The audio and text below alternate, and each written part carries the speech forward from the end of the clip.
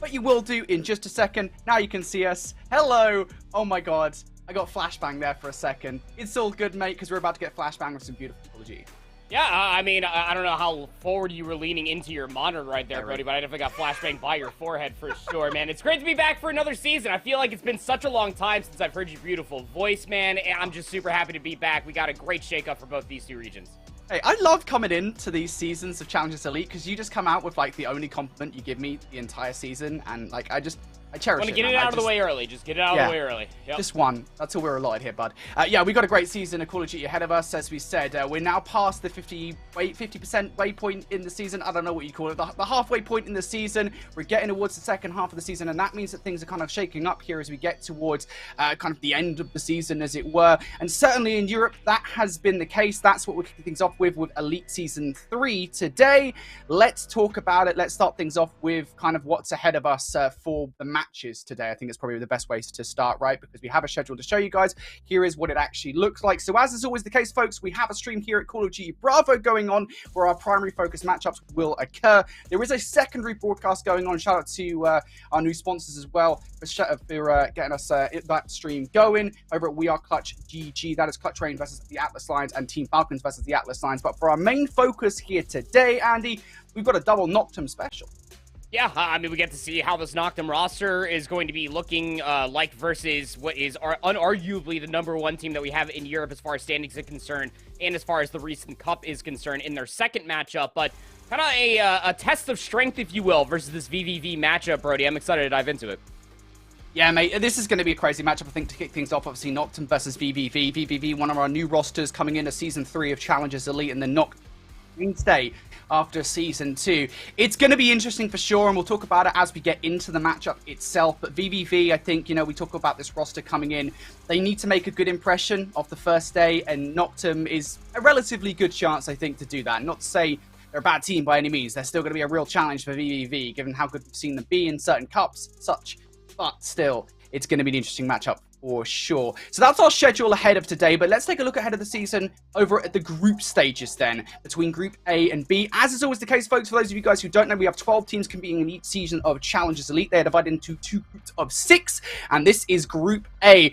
Some banger teams already filling out the top of our group with a Wubble Bubs and Clutch Rain. Abuser faced his former teammates at some point in the season.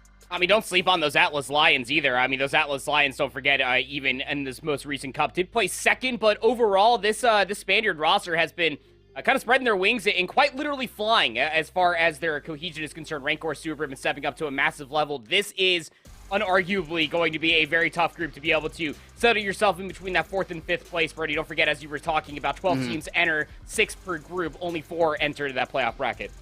Yeah, for sure. And just looking at this set generally, you've already talked about kind of those big teams, right? A Wubble Bubs making the massive change. This is the big thing, right? The big storyline coming into this season is the Wubble Bubs that you guys knew, the Wubble Bubs that won Season 2 of Challengers Elite. They are no more. They've completely gone their separate ways. Of course, 2 of them playing on the Clutch Rain roster and 1 on the Atlas Lions as well. It's going to, or on Detroit Deviants, excuse me. It's going to be interesting, I think, just looking at kind of these new rosters and seeing where they place. Because again, we're in that second half of the season. Every move you make now is significantly more important because, I mean, what? You don't want to be making like moves leading up to champs, right? No, I mean, you would really do feel like, as you were talking about, you're past that that 50% milestone through the season, if you will, that this is going to be really do or die. I mean, if you don't do well in this Elite Season 3, you just have so little time to be able to put some practice together. Toronto, as it may be, is only about a month and a half out, so that's going to be your best look, even ahead of champs. Yeah, absolutely. Well, that's Group A. Let's take a look at Group 10. We've got some more teams to talk about in this one. As we always say, you've got those teams at the top that will be dominating the group. Team Notorious, I mean, they're emboldened in this group, right? I mean, you expect them to come out on top, given that they've just done what a European team did not do for the past 3 years, which is win a LAN major. Yeah, it's kind of crazy when you think about this roster. We'll talk more about it later on, but I got to shout out Maple. Again, was that last player as far as a full European squad to win an amateur tournament back in the day. Does it again here in Modern Warfare 2 as well. That Team Notorious squad is something to be trifled with. Let me tell you, they were ferocious that entire Texas weekend. But in here with Defiance, the Wubble Bubs Academy as well, Unnamed. Love the question mark that comes along with that name as well. Team Revived and Signs. This one, I don't want to say that it's pretty cut and dry, because as far as these rosters are concerned, I mean, anybody can beat anybody as far as, like, unnamed revive signs are concerned. It's going to be a huge toss-up to be able to see who potentially can make it out of this group unscathed. Yeah, I will say, and this isn't to kind of slate any of the names in this group, I would say that's probably the easier of the two groups, right? If I was to, like, compare them. Well, Group A is a group of death, for sure. Yeah, for sure. Comparatively.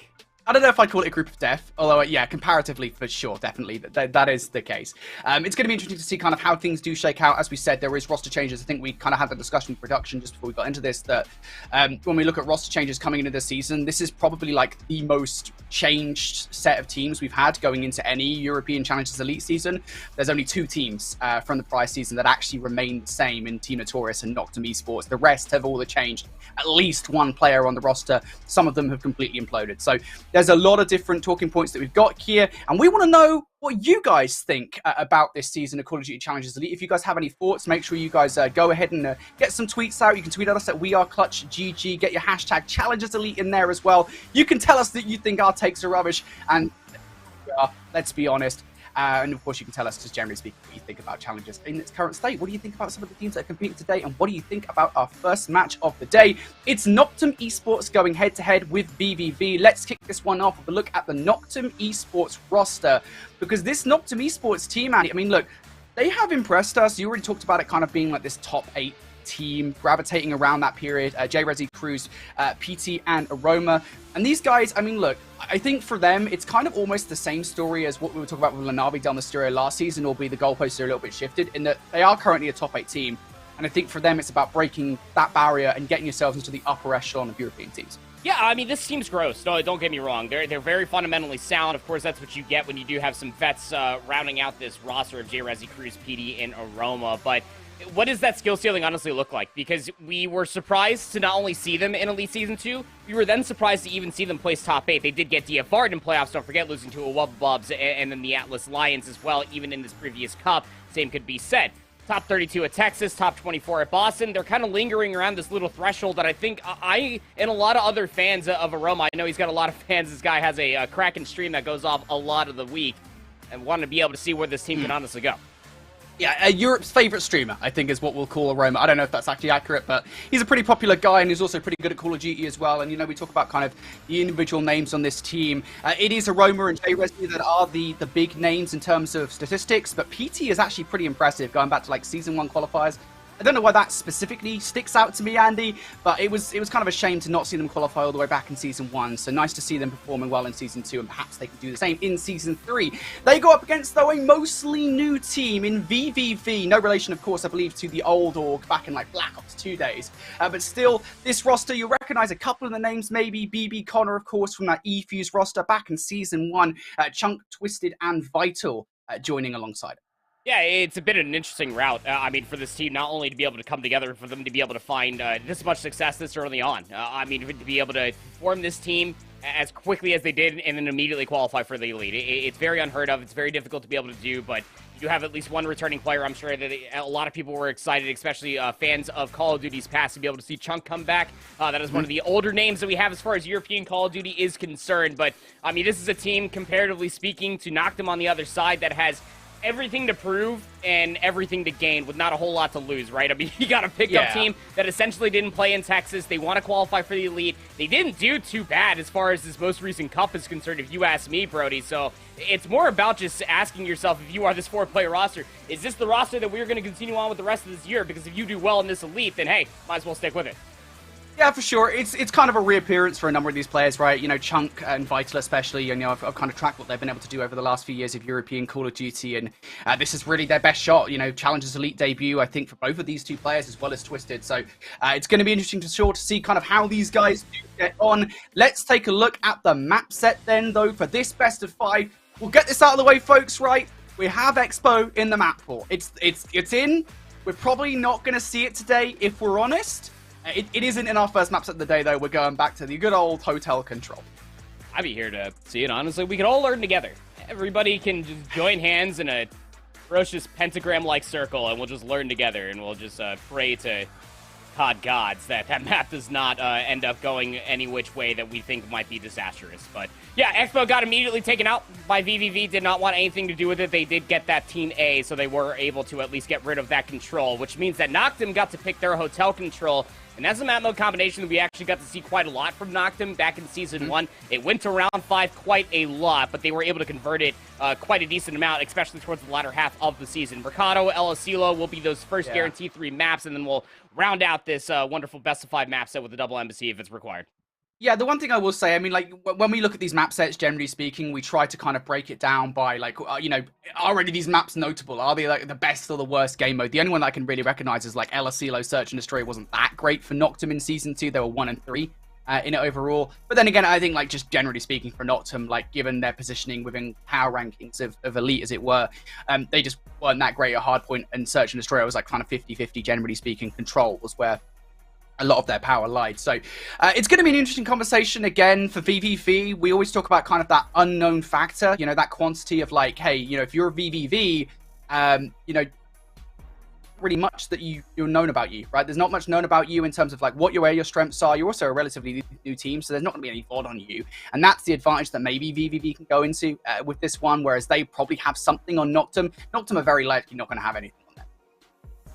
Yeah, I mean, not unless somebody was streaming this most previous cup, especially from VVV. I don't really reckon that any of them would be. But I mean, regardless of the matter, I think you're right to be able to try to exploit any sort of advantage that you might have. I mean, let's put it this way: that if we are this deep into the Call of Duty season and you are learning some breaking new strategy as far as a top 6 or top 12 team, excuse me, as far as Europe is concerned, then honestly speaking, then yeah, pull out all the stops, because this is a must-needed win. And I hate to come out of the gates and just say that, but when you're looking at both Noctum and VVV, especially when you think about it and what we looked at and how we shaped up groups, Brody, this you would really feel like has to be a must-win if you want to be able to qualify for playoffs in between these two teams. So I say you pull out whatever you got, honestly.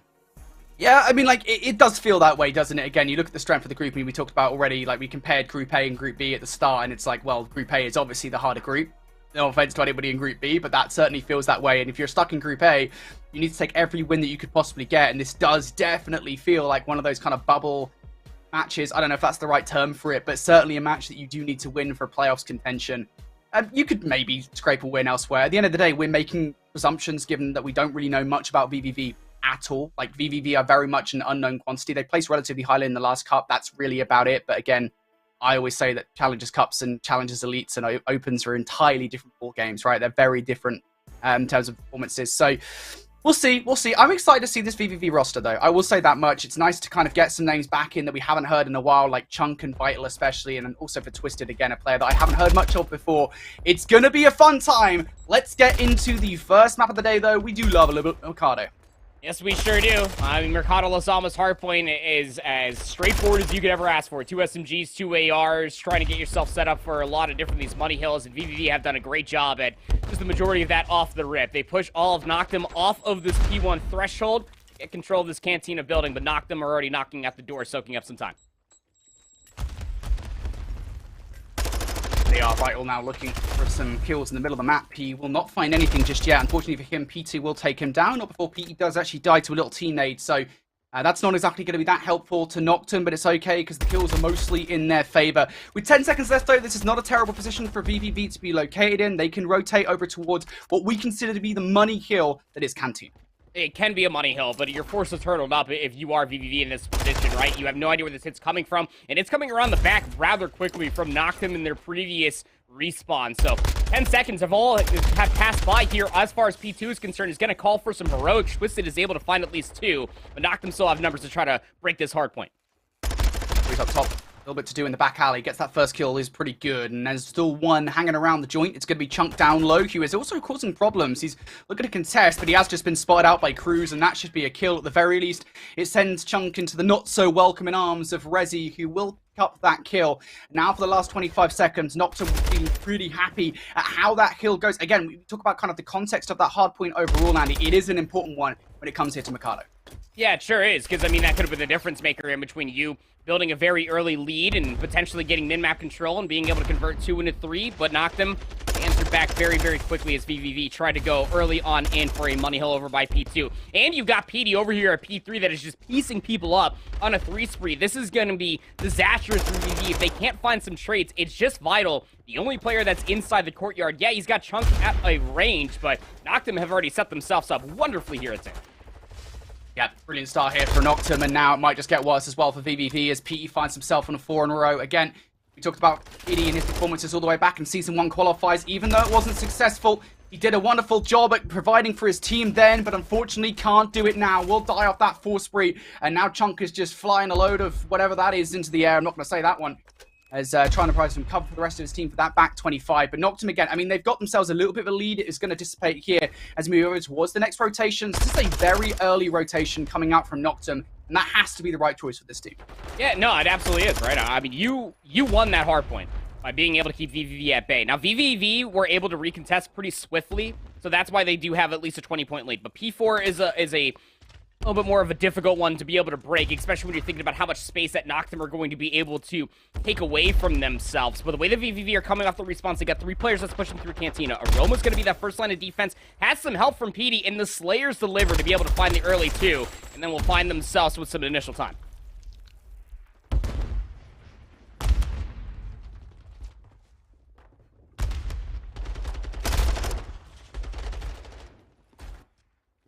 Might as well run into the line of sight here of a couple of players from the barbershop. Chunk for double and BB Connor for the third. That is a lovely break for the back 30 seconds here for VVV. Now they should be able to hold it as well. I think Noctum will send one last player in the form of PT, and that will be all she wrote for that hard point. VVV are actually doing a really good job at the moment of keeping themselves level, taking crucial time away from Noctum on that hill. And one of VVV's greatest catalysts as far as these hard points are concerned to be able to convert more time is that they're just relentlessly setting players to overwhelm numbers, and that's constantly setting Noctum in a position to where they have to always ask themselves, do we try to recontest this hard point? Do we just go in for the rotation? And they've allowed VVV to be able to build themselves at least a minor 30-point lead. That is comfort if you ask me. VVV again on the hit to try to break this on early up. Noctum this time around have rectified the issue that kind of put themselves in a situation in the previous hard points ready to get broken up. They take space this time around. Yeah, big time for Noctum. They really need to hold this to try and put themselves in a solid lead in this game. That's not going to help around the back though, as Resi does get shut down by BB Connor now. BVV on the approach.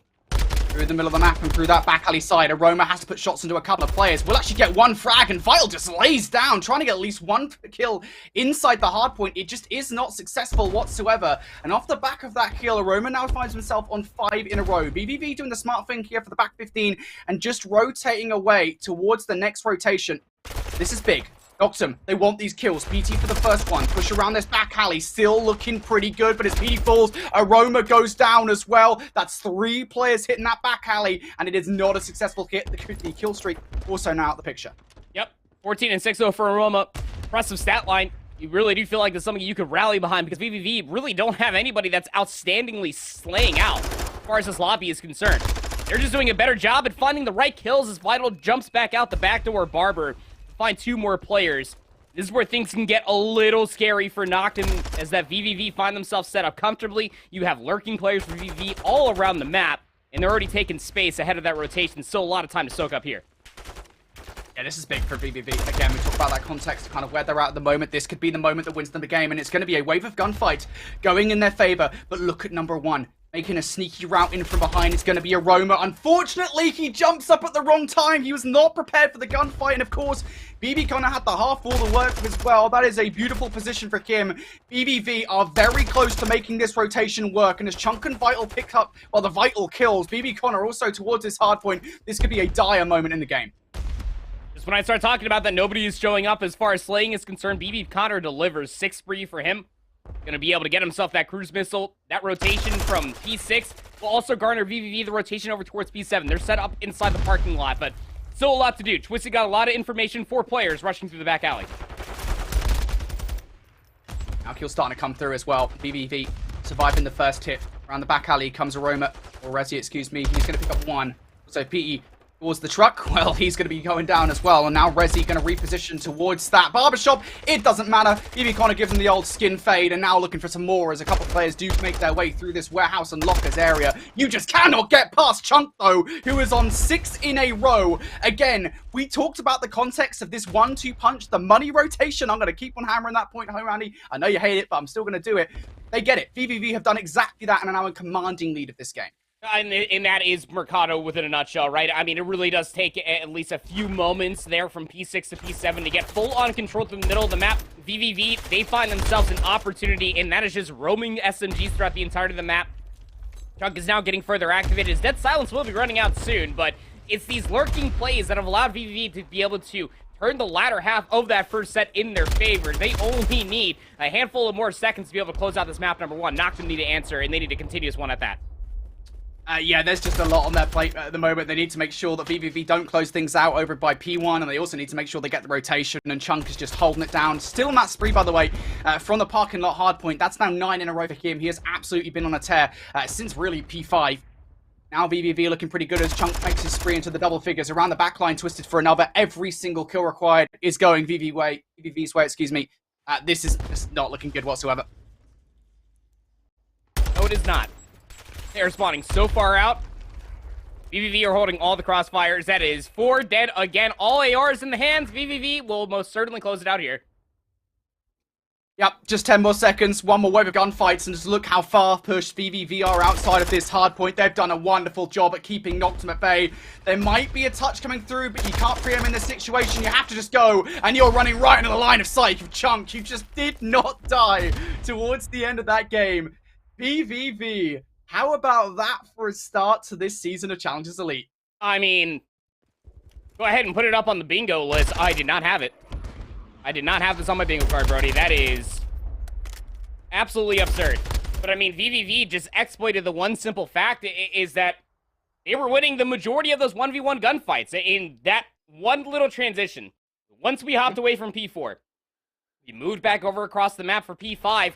Started fighting a lot of different players that were in situations just to lurk, and those SMGs put in the absolute legwork to be able to build out that lead in between 6 and 7. Yeah, just brilliant start from VVV again. That's the start we wanted to see here. We want to see this upset, those surprises. After all of this roster mania, it's nice to see a good start here to Challengers Elite Season 3. And we're going into another banger matchup with two teams that have also made changes. We were going to go over Wubble Bubs later on, and we still will in that Wubble Bubs versus Noctum matchup, Andy. But this is our first look here at this brand new Wubble Bubs roster post-Challengers Cup victory. It's one of those EU super teams that kind of came out from that roster mania. The Team Falcons also went through a change themselves. Roxas is now back in here with this roster. Pac-1 is now playing with a different team, but neither here nor there. Roxas is still piecing, just snaking over by the info desk. Harry answers back with a 3-spray of his own, but this matchup, I mean, this Greenberg Hotel map number 1, incredibly close for the two rosters that we have on our screen. Yeah, looking at this Team Falcons roster again, doing a stellar job at the moment. They're keeping themselves snapping at the heels. This is a Wubble Bubs team. Now for Wubble Bubs, they want that back 20 seconds. They're very likely to get it, to be honest. Roxas is putting some pressure on via this top bedroom area. Now, best serve just repositioning towards the middle of the map. Does attempt that, but Abuser should have his number in the middle and does exactly that. Now rotation, potentially on the cards here for Falcons. Got to make sure we take any of these players that are just keeping themselves a little bit close towards this new hardpoint. Hey.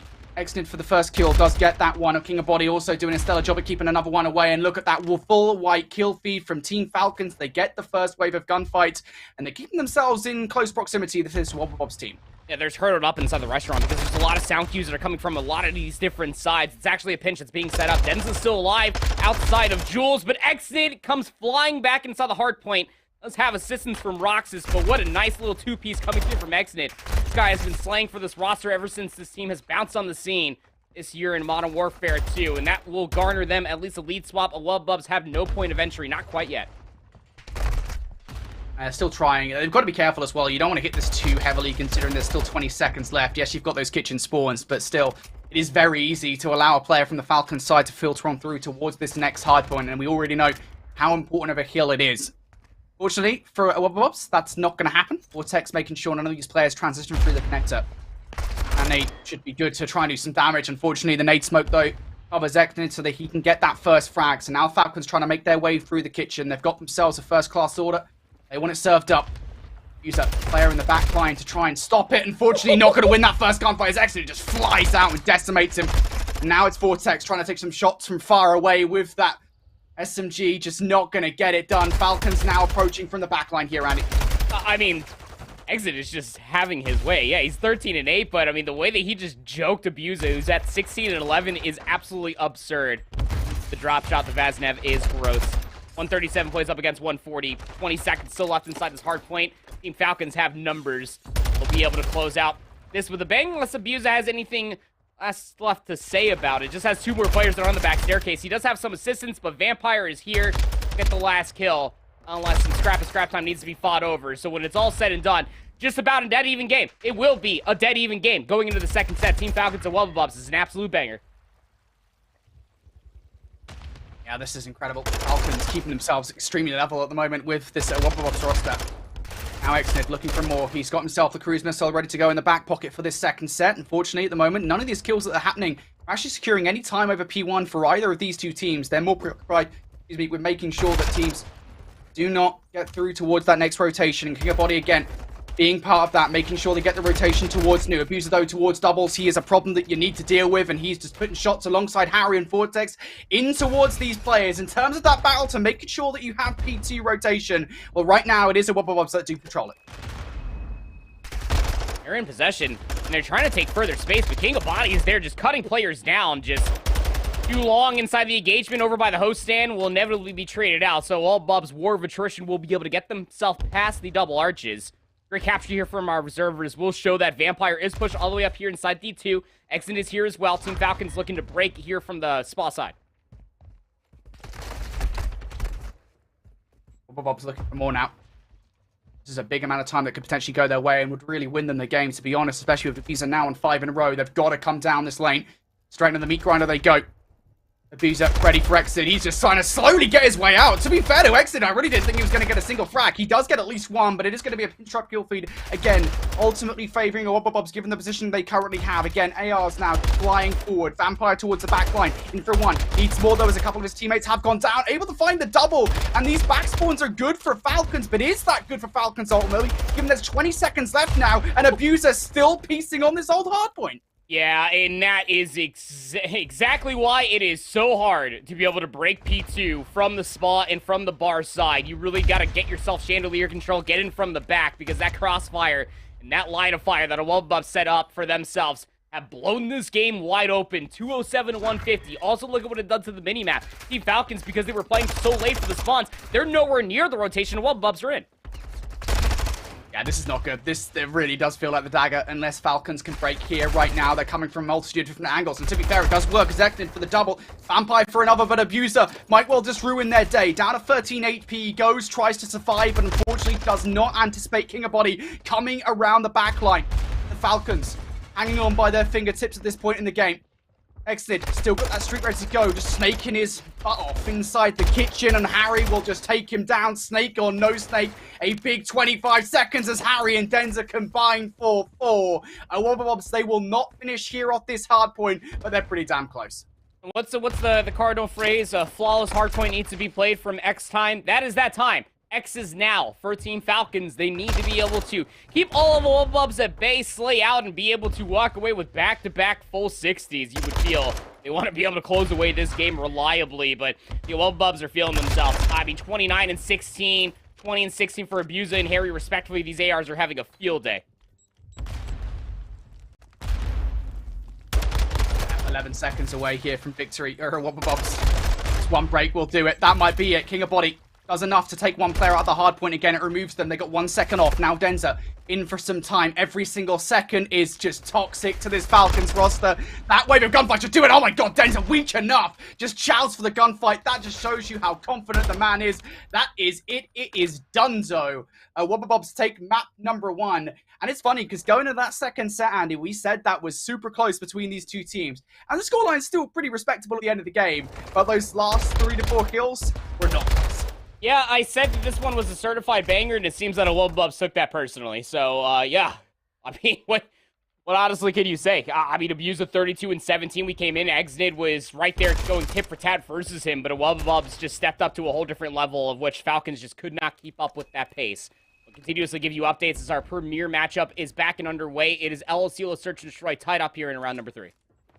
Vital looking to cause some problems around the backline. Already has seemingly caused some problems for Noctum in this game at 5-1, so might well do some more damage. Looking for the snipe down. Oh! Vital gets it just like that. Still though, 35 seconds here. Vital at least evens the odds in this 2 versus 2. Now on the other side, BB Connor trying to put some shots in a row. We're going to have to back away. Down to 40 HP he goes and still wins the gunfight. And now it's Vital for a 1 versus 3. 1 versus 2, excuse me. He's already picked up 1 kill in this round. His sniper, pretty good when it's in the right hands. Does Vital have him though? Unfortunately not in that particular scenario. Hey, at least he gave us a nice snipe in the clutch. The consolation prize. It was just like, well, you know what? Us as fans are happy. I know you're not happy, you know, being the player of Vital, not being able to clutch the round, but us as spectators, we are very satisfied with that round. Thank you very much. Noctum will break at least the monotony that is the tied El Asilo. Again, trying to bounce back from disastrous map number 1. Noctum lost 146 to 250 if you're just now joining us. They are trying to crawl their way back from the depths. Vital 6-2, leading this entire lobby so far. And 5 of those kills are snipes, is what Prada is telling me. So, interesting stuff. Vital has the sniper rifle again, because of course he does. There's only one player defensively over towards B, but you can tell VVV are really relying on this one pick to be able to make a decision. Yeah, if they get that pick, that opens everything up towards B, effectively. I fear, though, I think Rezi is just in such an off angle. Yeah, you're going to check this, but are you actually going to get the snipe off? That's the question, because Twisted's going to be the first player to approach. The nade will not connect. Rezi still remains staunch in this position. Now going to go check from the window as well. So they know that something's up. Something smells funny over in this direction. That's Twisted. Still trying to make his way over here, but he needs to be careful. If he dies in this situation, if Twisted goes down, that bomb is in no man's land. So Vital's now going to come up for the help with the sniper rifle. Sees the first player by the AC, but will have to back off. Twisted makes the play, and off-screen picks up the double. That is a huge risk that pays off. I mean, the distraction for Vital pays off just so wonderfully. There's no tools control. So Twisted's still in here by himself. Cruz will try to retake this very swiftly. 2v2. Bomb taken away. Spot out a second player as well. Could be dealt with from behind, though, by Chunk. Chunk actually preoccupied with the gunfight against Aroma, so Cruz now needs to get this one done. He's already got 3 in the round, looking for the ace. Stun out towards Tools. He will actually connect with that as well. Cruz just jumps straight on the bomb. He jumps off, though. Vital checks it, makes a ton of noise, down to 54 HP. Has to switch towards the sniper rifle. It's the best play you can make in this scenario. And Cruz just going to back away, but Vital has played this well enough. Gets Cruz off the defuse. Vital will go and check this at the last second. Yes, Cruz will get the ace in the round, but it doesn't matter. Vital does his job. Yeah, he does his job. He does a lot of jobs wonderfully. I mean, this guy has bought so much respect out of the Noctum camp that you saw just how scared they were defensively. Nobody trying to hit routes. Everybody just playing that 3AR setup defensively for El Asilo, not trying to give Vital any free angles to be able to get another kill with the sniper rifle. And as you were talking about, Twisted was that bomb carry. He was pushing all the way up through the B control zone. That if Vital does not push up through the fences, if he does not cause distraction top AC, Twisted doesn't find a way in to be able to plant that bomb and force Noctum's hand. Wonderfully executed there in the final moments of the 1v1, baiting out information. We remain tied here in LSU Search. BBD. BBV now. Looking to defend this B side. It is all on BB Connor, of course, the X ESG player. Get this one done. Has to try and waste some time off the clock. The rest of his team to make their way over. An attempted flank from Chunk will not go through. So Noctum in a pretty powerful position here in a 4 versus 3 scenario. Cruz 1 kill away from the cruise missile. And PT might well just be about to blow this round wide open. Unfortunately, though, does not anticipate Twisted behind the tent. Twisted should be able to take him down. And now that advantage from Noctum is kind of whittled away. Yeah, it really has. A lot of that pressure for Noctum through the middle of the map is now really relying on Cruz, who, again, is on that 5 spree. You would love to be able to get that cruise missile. A massive resource in Search to Destroy. BB Connor's still up here, top AC, has that silence if he needs to make a play. He's going to get some late information. Yeah, he's going to get chowed out there. Not a whole lot that you can do if you are Rezi. Just maybe try to find the kill. BB Connor will find that head. 27 seconds remaining, and the bomb's trying to rotate over towards A. And they find the kill in the Vital, so now it comes down to BB Connor. Dead silence player on the back. Yeah, Cruz has got that safe kill, by the way, so Cruz missiles should be accrued as long as he's not running the score streaks. BB Connor trying to get the kill on towards Cruz in that back bar, and Cruz will punish. So Noctum take the win in the round And yeah, I mean, it looked like early on maybe things wouldn't go their way, but managing to make sure that they do win that round in all the right positions. Cruz now finds himself still on that spree.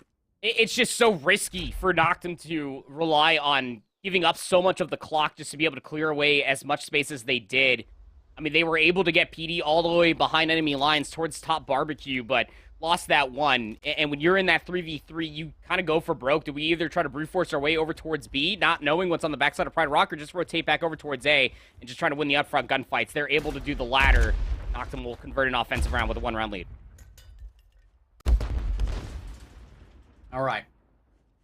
Noctum in a pretty good position here, and Resi going to open things up with that first blood. That is a pretty nice kill to come out from them, especially given the fact that there was a little gun check on towards the door. Now Cruz wants to get aggressive. He's activated the dead silence, so that's very indicative of the fact. VVV, they're not giving anything away. Cruz's dead silence isn't going to bring anything effectively, unless now he goes, and now he might be forced to as well as Resi has just fallen, excuse me. Yeah, but I mean, he uses half his dead silence just to go prone, crouch prone again, and then he just jumps over towards his bench. It's minor space that's being taken away, but at least confirms that VVV are not trying to push up further through the map. You lost your sniper of Resi, who found that first blood. There's a whole lot of space that's not being looked at. Nobody towards top admin to be able to cross that field side, and that's exactly what VV are playing with. They have 28 seconds remaining, and they're just going to try to convert this over towards B execute. As Twisted used dead silence, that's the question. He might well have it to try and translate, and he might well find a player from behind. Aroma hears him, though, and Twisted will take him down. Pete inside the site has a lot to do, and gets away on 5 HP. I think his life might be over pretty soon, though. He's about to get pinched by a couple of players. Can he take anybody with him? No is the answer. BB Connor should get this bomb down. Cruz, can he get there fast enough? No is the answer, and you said it, right, Andy? There was a lot of space. I think it's that kind of back alley area that was not being covered because they just didn't have the numbers to do so. Yeah, there was nobody to be able to convert towards that rotation. I mean, if there was one player, I think that there was a player over by the fields. He would have had to really take in his sweet time, and by the time he did get up there, that flank that was coming through from Twisted, like you were counting out there with the dead silence up top, Kitchen was able to get that player towards top barbecue. That was going to be maybe that one player that could have been immediately there to help out PD, but it just simply was not there in time. So back-to-back slow paying off offenses for Noctum and VVV as they kind of go tit for tat as far as bloods are concerned, and then rotations over towards the adjacent bomb site. Sun's out early. Offense here for Noctum is just going to remain here inside the billiards for now until they can get some further information. A lot of presence inside A. Noctum have to be wary. Stun. I'm actually going to connect. So he knows that if anybody's in there, they're not around the couch area. I don't know if that information's good enough. Oh, that's unfortunate. BB Connor looks away at the complete wrong time. This isolates the players inside sight. They have for us. Vital and Chunk able to double up for that kill. Vital picks up the first, but in from behind Cruz. What damage can he do? They don't anticipate this whatsoever. Resi's already drawn a return fire with that snipe. Door is open. Cruz firing through. Gets the first kill against Vital. Now the nade and the double up for the second as well. It's a perfect pinch from those two players. Twisted now for the 1v3, and I've got a feeling they know at least somewhat where he is. That sounds going to get popped. Twisted has so much to do. He has to fly to be able to look behind the couches, behind the bomb itself. Believe that Resi got the information. Twisted will find that first. That silence does not get reset. Can't win the second, though. And yeah, what a pinch to pay off for Noctum there to be able to take back the entirety of the A bomb site. Just all off of their first teammate just jumping in and losing his life. That's good information because like you were saying, Brody, that first stun that comes through does not connect on a player on back lockers. And that's exactly where the double up was. One player prone, one player standing up, just waiting to be able to see anybody waltzing through that arcade doorway. And by the time that they did, they allowed Noctum to be able to get full coverage of the entire map, work that pinch, get themselves some numbers, and convert yet another round. Blow for blow, this LSCLO Search and Destroy has been good. And just to confirm, by the way, we were talking about Cruz earlier on, whether or not he had a streak. He would have done had he been running kill streaks, but since he's running score streaks, that is not going to be the case here on Search and Destroy. Something to note as we go towards this round. And already towards this round, BB Connor has already fallen. Nice first snipe from Resi, but good trades coming through from VVV as they storm the middle of the map. This is quite a lot of map control given away by Noctum at this point. Not willingly, by any means. They have to find a way to deal with these players, and Vital, despite being called out, just decimates Cruz. Map control fully here. Last player to maybe try to deal with this offensive push would have been PD, but now it's all to Aroma. 1v3 finds the first.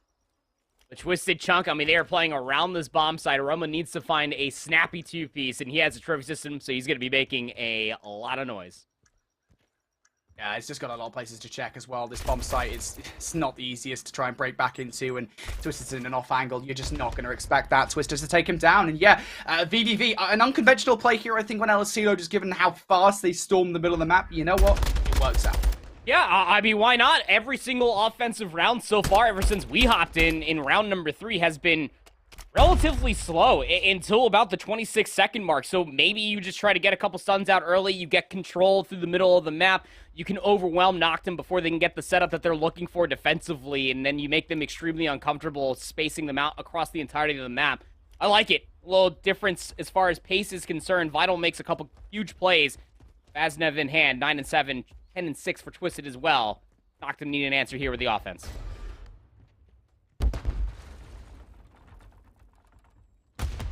BB, be looking for an attempted flank here. BB Connor's going to be the player to do it, but it is being watched around the back line. And while they anticipate, it's a perfect play call coming out from Noctum. Somebody's probably going to flank us, guys, and they do deal with it. Yeah. All out. The aggression. So more players on the flank, by the way. I mean, you can see here from Chunk's perspective, Twisted is toying around with the idea. Chunk will pop dead silence. Aroma's got an AR. I mean, he is perfectly equipped to deal with this player on the flank. Chunk will find absolutely no value. Now Twisted, as well as Vital, who has a sniper over there by Pride Rock. You just heard that shot. Crack across all of El Asilo. Have a 2v3 in their hands. Yeah, they've given up the space, though. They had players in from behind, and now they have to try and take this a little bit more honestly, straight through the middle of the map. There fortunately isn't anybody actually watching the middle from the top side area. So Vital is actually being gifted quite a lot of space at this point in time. But PE's just, again, covered by that bomb. Vital gets the foot, might be able to finish off with a pistol, and does. Surely able to pick up the fastness, and will do. And alongside him, Twisted actually picks up another kill. So from a 3 versus 2 now, down to a 1 versus 2. Roma just has to gamble when to hit this one. Stun will connect, as will the Semtex. The stun should be good. Aroma from behind for the double.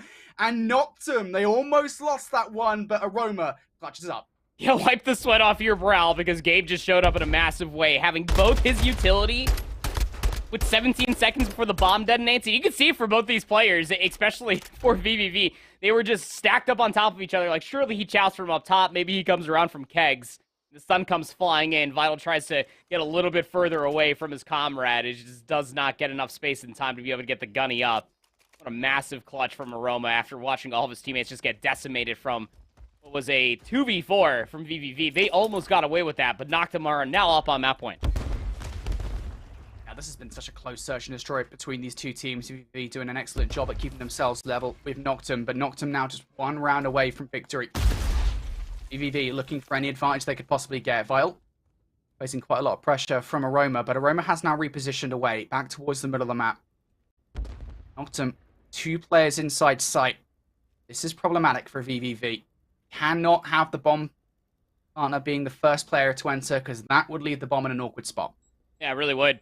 I mean, or you just try to rely off of what little BB Connor has seen. You see now, player number 8 on the minimap. He's moving up through the field. Yes, Twisted moving up through the fence line. BB Connor hasn't seen anything. Nothing top AC, nothing top Pride Rock, nothing towards this top barbecue area as well. And Twisted's going to take the space. It's just saw the glint of that sniper rifle. Well, absolutely not. That's the biggest note, the most audible note I've heard in a long time. Roma might catch Twisted off guard. Almost fumbled that, but it's okay. The kill is through. 3 versus 4. The bomb goes down. Chunk needs to win that gunfight in the middle. Just cannot get it done. B and Aroma going to double up here, and now Vital for the 1 versus 4 inside sight. I've got a feeling Vital might be tucked here, to be honest. This is a tough one. 1, 2. No, the second one not through. Vital, though. I mean, like, to be honest, the way that they chowed that, he might have even got a second kill, but that's just too much to handle. I had a 1v4 and a 1-for-1 corner inside the B bomb site. Yeah, I don't even know if you have enough bullets in the stock magazine for the Vaznev to be able to get away with that one. Maybe you could, honestly speaking, that close, but that would have been a crazy ending towards what would have forced a round number 11. It is simply not meant to be. Noctum finally break the mold. We were going round for round, but they get the retake possible to be able to take that final round in the search and destroy. So that series will be tied up going into their hotel control. Back over towards the Wubble Bubs versus Team Falcons, which was seemingly a very close series, maybe Hardpoint map through the first set, but Bubs just hit different strides, and it seems Abusa is continuing on with their devious ways. He has not died. He has 5 kills. Yeah, it's Abuser, man. Talk about a valuable player to bring on your roster. It's not surprising at all to see it do it here. Exnid, though. 1 versus 3 on his hands. This would be excellent. A wonderful time to jump in. There's the first. Now bomb in his hand, just going to wait to try and draw any of these players out, but with 30 seconds left, doesn't exactly have the luxury of doing so. And to be fair, we can see it on our x-ray, but Exit did just get like the arm or like the side torso of Abuser, like the belly. I don't know if he saw that though, and with 10 seconds left, no, or 60 seconds left now, excuse me. Exit, I think he might be in danger. As soon as he tries to plant this bomb, there should be the double chow coming through from a Wubble Bobs. Oh, Exit almost handed the kill on towards Harry, but does not find it. Find it indeed, and again, Abuser holding on to that attack so late in the round. Harry just around this door. It's like, hey, can you just make sure he's inside this bomb site? Let's just confirm that. The sun confirms it. Exino was expecting the chow to come through. Abuser Harry just coming off of a dominant map number 1 on Hotel Hardpoint. Between these two teams are just working so well in tandem off of one another. Just not giving Exino those isolated 1v1s. Not giving him a single chance to be able to clutch it up. Saying he almost was able to find that kill on a Harry, but Abuser was going to be the switch to that bait. Still sitting up on a 5 spree. 1 more kill will get himself the cruise. 1 more. But Wubble Bobs in such a positive position here in this game. Falcons know it. Push themselves all the way in towards A. Once again, that dual player setup is so successful for so many teams, and with good reason. It's extremely difficult to break in. Early shots out from Wubble Bobs, just trying to gain some information. Harry's garnered a lot over towards that B side now. Knows that Roxas is sitting by that back lorry, back Pride Rock area. First kill's now starting to go down. It's King of Body who gets it done, getting aggressive with the first, but the trade's not in their favor, and now Wubble Bobs have a lot of agency in this round. What a check call coming through for Wubble Bobs. Just turn off inside Billiards and call the bluff of Falcons that are going to have a handful of dead silences available to maybe try to make an aggressive route happen. Trade's still coming across, keep in mind, you. So in this 2v2, both Abusa, Vortex, they're isolated from one another. Vampire's going to commit this dead silence to flank all the way around as Roxas remains in their position just outside of the fence line. But the map has now flipped. 22 seconds remaining, and Vortex is looking at this B-bomb site. Yeah, that's a big play call, I think, from Vampire 1. He's probably going to regret very soon as he sees this bomb planted at the top of the screen. And as Roxas goes down, now Vampire definitely regrets it because he's already utilized that dead silence. Doesn't have it for this 1 versus 2 clutch. Has a long, long way to trek towards this site. Maybe Vampire can get it done. Crazier things, stranger things have happened. Vampire. Now looking for it. Checking every single corner. Every single crevice. For anything. Wubble Bobs might have just seen one player towards the back line. If he hasn't, though, he's dead to right. Abuser, Vortex, somebody deal with him. There you go. It's shots from both that befall him in the end. It's been an insane clutch up. I mean, in an AR's world, right? You're sitting there, you got to do that silence. It's like, okay, I got to go fast, but not too fast. I don't want to make too much noise. I also got to go fast. It's just a tough situation to find yourself in, especially when that bomb does get planted. And again, that's all off of a very different look as far as an offense is concerned for Wubble Bobs, just turtling up inside of Billiards, just waiting for the challenges to come through. And Falcons were throwing their bodies out of Wubble Bobs continuously, but they found the trades. It's just the unfortunate timing that allowed the route to come through from Vortex in the middle of the map, Abusa all the way around the back tree line, be able to flip out the map and give themselves a 3-round lead. Abusa's still alive, by the way. 7-0. Yeah, still, it's not a surprise, is it? Abuser, arguably the best player in European challenges at this point in time, still has not died. Who has died, though, is Vortex's teammate and Denzer as well in this round. Of course, Roxas has already fallen, so this is a 3 versus 2 now in favor of Falcons. They have full control over the A site. Enough time push from Harry, though. Might well blow this entire play apart. Unfortunately, just does not anticipate Vampire pushing him from the stairwell. And now Abuser, the man who has not died, is in a 1 versus 3. He's already got the cruise, so might as well try it. 1 player down low, 2 players inside the site. Abuser probably heard that door open. Vampire's going to get the early shots. That is just confirmation. What a read from Abuser. That Vampire comes back up the metal stairs. Death Silence now invested. I don't know why I'm surprised at this point. It's Abuser. It's doing Abuser things. Winnable. It is a winnable situation with 25 seconds left. You can absolutely take this one. Players in opposite positions around the bomb site. That nade will tag 1 at least. There you go. Now knows where King of Body is located. Should be able to get this kill through the lockers. Is not good enough. Gets the door slammed in his face, and that's good enough to kill a player. Sometimes certainly wouldn't do any good in real life. And finally, Abuser goes down. Oh, that door just cracked right in Abuser's face. I think he just got forced an electric slide. He saw his nameplate just come sliding back a little bit. These doors in Modern Warfare 2 are ruthless. At least he was at one shot. Those doors do not care. They do not play for a single team besides themselves. They will claim your life if you are not lucky enough.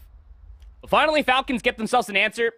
I mean, Denza kind of gives them that trade. Took his own life with a frag grenade. I don't even remember how that happened. I didn't even see where it went down on the mini-map, but could be the start of something fresh here for Team Falcons. Offense for Bubs last time around were pretty turtled up. Falcons are going to play this pretty darn standard, being a body behind the couch.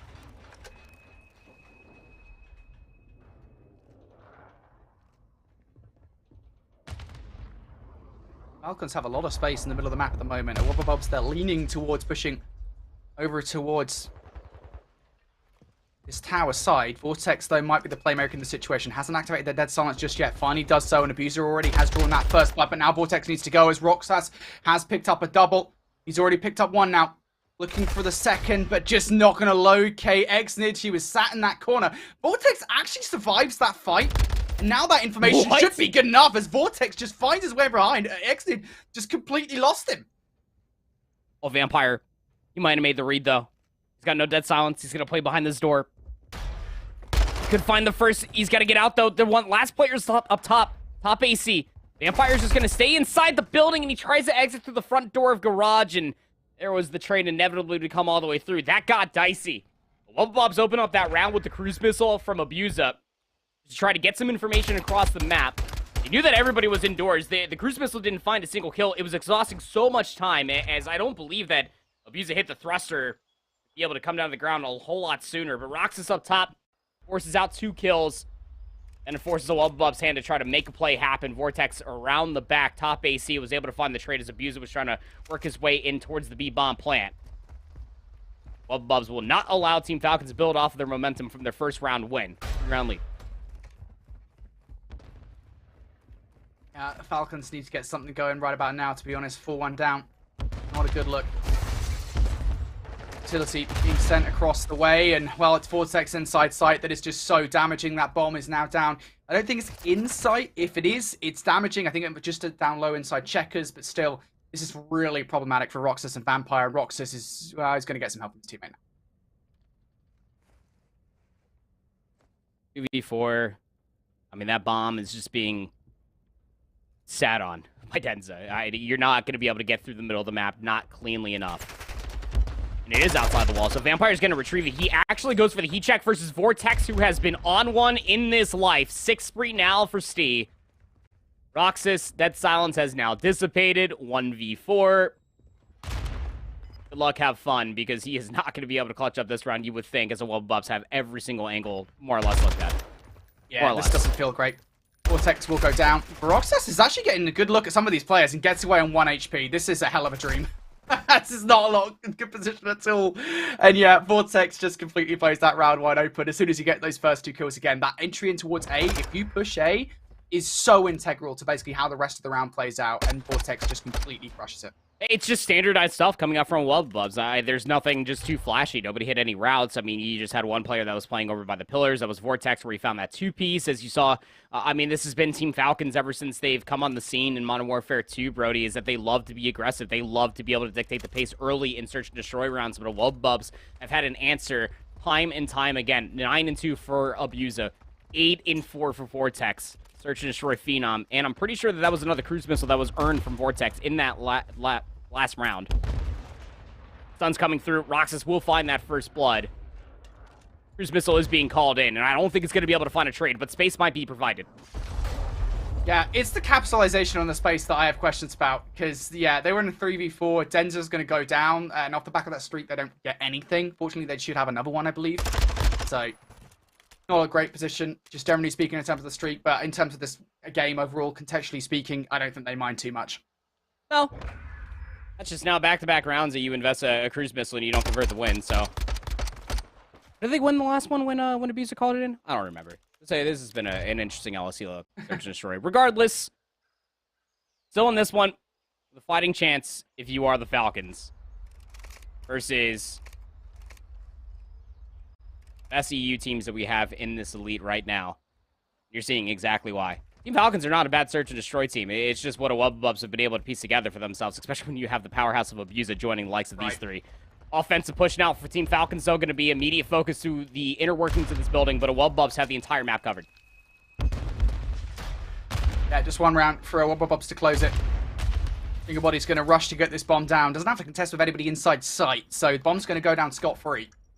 But post-plant is the question. With Wubble Bubs sending 2 players on the flank, this has to be good from Falcons. Vampire going to recognize that door has been open, but as Harry takes down one, Vampire around this backline just becomes so much more integral. You need to make sure Abuser doesn't get anything for free. Does exactly that, but Vampire runs away at the wrong time. Vortex are punished. X-Nid now stuck behind the bar, and everything really, you have to feel, relies on Roxas in this position, who does pick up one. Positioning is pretty good here for Roxas because he has eyes on the bomb, but the coverage from Vortex has to be greater, and it's just too much to ask. You feel stretch is good from Denza. Roxas putting a lot of shots through, but this should be done. The knife will be good, and the 1 versus 3 time is absolutely on his side. It is totally on his side. I mean, that's exactly why you plant the bomb in that exact situation. Falcons, they were trying to get a little freaky as far as a lot of their offensive runs are concerned. This time they play as standard as can be. Just get full control over the A bomb site. Nobody was really in a position for a Wubble Bubs. I said that they had the entire map covered. You had one player towards fields, one towards the towers, one pushing outside of tools. And I think the other one was towards top catwalk. Just nobody was watching that immediate push inside the A bomb site. What a bluff call coming through from Team Falcons to get that bomb planted, and for Roxas to be able to play in that position, be able to find himself 4 in a row. That entire ace via kills in the round win for his team.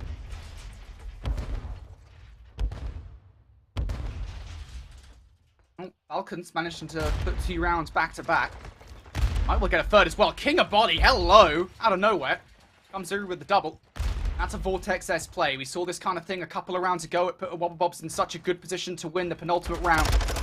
Things just not looking so hot as Harry now needs to produce a 1 versus 4, and you just cannot deal with King of Body Hugh. Yeah, I think that's one of those moments where you can just see when a player is absolutely feeling themselves. Yeah, I mean, you want to talk about a resounding team that is now feeling themselves off of a single round win. They took the middle of the map so quickly that when King of Body found that Semtex, when it plopped in the lap of Denza, he did not relent. He pushed all the way inside the bomb site into the face of Vortex, then jumps up top, gets the information on Harry, and just did not let him leave. Oh my god. A turn of events we have ourselves here. It was about a 4-round lead not too long ago. Team Falcons have brought this back within 1. Still map point for Wubble Bubs, though. Team Falcons now are going to be splitting this map 3 for 1. Vampire's going to be tasked with watching the flank while the rest of the team is trying to push up through this fence line. Falcon, I mean, he basically forces his way through the bottom tools. Silence is now gone, but he wants to try and trade things. Oh no, you need to connect your shots. No! Oh, the first shots are not good. Den's are going to win that gunfight. Now 3 for 3 we go. Fortunately enough, Hexnet is there to avenge his teammate. And now site control good here for Falcons as Harry and Abuser find themselves split up, relying on these clutch plays. I'm not being planted yet. Finally is going to be stretched, but it is bot Abuser time. Push all the way inside the A control zone. Pops dead silence. Vampire's on the other side of this door, and Abuser's not going to check it. Big kill to find for themselves. Now Harry. Dead silence already popped. 1v3. Bomb planted for the clutch up top, and the nade finds the information. Wow. This is impressive. I don't think Harry really has anything to work with, to be honest, with 25 seconds left. All right, well, I'll just be making his way off the map, and yes, he's doing exactly that. Contextually, I thought this game was done. This is Team Falcons here. Not a full sale if they pull it off. It's, 4 rounds on the bounce, though. Yeah. That is impressive as hell. Yeah. I mean, that would at least make 2 of us, possibly more producers that are behind the scenes right now that probably all thought that this was probably going to be a done and dusted 6-1 win for a Wubble Bubs for a 2-0 lead in the series. But I talked about this with Team Falcons, even when they were playing with Pack. Every single time they're on the screen, you can never count these guys out. Their teamwork, their cohesion, everything else in between. They are so, so good. Search and Destroy has been a good game mode for them. Fast hit for Wubble Bubs. They are mostly trying to get themselves closer towards this A-bomb site. No focus over towards the field whatsoever, but Team Falcons are here. That's bad for Roxas. Second for Exnid. Uh-oh, Spaghetti-O. The Wubble Bubs in trouble. They're in danger. Abuser now stunned up, naded as well, down to 20 HP. He is done so, and now it's Harry for a 1 versus 4. It would be miraculous, but the Falcons are flying high on this day. They win the Search and Destroy 5 rounds in a row, taking down arguably the strongest European roster we have here to offer in Elite. Yeah, I mean, look, I don't want to sit here and batter a Wubble Bubs not being able to close that out or kind of like tuck down Falcons and their ability to be able to win a map versus a Wubble Bubs, but if there's going to be any growing pains, it's going to be the Search and Destroy for a Wubble Bubs with not having, I guess, a diverse playbook, having a diverse trust in between one another. That is flipped astronomically for this Falcons roster. It felt like that something kind of hit a different stride. What was that, around maybe like round 6, round 7 or so, where they just fully realized, look, our flank plays, we're getting too cute along with our routes in the early stages of this. We're opening up a lot of different opportunities for Abusa, for Vortex to be able to find these flankings and these timings. Why don't we just go back to standardized 8 hits and just try to get control over the building itself rather than just trying to bull rush through the fence line, try to get ourselves over towards top tower. They're wanting to concede the space. Let's go ahead and take it away from them. And that's exactly what Falcons did to be able to start off that impressive tangent of going on about 4 rounds in a row, to be able to solidify that with a 5th, to be able to win versus a Wubble Bubs 6-5 in around 11 and Search and Destroy. What a juicy series.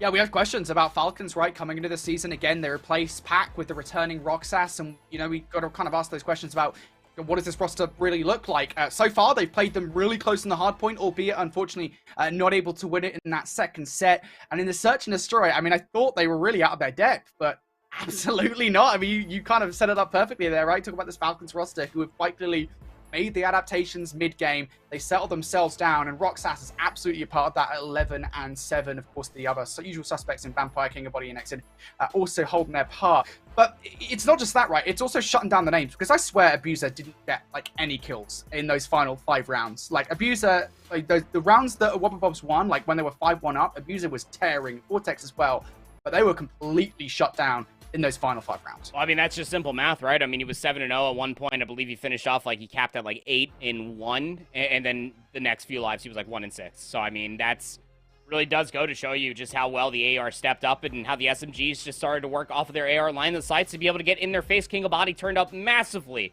in the past few rounds for the Falcons, as they are also having themselves a wonderful stay at the Greenberg Hotel for a map number 3, much like our premiere match of Noctum versus VVV. That is also going down on a hotel control, and that one will be interesting within its own self. You know that the overall slang, especially what we got to see from this Wubble Bubs roster in that hotel map number 1, is absolutely there, and Falcons kind of rally off of the Search and Destroy win. Yeah, this is going to be a tough one, I think, for Falcons, just generally speaking, because this Wubble Bubs roster, obviously, I mean, they're basically like the successor to a Felion Esports and August and Elevate before that. That roster has always been good at Control. Like, Control has been arguably their best game mode. They've been one of the best Control teams in European challenges and challenges generally speaking. So it's going to be tough to try and take a game mode away from them like that. But again, we have questions about Falcons, generally speaking. This is a learning point, I think, for us casters here, is like, what do these teams post-Roster Mania actually look like in all these game modes? What's changed? Because it takes a while for these guys to settle, even though they have been together for a fair few weeks now. So a lot of questions, a lot of answers that we're currently having. But so far today, things have been pretty crazy as we talk about kind of around the grounds. Obviously, VVV taking the first map away from Noctum. That series now, I believe, is currently 1-1. Elsewhere, it was a very close matchup between Clutch Rain and Atlas Lions. That one went all the way down to the wire, with Atlas Lions just taking it by 5 points. Apparently, Detain had an incredible game in that matchup. And then if I check over by the other matchups, I believe there was one matchup that was completely shocking, and that is Team Notorious currently taking on a Wubble Bubs Academy, and a Wubble Bubs Academy just won map number 1, 250 to 125 over the Texas champions. Oh, then, Team Notorious, you got some splaining to do. The Wubble Bubs Academy team is pretty good, though. Signs versus Unnamed. Unnamed, again, a lot of names that you'll probably recognize within this lobby as well. Depa, E3, Deliver, I don't even know how to pronounce his name at this point, is playing along with Yumiko. Signs with this 1-0 lead. Good pistol shots out from D-Frag. Just one last player left alive, and you know where he's going to be located at. Around that bomb site is Blade. A lot to ask of Blade here in this situation. Dead Silence has been utilized, though. Try and make this happen. Defense of the bomb site. Manages to bait out Henry, the perfect in position. Has he seen D-Frag as well? Yes, he has! The first 2 shots are good. D-Frag for the snipe, though! D-Frag! That's the schnapper. That's kind of insane, too. I mean, maybe he picked it up. Did he pick that up off of Mythic's corpse, or has D-Frag just been sniping for this team now? Because when those 2 players were playing along together, Mythic's was actually sniping a whole lot more. So questions maybe have immediate answers, but what a wonderful play coming out from Defrag as a whole. His pistol shots were good. That first shot just giving Blade a free haircut. And just to be able to go for the immediate reach out, yeah, it would have been about maybe 45, 50 HP. That last bullet, if it connected, Defrag would have been cut down. But the clutch is there to be able to win this first round on Embassy Search. Defrag never counted that man out. Been a storied player in European challenges and just European Call of Duty over the last, what, half a decade or so. Significantly more than that as well. Having a pretty good start towards this search and destroy as well. Unfortunately, though, for the New Look Signs roster, or fortunately for Unnamed, excuse me, the New Look Signs roster have come out with the kills mostly in their favor. Yumiko getting very aggressive as well. This will leave Mythic stranded, and I don't think he's going to anticipate Yumiko coming up the stairwell and making their way through the administration building. In terms of playing a defense, that's how you get it done if you're Signs. It's Unnamed roster. Again, if you're unfamiliar, Rafi Mythics, Defrag playing underneath retirement pending previous season.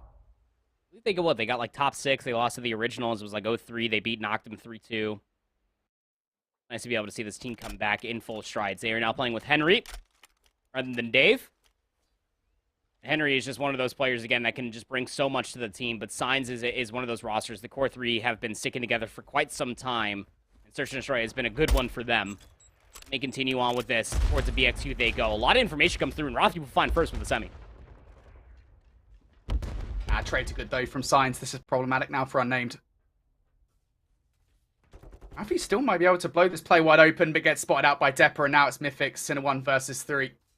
Has Dead Silence to work with, but I imagine he might get taken out before he even gets to use it. And yeah, that was realistic. Gets that first kill, but no more than that.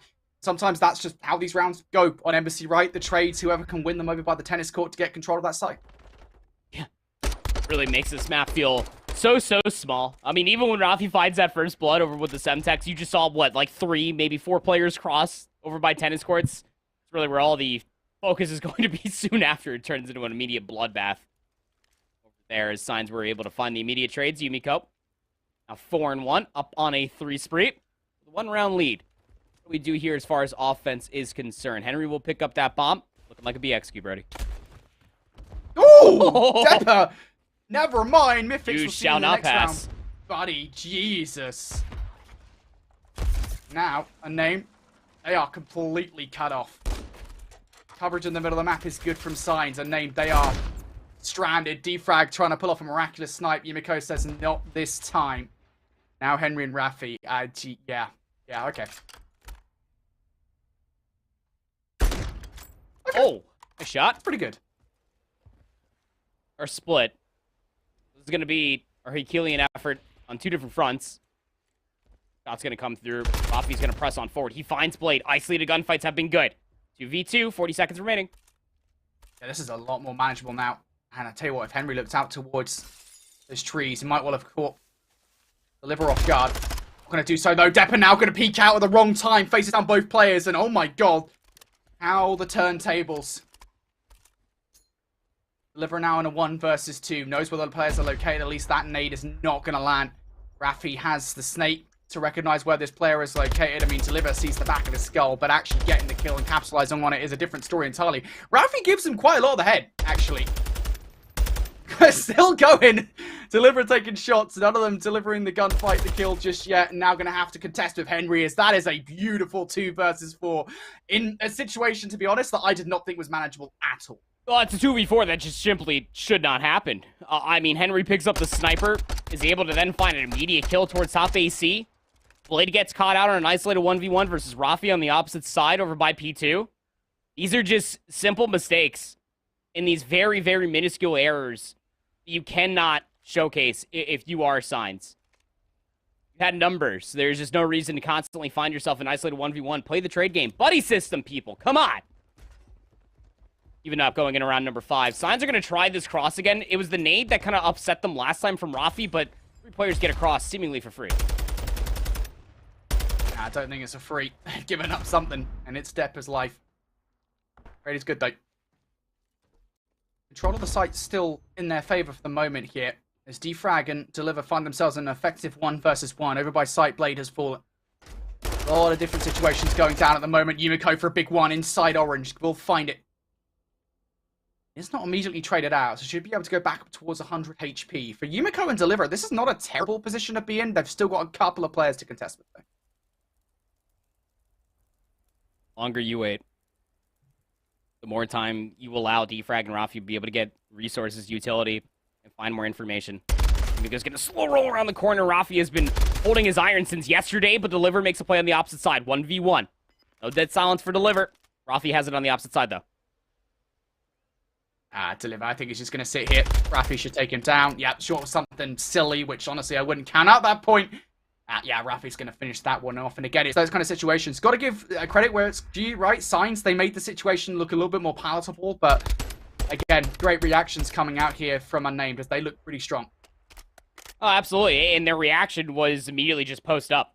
Just hold these crosses. You know that the information is going to be given to you via the game if the bomb gets planted on one of these two sites. So just hold the line. Again, Rafi was just holding his irons, knowing damn well off of his previous engagement that somebody had to come deal with him sooner rather than later if you wanted to commit over towards the B bomb site, and the crab walk around the corner was not faithful for Signs in that moment in time. 4 in a row for Rafi. This is not a B execute, but Mythix is pushed up very aggressively past tennis courts.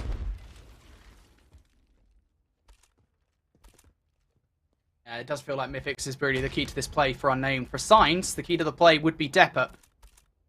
Furthest player pushed all the way forward.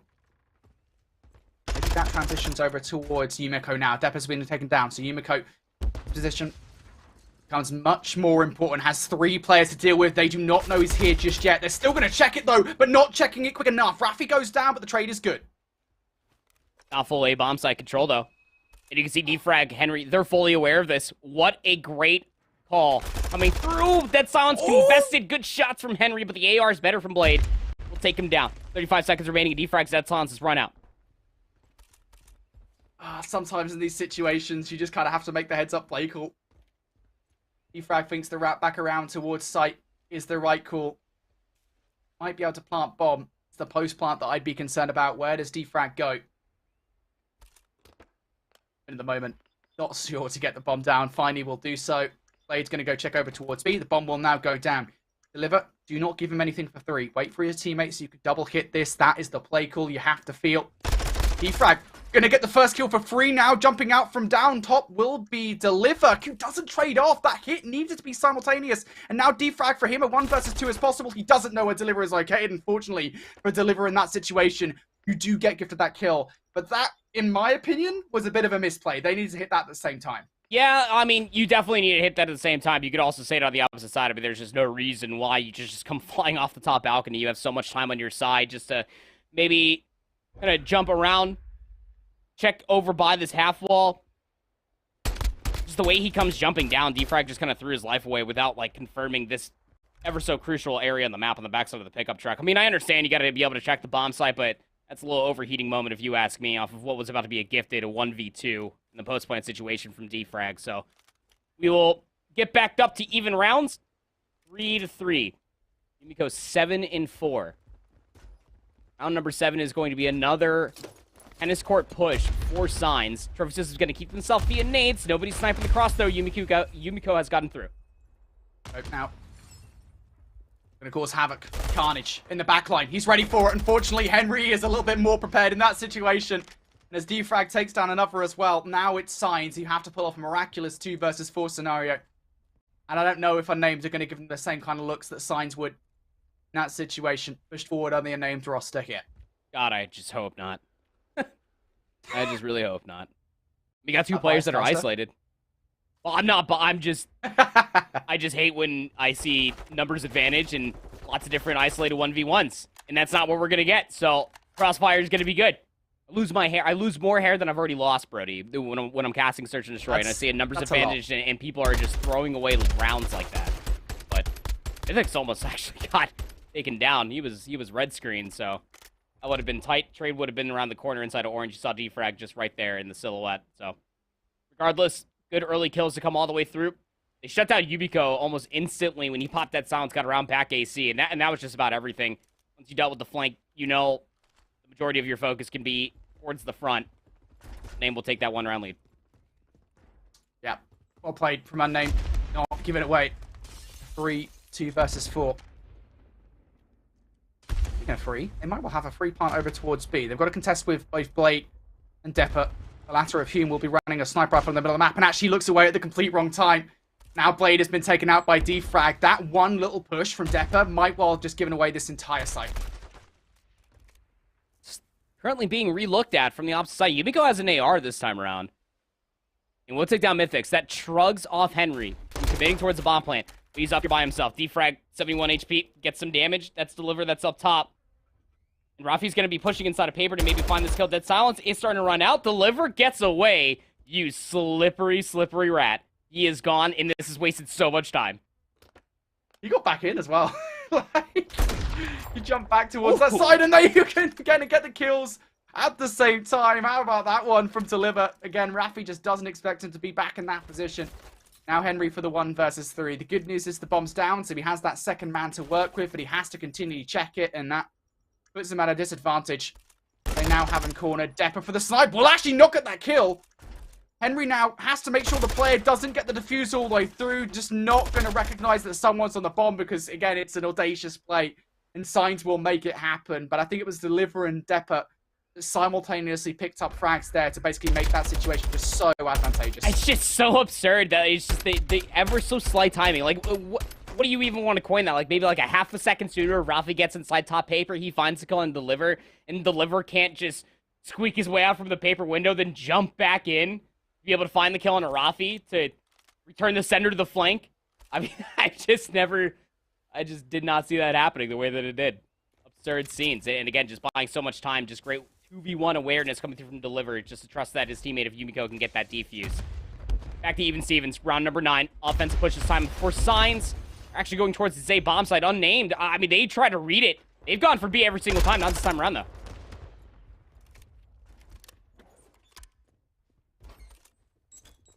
Yeah, and this A hit, relatively successful, to be fair to Signs. They've got quite a lot of pressure on this one. The decision has to be made now. The choice has to be made. To hit this or to wrap around back towards B. And they are going to go for the former of the two. And while Unnamed getting aggressive, Defrag going to be shut down off the back of that. One player in towards the site is going to be Henry, though. And that's still a pretty good spot for Kim to try and catch some of these players off guard. He's looking for some toes. He knows the Blade is still back here, surely. He's isolated. Henry nor Mythix are in a tradable position from one another. Mythix is going to be delayed to this. Henry finds the first, unscathed, pops Dead Silence. He is out scot-free. Bomb collected, though. Blade can plant this. He's going to commit to it. Big 1v1. Well, now Henry straight out towards Yumiko. Yumiko going to catch him off guard. Henry had the perfect position there to make something special happen. Not going to be able to brew properly, though. Now Mythix in a 1 versus 2. Good repositioning coming out from Blade. Again, it's a lot to ask, I think, for anybody to expect Blade to be in that position. Brilliantly played. Again, they know that 1 versus 1 there towards the end from Yumiko is just basically everything. It really is. Again, just laying prone out by Xbox. Blade just having a little bit of fun door play over here. Getting the better of the line of sight. That Mythix could not check it. Again, note that silence means that Mythix was going to be an elephant stopping across Embassy, so...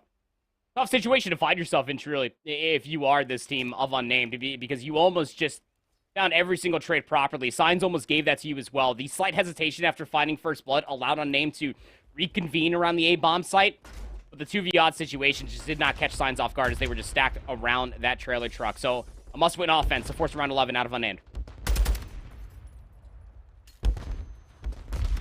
Push forward here. Our Signs up towards the parking lot. Yumiko, unfortunately, going to be overwhelmed there. Numbers look pretty good here for Unnamed, but keep an eye on number 2 on our mini-map. That's going to be Depper, who's flying all the way around the back line. It's a little bit premature. Depper, look, the Vastef, it's pretty good. It's not that good. At least not his hand in that scenario. There is the trade coming through as well, but again, that was a big kill to lose. 3v2. Now 2v2. That's actually a big kill from Delivery. So that at least says to you that that flank is more or less secure. But that timing might honestly be there that somebody else might get all the way through. Bomb planted here at A. Blade, Deliver, gonna stack up here on this back AC alley.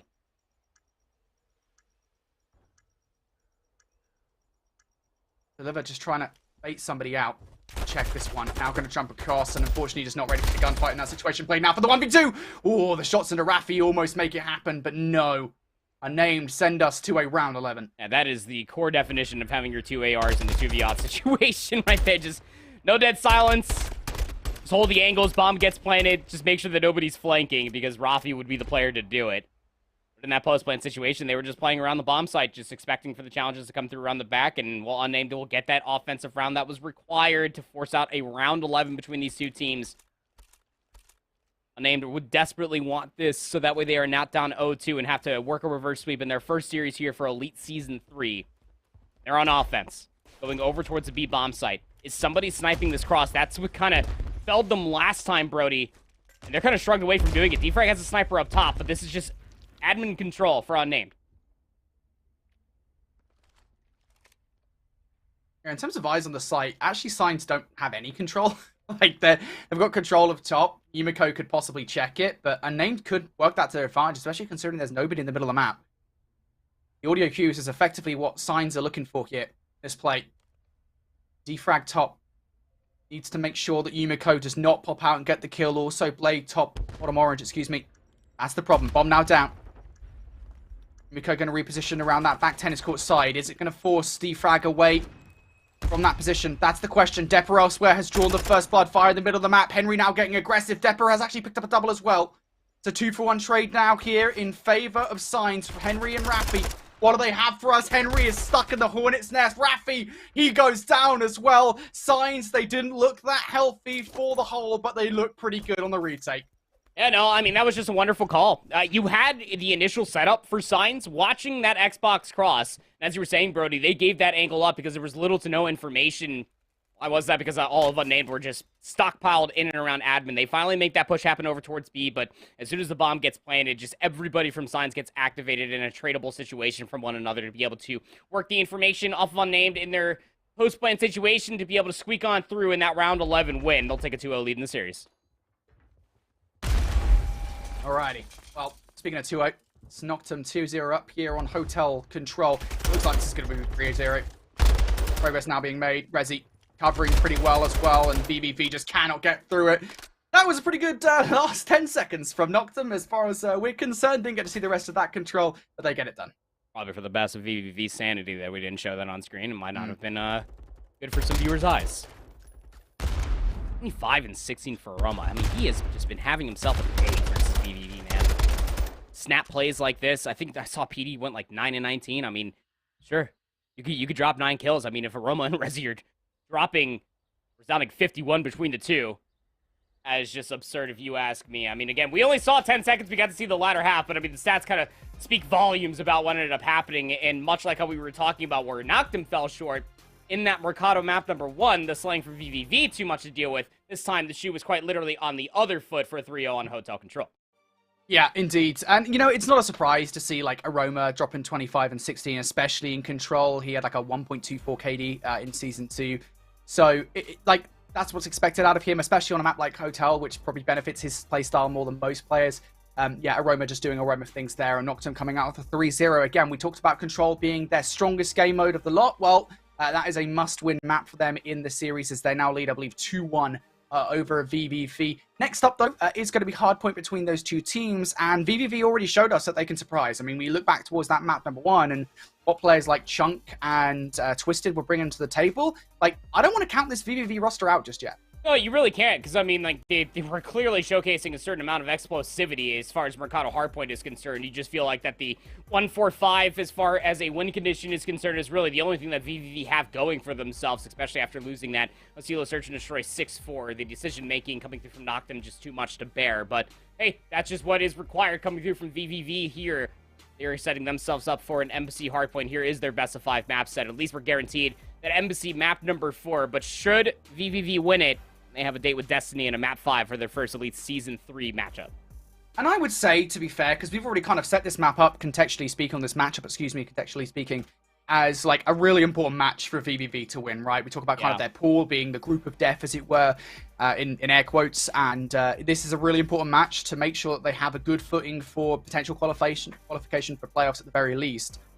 Even if they lose it, and even if they like send themselves to a game number 5, for example, I think that's pretty respectable for VV3. Again, we're kind of looking at this like being the first look at this brand new team, and I'm thoroughly impressed by what I've seen so far. BB Connor seems to settle in pretty well. I would argue this roster looks even stronger at points so far from the very limited set of maps that we've seen than BB kind of did on eFuse points, right? So it's kind of like this Chunk, Twisted, and Vital trio. They're impressing me so far, but to close things out versus Noctum, that would be a massive shake-up in terms of kind of the overall look at things at Group A. Yeah, it really would be. And just want to get, some house cleaning to come all the way through. When I say group death, I just truly do mean like these two teams are probably going to be duking it out for potentially what could be the fourth, if not maybe the third spot. It's a tough group. With Falcons. It is a very tough group. Yeah. There's a lot of good teams in Group A, though the same could be said about Group B, especially with how close Bubs Academy team are actually playing Team Notorious. Team Notorious were able to win that map too on LSC Low Search and Destroy, but it went round 11. That really does say something. Team Revived and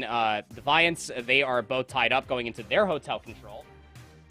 Team Revive being able to take that map number 2, Defiance being able to take the opening hardpoint by all of 4 points, and the Atlas Lions find themselves down 2-1 versus Clutch Rain. Crazy scenes. Yeah, I don't know what's going on today, but something's in the water. This is, again, European challenges post-Rostermania. It's a rare bout of extreme Rostermania as well. That's something we've always talked about with European challenges. So, yeah, who knows how this one is going to go down. Of course, Signs, no stranger to the Rostermania. Neither are Unnamed. Both bringing new players onto the team. Returning players in the form of Unnamed or Henry specifically. So far, Signs looking pretty good off the back of that roster change, but Unnamed here in this control. Things going actually relatively well for them too. 3 kills down, they managed to take Signs away from this B zone. Only one player still sticking around, and it's Depper. They recognize someone still hanging about the joint, they take him out. Yeah, what a great opening rip coming through from an Unnamed. They've only lost 3 lives along the way. Defrag is still top tower. Blade will finally find that trade. It's all up to Blade. Heroics for that top grill area. Mythics will take him down. Henry's still alive, by the way. Through the opening break, Brody, he found 2 kills, and he has set up shop inside the house. Finally, the deliverer will take him down. He has to step on that B zone desperately at that as 5 seconds remain. Yeah, this is not the push that Signs would have wanted here in this control. Mythics has been tagged up, finally going to be taken down there. Not before Mythics actually gets away with a kill, and to be honest, that is literally getting away with murder. Defrag from behind to try and crush this one before the first tick through, and Signs, they're still hanging on by their fingertips, but again, now they're finally going to slip away here as they do not get a single tick through, I believe. I don't think they got that final capture. Unnamed will be very happy with that defense. Oh, absolutely. How to win a round of LSU control via the opening breakoff in the first 15 seconds. It is an Unnamed story. They have written it beautifully. Novel coming out next fall. It's just, again, you find all the opening kills. By the point that you were coming off the respawn, you spawn parallel over towards A, and you're probably sitting there, well, forehead, just run over towards A. You spawn parallel to it. You had defrag over towards top tower. If you try to get yourself inside the house, Henry was already there. It was just such a great setup by finding themselves a good wave of gunfights earlier on for Unnamed to deny a single ticket progression. Henry gonna pick up first blood here in this one. Unnamed trying to get out of that arcade area, but shots from afar looking pretty good at the moment for Signs. Now looking for more. Signs off the back of his first wave. Actually doing pretty well in terms of map control. Unnamed, they're just trying to figure out a way to break. They might well have it in the form of Henry, who is trying to get some more kills. There we go, finally. Henry has broken through towards Tools. But, with the teammates going down around him, Henry still needs to do more damage here. He just needs to stay alive and just cause disruption to allow his teammates to get past Billiards. Get past Blade, who's now on a 3 spree. Deliver's also here helping out his affairs over towards the back. They will take down the flanking member of Henry. Now this is all coming through the front. Yumiko has the crossfire. He's stunned up. Damage will be there. The Semtex will claim his life. 25 seconds now remaining, and Signs are quickly wrapping back through the middle of the map to deny this A push. Yeah, defrag for the first tag as well. Deliver is already weak. Henry trying to finish things off here. Deliver goes down. There's Depper and Blade as well. This first tick at the very least will come through, and it won't be long before Henry is joined by the rest of the ensemble. Signs, Blade is just running. He thinks he's Michael Myers running towards that point with his knife out, but he's just not going to get anything for that, and I think Signs would be just best served not pushing any more into this. Henry has 4 bullets. Looking for a dead body, looking for a weapon on the ground. Anybody got some gifts for me? Nope, not there either. All right. Hey. All right, found some weapon, got some ammo. Yubigo is inside this house, though, so this rotation from the A over towards the B zone wouldn't be a tough one. You got to find where a lot of these lurking players for Signs are located at. It's going to be a lot of isolated 1v1s, of which Signs come out on top. They find those first 2 kills. That'll kind of stuff Unnamed's hopes and maybe try to quickly convert over towards B. Yeah, that's the ideal, right? You want a good transition over towards B. Sweet. point and really put yourself in good stead in this control. They still have a good position, 50 seconds left. Fair amount of time to work with. Won't be long before that whittles away, so they need to play in from behind. Raffi and Mythics are going to be those guys to do exactly that, but they have to fully sweep it. Deliver still hanging about, and Mythics, while unfortunately runs right in a line of sight of him, he will take him down. Blade for another as well. The trade's looking pretty good here for Sign to really hold on. Henry now, one last-ditch effort, and he's going to be cut short as well. Unnamed, they just kind of look stranded here on this push towards B. Yeah, I mean, they can find trades, try as you might. It's not always converting over towards substantial map positioning. Now they're just barreling through the field, of which Signs you're just watching. Raffi finds the timing up top, though. 12 and 6, by the way. Depth's down low. This is a last desperate push coming through for Unnamed. The last two players are actually Mythics and Henry, and hold on a second. They do well. They find the first two kills. Blade's the last player that's alive here for Signs, and he gets red. It's just Mythics. Has to stay alive. Trophy system now going to be down for Mythics as well, so coverage is looking pretty good. The stun will connect anyway. Trophy system be damned. And another one. Mythics is going to be so frustrated at the moment. And in from behind comes Deppa, Yumiko, Deliver. All of them going to contribute. That's 4 kills. Deliver, providing 2 of them. And Unnamed, well, they will be stopped from capturing that point. But they got pretty close. That last-ditch effort was pretty good. It was really good. Yeah, I know that giant screen said Signs win, but Unnamed absolutely came out of these first 2 rounds on top. Remember that Signs, they did not find a single segment of progression. So if we continue on with these antics, going defense for defense on El Asilo, and it's looking like Unnamed are setting themselves up quite wonderfully, Brody, for that ever-so-wanted round 5 defense, if that's what they are looking for. Yumiko having himself a little bit of a stinker so far. Double negative, 4 and 8. Needs some more proactivity coming out from them. Raffi, on the other hand, as well as Henry, 12 and 8, 11 and 6, respectively, have been slaying out. The opening rip-off going to be looking like here for Signs. They're actually giving a lot of space towards Unnamed because they know that it went awry the last time around, but Unnamed don't care. Yet another defensive opening rip has been won. Yep, this is pretty good from Unnamed, especially given how the first round went. This is really not desirable at all for Signs. They only have 1 player to deal with on a point. That's going to be Raffi. I say only, though. Raffi is basically 2 players all on his own. So, to be honest, at this point, maybe 3, maybe 4. He's on 16 and 8. It's just having such a hell of a go at things here. Make it 17 and 8 on 5 in a row. Not going to be given the 6th kill there required for the cruise missile. So, at least that's a good denial from Signs. But still, I mean, it feels like they're fighting for scraps. They're fighting for anything positive at this point. Yeah, I mean, they're trying to claw their way back and maybe salvage the round, but it's almost, what, a copy and paste of what we saw from round number 1. The only difference is that Yumiko's top tower, Deppa is going to be here to join out his affairs, but I mean, Defrag still challenges it, finds 2 kills. How he gets away with that is beyond me. And now it's just up to Blade, who gets snuffed out via the Semtex. These opening breaks for Unnamed on El Asilo control are something to be reckoned with, as Henry is just going on an absolute tear, finds himself 5 in a row. Surely the nail in the coffin is Raffi will find the last. Signs will not find a single segment across 2 offenses.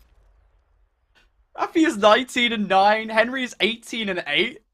How many kills did they get? What was it, 4 kills? 5, maybe? In that round for Signs? Like, what is that? What is this? What is anything? What is life? I'm confusion, mate. Henry just doing that is absolutely despicable. Incredible round from Unnamed on the whole. That's a very, very strong defense. And now we go into the next round here with Signs. Their backs are well and truly against the wall. Yes, they have defense. Yes, they're expected to win this. But Unnamed, they actually got relatively close last time around to taking it. So I don't think they're safe at all. Nobody's safe. It's Control, Brody. It's Modern Warfare 2. Henry is 18 and 8. Nobody's safe. Blade, aggressive opening breakoff does not pay off. I mean, 2-for-1 trade, that's pretty darn good if you are Signs. You just have to be careful with where you go in further map positioning because you're still missing a few players. That player is Defrag. He's dealt with Raffi. Needs to deliver in his flank. There goes Defrag. No A-zone conversion earlier on. So, good opening breakoff this time around for Signs versus Unnamed on their offense.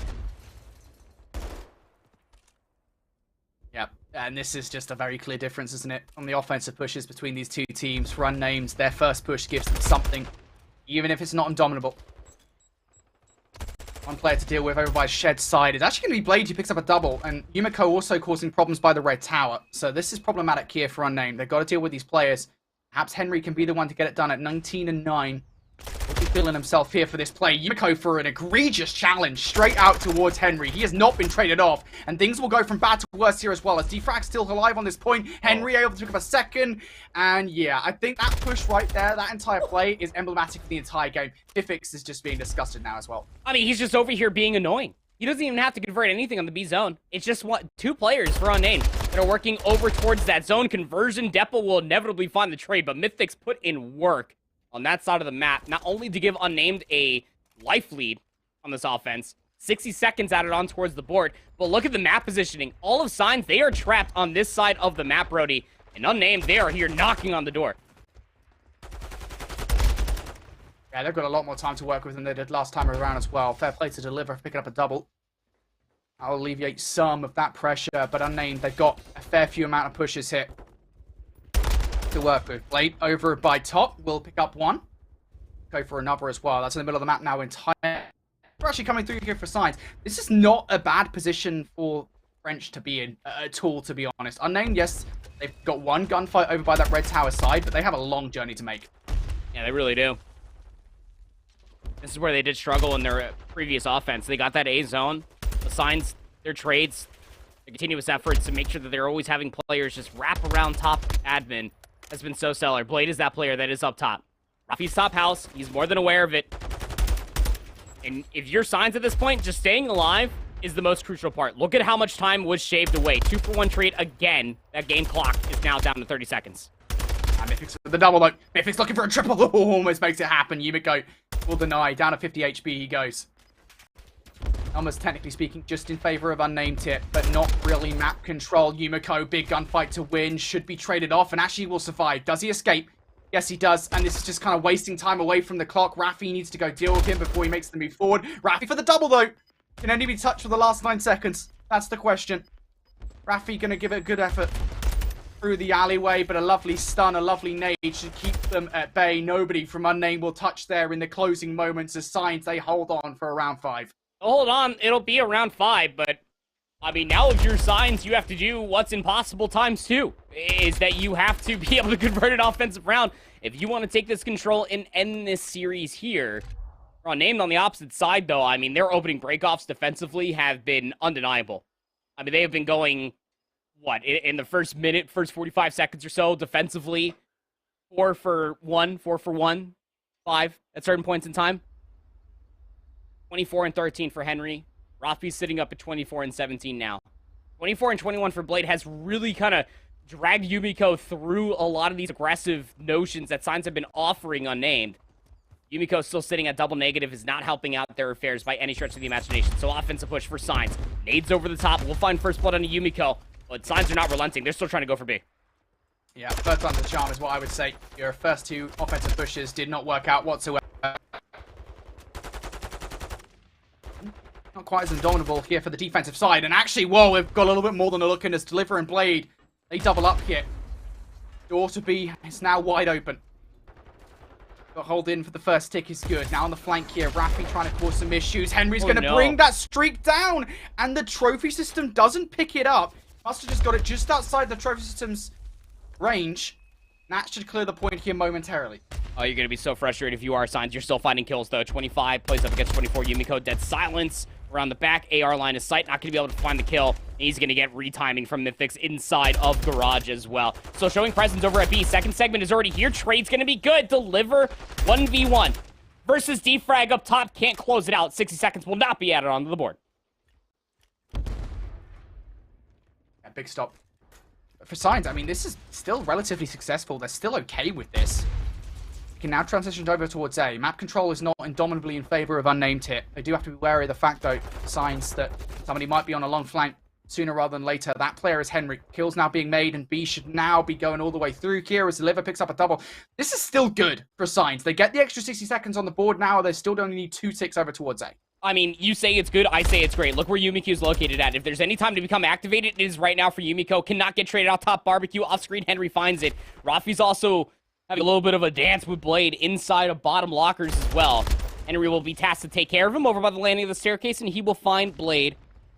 So now players or Signs. This push is starting to develop for 3 players around the flank. I mean, Delivers all the way towards top Pride Walk. They have so much time to commit towards this play. They also got to get past Raffi, who is inside their shack.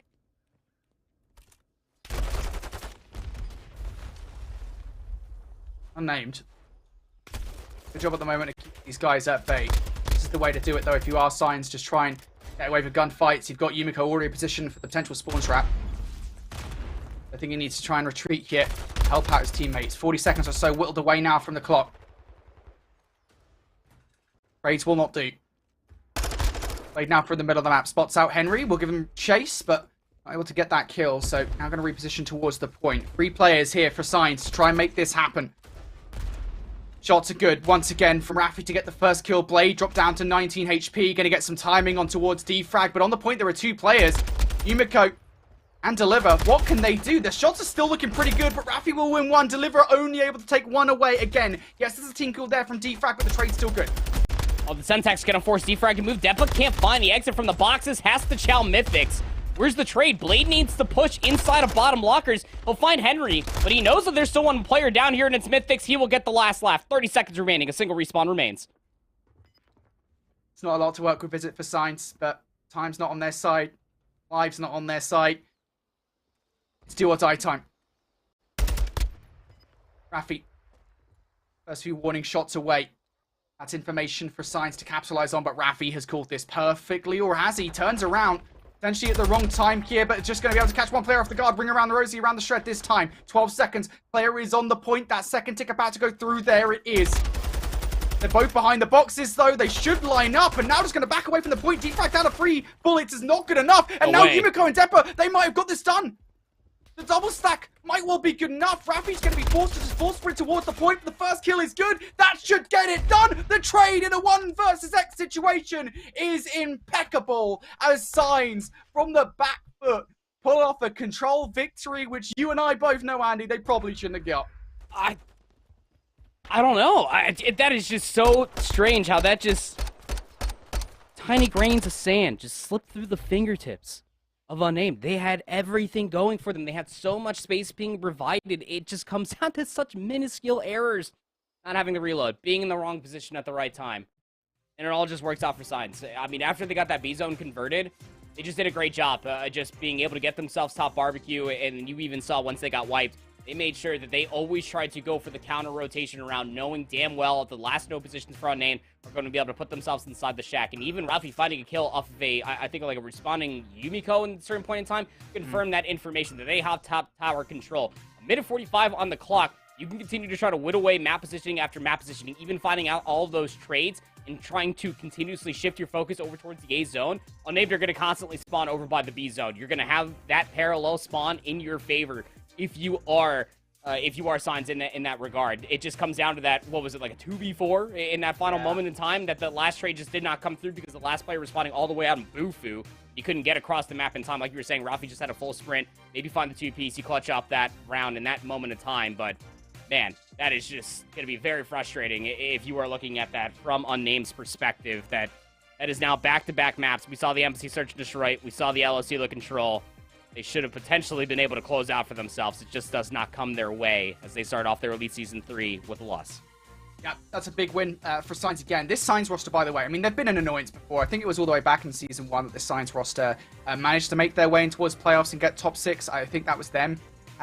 They're really annoying to deal with, and they can surprise you, I think. I don't think Unnamed expected that 3-0, as we said. We take a look at kind of the close maps that we see there from them. That Search and Destroy and Control absolutely hurt, and I think Control especially, considering for the first 4 rounds, yeah, all right, you know, they had to go to round 5, but for the first 4 rounds, it felt like Unnamed were significantly in the driver's seat compared to Signs. Just could not close things out. So big win there for Signs to kick off that tough group there over towards Group B. But back over towards our main focus matchup. We missed a map. Of course, last we saw, Noctum had won the Hotel Control 3-0, but it appears VVV did win that Hardpoint on a second time around. 250 to 221 was the scoreline on Embassy Hardpoint. First round here for Embassy Search and Destroy, map 5. Talked about, I mean, VVV's win condition is a 1-4-5. Could be very doable, but Resi feels right at home. Sniper rifle in hand. We'll find first blood.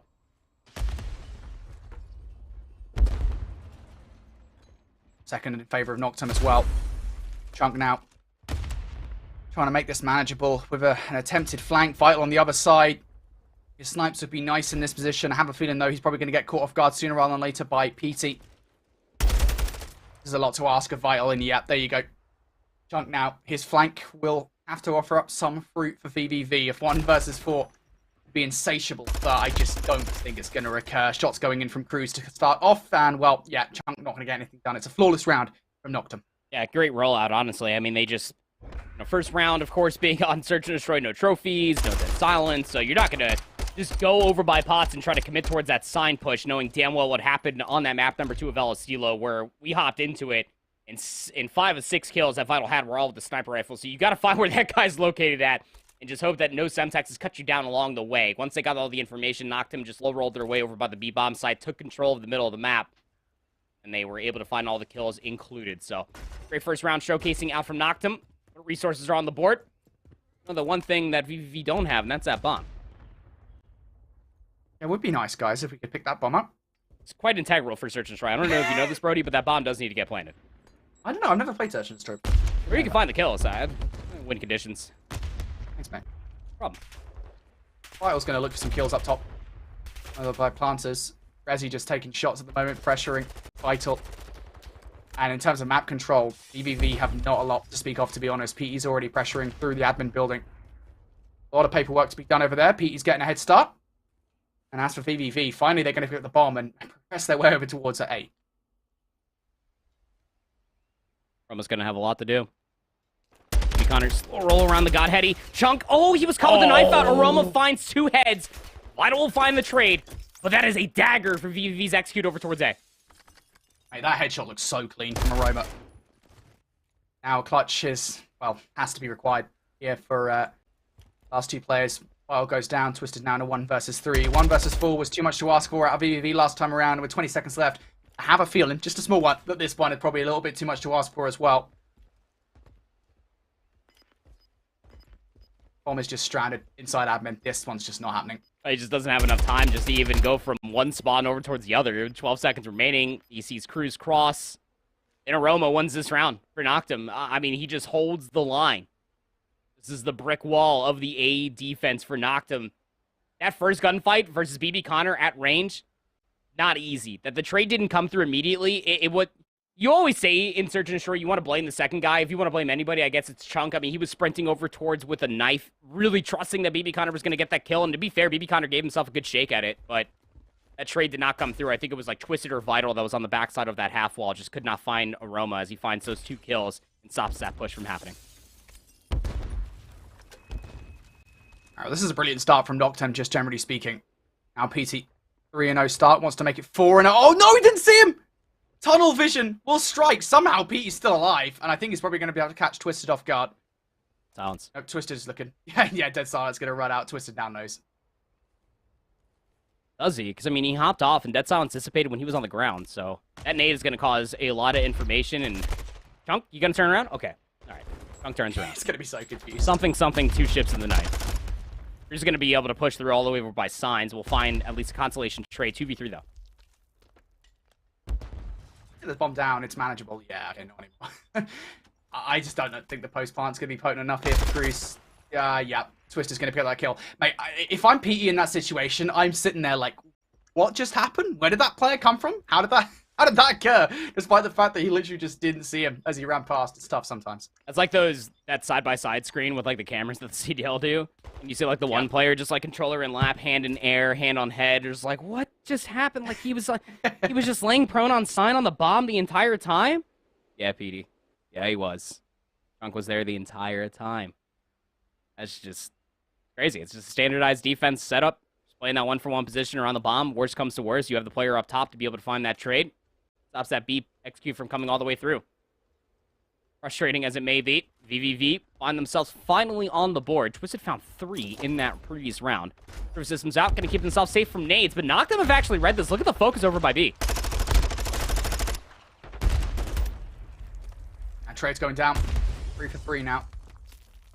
Bomb has made slow progression towards site, but Chunk does not want to lose this 1 versus 1 against Cruz. It would be massive. Cruz going to spot him. Shots going out, none of them going to connect, and now Chunk will feel confident enough to at least move forward to try and get this bomb down, 3v2. Sorry, I'm freaking out over here. His arrow's missing on the minimap.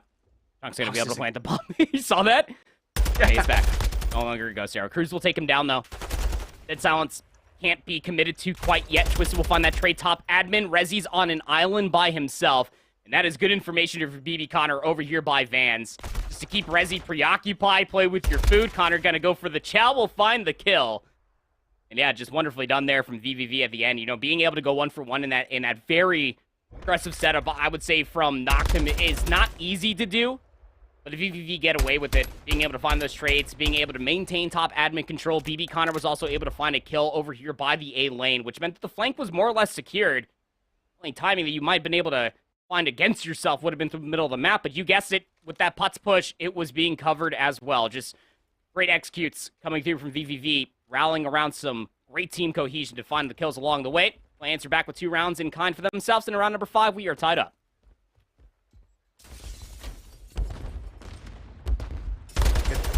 Coming out from BBV at this point in time.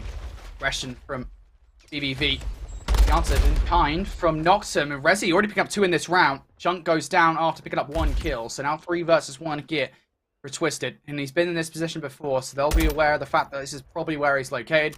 Now they most certainly do know as Twisted takes out some shots. This 1 versus 3 is a lot to ask. I mean, Rezi got the information that Twisted was up here in the first 10 seconds of the round. Drops down. Cruz will find the kill. Standard fast B hit coming through from Noctum.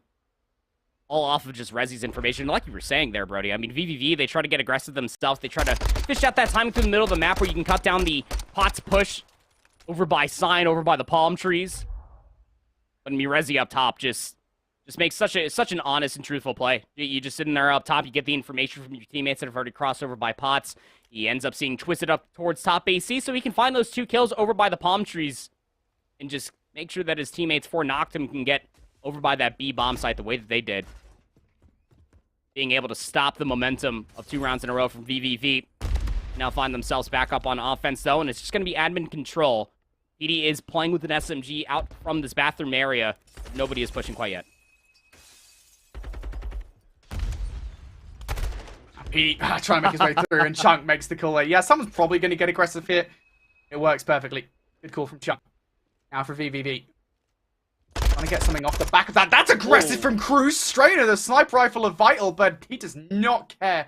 That's never better in that situation. Vital couldn't get the drag. 3v3. Connor still has the bomb, keep in mind, but Cruz is still making plays in and out of admin.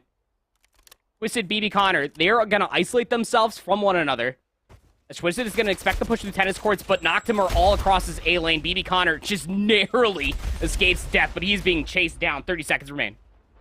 Yeah, that's the risk, isn't it? The risk you have to take in the 2 versus 3 is just to try and split yourselves up and make some heroic ones. That's not going to occur, though. Twisted towards the back line, and yeah, oppressive. Cruz won that round effectively in its entirety, just being an annoyance bottom admin. That is just what's required coming through from Noctum. Again, just utilizing their numbers to such a high degree, just off of Cruz's dead silence play. Vaznev in hand. This was all off of just the immediate information that came through. I mean, PD jumps inside. It's just that annoying planter's box that can just support Chunk's weight. It's the better of the first, but that is all the information that Noctum needed. They gave up the B bomb site. They shifted it towards the middle of the map, just waiting for players to exit, and they got admin control from Cruz's efforts. Big 2 rounds in a row for Noctum. Well, Cruz, the aggressor in the prior round, deals with the aggressor in this round. Round 5 in a row. Connor did manage to slip the net and find his way around the back line. So the question then becomes in this round, how much damage can BB Connor actually do here? Because he hasn't been dealt with just yet, and they don't actually know that he's in this position. That silence was used for this push, though. Although he might be behind enemy lines, he doesn't know what the enemy lines even look like. 1 player top admin, 2 players across the tennis court side. PD is exclaiming to his teammate of Cruz, I got the bomb site covered. But BB Connor finds the kill just in the nick of time. Bomb has not been committed, so PD needs to be able to collect it. He's also going for the plant as well. Yeah, might as well just try and even the odds here in this situation. BB Connor, though, stuns one out. The weapon for the situation is good for BB Connor, who snaps on towards Rezi. Finally taken down is he, though. And now it's up to Chunk for a 1 versus 2. Head silence is not there, but he doesn't need it just yet. Now for PT here in this 1 versus 1 on the other side. has a long way to go, has a lot of places to check, and Chunk's just going to go to that classic place up top. Finally, Dead Silence now going to be activated. Go check, no one's on bomb. There you go. Nicely done. P not really in a position here. Chunk's going to have to go for this one. Yeah, perfectly played. Chunk just doesn't have time for the defuse in this scenario. P takes the shots away. Perfectly played in the end. Chunk might well walk away with a kill in the end of that round, but again, Noctum, they made the perfect decision to just try and plant bomb. Yeah. Again, you know, thanks to PD. I don't know if the information was there from BB Connor. Again, we have the X-ray, so it's always very tough to be able to tell just where PD was at. I think it was back AC when Cruz got taken down mid-bomb plant. BB Connor able to turn that into a two-piece from that committed flank across the A lane. It was all for naught. As PD just doubles on back, plants that bomb, puts Noctum in a winning position to be able to play the round how they want and against the clock at that. Wonderfully done from them. 4 rounds required for VVV to be able to win this map number 5, and well, Noctum read it again. 1 for 1 we go across his B side. This aggression from Noctum is so stellar at the moment. BB, excuse me, not just completely stranded. BB Connor over towards that left side, twisted in the window. He is going to be tagged up towards 19 HP now. As Resi goes down, this is actually a manageable situation for VVV, especially you can see on the mini-map, it's going to be BB Connor trying to make a flank happen. He's going to go. He's going to commit towards this. So does he have that silence? When does he pop it? And Twisted also just needs to stay alive over here. He's getting snaked on by PD, and Aroma's also going to be right there as well. That's good information for BB Connor, who is just getting himself closer and closer towards this bench.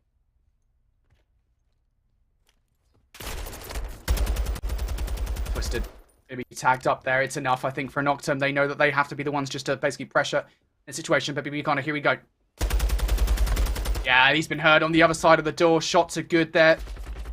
Aroma inside. BB Connor now flying out towards site. Twisted tries to make it happen. BB Connor now going to make this 1 versus 1. Doesn't really have time to make a transition over towards B occur. So you're going to have to just try and plant it straight up or bait out PE. One of those two things has to happen. The shots to push PE away for a second. The nade will land. And this post plant should be good for PT. You have to imagine, but BB Connor just jumps up! Despite the fact that he had him weak, the regen towards 100 HP comes in, and BB Connor says we are not done yet. That was just so tight. I mean, when PD comes flying out, he saw just the ankle of BB Connor. Whether it was not looked at, whether he did not see it, his teammates did not call it, he could have taken down BB Connor while he was still prone behind the bomb. And BB Connor just makes mincemeat out of PD, playing that bomb head glitch. Absolutely absurd scenes. Time not on their side. Lives not on their side. Being able to find the trade on Aroma, and then the damage on the PD to commit towards that bomb plant. VVV are not done yet.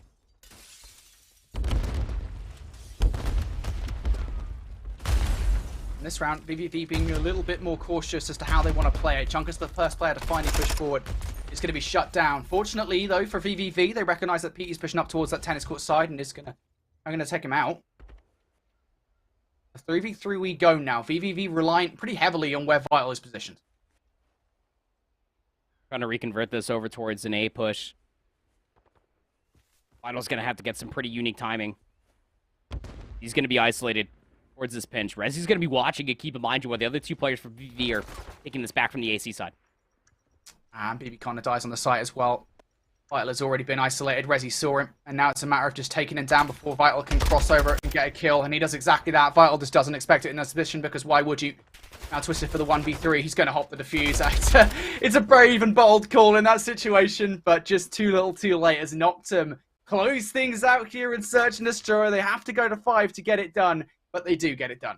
Yeah, I mean, hey, say what you will about Noctum not only being able to win the series, but just how convincing they were in the Search and Destroys. You know, a total of 12-7 as far as round count is concerned between Asilo and Embassy. VVV certainly put up a massive fight, but 2-3-5 continues to be a win condition for Noctum. Just have to clean up a couple of hard points here or there, but in this must-needed first series win for these 2 teams, Noctum will come out on top. That is a good place to be at if you're a fan of Aroma, if you're a fan of Noctum as a whole, and if you want to see this team potentially make playoffs. This was I guess, a big adversary in their way, more or less, because VVV have been taking down teams left, right, and center, especially from the qualifier and then as well from the Cup this past weekend. So that's a big win, if you ask me, coming through from Noctum, being able to take down VVV, albeit in 5.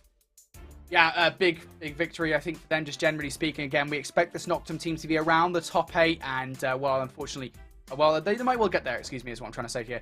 For VVV, on the other hand, I think, pushing them to, a game number 5 is absolutely huge. I just think for them, just could not get it done versus this Noctum roster. And we talk about kind of how good of a team they actually look to be. First impression for this VVV roster. Pretty good, I would say. To take 2 hard points away from Noctum, that is a big victory for them, and that is the positive I think you take away from this series. Now you have to try and translate what you learned in this series in towards your next matches moving forward. That has to be the game plan for me.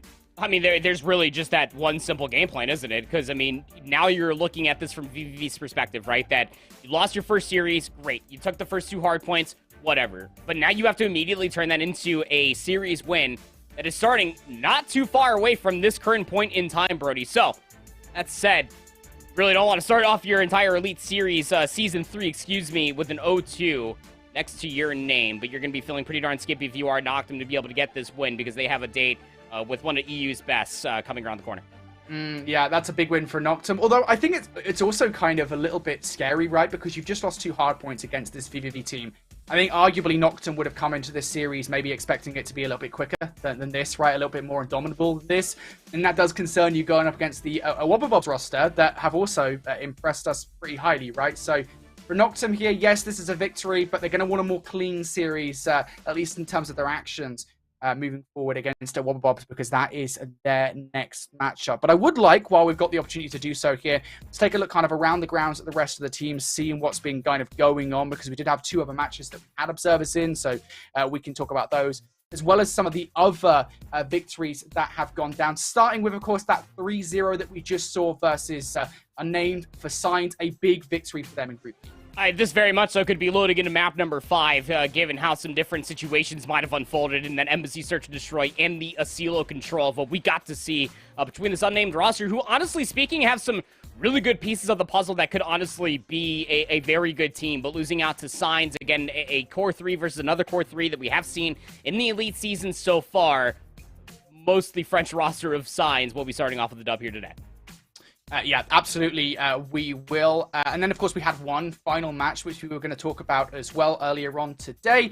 Let's talk about this one then. Of course, it was Bubs taking on the Team Falcons roster. A good look, really, at both of these 2 teams for the first time post-roster changes. Falcons, they looked competitive, maybe besides that hotel control, which was clearly a 3-0.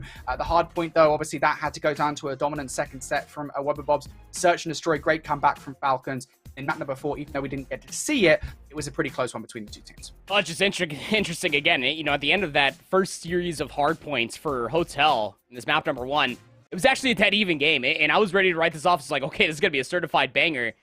And then Bubs just hit different strides. Abusa just doing abusive things. That Fortress Hardpoint, obviously, we did not see it. Was incredibly competitive. Just 26 points was the victory for Bubs. But the Falcons able to take a Search and Destroy off of what, unarguably on paper, is a very, very good Search and Destroy team by namesake alone, is going to be something that maybe you can put in your cap for a later series on today. Falcons, unfortunately, starting off with a loss, but the Bubs, I mean, everything coming off almost how we fully expected they were able to win that series.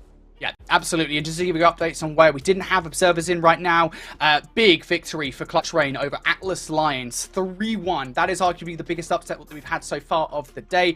Was that Atlas Lions roster, formerly known as La Nave del Misterio, actually got second via an incredible losers bracket run all the way back in Season 2 of Elite. So, massive victory there, post-roster change for Clutch Rain. Right now, I don't believe Detroit Deviance and Team Revived have finished their matchup. Deviance were 2-1 up, over Team Revived in that one. And then finally, Wubble Academy, despite their first map victory against Team Notorious, could not take down the Optic Texas Open champions. They lost that series 3-1. And so that big one for me is Clutch Rain getting that victory. Oh, absolutely. I mean, Team Notorious also bouncing back after losing that map 1 versus the Bubs Academy. Around 11, a Silo Search and Destroy as well. I think that they also came back in a massive way where, like, Eric Boom almost dropped, like, 30 kills in the Mercado map number 4. So, being able to find their strides again to your Texas Open winners. Kind of starting off with a certain amount of sweat dripping down their back, but we'll start off with a dub nonetheless. Yeah, absolutely. Well, things mostly going as we expected, but there have been a few surprises so far, and hopefully we've got a few more before we end up the day here. Day number 1 of European Challengers Elite action here in Season 3. We'll be back after this very short break, guys, and more Call of Duty action. One more set of matches to go here with Europe.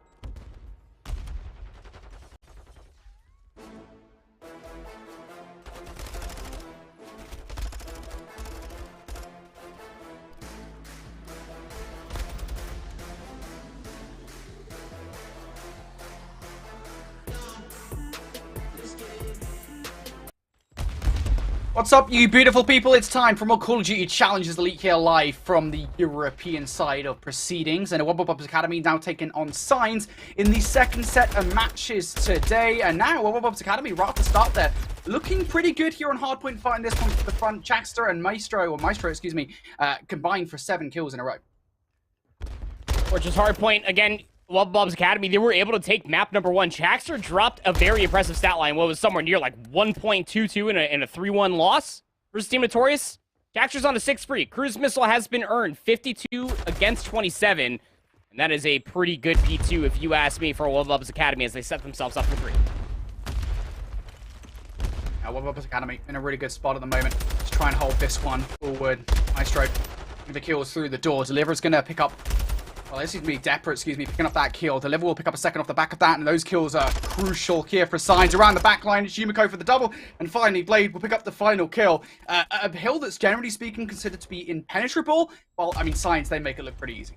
I mean, they just full-on flood through the most integral part to be able to break P3. I mean, maps through the double arches, they find the kills required, and once that break comes through as convincing as it did, all of Bubs Academy are spawning out. So, this game...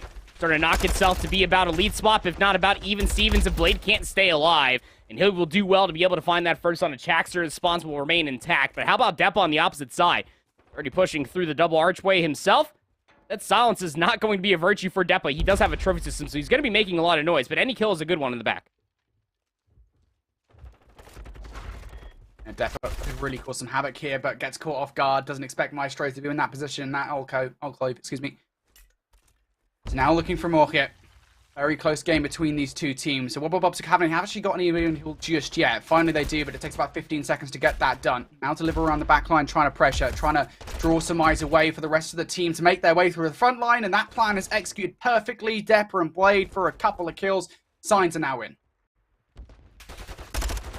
Nobody is looking towards this back lane, though, and that just allows Dizzy to be able to work his magic. He's the only one to be able to find a kill. Now he has to shift his focus inside, and well, can't get the better of Deppa, can't get anybody up towards top rails. These trades have been good for Signs, who break, again, another hardpoint itself, and now they're starting to push all the way out. They're losing numbers along the way. This is 10 seconds that you can concede if you are Signs, because you are spawning closer towards the upcoming hardpoint. Speaking of the next hardpoint, Jackster is already over here. Got that cruise missile ready to go in the back pocket. Someone's now activated in from behind. I don't think Deliver is going to expect this whatsoever. If he doesn't, Yumiko won't either.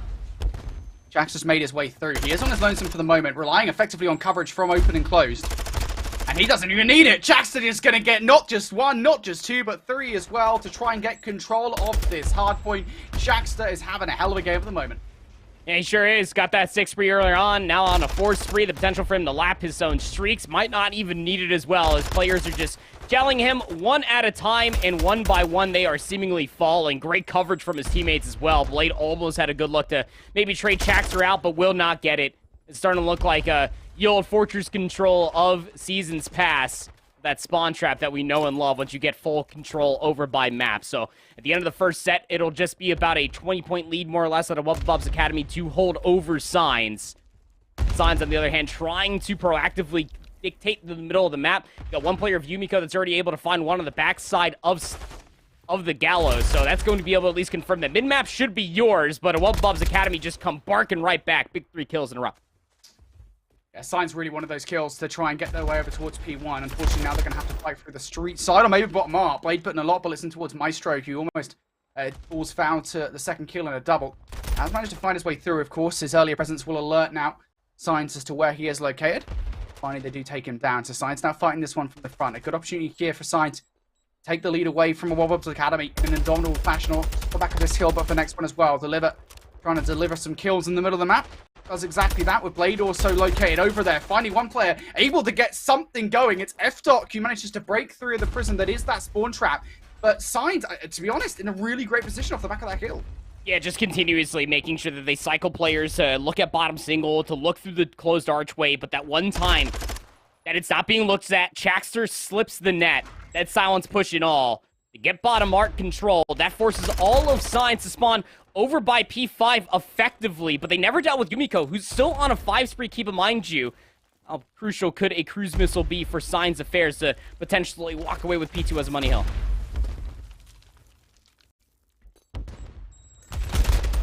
Signs looking for these kills. It is just Deliver and Depper inside, and they're being bullied away. Lovely kills coming through from F-Dot and Dizzy as they hold on for the back 30. One last push from Signs potentially as they spawn up over towards Street. Not exactly secure. Looking over towards new Hardpoint, and now it's definitely not as well. What look, Blade and Yumiko spawning out. One player managing to make the rotation. Depper might well have secured these spawns. Is at least going to catch one player off guard. Does exactly that. Looking for the double is Depper, and indeed he will get it. But his job isn't done. One more player over here. It's F-Dot. Will move away from that nade, and it won't be long before he's joined by a couple more players. Depper, is he ready to handle it? Can only pick up one. How Dizzy to try and pick up a double of his own? Yes, he's able to.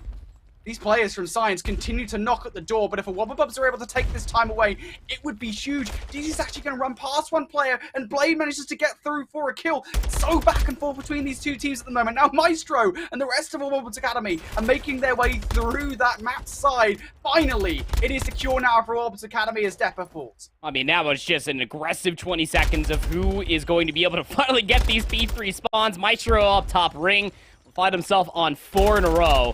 Tough gunfight as Deliver will just work his way through the big gate. Will get taken down as well on a 5-3. Maestro has the opportunity to double up with his teammate of Chaxter to get another cruise missile as the Wubble Bubs Academy are getting closer and closer towards 200 points as well. And they're creating more and more space through the middle of the map. You get rectified from the situation if you are Signs. Do not want to allow too much space to be taken away from Wubble Bubs Academy. Luckily enough, F-Dot kind of flubs out from that kill that goes up towards top maps. Dizzy's at least looking for the trade, but Signs are holding the middle of the map, trying to set themselves up for 4. Yeah, Blade just gets overwhelmed though by a couple of players pushing them top maps. Wubble Bubs Academy in a really good spot at this point. 40 points to the good over Signs. Signs need a good hold over here. 5 munitions. Dizzy going to get caught off guard by a player sitting in the corner, despite the fact that that should have really been called out. Bit of a miscommunication there from Maestro as he felt. It's going to be a 2-piece coming through for Yumiko. Blade now starting to push out towards that P1 side. Will be shut down. So, Wubble Bubs Academy here going to continue to knock at the door through the front of munitions building. Dizzy's going to be that guy up top. It's F-Dot fighting kills around the hill. Jackster also doing so, but they still have not cleared house. Finally, they do so, but it will be a 2-piece coming through from Deliver before they're able to get it done. One last look coming through here from Yumiko. This is still pretty scrappy, but ultimately, Wubble Bubs Academy should now be able to get back 15. It's going to be a long time before this art building gets opened back up, Brody. There's a lot of blood spilled all across this munitions side, but I mean, you just saw just continuous focus from either Signs or Wubble Bubs trying to get themselves up towards top dub steps, trying to get themselves rails control. How good is that positioning from getting yourself a plethora of time off of P4, but nobody got a good grip of it. 204 to 195. Signs now find themselves with the rotation over towards new. The Chaxter's already inside a map's going to be looking for the entry. Blade goes prone. Big 3 kills in a row come through from Signs. Yep, so back and forth with this game. Now Signs looking to take the lead. Blade channeling his inner Chaxter to sit in that corner and try and get many kills coming his way. And the Wubble Bubs Academy need to try and do this as a team. First kill through. Chaxter going to bring the streak down. Oh no! Catastrophic. As Jaxter going to pick up 2 kills, but they're both their teammates. Now Signs would be more than happy to take this position. Oh, when you Thanos snap, you're supposed to Thanos snap the other team, not your own. Chaxter Yumiko finds the next. There's not enough time for Signs to be able to close it out here, but this lead is growing more so. Yeah, just 15 seconds away from victory here are Signs, and they're in a position not all that similar to what they had last rotation around, but maybe something a little bit different this time. As Chaxter picks up a double, that clears a lot of space, and it will isolate Blade towards the hard point down to 13 HP to even get 1 frag in that position would be miraculous. He is not going to get it. So for a Wubble Bubs Academy here, they do have control. A couple of players for Signs, though, that could be problematic. Yumiko going to bring this streak down to try and clear. The trophy system has to be there to save the point, and it will be. A breath of air into the lungs of Wubble Bubs Academy. Look at the space in the middle of the map as well. You got at least player number 3. That's going to be Maestro trying to play around this map side. Nobody's pushing over by the gates. Everybody's through the middle of the map, and Deliver's able to find at least one. There's one more player that slipped all the way through his Blade trying to make a play. Yumiko on the point as well. Yumiko for a double, and that might well be it here. One more kill to get it done. Yumiko finds the triple, and that should be it here for a Sign. So Wubble Bubs going to get this one more look, and actually, never mind. They might well still do it off the back of this hill. They actually can't finish it here on this hill. So rotation for Signs is absolutely paramount. Just 2 seconds is all that's required. Around the backline. Blade should get this kill. That stun is good enough, and there it is. The last couple of kills coming through. Dizzy, a last effort through munitions building, but he's not even going to get to touch as Signs close things out in an incredibly close hard point.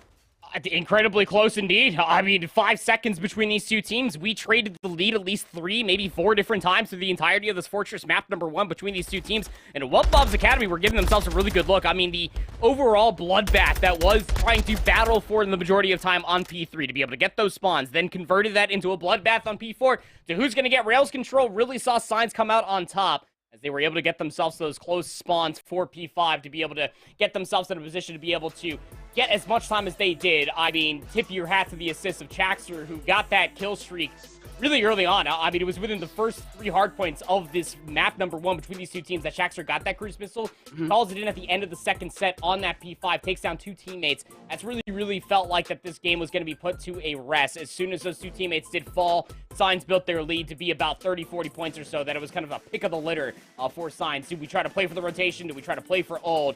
Which map, or which hardpoint, excuse me, do we want to close this one out on?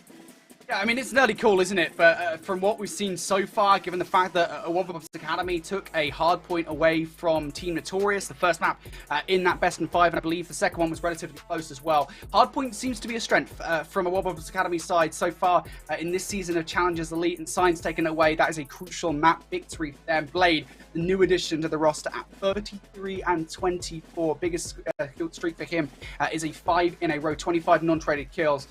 Great stat lines, I think, for him, just to come out and really provide a lot of coverage there for Signs in that game, but a very close affair to kick off that series, Andy.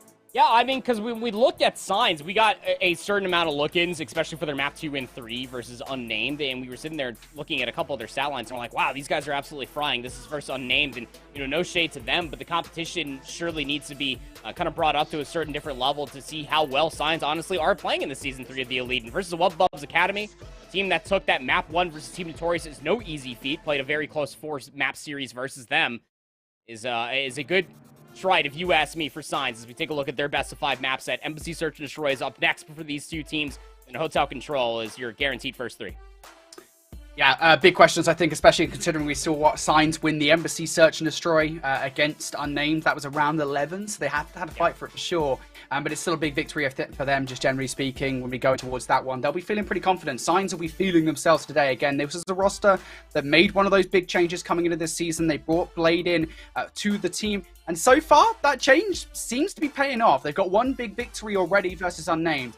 Another one versus a Bubs Academy, even though arguably it's expected, and I'll use the term expected loosely, because we don't really know what to expect. It still would be a big victory there for them to end day #1, 2-0 against 2 teams like that. So we'll keep an eye on that matchup as it progresses. Right now, though, let's turn our attention towards our main focus matchup for the second slot. It's a Bubs and Noctum Esports. We just saw Noctum Esports go all the way to Game 5 versus VVV, but now they go up against an extremely tough opponent. This new Bubs roster that just got their own 3-1 victory over Falcons. Yeah, I mean, if there's one thing that I guess you could take away from Bubs is that, you know, this very dominant team does in fact bleed. They did lose that LSELO Search and Destroy to Team Falcons. It went round 11, but it was the sequence of rounds that they lost along the way is probably the most alarming fashion behind of it. Noctum on the other side, you know, they went to map 5 versus VVVV. I had an extra V. I'm gonna trip over that all season. Whatever may have you, going to map number 5 is not really something that you want to try to write home about if you are Noctum, given the simple fact that you did lose both those hard points. The second hard point on Embassy was a whole lot closer, but I mean, this is Bubs roster with the slaying prowess that we got to see ever so slightly from Bubs itself. Abusa coming in to join the likes of Vortex, Denza, and Harry has been at an all-time high. Very interested to see how Noctum stack up against this Bubs team. Yeah, this is one of the biggest questions. I mean, we were talking about it, right? I mean, I think that this Wubble team is probably the biggest roster change that we've had in European challenges in quite some time, right? It is just such a risky change. Not for the core 3 that was previously known as a Fairly on Esports or August or Elevate, take your pick. But for Abusa, right? For Abusa, this is such a massive change of scenery for him. We know why he's done it, right? I think there was a lot of speculation around. I think Abusa is one of those superstar players that is absolutely setting themselves up for the future. You know, I think Abusa has so much eyes on him as the #1 player in European challenges this season that it would be silly for CDL teams not to be looking at him. He wants to be in a setting that speaks English, right? Rather than the French team that he was previously with. So that's kind of maybe the reasoning why, but still, like, you can't deny, Annie, this is a massive risk for him because that and Bubs roster that previously played under this org was so dominant in Season 2. They were inarguably the #1 European team. Yeah, but you know what comes along with risk. It's is biscuits, and potentially for a massive payoff for Abusa. I mean, it's something to be said for Abusa with the amount of value and the overall dominance he's been able to find with the Wubble Bubs team, the majority of the French team, the other 3 French members that he was playing with previously, to bring the namesake of the Wubble Bubs for this team that has already found a decent amount of success all year long. Not to mention off of their cup win, not even this past weekend. So I think that if Abusa continue to find as much strength as they did during the older Wubble Bubs, and even on this team of what we got to see in their first series versus Falcons, honestly speaking, I think this might pay off. This Wubble Bubs roster, as we said, is a massive risk. Will it pay off is the question. Well, they have a test against this Noctum esports roster. We've already seen them once today, and we already know where a lot of firepower lies behind this team. Again, we talk about kind of the context of this team as it currently stands.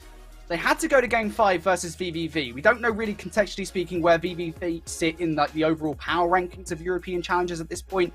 So whether that's good or not, who knows? But I think at first glance, I think for Noctum, they want a more convincing performance against a Wubble Bubs here. Yeah, I mean, if you can keep the hard points competitive and close and being able to showcase as much search and destroy prowess that we got to see versus VVV, I think that Noctum honestly have a good swing at maybe being able to take this series. I think it becomes a little bit steeper when we do end up talking about the map set inevitably, but look, this Noctum team is the real deal. Again, I'll go ahead and rephrase myself. What we saw from VVV is that, or for Noctum, excuse me, is that nobody really saw them doing as well as they did in Season 2. Nobody expected them to be here in Season 3 the way that they are. They need to continue on with that stride. Absolutely. Well, just a quick shout out to Twitch chat, by the way. We put a poll in there to decide what we thought, at least what you guys thought, would win this series. And you guys said 74% of you said Wubble Bubs would win this series versus the 26%, excuse me, that said Noctum would win. So quite a lot of support behind a Wubble Bubs at this point. And again, when you look at the roster, not all that much of a surprise as to why. So far, so good, though. Here in map number 1, vast majority of the kills going in their favor. Awareness is the only one hanging around really double archways, and it won't be long before Vortex comes through and takes down. It is a double, it's a triple, but one of them's a teammate, so it doesn't quite. Oh, it literally does not count. Team kill. Great opening first hardpoint, though, for a Wubble Bubs. It's a very realistic hardpoint that you can try to break through the front, especially when you have Abusa over here by check-in. He's losing a lot of teammates, but the crossfire is going to be good. Denza has an AR in hand. And now if you're Noctum, you're looking from the outside in. These spawns are still good for you, but Vortex is able to take down at least one player in towards the flank. So now if you're Wubble Bubs, you know this hit is all coming from the back. A good read coming out from Abuser to take down the first, but these players still going to keep them respawning around the back line. Rezi now the next one to challenge. He is going to be shut down again. Trade's looking pretty good for a Wubble Bubs, and if you're Noctum, you're hoping for a good spawn out to try and make the rotation over towards New. Good plays coming through from Aroma and PE, though, to try and grab the last 20 seconds or so. And it might well be theirs. PE now going to be challenged here, down to 36 HP he goes. The pre-fire not good enough for that frag versus Abuser, so Wubble Bubs will actually clear the rest of that time. But as I said, Andy, Noctum, they wanted to spawn out to try and make their way over towards Kitchen. That's what they got. They got it for sure, Brody. How long can you hold it? You would reckon that it has to be at least 40 seconds here on the Kitchen hardpoint for Noctum to not watch this game get too out of hand, especially in the early going. And Rezi's in a great spot to make sure that the flank is not immediately looked at. Knows that Abuse is still up top. Tough gunfight. Abuse gets the better of him. And that means that this pinch can surely come on. Aroma is over here. He does have help from Cruz, but these kills need to come through. And Noctum doing a good job so far. Trades in their favor. Harry now good for a look. In for double, not the triple, will be denied. Cruz, though, down to 30 HP. The pre-fire is good for a second, but will not get the third. Wubble Bubs, they've broken their way in for the back 30 seconds or so. And this is still crucial time for Noctum to give a look at. That's why you're seeing these players just continue to filter through, but right into the line of sight of a player like Denza. He is absolutely going to take that every single day of the week. Wubble Bubs, they will be happy to move over for the back 30 seconds, but the rotation, therefore, isn't quite as strong as they would like. Noctum, they've got a good look at it with Cruz already sitting in. Yeah, Cruz just has to stay alive back here, but look at how much time it's allowed Wubble Bubs to hit all the way through Restaurant. They're through the lobby side. And Noctum are overwhelming inside a bedroom, so Cruz has a lot to do. 50 HP, the regen will come through. Spawn to the back for Wubble Bubs. Cruz just going to sit in this corner, already been tagged up, and while Harry and Vortex more than happy to capitalize on it. PE makes his attempt to regain control of the hard point, but for Wubble Bubs, they only take 15 seconds to make their way through. Now it's about holding. No trophy system to speak of just yet. User just a little bit more progression away from earning one. That would provide a lot of assistance inside the hard point. Now, finally, though, up the steps comes PE and Rezi for a couple of kills. Noctum are in now. Back 25 seconds or so. Denza looking to give it one more look, but you just can't get past Resi and PEQ are doing an excellent job at getting this time. Again, for a Wubble Bubs, though, they've built a good lead up over the last few hard points or so. They're still like, what, 50 points in the lead or so going towards the next hard. Yeah, it'll be about a 40-point lead that Wubble Bubs will hold over Noctum's head, and that's a great spot to be at for sure. Looking at this rotation over towards the restaurant, Wubble Bubs do have a few players over here, but Noctum, they do have those west side spawns. We'll talk more about that of why it could be influential for Noctum if they can break this initial setup. Wubble Bubs are more than aware they have their iron set up. He's ready for it. There's one. Looking for the double here. Cruz going to outplay him. Nicely done from Cruz. The challenge is good. Vortex and Denza answering back with kills of their own. PT stranded inside the hard point, all on his lonesome, and does get taken down. Aroma able to find their way through, and Noctum, just generally speaking, they're filtering in one by one. And at Wubble Bobs, the numbers are suffocating. 30 seconds still left to fight for over this hard point, and Noctum now going to flip away. PE's position over by Kitchen is so important to hold. They need to make sure they do so, and every single gunfight for a Wubble Bobs is going in their favor. Yes, one player has slipped the net, and yes, I think the Wubble Bobs are well aware of that fact, but still, you can't deny now Vortex on 5 in a row. There's number 6, how important that kill was. I mean, PD staying alive for the past 30 seconds inside a kitchen is just beyond me, and then he is able to find that kill towards back valet. That allows Noctum to cut through the middle of the map, so that's going to call Vortex's hand. Gets that cruise missile, calls it in instantaneously. Noctum, again, have control over the west side of the map itself. Are they going to remain safe? No, they're not. Resi spawns in, dies immediately. And look at the space that a Wubble Bubs just gain off of that one cruise missile. Noctum on the north side, Wubble Bubs on the south side, but nobody generating time. Vortex going to get blown up by the car bomb, so now Noctum can use the coverage of that back stairwell to try and find their way through. Pre-fire not good enough by Denza. You can't shoot through those stairs. And now Abuser forced out of the kill as well. For a Wubble Bobs, this is big time to give away.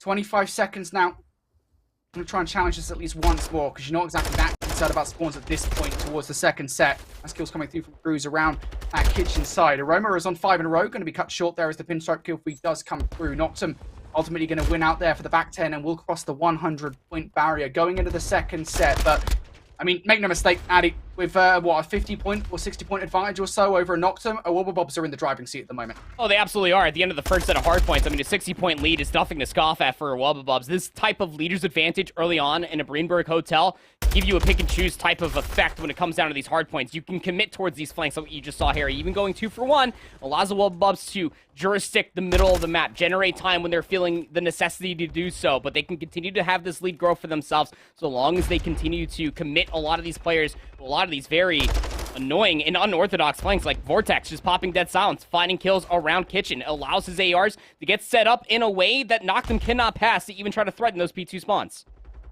And Vortex now on the hunt for one player that's managed to filter in the back line. I think Denza's going to go help out his compadre as well. They know how important this rotation towards the next hill is, because it could well decide really the outcome of this entire game. And Aroma has actually caused so much damage towards that backline, and Abuser's doing a stellar job inside scrap time at 27 and 12. You should be happy with what he's been able to produce for the team, but still, Aroma has not been dealt with in this backline, right? I don't know if Wubble Bobs even in this position want to deal with him, to be honest. They don't need to challenge.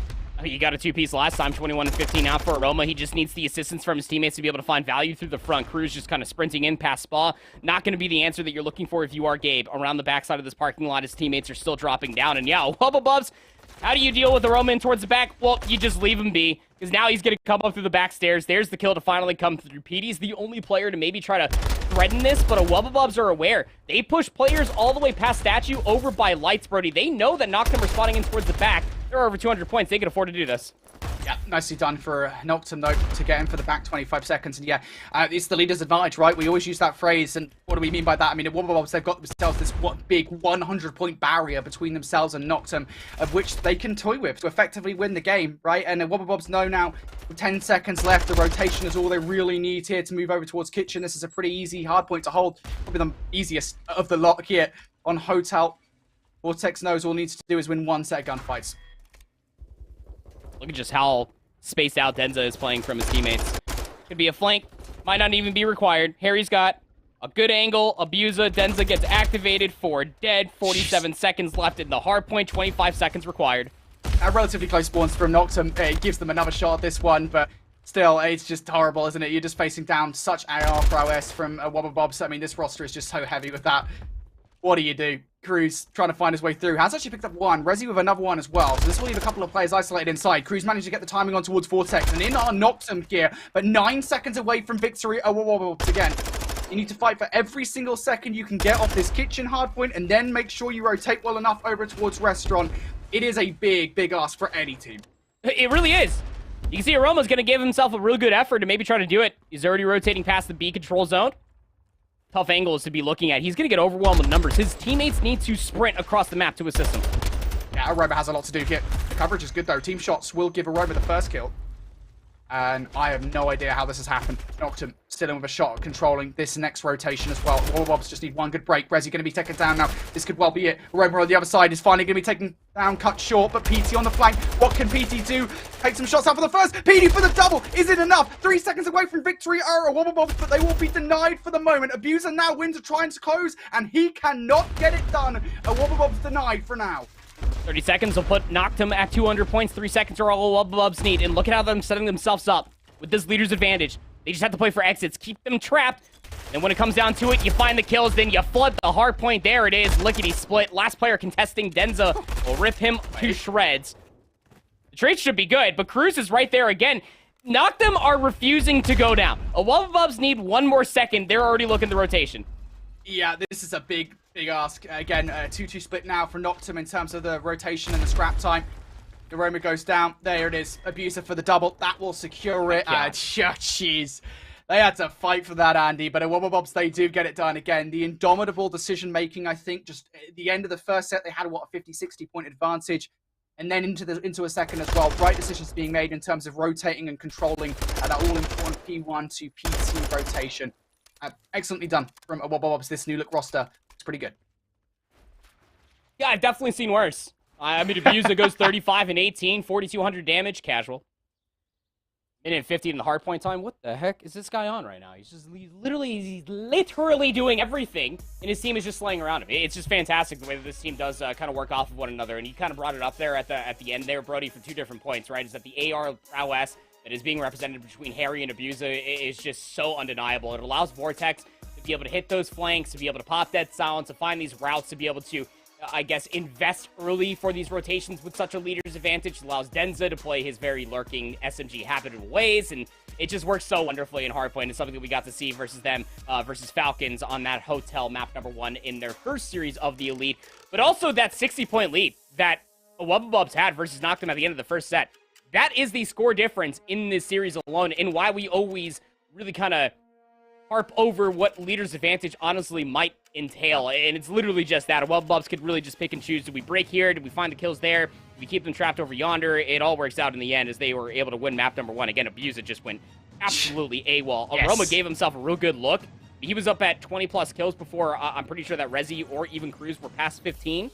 But it's just not enough. Not when your 1 AR is just going AWOL. Bubs were just everywhere that they needed to be. I, have to know, Abuser's just, life regimen. I just want to know, what does he do? What does he do? What does he do when he wake up? What does he eat for breakfast? I want to know, his entire food plan, his workout plan. I want to know everything. Because this guy is on something else. He's 35 and 18 in that game. I think it was, 25 objective kills or something silly like that. I don't know. It was nuts. It was absolutely insane from Abuser there in map #1. If you guys are even questioning why he is considered the #1 player here in European Challenges, that map right there is exactly why. As they take Hotel Hardpoint 250 to 193 over their opposition. Noctum will be rocks there at the end of that map #1 as we go into Elasilo Search and Destroy next. Elasilo Search and Destroy was that map #2. You remember, actually, for both these two teams, funny enough, that Noctum were able to beat VVV 6-4. Bubs lost to Falcons 6-5. But again, it's the way that they lost, 5 rounds in a row? They just allowed one too many one-dimensional setups for Falcons to be able to work their way back into it. We'll break down that a little bit more as that lobby is being set up, as we'll take a look at Bubs and their academy team find themselves in a very uncomfortable position. Signs have a 5-3 lead on the Embassy Search. Yeah, this is a big bounce back for Bubs Academy again. This Academy roster, first we've had a chance to look at many of these players. Of course, FTOR early on in the season made quite the impression on the originals. Since then, it's been relatively quiet. Maestro specifically, new player on the scene. I think this is his Challenger's Elite debut. So this is big. for a Wubble Academy. Unfortunately for them at the moment here in this search and destroy, though, they are 1 round away from taking the loss. Signs just needs to get control of this B site. Early nades and stuns are actually pretty good. Will pressure. Blade gets cut down as he tries to make his way up towards that ladder site. Trades is good, though, for the moment. Dizzy on the flank could well blow this play wide open, and the bomb now going to be cut short. Yumiko will fall foul to some team shots from both Dizzy and Maestro, and now it's left up to Depper here in a 1 versus 3. Got dead silence, breaks the window. Not a whole lot of information to work off of. I mean, Maestro is still top AC, that much you know. Dizzy over by Potts, last known position. So much to do. I mean, Maestro is going to have the peeker's advantage at this entire gunfight. Also picks up the sniper rifle. There's the first opening shots. Dizzy commits to it as well. Just wonderful decision-making coming through from Bubs Academy to put themselves in a position to be able to keep all of Signs really trapped on this side of the map. I mean, Dizzy commits to this flank in the first 3 seconds. He just floods through the A lane. Nobody's there to watch it because everybody from Signs is just so focused on trying to get over towards the B bomb site itself, Brody. And like you were talking about, those early nades really did force Signs' hand to either try to commit towards the bomb or just wait for the chow to come all the way through. That by the time that Blade was already 3/4 up the ladder, he had 2 Bubs Academy players looking at him. 1 round at a time for a Wubble. Still match point for Signs.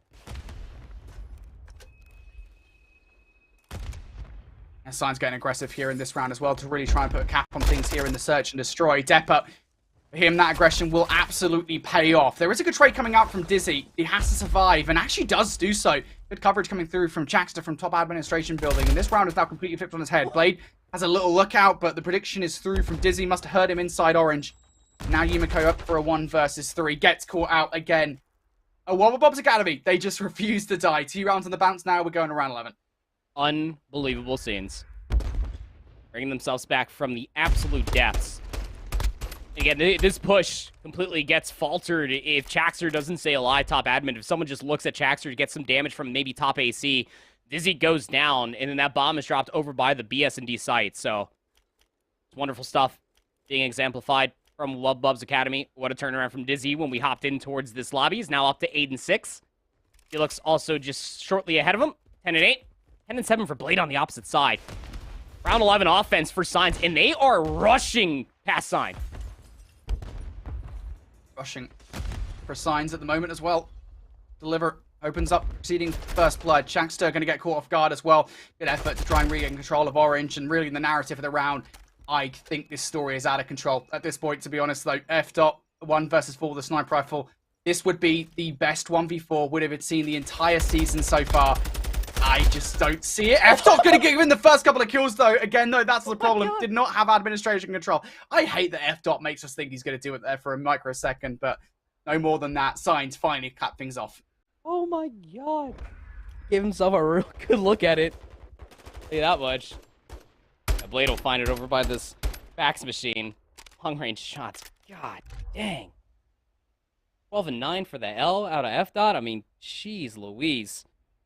That's just absurd scenes. But I mean, Blade is obviously having himself just a fantastic map number 2. It also bounces back to from what we got to see out of Signs and their aggression, especially on that Fortress Hardpoint between these two teams as well. This team is just aggression incarnate, and I think that that's an immediate change of what we got to see from Signs, especially in the previous season of the Elite as well. You know, I wouldn't say that they were timid by any stretch of the imagination, but they weren't as aggressive and finding as much value with their aggression as what they're getting away with here. So close series. I mean, they only won map number 1 by 5 points. They just won a round 11 search and destroy, which arguably should have been closed out maybe in a 6-2 fashion, but hey, Signs find themselves in another 2-0 lead. Yeah, this Signs roster is impressive for sure, right? Again, you got to remind everybody, like, you know, this Signs team, they've been in every Challengers Elite season so far. Back in season 1, they surprised a lot of people, I think, by making it as far down the bracket as they did. I think it was top 6 is where they finished then. Yeah. Season 2 was somewhat less impressive, but still, like, this Signs roster, I mean, they've made the change. Blade has been a real positive addition to this team. Again, it's very early impressions, we'll say that much, but Signs are certainly leaving a good impression on us at that. Speaking of good impressions, this Bubs roster have given us a good impression so far with that great map number 1 victory over Noctum. But here in Search and Destroy, well, Noctum having something to say so far and already opened up things in this first blood in this round. Cruz is still alive. 5-0. Casual. Enzo holds the bomb, though. PD runs out of bullets. At least it's information. Yeah, there goes Harry. Top admin, Denzel last alive. 1v4. Look, I've seen Sleep do some impressive things, but I don't think it's going to be this time around. Noctum 3 rounds in, they'll take them all in their favor. And I find myself chuckling when I'm sitting there talking about how Cruz is still alive and he's making impactful plays. 3 rounds in, has not died. Abuser was doing all of that versus Falcons in their first series of the day, but this Noctum roster is a force to be trifled with, it seems, here on El Sila. Yeah, big questions, I think, around these two rosters at the moment. Again, we could talk about kind of context here for a Wubble Bubs earlier on. They were up on El Silo, search and destroy by quite a margin, and end up losing those, 5 rounds on the bounce against Team Falcons. Like, maybe it's just not a good map at the moment. Who knows? Noctum, though, 3-0. They're feeling pretty confident. Cruz on 6 in a row. He now on a 3 spree of his own. Trying to make their way over towards B. And that's a lovely first nade coming out from Denza. Strands the bomb right in the middle of that football pitch. That bomb is just in such a bad spot. So much to clear. A lot of time to do it. Rezi's going to be able to at least find some shots towards top bricks, but that's about all you're going to really be able to find for yourself. It's about time. Look at Vortex hitting the flank around the back. And Vortex in from behind. There's one. Rezi down for the count. Looking for the double. Inside arcade would be the last kill. Cruz is up for a 1 versus 4. Look, he hasn't died yet. I think this probably is going to be it, though. Maybe not. 1 versus 2. These players are still pretty split up as well. This is actually realistic. What type of weapon does Denza have up top? I think it's got to be a double weapon setup. Cruz is running out of time. He collects the bomb. They're going to allow him to plant it here at A as well. The pinch is going to be coming on. Where does Cruz go? It's going to be seen. Yeah, first few shots are good. 69 HP down now. That stun will not tag. Players pushing for him. There's one. Oh! Cruz, 9-0. Finally dies at 9-1. Almost had a 1 versus 4, but the last remaining players, they played that correctly. That would have been absurd. I'd have been able to pull that one off, but luckily enough on the opposite side for a Wubble Bubs, if you are a fan of the org, if you're a fan of the players, they have been doing this for a very long time. Just recognize, okay, we're in a 2v1. Why don't you chow big window? I'll chow through the door. Let's find where this guy is located at. That's why I asked, like, where does Cruz go in that 1v2 post plan? He immediately puts himself inside a locker. Is playing in a 1-for-1 position is probably the best bet you could possibly ask for yourself, but I mean, off of little to no information off where these last 2 players were located at for a Wubble Bubs being up top, there's that very sliver of the open window that you can see the player inside of the A-bomb. So Wubble Bubs finally stop the bleeding. See what they can get on here in their offense. They patch themselves up now here in this search and destroy. One more than that, though, moving forward.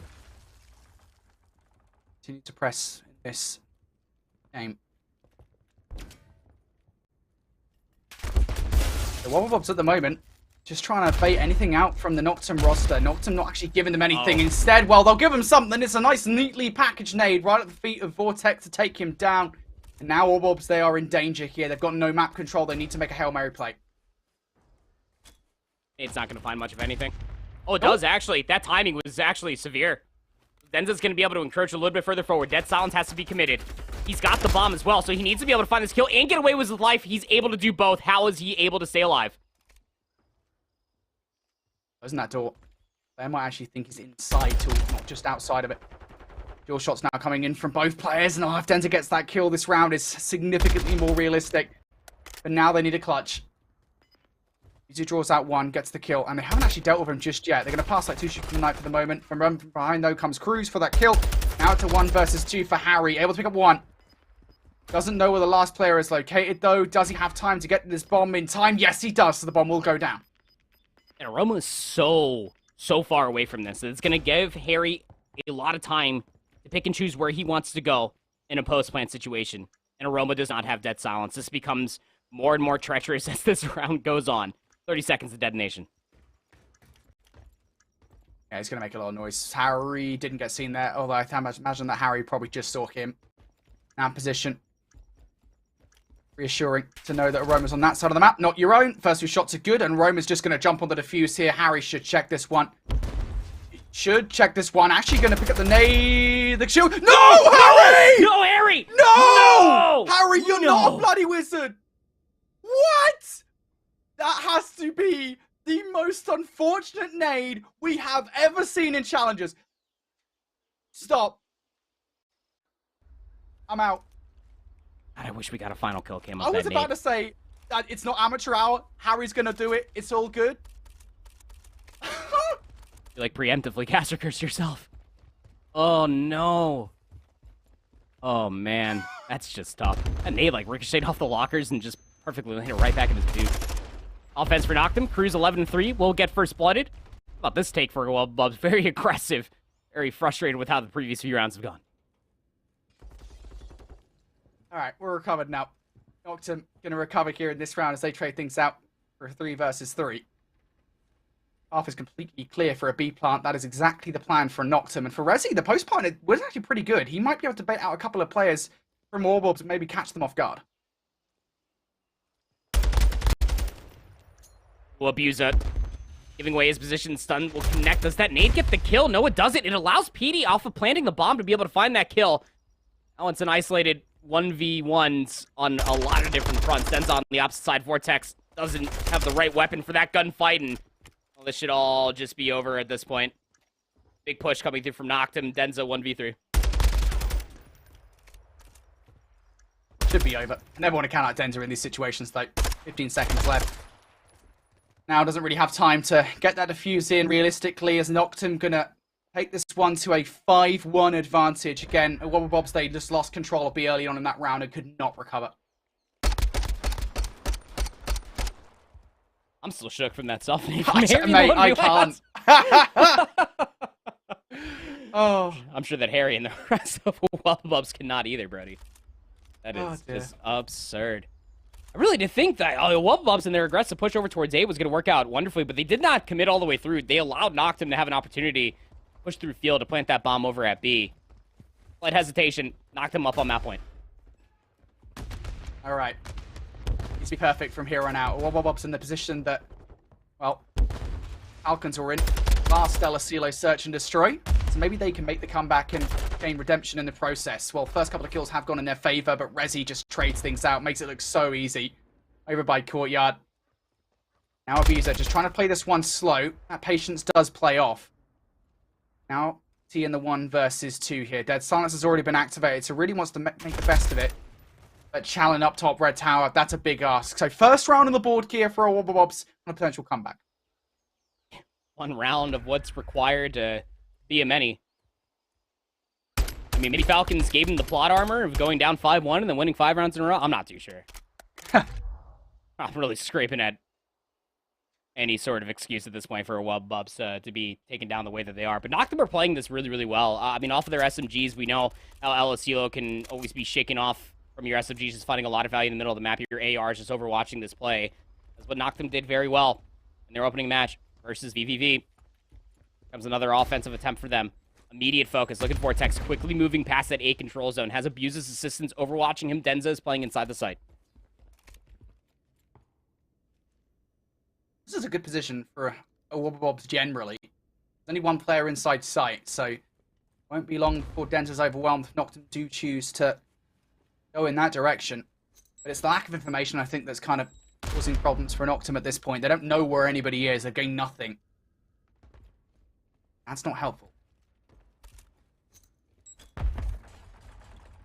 Push now finally towards A. Surely should come through. Again, I mean, these guys, they just don't seem confident enough to do it just yet. They don't know where anybody is. Yeah, no information. Running out of utility to be able to do it as well. And Denza finally gets activated with his SMG duo down low. This should be easy pickings for a Wubble Bobs who give Noctum negative information. Those nades that knocked him through found nothing. If they found any sort of tags like you were talking about, Brody, they didn't know what the rest of the setup looked like, so they couldn't go anywhere. And abuse his assistance to allow Vortex to feel comfortable enough to get inside of Billiards the way that they did. Just allowed Denza to feel that much more comfortable inside the site itself. Never truly alone was Denza in that play. And I honestly thought the way that Noctum were playing out that round, they got top admin control. They were at least making sure that the flank was secured. I thought Cruz was going to call in, well, the Cruz missile, and he just didn't be able to get that free information. So 2 rounds now in a row for a Wubble Bobs. Noctum are going to play this pretty standardized 1-2-1 split across the map.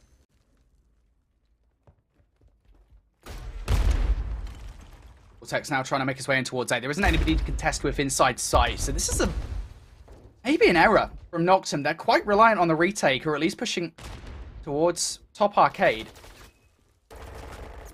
Cruz being pressured away from sight. Now Trade's going down in the middle of the map here. That's a big one for Cruz to lose. Now 2 versus 2 off the back of that pinstripe kill feed. And inside sight still is going to be Denza, has the bomb in hand. That silence not going to be a speed boost enough to get past Rezi. But Harry committed his dead silence to get around the back through tools. His dead silence will run out before he gets into a gunfight. He's got time to work the map. Yeah, it feels like they might have just let the advantage slip here in this one. The dead silence is the kicker. In this moment, it's like, if you don't have dead silence, it's just so tough. Gonna go peek. Roma ready for it, though. Recognizes that Harry's pushed all the way through, of course, because they saw that attempted rotation from Denza. They knew what's up. Able to work off it. Noctum, they win that one 6-3. I mean, look. It could have been 6-4. Yeah, it could have been 6-4. Should have been, honestly. Yeah. I gotta see it again. I just, if our producer loves us, they'll give us the replay of that made at some point. I went back and I rewatched it on the Twitch stream. Actually, it was really, really funny. It just gets yeeted through the big window, bounces off of blockers, and then as soon as he just comes to the side, and the defuse potentially would have came all the way through. I mean, the nade itself, depending on what per package was taken up, I think that Cruz would have survived either way, but regardless of the matter, I mean, this Noctum roster, look, this is something that we kind of talked about when they were facing VVV, albeit they got pushed to the limit when it came down to their hard points. We know that that's a struggling factor for Noctum. Their search and destroy is really good. I mean, you're talking about a team that is just riddled with veteranship as far as this game of Call of Duty is concerned. The same could be said for a Wubble on the opposite side. The difference is the same thing that I talked about with this when they were facing against Falcons, is that this Noctum roster has been sticking together like glue for quite some time. That they have a deep bag of tricks. Their trust is obviously there to be able to hit in certain moments of time. We only got to see maybe a certain deep analysis of fundamentals from a Wubble in the latter half of the round, because all that Noctum were really doing through the majority of that search and destroy was just quick snap rotating. Yeah, you saw it bounce off of lockers right into his feet. Did not cook it up to a good medium rare, as Shift likes to call it. That was a solid rare plus. The thing is, right, the thing is that's wild to me is you've been seeing teams, or I've been seeing like players, I don't know if it's like personal preference or maybe like a differentiating factor to try and throw players off, actively choosing to use the nade over the Semtex. And if you use the Semtex in that situation, well, that doesn't happen, right? It's like, oh man, I but if you don't have the frag grenade, then you can't do the set nades off the rip, right? That's why you take the frag grenades, because they travel farther than the Semtexes, so that way you can get those opening nades, you can get those opening first bloods, you can really control a lot more space with the frag grenades, especially for a main AR like Harry. Can't really fault him too much, but what I can fault him for is that he did not wear his chef's hat nor apron, because he did not cook that one properly. Oh man, I can just imagine like the comms for a Wubble in that situation. It's like, how did that happen? How did we let that happen?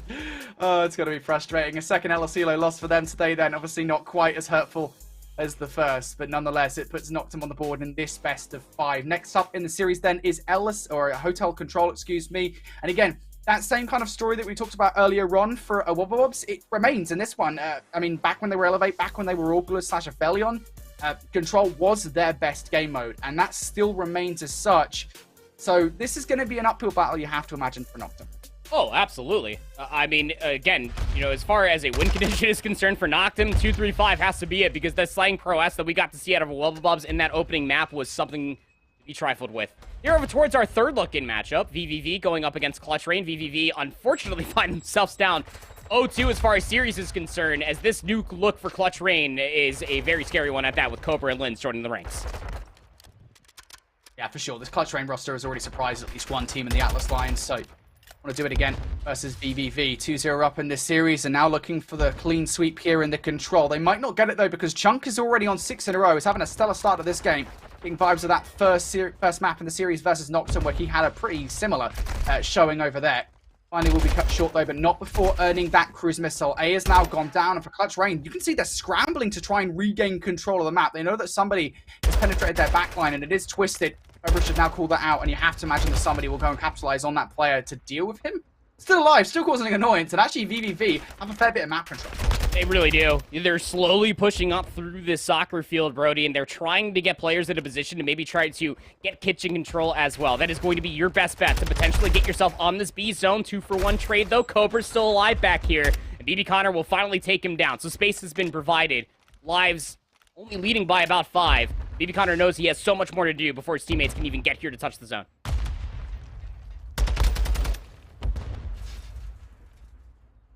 Yeah, VVV pretty good here for this push. BB Connor, that's unfortunate. Tries to make his way around Pride Rock, and Linz will shut him down.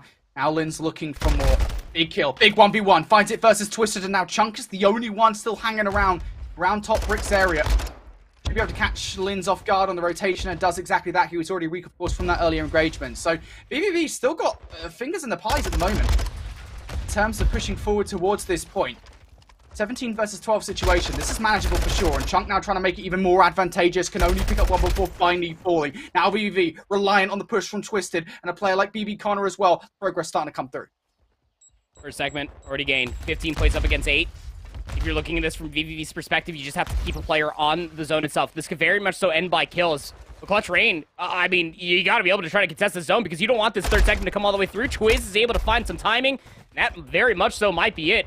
I mean, not unless you have Yaza to be able to make a final laugh, and he sure will. So, before that third segment comes all the way through, 30 seconds remain. Clutch Rain looking to hold. 25 seconds. All Clutch Rain need to do is make sure they hold one more time, and they'll survive this onslaught. Cobra, going to regress. There's the first, looking for the second, is not able to transition the gunfight across towards BB Connor, who now puts some further shots in towards Yaza. This progression starting to come through. They prefer to do it by ticks if they can, and they will get it. VVV, surprise here, Clutch Rain in the first round of LSE low control. Yeah, massive to be able to do it via segments. I mean, you saw those lives attacking all the way down. The reason why we talk about that so much is because the way that round 5 defense, if it goes that far, always favors segments of progression before it favors the kills. So it's massive for VVV to be able to do it via segment progression. I believe they also committed a cruise missile there as well towards the very end. We'll give you the final updates there as we shift our focus back over towards Signs and Wubble Bubs Academy. Signs with a 2-1 lead. Wubble Bubs Academy looking to have a massive bounce back and potentially force a map 5. Signs now looking for the remaining time off the back of P2. This is a good position for Wubble Bubs Academy to be in to force that map 5, at least as a start is concerned. Yumiko has filtered through towards next. I want some more kills. Hasn't actually been dealt with. The immediate trade might come back to bite them, but in the end, Dizzy's able to take him down before that regen can come through. So Wubble Academy should still be fine. Chaxter now looking to put some shots in towards Depper. Unfortunately, has to resurface for the gunfight, and Depper will punish. Now Depper for the double as well. Signs in actually a pretty good position here for the rotation. Arguably, they definitely should not have been. They've definitely had to fight their way back in for this rotation. But Wubble Academy now continue to spawn in that backline. Chaxter from the water side will pick up a double. Now for this Wubble Bubs Academy roster, just looking to regain control. They do so. How good has Chaxter been on this day? I mean, even though they lost that first series, Brody, he has been dropping bombshell performances, 7-4, up on a 3 spree, 30-point lead over Signs. Before it's all said done here at red for P3, you still got one player to deal with, and of course it's Chaxter, still alive on the spree. Look at the front door, is able to find number 5. The potential to get a cruise missile early is here for Chaxter, but he's going to get gunned from behind. What a distraction play. The spawns have flipped amidst all of that chaos for the scrap time there at 3. Wubble Bubs Academy have numbers ahead of 4. Big kill rotation from Wubble Bubs Academy here once again. A couple of kills now being made by Chaxter, would you believe it? He once again finds himself a double. Another one coming through from F-Dot as well. But around the backline will be Signs. Depper, would you believe it, hits him now. He will produce a double for his team. Might well be enough to secure these back spawns. Signs still spawning out towards the middle of the map, as a matter of fact. Chaxter causing problems around the backline will be traded out, and in the end of all those trades, it will be Signs coming out on top for the back 30 seconds. A massive kill to keep themselves in the conversation, really, for this game, generally speaking. If I'm a Wubble Bubs Academy in this position, I just hit this maybe one more time and then focus on the rotation. It's going to be a tough one to break, though. The spawns come out, actually. Look at Depa. I mean, do you make the decision now just to be able to hold the middle of the map? Because you got gifted those spawns over towards old and new, and Yumiko, speaking of old, is able to find himself a nice 2-piece on a Maestro. That'll secure the scrap time, required scrap time, like you were talking about, Brody. If Signs did not get themselves a juicy P4, Wubble Bubs Academy are going to start running away with this first set of hard points, but they keep it respectable. Those close spawns still intact. Depa going AWOL, 13-6 as well. But it's split across the entirety of the map. The Wubble Bubs Academy do have players in the back. Depper trying to hold on towards New, but Dizzy comes through for the double and will give the Wubble Bubs Academy the first look at this hill. Big hold. Give them a big lead in this game. Push forward towards the middle of the map will be F-Dot. He's going to be taken down. So Signs now well on the way for a break. Through the side door comes Depper. How ready is he for Dizzy in this position? The answer is really not that ready at all. Dizzy for 3 in a row now. From far F dot, providing the coverage required. But look, the spawn's coming through now for Signs for the back 20 seconds or so. They have a really good chance here at getting this scrap time away, and with those 2 kills, they should be able to do so. Yes, there's cover fire coming through from P3, but I don't think Signs care that much. They'll be very happy here with the positioning, especially considering their control over the map. What is Chaxter on, man? Like 16 and 10, he's just piecing people. He's not. You don't even need to get the first or second bullet. That headshot multiplier goes burr out of the TAC 56. And towards the second set we go. And honestly speaking, with the way that a Wubble Bubs Academy were looking at that P5 hill, you could have afforded to lose that 10 seconds, but what you cannot afford is for Depa to continuously heat things up. 18 and 8 now for Depa on a 4 spree. He is trying to keep these players of Wubble Bubs Academy at front red. And his assistance from his teammates are not really here, not quite yet, because Chaxter's cutting them down over by Dome. Yeah, you got to be careful. Chaxter needs to be dealt with. And again, how many doubles is Chaxter going to get in this game? That's 4 in a row for him right now. And again, that positioning, it kind of is untenable for Signs at this point in time. There's 30 seconds left. That's a wealth of time still to fight over. And Signs know they need to make sure they focus on the rotation as well. It's problematic for sure. Signs will give this one last look towards Ol before really focusing on not allowing any players through. But Deliver actually comes through for the double. Will remove a Wubble Bubs Academy momentarily from that hard point. And now it will be Signs in control of that money hill that is P2. One player spawns all the way out on the other side, and that will be problematic for a Wubble Bubs Academy. That's very surprising, especially with the positioning for Yumiko. But, I mean, there's no way if you're Maestro in that positioning that you're going to ever expect that D3 spawns all the way out over by P5. So the pinch gets gifted. Now the hit through the water side needs to be on it. It would be quite frank with you, Dizzy and Chaxter get away with highway robbery. There's no reason why they should be able to find a 2-piece from the water side. Wubble Bubs have presence here at P2.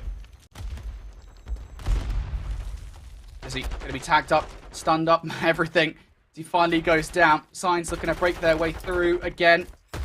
Around this back line for the back 30. Depper's trophy system is well timed as it covers him from a couple of stuns. Deliver also providing coverage with the TAC 56. Good enough here for this time. Chaxter, though, wants a 6 spree, will be denied. Double positive nonetheless. But that pressure is so annoying for Signs to continue to have to deal with as a Wubble Bubs Academy to cure that back 15 seconds. Now we once again turn our attention towards the rotation. A Wubble Bubs Academy making their way through the water side. Yumiko, though, is good to try and crush it. Chaxter is going to double up around the front, and now it reduces down to just one player. But that one player is enough to influence the spawns.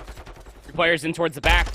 I mean, they're aware of it, though. Look at Maestro. He's also reading it. He's trying to deal with it. 2-for-2 trade. You got one player that's in towards the front over by P1 that's going to be after that. Chaxter trying to stay alive inside of P3. Sees the gun barrel of Yumiko. Gets the pop-up, the boot on towards the next. The help and the assistance is just so good, Brody. F-dot there for the final laugh. The spawns will be secured. What is looking like a very good P3. You could be the star of the show, but it's all about that supporting cast. And a Wubble Bubs Academy have all of that plus some more. Yeah, this might well be the dagger here in this game, and Signs, I think they're well aware of the fact as well. I mean, the Wubble Bubs Academy, they've been ahead for quite a large amount of time here in this game, but that lead has been marginal. It's been really minor. I think for Signs now to kind of be blown out of the water, quite literally, in this manner with Chaxter. I mean, like, how many 2-pieces is Chaxter going to get in this game? That was a very damaging hard point. Perhaps more damaging is this rotation towards next. It will be the Wubble Bubs Academy roster to touch first. Signs need to pull something very special out of the hat here, and Blade just can't produce.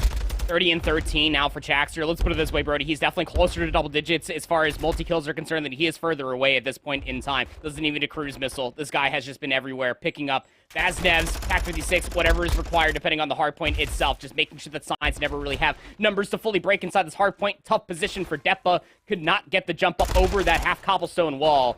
This is trying to knack Blade's Fury to be able to maybe try to flank around the backside of P2, but nothing is coming up in Signs' favor. And yeah, a Wubble Bubs Academy aren't generating a lot of time off of P4. They can afford to do so because they have a 100-point lead.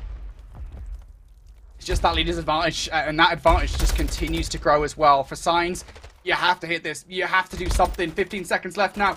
Looking pretty good to try and take these guys away. F-dot unable to trade out for a double, so Signs will pick up that time. Wubble Bubs Academy continue to spawn out over by P4. So a moment to breathe now for Signs here, as they are down by quite a significant margin. We need to see perfect hardpoint from here on out, but they will have a moment to recollect themselves. There's a Wubble Bubs Academy now looking to transition and aggress through the middle of the map. Chaxter taking the water route.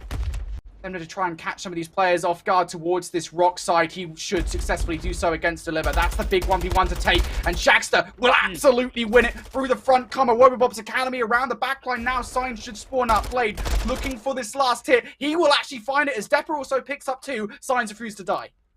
17-24 for Blade, needs a little bit more. F-Dot's also still hitting this for the old time because they can still technically close it out here. You need all of this for Signs. You need to deny a Bubs Academy entry towards his hard point, but the flank has been in. Depa needs to find at least 2 more, and he's at least able to double all the way down. Now it calls for Yumiko, who can't win the gunfight. A Bubs Academy are in. Yeah, just one contestant should be good here. Blade from the front will do so, and now we will definitely see a second set regardless of what happens.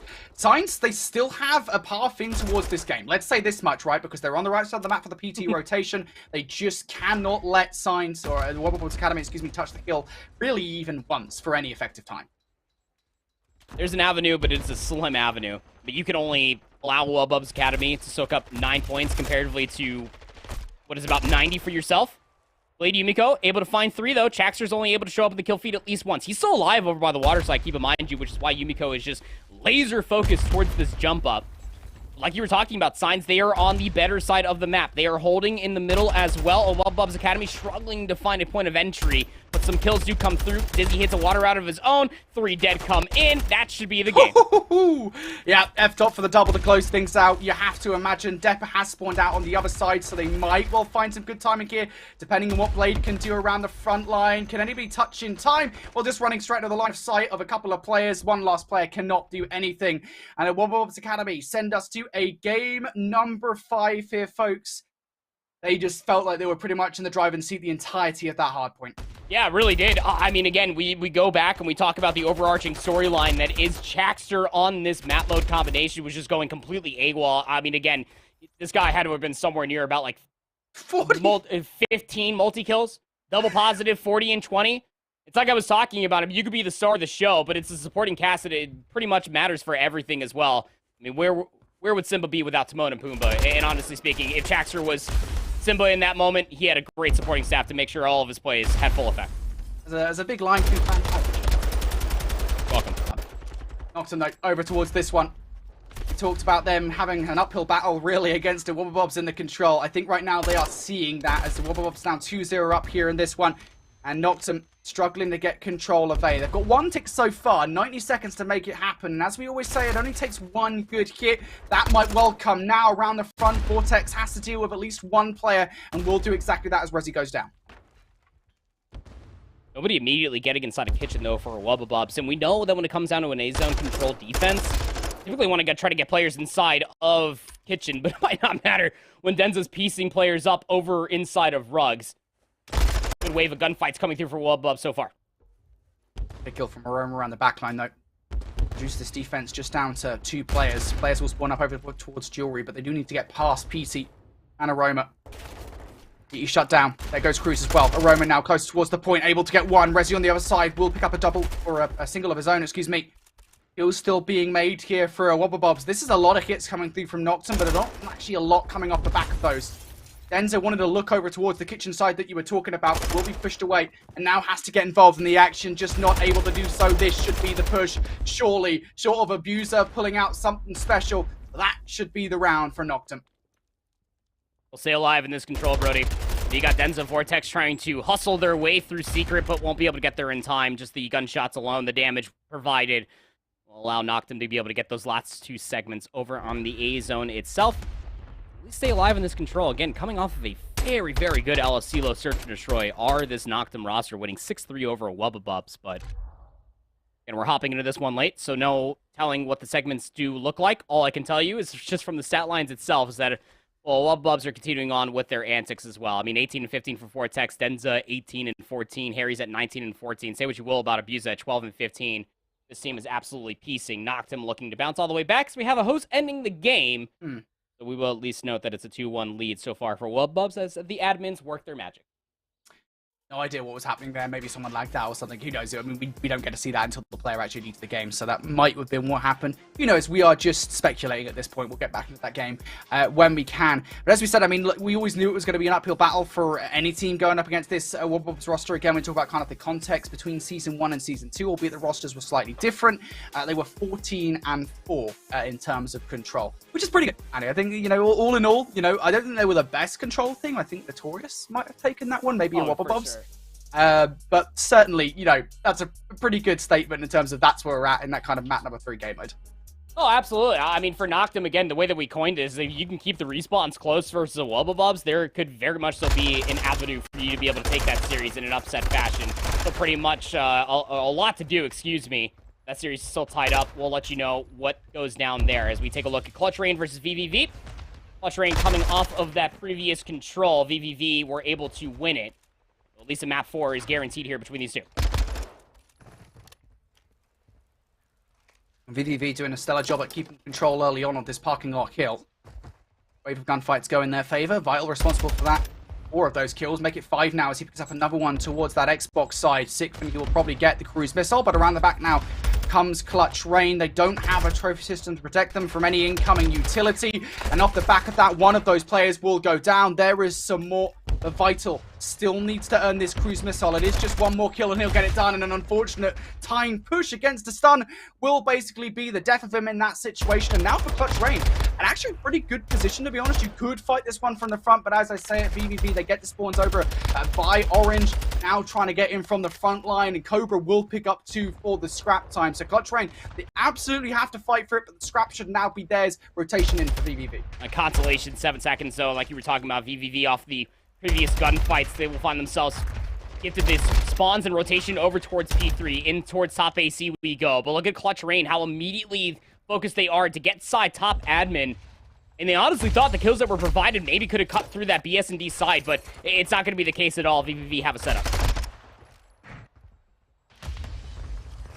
And there goes Clutch Rain pushing through towards this hill. Cobra now going to be the one inside, despite the teammate.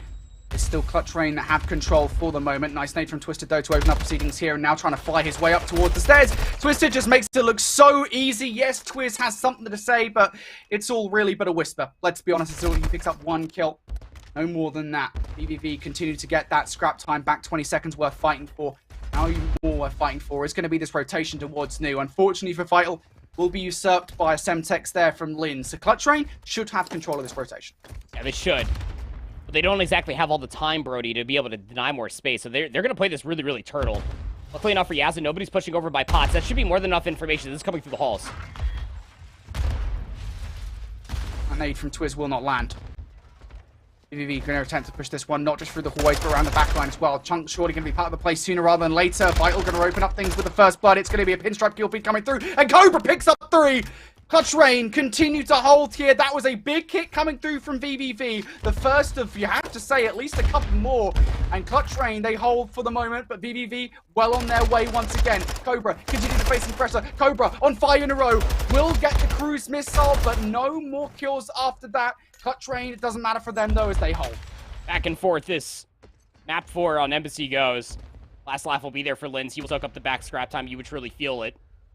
Nobody from VVV are in a position, really, to try to threaten this. They're all trying to get themselves set up on the opposite side, inside a kitchen. But look at just how they're positioning throughout the entirety of this map. They're allowing so many members for Clutch Rain to come in from behind. Cobra's top bridge.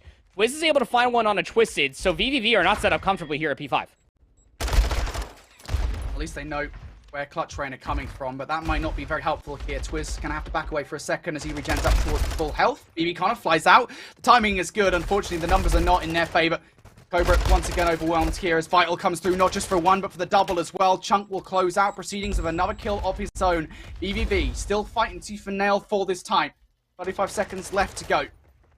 Clutch Rain gonna have to try and approach this one, not just directly through that laundry side, but also around the ramp side. Twiz gonna be the player to try and make this one happen. In from behind for a 1. Now all the players from Clutch Rain are trying to make their way through this one specific lane. This is a lot to try and do the funnel straight down. They have to brute force their way in towards the hill. They lose a lot of players on the journey, but finally able to get it done as Cobra at 11-6 wants to try and garner this scrap time, forced to the reload and overwhelmed as he. BBV will be the team to pick it up. Just about a dead even game going in towards the second set, and you really do feel like with Vital being almost double positive, 15 and 8, that this should be a starkly different scoreline, truly being, but I mean, just because your SMG is just making plays like this behind 2 for free, Yaza Cobra stood no chance of Vital's dead silence play. You just need to be able to convert that into better map positioning. When you're in possession of the hill, both these two teams have been struggling to deny further space. Nobody really able to walk away with what is seemingly about a full money hill, just because of how scrappy a lot of these setups have truly been. Vital again on another 4 spree as VVV are building a slight lead. Yeah, it is just a slight lead. We don't want to count out Clutch Rain just yet, but they do need to be careful that this doesn't snowball away towards a huge lead. Vital going to be stunned up outside of Orange. Just try and get some support from his teammates so they can jump in for the last 15 seconds or so. Clutch Rain significantly more focused on the rotation. They've once again got themselves in this setup that they had previously. Players around the back line. Vital, as he found the path, the route, try and catch these guys off guard. Premature shots on towards Cobra. Linz is going to be the player to punch that one, and the first kill is in their favor. That up here for B2 is actually a good one. You got Yaza watching the entirety of the flank. He takes down Twisted, so that push over by Potts will not mean anything. Twist is also pushed up, watching the kitchen exit. So even if you try to get yourself over by Xbox, Twist should be here for the trade. Yeah, he sure is. There's nobody generating time because Yaza needs to stay committed towards this flank. But with Cobra spawn over by Potts, Yaza can generate some time. He's the only one here for the moment, so needs to win at least one gunfight through the door. Now knows where Chunk is located, but has to also be laser focused on the front. Yaza trying to escape down to 6 HP. Chunk flies out for the double. And VVV more than happy to take this 25 seconds or so of scrap time. But they're actually going to get more than that as well. Not only are they looking pretty good for this scrap time, but Twisted gets a huge double over towards their rotation. Make that a triple off screen. Twisted is single-handedly, 4 in a row for Twisted over by this direction. Finally goes down, but he single-handedly gives VVV a great look over that rotation. Oh, you think so, huh? Because I mean, the spawns are still very much so intact for Clutch Rain, but they're still climbing the ladder. BB Connor is just sitting there watching it, folks, and he's able to find 2 off screen seemingly for free. So where Twisted finds 3, he goes on that 4. BB Connor's there for the trades. Now he needs to find a little bit more because Yaza's pushing across the bridge. BB Connor had no trophy system to keep himself safe, so Yaza will be able to get the stun, the nade, the kill for free. 123 against 161. Yaza needs some assistance across this map, and Clutch Rain are trying to fly to give it to him. And Clutch Rain, they are going to break in. It takes 25 seconds or so to get it done, but they're in. Now looking to hold. Vital. Jumping up on towards these boxes on the tennis court to cause some problems, and is going to do successfully exactly that. Lin's now down bottom Orange, trying to catch these players off guard, does for the double. Can't get the third. Chunk will finally be cleaned up there by Yaza, and for Clutch Rain, a big 15, 20, 30 seconds or so away from VVV, as they're basically going to be even Stevens with the VVV roster going as admin. This P4 hill was actually really good for Clutch Rain. VVV are going to be the ones that are set up early. Push starting to manifest here. Lin's Cobra over by Potts. It's a very turtle setup for VVV again. Another hardpoint has started to imbue here on Embassy Hardpoint to where VVV aren't taking a lot of space. They're playing inside the corners, but Clutch Rain have no point of entry quite yet. Finally, some kills do start to come through, but still no entry.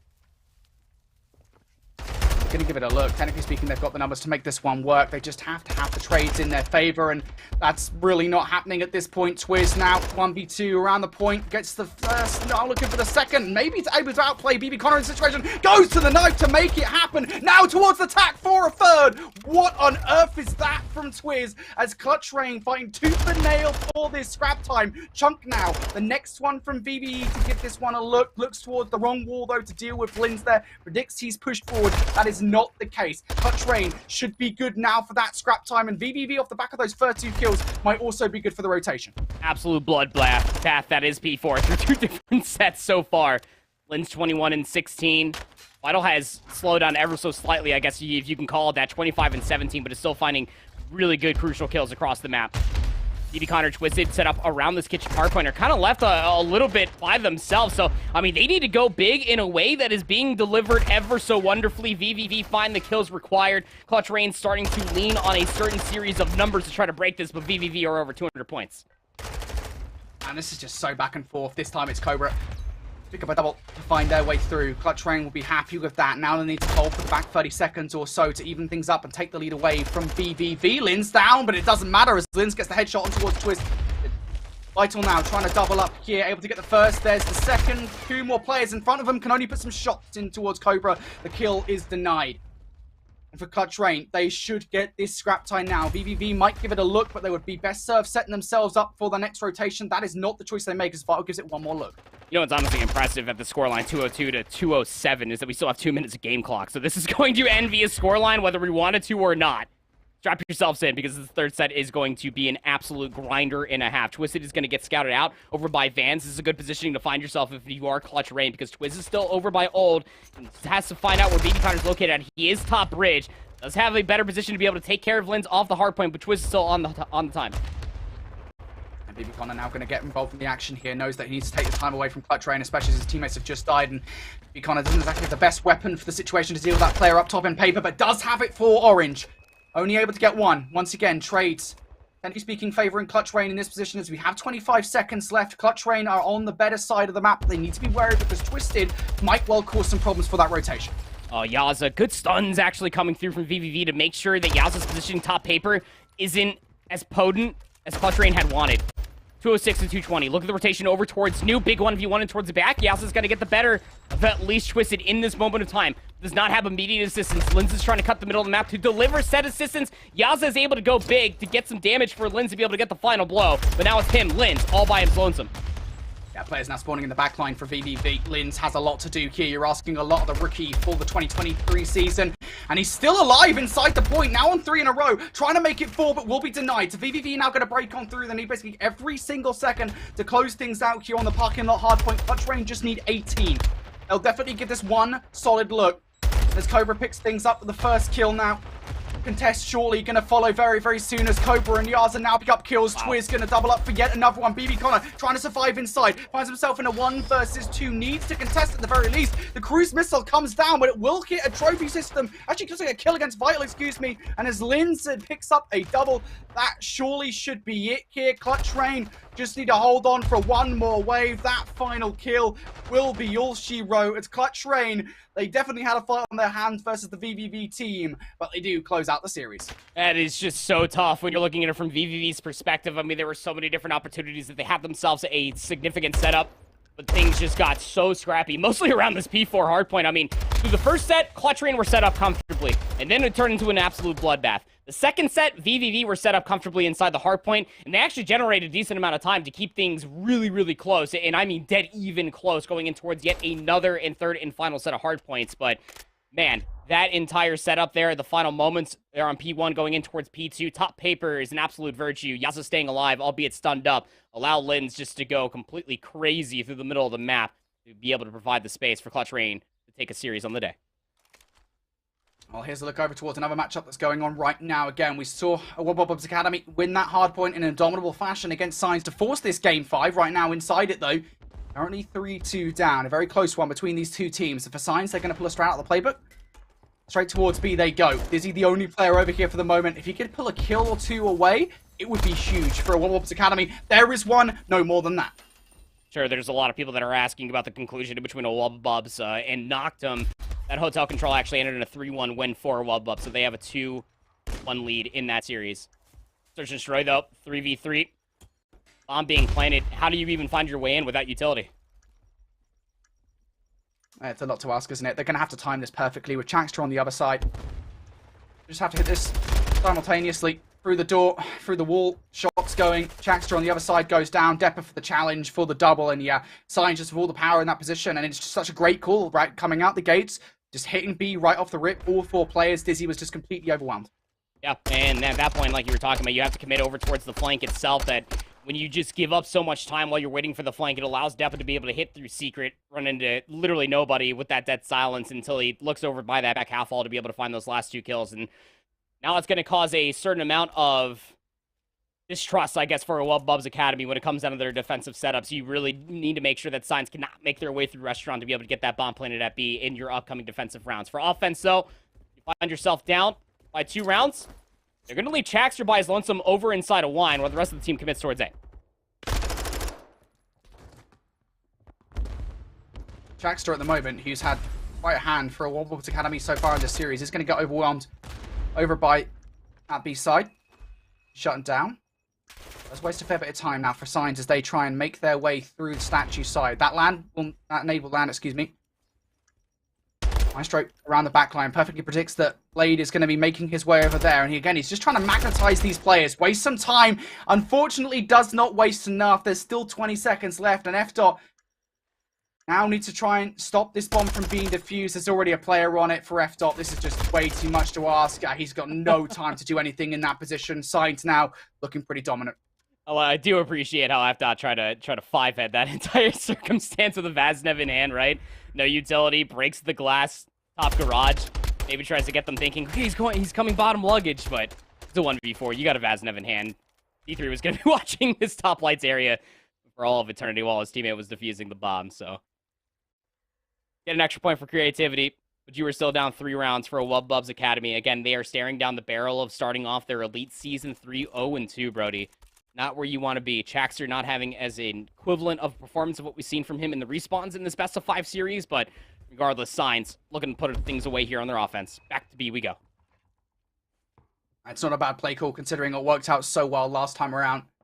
And this time, the difference is they don't even have Dizzy inside sight. Bubs Academy have completely cleared out the kitchen. Signs, they'll soon recognize that. They'll go for the free plant. This has to be a retake situation now for Bubs Academy. F-Dot going to land an aid right on Depper, but it isn't going to produce a kill just yet. It's still a 4 versus 4 scenario. Now Deliver going to bring this cruise missile down. It's going to force the players in towards the open arms of a player on site. Surely, you have to imagine Deliver going to actually die now off the back of that cruise missile. And Blade now for a 1v2. Player already on the fuse here. Blade, you've got to hurry up. Has so many different corners to check. And Blade was just like, I haven't checked that corner. I'm already in the site, but I'm going to check that corner anyway. Oh, no. I'm pretty sure he just tried to give him an old 360 to fuse the bomb. Let me see it from this perspective. Hold on. Oh, he checked it. What is that? I don't know, man. Oh, that is just... Oh, that's great. That's real good. I mean, hey. Not only did you get a round win of your Bubs Academy, you got out the cruise missile. That's a massive resource that Signs committed towards that post-plan situation. Like you were talking about, they got overwhelmed. All Bubs Academy just had to storm the site. And that player that's calling it the cruise missile is playing behind the bomb. So, potentially an avenue. Bubs Academy, same look from their previous offense, Brody. This time around, got Chaxter that's inside of Jules, not pushed inside a restaurant. It's a bomb down now. Planted for a position that you could see from a multitude of different angles, so Science will be well aware of that fact. Relatively far removed from the site at the moment. Is he down low? Just waiting for Yumiko to push, or well, he gets a little bit impatient, just goes for the kill himself. That'll open things up for a trade at least, but you're okay with trades. If you're a Bubs Academy in this position, Deliver now trades things out for a 2 versus 2. Time quickly dwindling down in this round. And a Bubs Academy, they've got the positions to deal with this play. Chaxter just needs to stop the bomb defuse. Does exactly that. Can a play get there in time? He hopped on it. I don't know if he's got the time. It's going to be like 0.1 second, 0.2 seconds. Difference maker! Oh! 0 points. It went down to milliseconds. What on earth? And a Bubs Academy are going to lose the series like that? Oh, that is so tough. I mean, it just sucks when you're looking at it from F-Dot's perspective. I mean, he's snaking info, sure. He gets caught with a stun grenade. Chaxter looks to make the play. He finds the first player over by the bomb, but and just timing was just not there. Let's just see it again. It was perfectly at 7.5. Oh my god. This Elite season is going to be crazy fun. Oh, I just finished as the Adam. That must be like 0.01. That's such a little amount of time to jump on the defuse. I mean, we weren't even sure. We were not sure when he jumps on that, and it's kind of unfortunate there for Chaxter in that 1 versus 2 because he gets the first kill, gets the player off the defuse. It's just too little, you know, just not the best position to come from and just get shut down there towards the end. So massive victory coming out from Signs. I think that means they go 2-0 on the day after their earlier 3-0. Had to go to game 5 for the second victory, but it is a victory nonetheless. And a very important one in the context of kind of the overall standings of things for Signs, because we said, you know, this Signs roster, they need to come out and impress with the roster change that they've made. So far, I think they've done exactly that. Oh, absolutely. I mean, you remember Signs back in Season 2 when they were playing with their old 4, is that they actually came out and they were able to actually put themselves in a position where they had a reverse sweep 2 times over to go 2-0. So, Very nice to be able to see that Science roster come out of the gate swinging, taking down a very tough roster that is that of Wubble Bubs Academy. But back over towards a Wubble Bubs main. Denzo abused a Harry Vortex, looking to take down Noctum on Fortress Hardpoint. They came off of that 3-1 control win after losing the LSCLO Search and Destroy 6-3. Yeah, Hardpoint victory was pretty convincing. Map number 1, though. That's what Wubble Bubs will be happy about going in towards this map. Noctum having a fight. E2 from the front for the moment. Want to overwhelm inside munitions. You've got to get past Denza to get that done, and Denza's doing a good job at keeping these guys at bay for the moment. Trades in favor of a Wubble Bobs for the moment.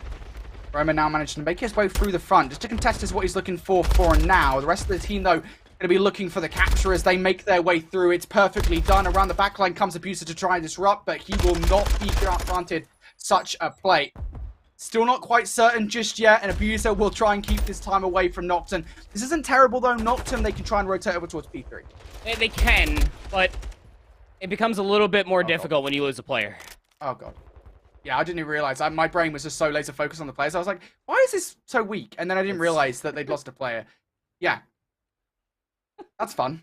That's fun. I don't know if that's what happens there with that early player. I'm not too sure kind of when they lost that player. And if you caught that when they actually lost the player. Sometimes my brain just doesn't see it. But I'm just a caster, bro. Caster. Make the decision. You're the admin, Andy. No, I am most certainly not. That's why we have handsome individuals like James and Peter on the case. God, you've just blown their heads wide up. Don't do that. Don't do that. I'll go to the heads. Yeah, we'll wait for the admin decision on kind of what's happening there with Wubble Bobs and Noctum. Obviously, it was a good start enough for a Wubble Bobs, but it depends kind of when the player lags out, kind of what happens and such. Especially because that like P1 or P2 rotation is actually pretty integral for a map such as Fortress Hardpoint, right? Because it is one of the better rotations we have here in Modern Warfare 2 on that map. So we'll kind of see what happens. I don't know. We'll see at the end of the day. Either way, we talk about kind of the overall context of the series. Maybe we can kind of bring up the best of 5 to show you guys kind of what it looks like so far if you guys are just jumping in. Because map number 1 was an Wubble Bobs victory, and it was pretty convincing, a 60-point differential between the two teams. And that 60-point differential got held all the way through the end of the first set of hard points to the very end. That LSCLO Search and Destroy, though, I mean, this Noctum roster, again, like, I don't want to sit here and continue to sound like a broken record, but they are very good at Search and Destroy. That much got showcased there versus Wubble Bobs, who, I mean, arguably could still be going through some growing pains. I guess you could kind of give that cardinal phrase to Wubble Bobs, albeit they just came off of a cup win, so not too sure how much stocks you want to put into that one, but the hotel control did end just as dominant, I guess, comparatively to their previous stay on Greenberg Hotel for that map number 1, 3-1 when they're on the control. Again, there's just this overall slaying that is the Wubble Bobs roster. We even got to see there for a slight moment on that Fortress map number 4. It's just so good. Yeah, that Fortress Hardpoint is going to be a big question mark, I think, just for me, just generally speaking, this Noctum roster. And again, I think for the storyline for Noctum, just on the whole, today and in this season of Challengers Elite is trying to break that top 8 barrier. Getting a victory against a Wubble Bobs would be huge. Them, right? I mean, just talk about the context. Not only do we have a lot of questions about this Wubble Bobs roster on the whole, but just for Noctum, that would be such a massive confidence boost. Of course, they've already got the 1 victory earlier on today against VVV, who are currently 0-2 at the end of day number 1. Atlas Lions also 1-1 with their earlier loss versus Clutch Rain. I think, for the most part, things have gone as expected today. That big victory for Clutch Rain, though, is probably the biggest surprise of the lot. Yeah, Atlas Lions actually just finished up their matchup versus Falcons. They went round 5 in the hotel control. That was the only map that Falcons won, but the respawns in that one were very convincing for the Atlas Lions. And the 100-point club Falcons, Embassy Hardpoint 250-98, 250-161 was a Mercado Las Almas map number 4 finish. There it is. I mean, how everything has been shaken up. We always kind of talk about this earlier on. I know that Visions gets just as giddy as I do when we take a look at these first week of matchups, especially for the Elite Group play. You're saying, okay, well, you lose the first match. It's whatever. You still have some time to bounce back. You start off 0-2 in group play. Your road to be a top 4 team in your group alone becomes that much more scary because then you have to almost rely on other teams to beat other teams, your head-to-heads, your map win records, all those permutations that Brody loves to work out every single week ahead of playoffs. You know we love it, mate. It's a fun time. Yeah, what did Shift call? Like the Permutations Tuesday, like Brody's Tuesdays or something like that? I always look forward to those. What do you want from me, dude? Do you want me to not do them? I won't do them anymore. No, that's exactly what I want from you. It's fun. You know, I wake up, I don't know if everybody could tell, but I'm obviously American, and I don't know if you can tell by Brody's thick accent, but he's British. So I get to wake up at like 9 a.m., and like Brody's already been sitting there concocting everything for like about like 6 hours or so, and then I get to see it. Yeah, it's like I drink like 3 coffees straight just to try and do it, and then just work it out. What's you guys have coffee over there? You mean, dude? You guys don't even have kettles. Don't come at me. Like you guys don't even have like electric kettles. Get out of here. No, I have an electric kettle. Get out of here. Anyway, here's a look at Green B as well. A load of teams that do have kettles. Team Notorious 2-0, Signs 2-0 as well. I believe that Deviance Gaming haven't finished their second matchup versus Unnamed just yet. That, of course, is a big one.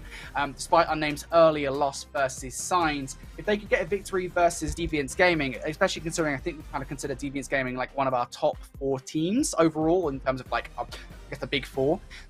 It would be a big victory for them. Not too sure actually where they're at right now. I can actually have a look. They're in their map number 4. Defiance were able to take the LSU look control 3-1 over Unnamed. Currently playing on, you can go to twitch.tv. We are Clutch GG to be able to find Unnamed versus Defiance, as that is going underway right now on Fortress Hardpoint, where it's just about even 144, 143. P3 is just about halfway done. Okay, that's not bad. I think for as good as an update as I can give you. How'd I do? You did amazing, mate. I give you a 10 out of 10. The only thing you could have done was give me a cartwheel, and that would have made the update even better. Like, just give it like a little flashy space finish. Like, to do a cartwheel. Yeah, I don't think either of us do. Imagine that. Like, imagine us just like cartwheeling around our setup and just knocking everything down. That'd be a big cartwheel out of you too. I don't know if people know this about Brody or not, but he doesn't have the best posture in the world. But this guy is like 6'3", so like that would be a really big cartwheel. Stand up straight. Sit up straight for a second, folks. Yeah, just make sure everyone knows that I'm tall. You still give off like 5'6" energy, man. Like I don't know what it is. Like what do you want me to do? Like, look, when I can make it to a LAN event, when I will, I'll stand over you. I'll look down upon you. I'll look right down. I'll be like, yo, what do you think now, Andy? Huh? That's where I'll be. Anyway, we're going off on a tangent right now. We are just waiting on Wubble, Bubs and Noctum. As you guys might not be aware of the fact, they had to kind of reset everything in their game because they started off the Fortress Hardpoint and one of the player again lagged out like within like 70 seconds or so. So it's a bit of a weird situation. We'll try and keep you guys kind of updated with kind of what's going on as we try and get our observer back in. But that's the situation right now. Just waiting for when these guys get back to the game. So what we'll do while we wait for our observer to get back in the game, and while we wait for us to cast a beautiful game of Fortress Hardpoint, we'll send it to a brief break. When we return, we're going to have ourselves a Fortress Hardpoint.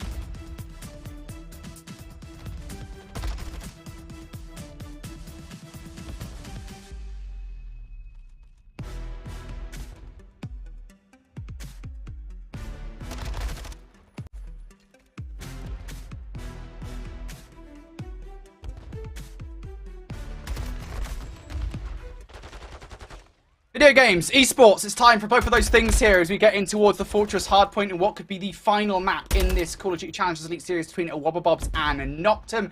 If you guys missed it, well, we had to reset the game, but we got all the players back in now. We're ready to go for Fortress 2. Fortress, map number 4-2, Electric Boogaloo. Let's get it on here, brother.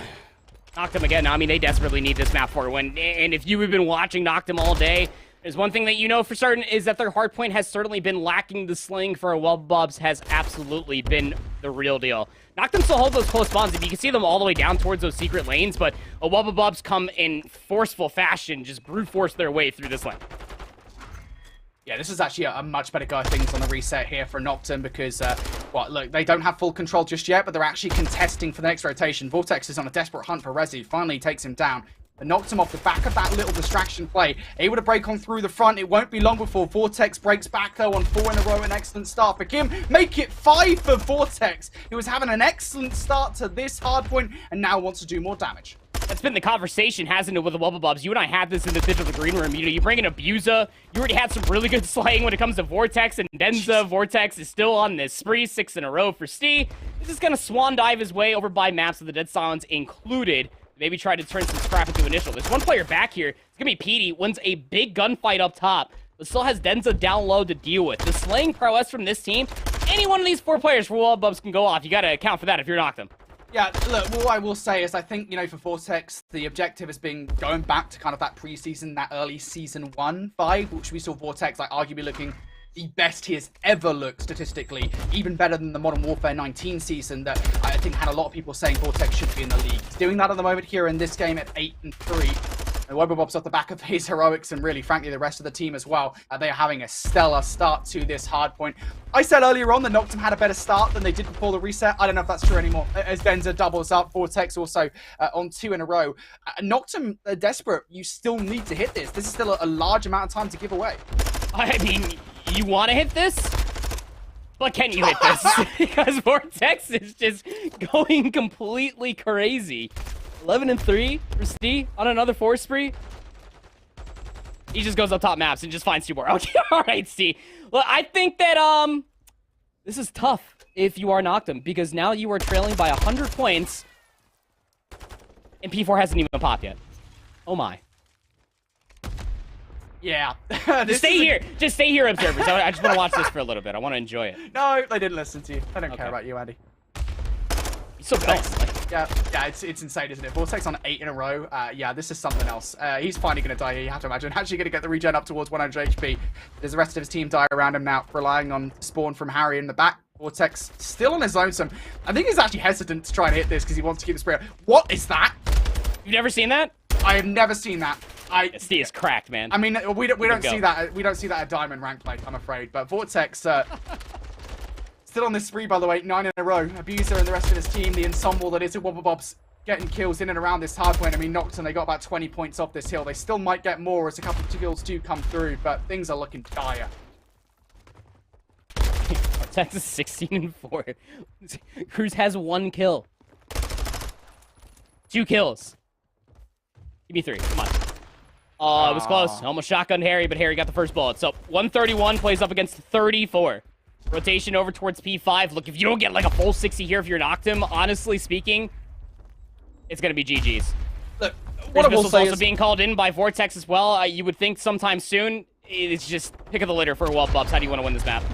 Yeah, I will say, like, it's somewhat palatable. I don't know if that's the right word. Like, it's possible to get a comeback on this map because of the way you can kind of chain that P1 or P2 to P3 back to back, right? So I don't want to count Noctum out just yet. I think it's just such a tough path, especially when a Wubble Bubs are slaying out like this. They're slaying out so well, they're taking each other out. Denza are going to land a teammate on towards Abuser. This is just horrible. It's like I'm watching like a horror movie. Noctum just can't get out. Finally, they will get out of spawn. As I said, that needs to be the path for me, Andy.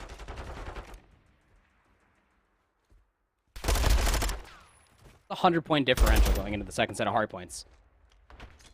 I mean, quite literally better now than, I guess, ever, if you are Noctum. Gotta get some more proactivity coming out from Cruz and PD. 5-14, 8-13, respectively, is just not gonna be good enough. Aroma, Resi are trying everything that they possibly can to give these guys some entry points to be able to contest some of this time, but, I mean, they're just getting cut down. Left, right, and center. Everybody is just piecing up in a big way. Cruz is able to at least get top boat control.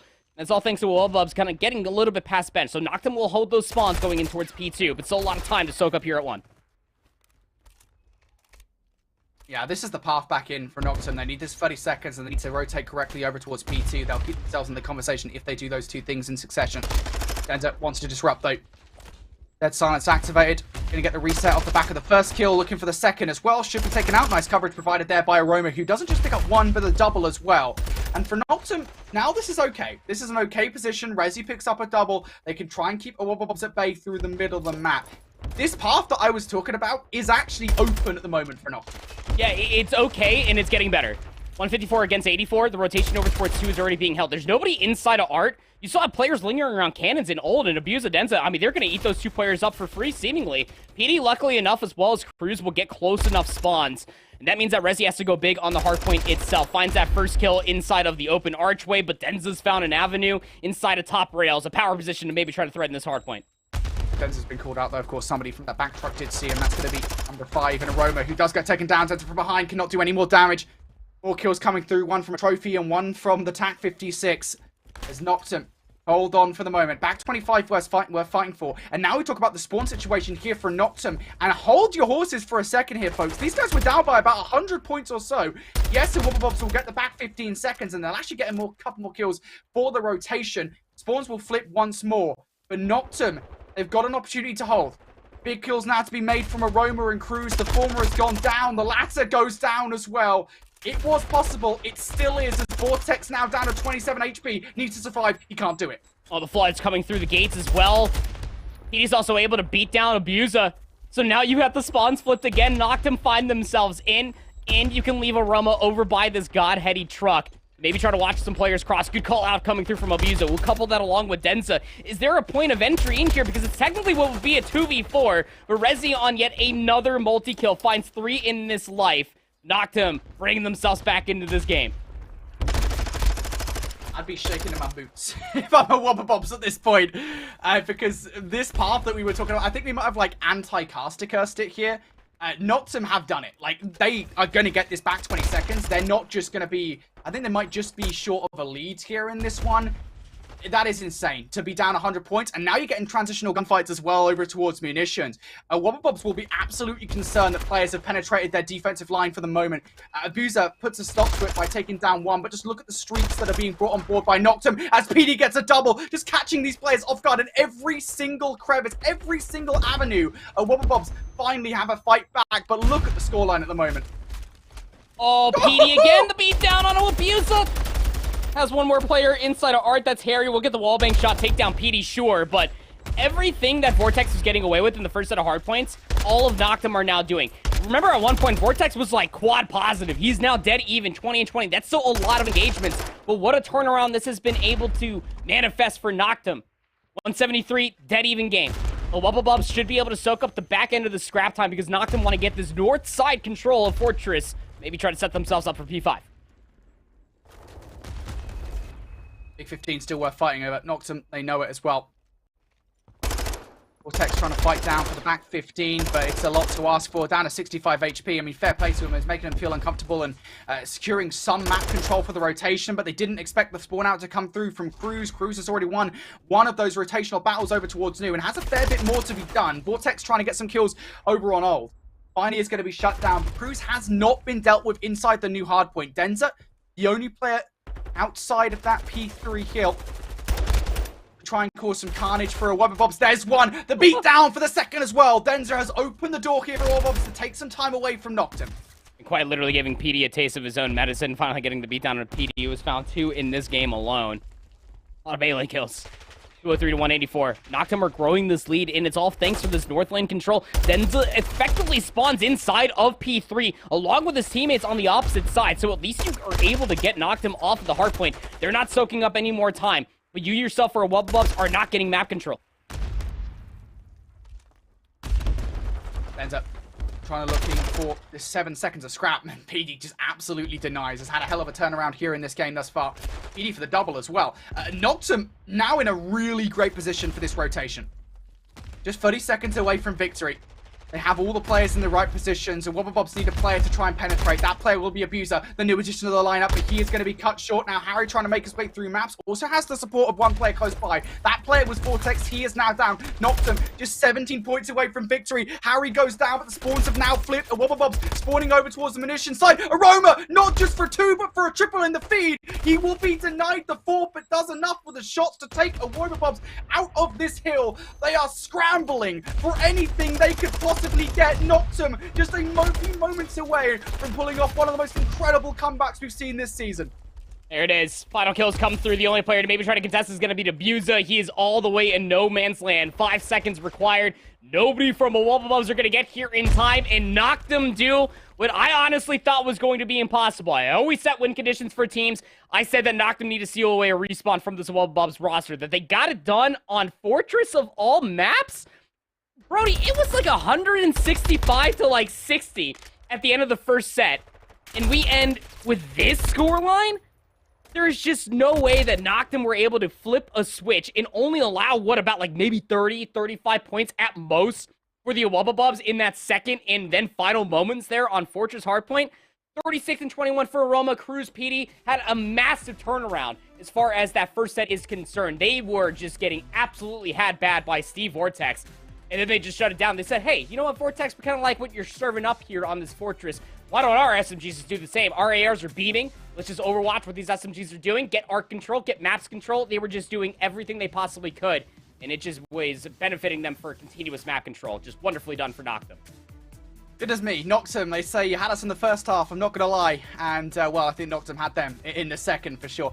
Like, we laid out the path for them, right? We said, like, you're 100 points down right now. This is kind of how Fortress Hardpoint works. You know, you can absolutely chain P1, P2, and P3 back to back. They did it. They absolutely did it. And the thing is, they did it not just without a fight, because the thing is, when you look over towards P3, like, they had to fight tooth and nail for those rotations. They almost lost it. So Wubble Bubs, they had opportunities to shut the door on that comeback. They just didn't do it. That is insane from Noctum. You gotta be hyped. I'd love to see, like, because I think, like, Gabe always streams these games. I would love to see, like, what the reaction was in the comms from Noctum there to, like, make that comeback, because you have to be, like, so happy, like, so hyped with the way that has just happened.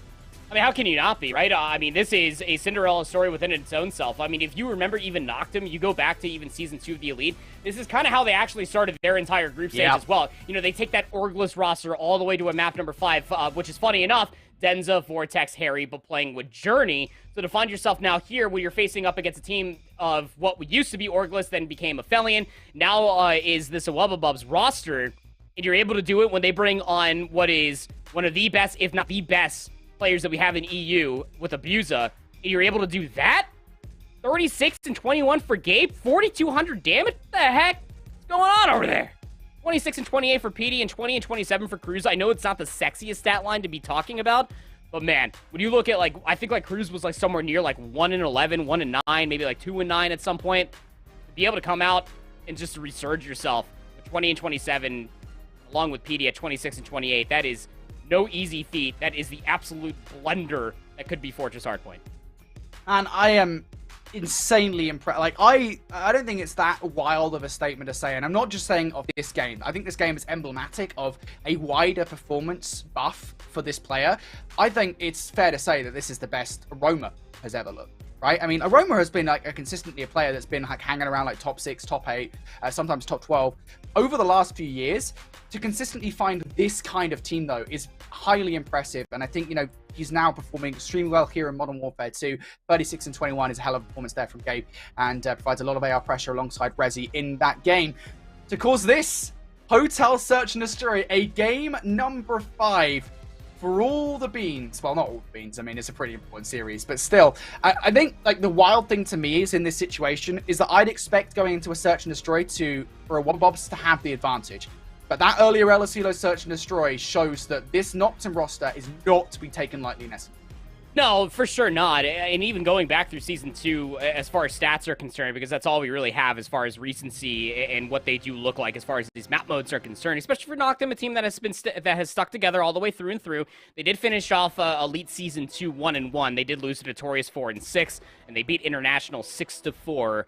Even if you want to put some stocks into it, again, the core 3 of this Wubble Bubs roster was formerly known as Orgless, was formerly known as Aphelion. Hotel Search and Destroy was actually a mainstay for them. A lot of the time, they did finish off 3-2. Their last time playing it online was a 1-6 loss versus Mysterio. So take that as you will. Again, you know, this is a very different look as far as the Wubble Bubs are concerned. Maybe some growing pains the way that I've been talking about it so far, because as far as Search and Destroy is concerned on the day, they are now 0-2, losing both LSELOs versus the Falcons in their first series, which they won 3-1, and then you saw right there in our best of 5 map set, losing 6-3 to this Noctum roster.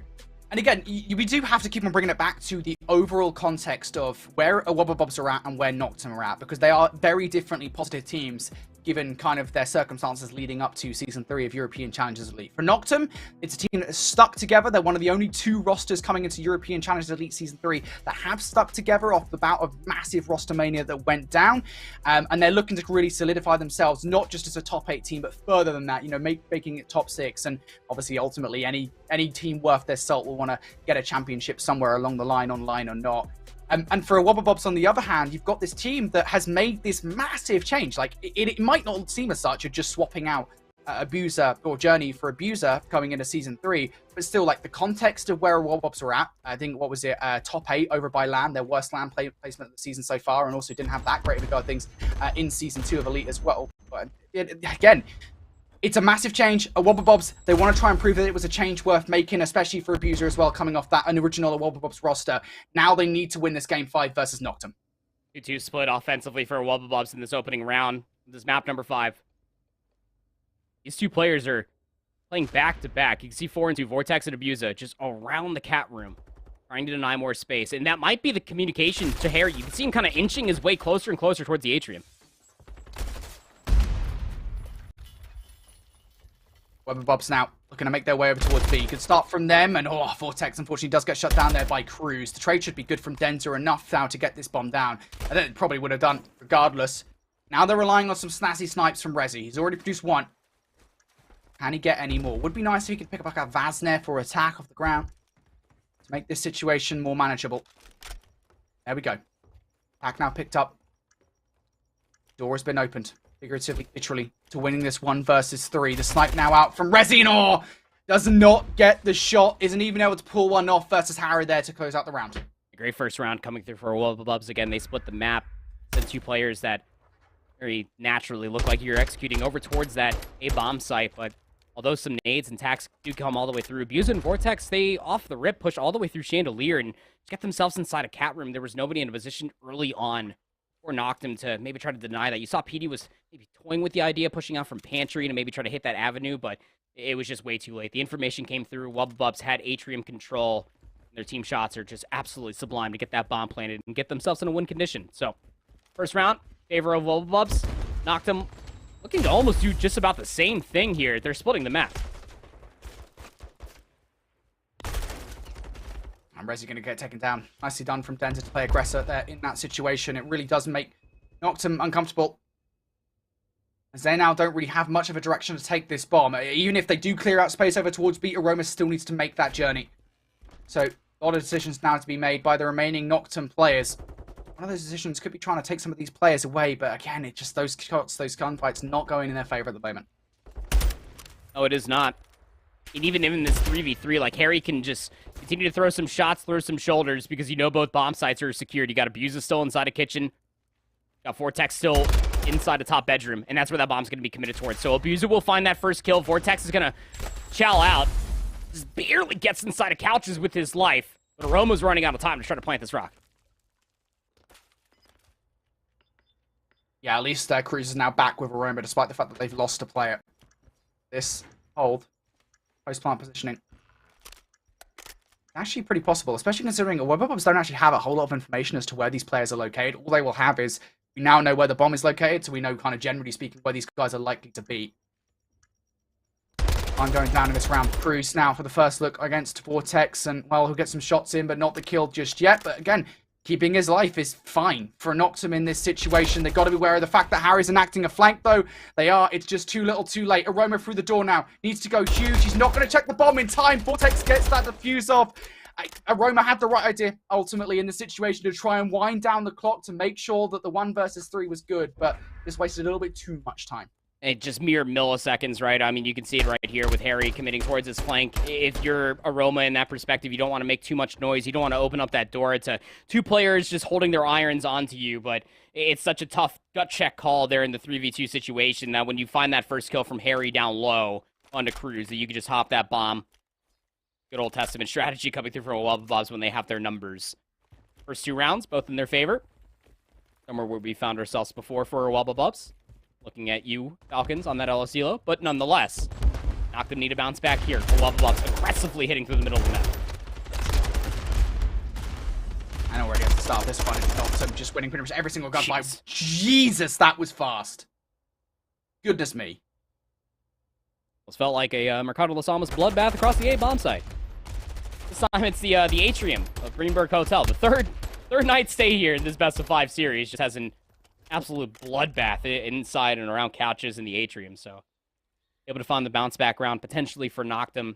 The step in the right direction that you stop the bleeding ever so slightly by holding your irons and just playing a pretty standardized defense. But offense has been a little bit more of a mystery for Noctum. Really struggling as far as their previous attempt was concerned, splitting the map. This time they are looking to stay a lot closer with one another.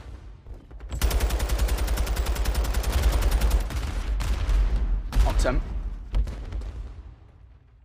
Got a fair amount of control over the A site, but no control over the middle of the map, and that might be the problem as well, as considering they don't have anybody inside luggage. Harry doesn't actually have any utility to open those doors. Has to do it all by himself. Bomb now going down, and a Wubble pretty heavily relying on a retake around the backline here. Roma has read it though. First blood through. Abuser has also been read around that backline. Do they know about Denza? That's the question. Now they most certainly do. Aroma has already been tagged up by one. Needs some assistance of a teammate, ideally, because he will go down regardless. And now the reaction from Rezi is the question. Resolves to move over towards the other side. Harry goes down. And now for a Wubble, this is a one-dimensional push. A one-dimensional retake that is falling apart at the seams. Denza now a 1 versus 3. With 15 seconds left, it's just not realistic. Nope, it is not realistic at all. Just a wonderful offense coming through from Noctum. Again, you know, they just full-on stack, more or less, over towards this bomb side here, Brody, past the bar side. And there's just little to no, if at all, resistance coming through from this Wubble roster, who, again, thought that it was going to be a B execute, because the last offensive attempt for this Noctum roster was at least a lot more focused in the middle of the map. They did not get the read correctly, those two players on the flank, albeit finding value. The two players that needed to stay alive over by luggage and inside a bedroom just simply could not. That's Vortex and Harry. So great job from Noctum just to be able to recognize that they had a free A-bomb plant and just play there with the time clock on their side. So now Bubs, after winning 2 rounds and then losing 2 rounds, are going to try their hand at a B execute.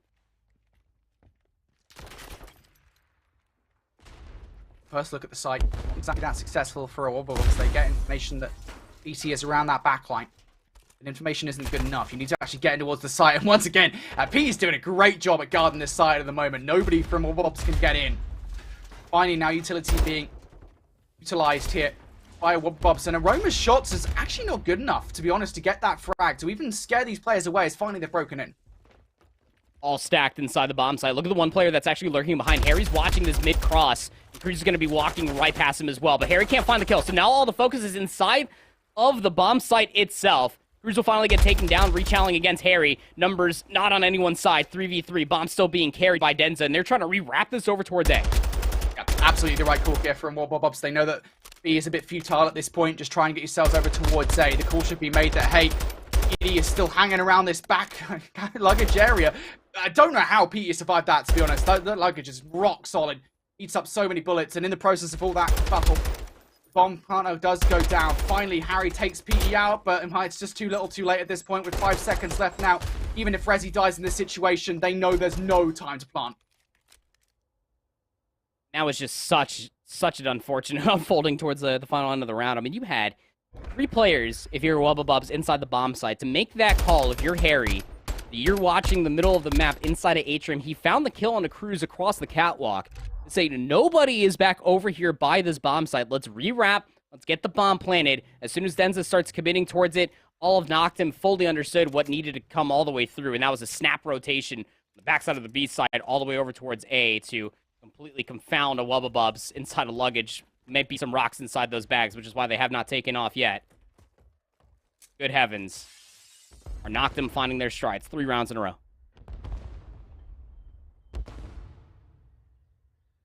Split here on the offense for Noctum. Not quite as solid as they would like. They're relying on some kind of crazy play. Petey might well be the carrier of that play. Looking to make his way through. Dead Silence has already been utilized here, so if he wants to kill off the back of it, if he wants to make it an efficient use, now is the time to do so. Getting himself behind the door, just going to close that ever so slightly. Yet still, Petey on the hunt for any information he can get. Has just spotted out Denza. That information is well enough. Bomb also starting to maneuver its way over towards A. Harry's watching this cross.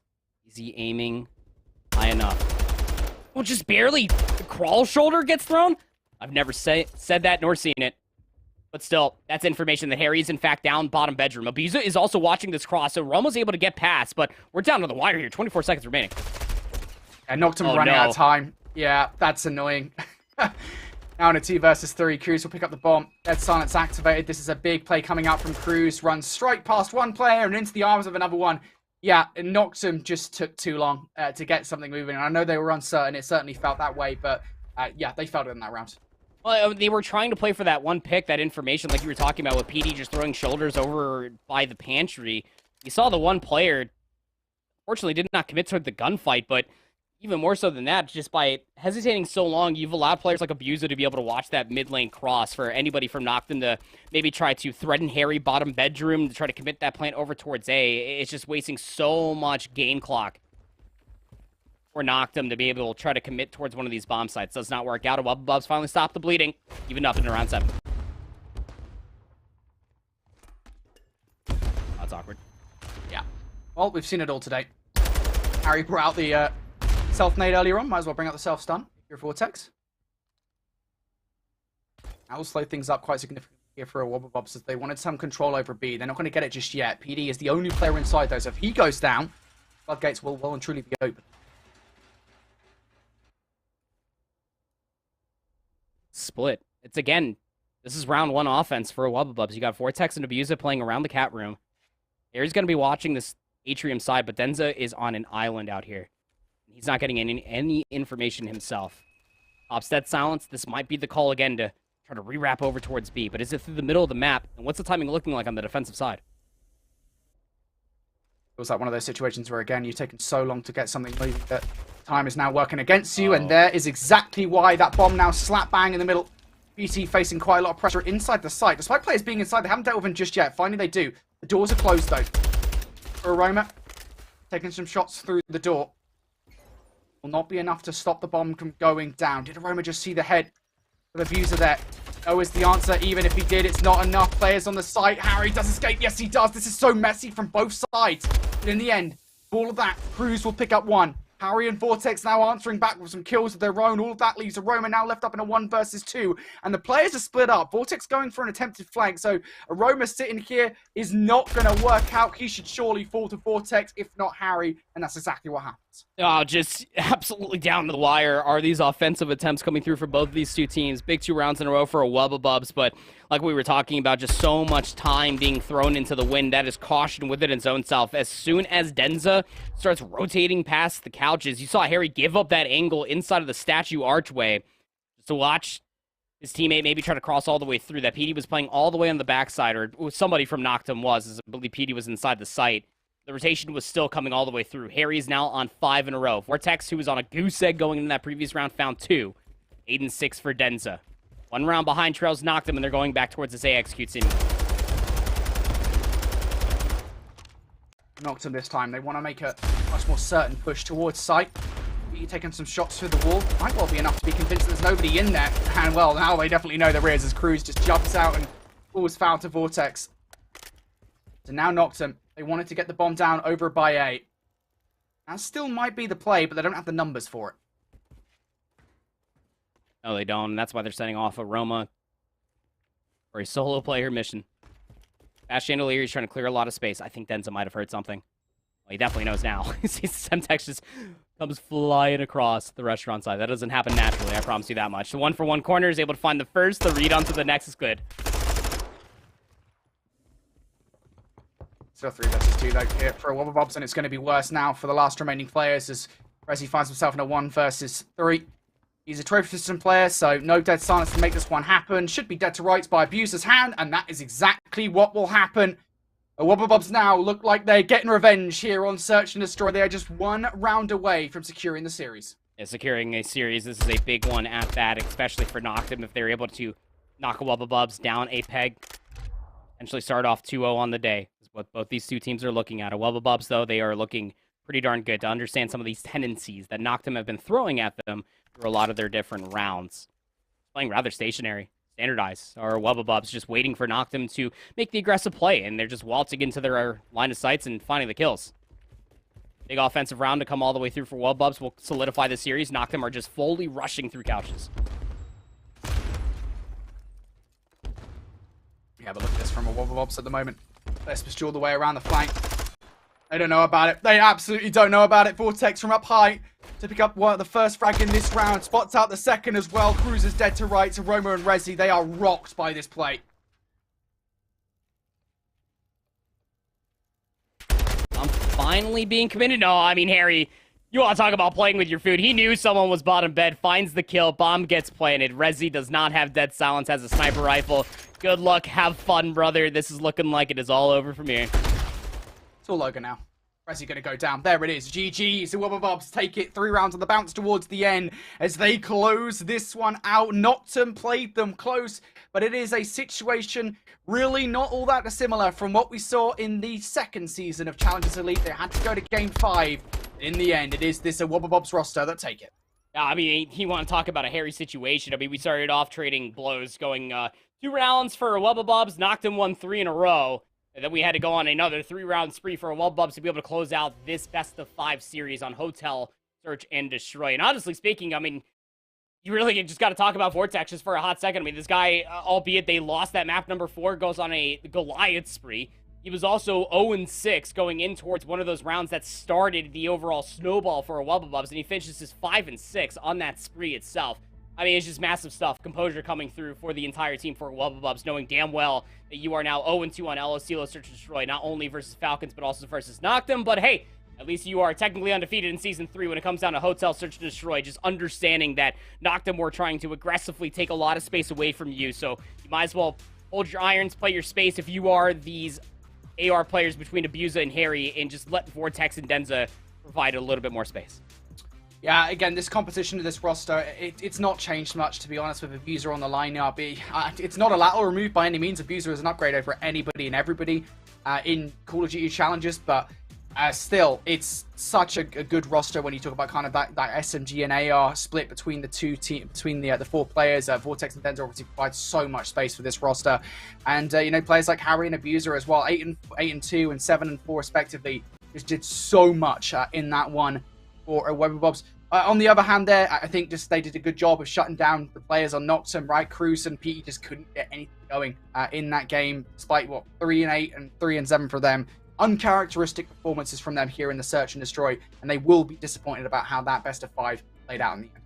Yeah, I mean, they bounced back wonderfully as far as this map number 4 is concerned. Again, that map number 4 was crazy fun, albeit strange, but very fun. As we walked in with like a 100-point differential that a Wubble Bubs were holding over Noctum's head, and then all of a Wubble Bubs can only get like maybe about like 30, 40 points off the second set, and Noctum were able to win. Cruz and PD had a massive turnaround, but Search and Destroy was not good enough for them, not on Hotel, as that will be the winning opportunity for Wubble Bubs as it may be. They are the owners, the management of Greenberg Hotel as a Wubble Bobs, as they will take this series, albeit in 5 maps. They will start off their Season 3 of the Elite at a 2-0 rate. Yeah, Wubble Bobs, they had to fight tooth and nail to get it done, but they get the victories required, and it is a rocky journey, but they are 2-0 at the end of day number 1. For Noctem, yep, it's 1-1, but 2 Game 5 performances, and taking a Wubble Bobs all the way to game number 5, they will be very content with that. And you know what? We're halfway through the day here, Andy, mate. I'm disappointed because we haven't seen an Expo yet, so I'm waiting for it. I'm just waiting for an Expo. That's all I'm waiting. I generally don't think we're going to see one today. I mean, if we're going to get one, it'll probably be in North America, but I highly doubt it. Who knows? Those NOs are absolutely wild, mate. Let's take a look then at the standings very briefly here before we go to a break. Group A, Clutch Rain and the Wubble Bobs top the group at 2-0 apiece. Noctum and Atlas Lions. That's probably the biggest change up here going into day number 2, is that the Atlas Lions did take that loss versus Clutch Rain, seeing them at 2-0, and Atlas Lions at 1-1. And then to close out the Group A, we have VBV at 0-2 and Team Falcons at 0-2 as well. Let's take a look at Group B then before we close things out very quickly. Team Notorious and Signs 2-0, as are Deviant Gaming 0-2, Wubble Bobs Academy, Revived, and Unnamed. I don't think anything's too unexpected over there in Group B. Oh, no, not at all. I mean, well, Bubs Academy definitely played a lot of their matchups, definitely a lot closer than I think a lot of people were expecting them. Taking that map 1 off of Team Notorious is something to be talked about, but maybe that's just the plot armor for Team Notorious, because they also lost their map number 1 in their second series and then won the next 3, so I'm not too sure. Maybe that's just going to be their thing, Brody, is that they're going to try to go flawless and control again, and they're going to lose every single map 1 to be able to win every single series. I don't know. We'll see, mate. We'll absolutely see. Well, there you go. That's European Challenges done and dusted for day number 1. There were a couple of upsets to speak of, but for the most part, smooth sailing for some of the teams that have made big roster changes coming into Season 3. Next up then, North America. It's time for the big boys to come out and play. We've had a ton of roster changes over in that region, as well as in regard to the biggest team in North America, right? With Fame making his way up to the league. What happens with Rocker Academy now? We've got that question to answer, all that and more after this break.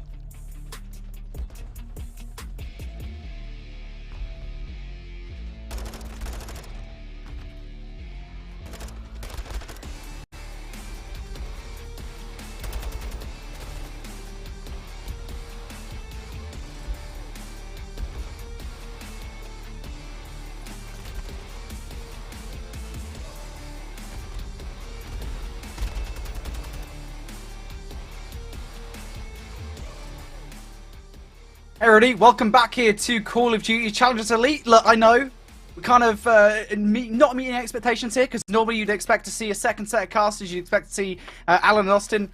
Not today. We're surprising you. Hey, it's me and Andy again. Andy, mate, nice to see you, bud. I haven't casted for you in a while.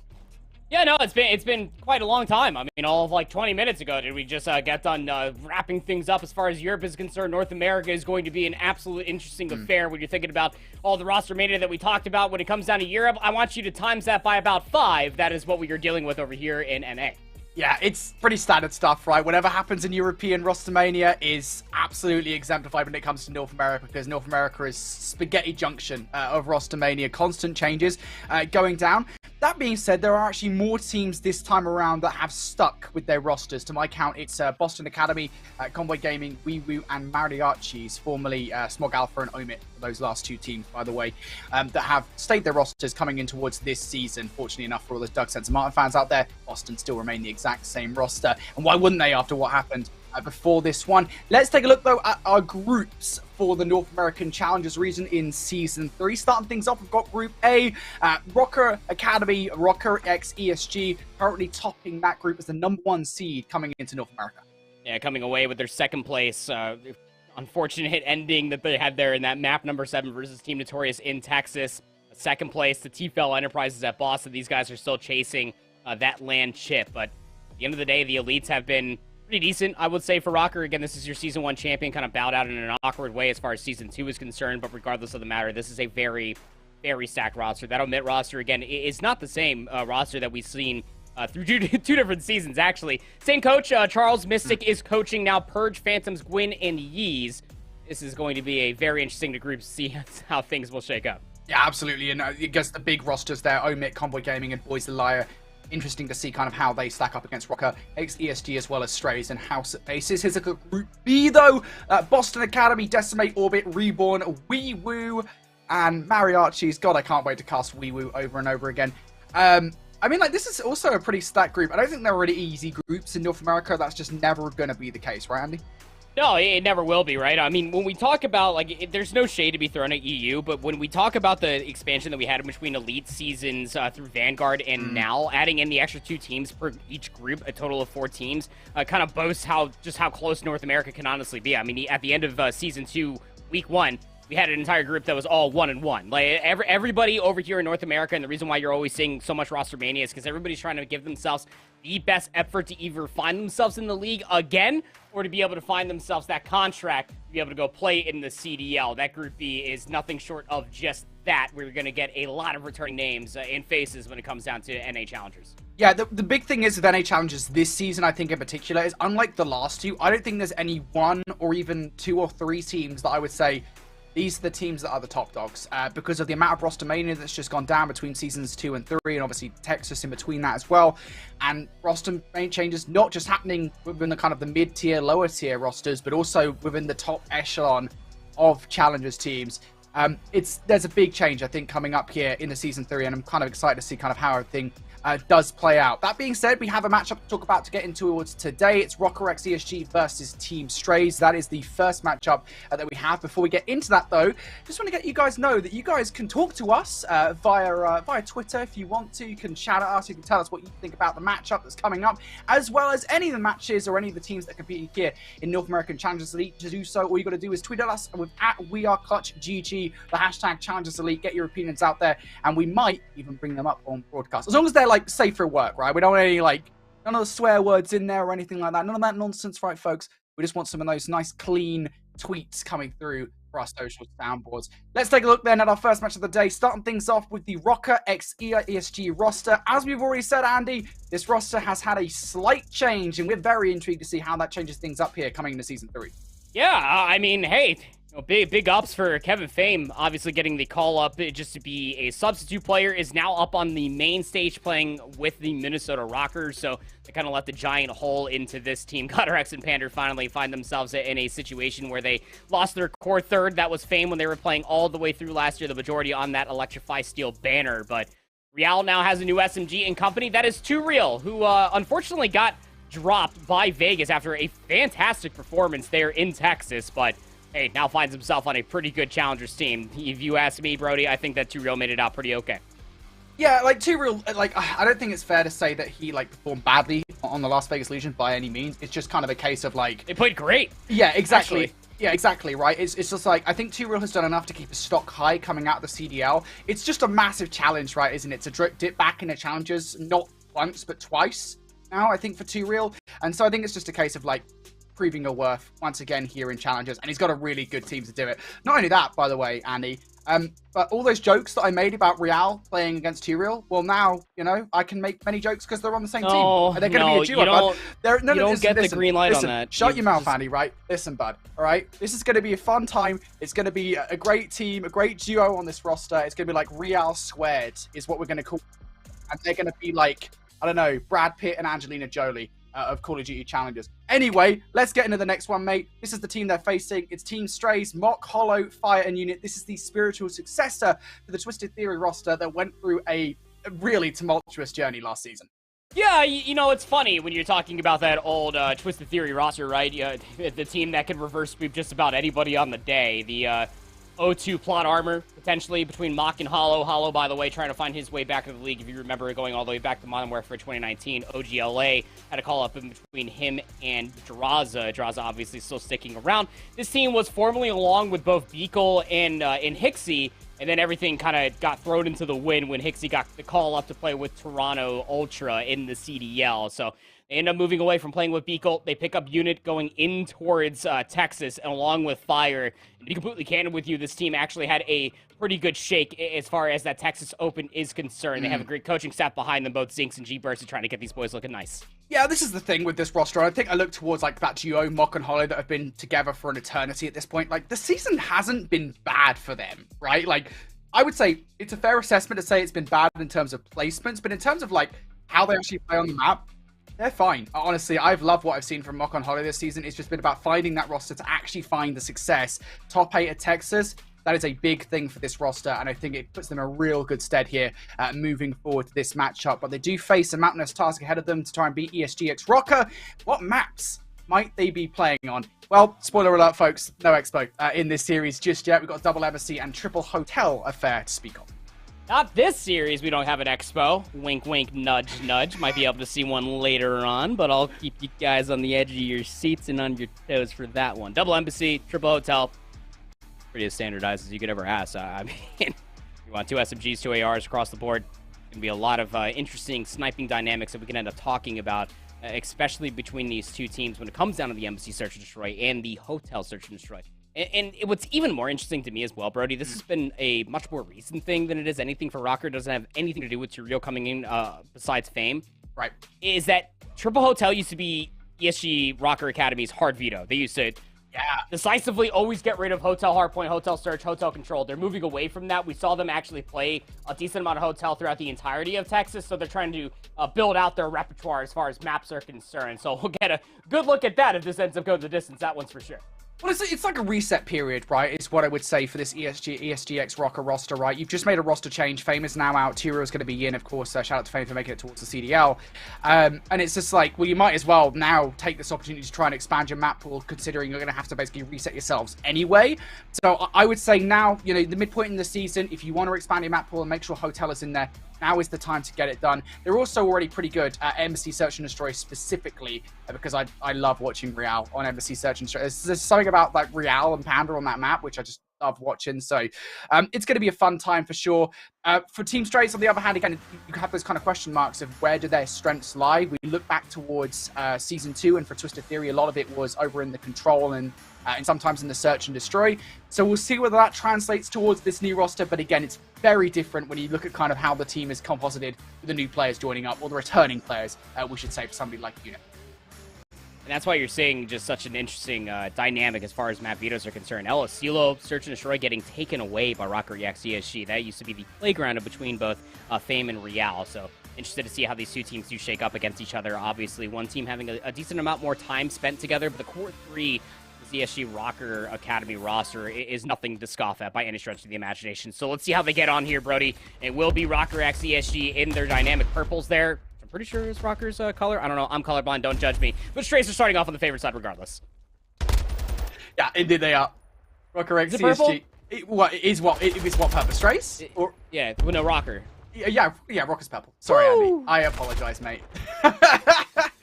Oh dear. You know what? I rely on colors. Put myself so out well. there, and I need you to catch me, man. Like, No, it's okay. I'll catch you when you fall. Don't worry, buddy. Anyway, Dang. Valkyrie XG.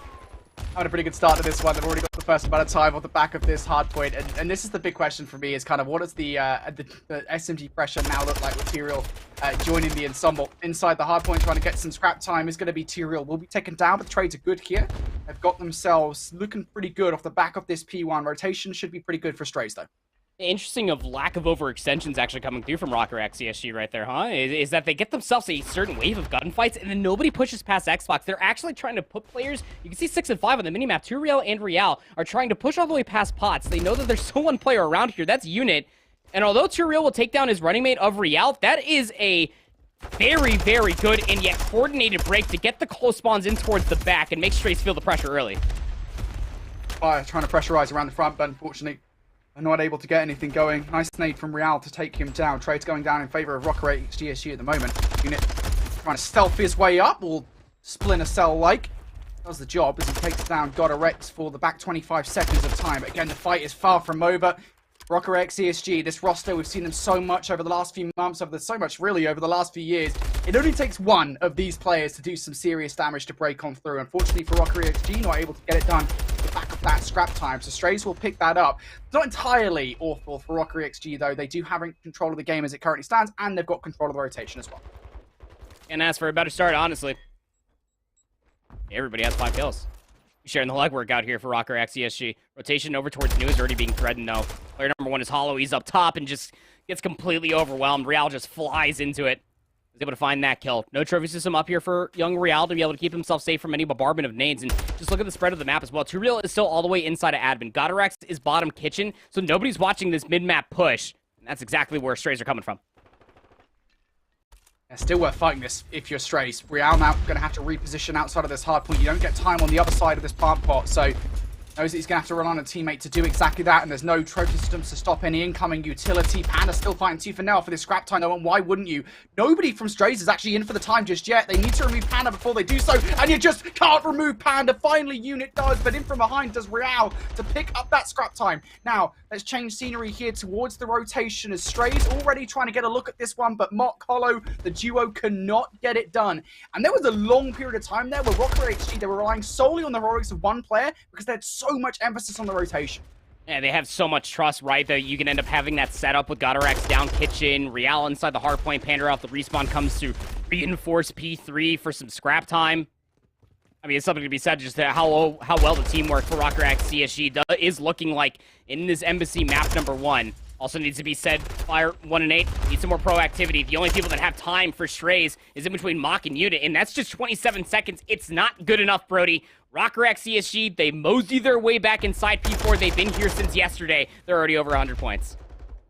Yeah, Strays have to get him right about now, to be honest. Tyrael's going to deny, though. He's already picked up 1. Mock should be weak for the gunfight as well, and I think Mock knows it's just not realistic to even take that gunfight from any angle. That time should go Rocker XG's way, and this is not how we expect embassies to go, like, ever. This is, like, probably the closest hardpoint map of the lot here in Modern Warfare 2.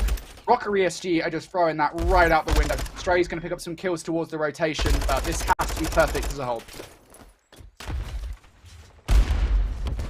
Get your subs out.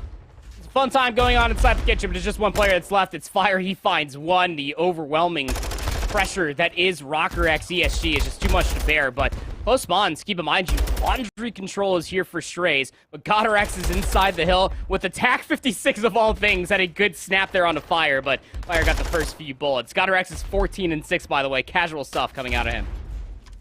It takes 25 seconds. That's the problem. Rocker ESG, they're in now for the back 30. Strays know they need to continue to hit this. They cannot afford to give this time away. They're already in dire straits. Real around the front of the laundry, putting these guys through the spinners. Now Tyrael looking for the amount of scrap time. He will get it off the back of yet another 2-piece. That's why they call him Tyrael, folks. And almost gets a look at number 3. It's okay because the teammate is there for the pickup. But goodness me, Rocker ESG do not look like they've even skipped a beat since making the change. No, they really haven't. You can just pretty much just plug and play Tyrael for any SMG really here in Challengers, and you can just say, all right, lad, go ahead and just have some fun. That's exactly what he's doing. So long as he's doing everything with Real, this is a very scary SMG duo to be considering with. Strays need an answer desperately at that. 120 points is the difference going in towards the second set. Simply not going to be good enough. And look at just how Rocker X ESG are manipulating the map. They're pressed up so far forward. They don't care about the spawn-outs to come and that inevitably will occur. They just want the kills and to make Strays as uncomfortable as possible to where they can't generate time. And Strays can get this back 20 seconds. Rocker ESG have built themselves such a leader's advantage that they don't care at this point. I mean, like, they'll probably care a little bit. They'll probably be like, hey, if we can take these guys off and get somebody top paper, that's nice. And that's why you can see a couple of players trying to aggress through that area. Hollow absolutely overwhelmed in the process. But still, like, they have the rotation towards New. They have a lot of opportunities, a lot of options to play with in terms of closing out this game. Real now trying to aggress through Xbox. Going to be shut down. Nate's starting to come through from Strays. And facing pressure around the front line here. Shots going out. GodRx is providing such good coverage, though. Real as well. This is perfect from Rocker ESG.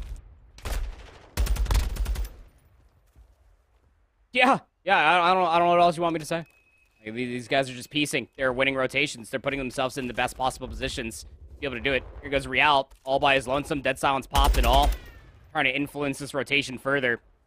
He knows, especially for the communication from the rest of his teammates. GodRx is at 20-9. This hit is mostly coming through the Xbox. Another two-piece for GodRx, up on 5 in a row. One kill will get himself the cruise missile, but I reckon you probably don't even need it at this point because your guns are just doing more than enough. The reason they call him GodRx. It's pretty good. It's pretty good. And trying to cause some problems over the rotation as well. I say try. I don't think that's the right term because Two-Real's also there causing problems as well. They are doing it. They are just being so annoying. And Strays have nothing to work. I mean, look at the mid-map pressure at the moment coming through from Rocker ESG. GodRx in such an off angle that, yeah, player just jumps out. Yeah, it's nice. Okay, unit and fire there to get the team kills through. Still, Rocker ESG, while all that's gone down, have built up a ton of time off the back of this hill. Here comes the hit from both sides. Unit on one side, Hollow on the other. Real there to deal with it. In with the Vaslef as well. And Real just decimates them on 8 in a row. Rocker ESG. I mean, just take your pick, mate. It's a bloody lottery which player's going to go off at any point. Pander's down here 15-16 while everybody else is flying and quite literally frying. 9 seconds are all that required. Strays will find... well, a straight series of gunfights, no pun intended, but man, this would be the comeback quite literally of the season of the past decade.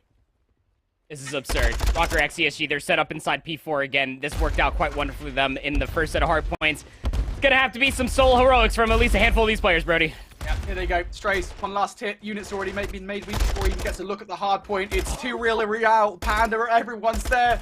For the funsies, Two-Real will finally go down as Hollow picks up 3. And hold on for a second. Strays want to make this scoreline look a little bit respectable at least. Guildfeed will be wait for a moment here as Team Strays looking to get this time. Rocker ESG though, again, I mean, you look at the positioning on the minimap, they might get this one last hit, especially if they get that opening frag. They have, again, those options are still remaining as to how they want to close out this game. Won't be a 100-point club. Rocker X ESG with that leader's advantage. This is a veteran setup, Brody. Try to play for a couple of exits and maybe try to hold the rotation, but it allowed Hollow to kind of gobble up off of that hesitation coming all the way through. They were trying to play for exits. Now Hollow's up on a 6 spree. Has a cruise missile to be playing with as well. The rotation over towards New isn't exactly safe as Hollow resets Dead Silence again. He's not done yet. Looks towards the table, but the trade will be in. Yeah, that feels like GG for sure. Unit. Okay, right. Maybe I call it early. Cast a curse. Unit tries it. No, got a Rex for the double to close things out. Rocker ESG, they get it done. And you know what? I think we were very close there to having the most indomitable Embassy Hardpoint we have in the entirety of Challengers Elite so far this season. An Embassy Hardpoint. Like, this map, I don't know statistically whether it's true or not, but I would wager this is probably the closest Hardpoint scoreline map of the lot here in Modern Warfare 2. That it shouldn't absolutely happen. Is. Well, it did, Brody. That's not allowed. Now, what are you going to do about it? It happened. Get some, like, citizens arrest about, like, maybe how do we try to rectify this going forward? Because, I mean, we're going to have some conversations about this Strays roster because that first, entire set of Hardpoints was kind of the accumulation of the overall analysis that will be this Embassy Hardpoint brought to you by ProperCast. Here we go. Hey, it's differential. That's all you really got. I mean, the SMGs in between Two-Real and Real, you almost feel like that these two guys have been playing together for what feels like at least 5 years. The way that they're double challenging, the way that they're hitting routes together. That is what you get when you have a long-time AR duo between GodRx and Pander, who are just watching every single cross Real can fly in first if he doesn't get the kill. 2 Reals there for the trade, vice versa. Woo! Sign me up for this Rocker X ESG roster. That was fun to watch. Tasty, mate. Absolutely tasty. We love it. I love the cuisine that is Rocker ESG at this moment. Let's take a look at this. I mean, like, who do you highlight? Which one is it? Is it Real Everybody. Squared? 27 and 15, 24 and 18 respectively. Goner X at 26 and 50. I mean, like, Dude. What? Did Real almost outdamage Goner X with a submachine gun? 27 to 50. Think about that for a second. I mean, there was a certain points where he did have an AR in hand. You know, you saw there at the end of the P3, the guy was playing back AC like an absolute phenom. 21 out of 27 kills, non-traded, almost had a minute of OBJ time. Again, just look from top to bottom. Like, Rocker, X ESG were sharing the legwork. Yeah, say what you will. Pander didn't drop 20 kills, whatever. The guy was holding the rotations, and he had 10 assists for 2,400 damage. And 11 out of 17 non-traded kills at that, with 5 of those 17 on the hill itself. I mean, this team is just something you can absolutely write home about. If I could make this a Christmas gift, I would send it to my family, because this Rocker SCSG is absolutely sublime. Yeah, Rocker ESG, that's a great start, a great debut for this new look Rocker ESG roster. Now let's move over towards another matchup that's going on concurrently. House of Aces, formerly known as Mags Up, going head-to-head with Boys Elia, which of course is the name that they had previously. It's being picked up by Hyped Esports. This roster, they've made a small change. Right now, they're 1-0 up in the series.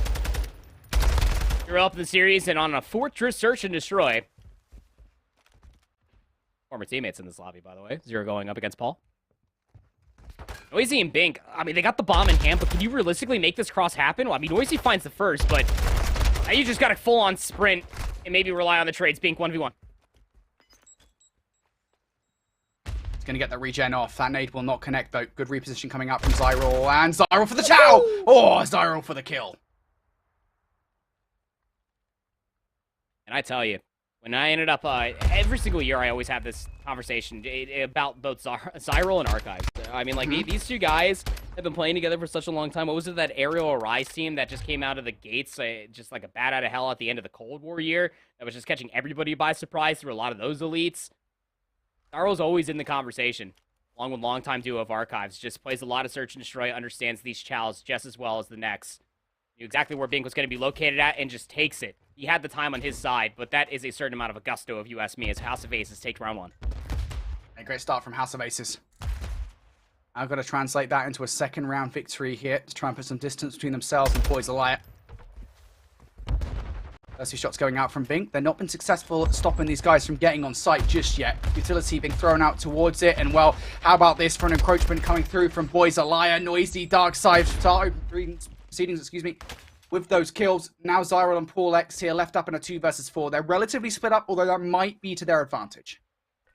Maybe, but I mean, Paul has to make sure that the flank and the jump up over through top boat is secure. Pokes out from top single. See, the 2 players are still over there. He's so weak. Regen's going to be coming through, but he might be trying to coordinate a pinch. Zyril's all by his lonesome on the backside of stage. He finds the first, doesn't expect the second. Paul 1v2. And we already know, relatively speaking, where he could be. Saw him top single earlier on, so for Paul, this is just such a big task. Gets the first, surely not second. Woohoo! Looks in that direction. Almost gets that frag. That would have been a disgusting 1v2. Woo! Man, I thought he had it there for a second. I mean, Paul had the centering, just didn't have the health points. Deal with Trey. Oh, man, oh, man. And that, again, is just something when you're looking at this Fortress Search and Destroy defensively, the way that Boys of Liar just kind of brute force their way through the open archway is something that an offensive team should never allow to have happen. That they just double, triple challenge, they find the kills on the backside, they make all of House of Aces just feel so trapped. It's wonderfully done for them to hold the map.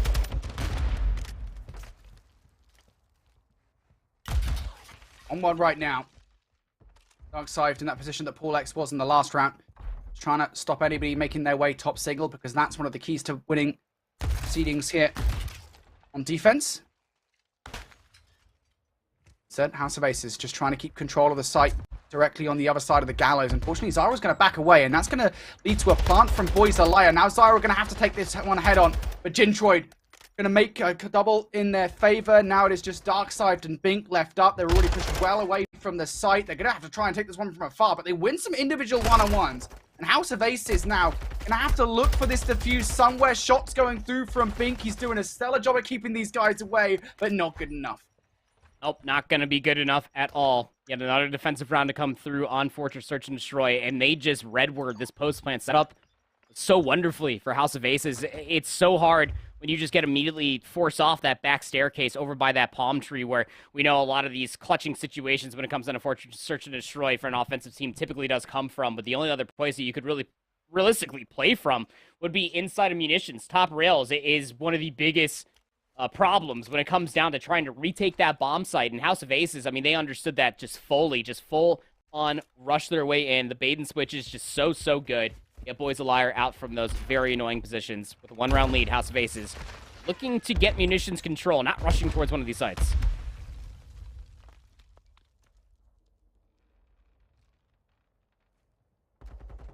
All is calm at the moment. House of Aces, that's not actually good for them. They want something free.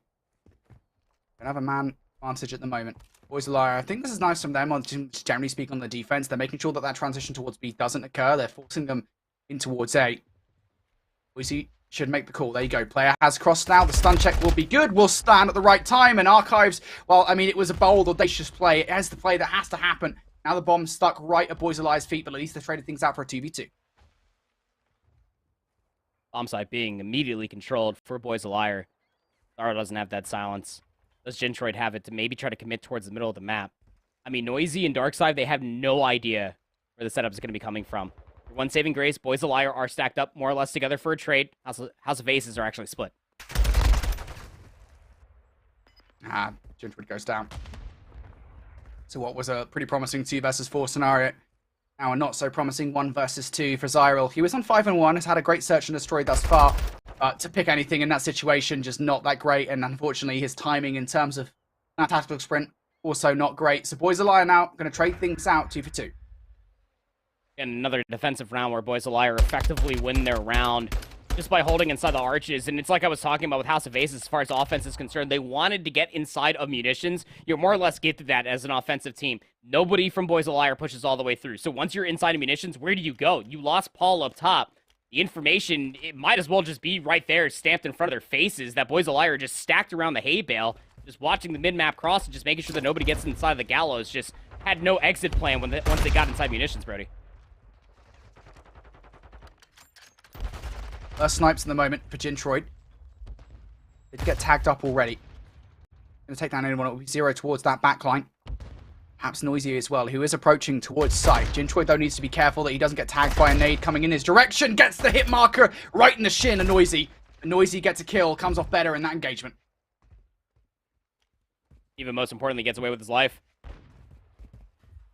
Snipe back there for Trey. Cartier, Boy 0. Gonna be able to take down Archives. 2v4. Some warding shots coming through the closed archway. I just don't even know how you try to retake this site, but your 1 saving grace, you got 40 seconds, and you know that Boys a Liar need to commit towards this site, so you got the bomb planner of Noisy. That's great. Now you can just wait for the regen to retell again.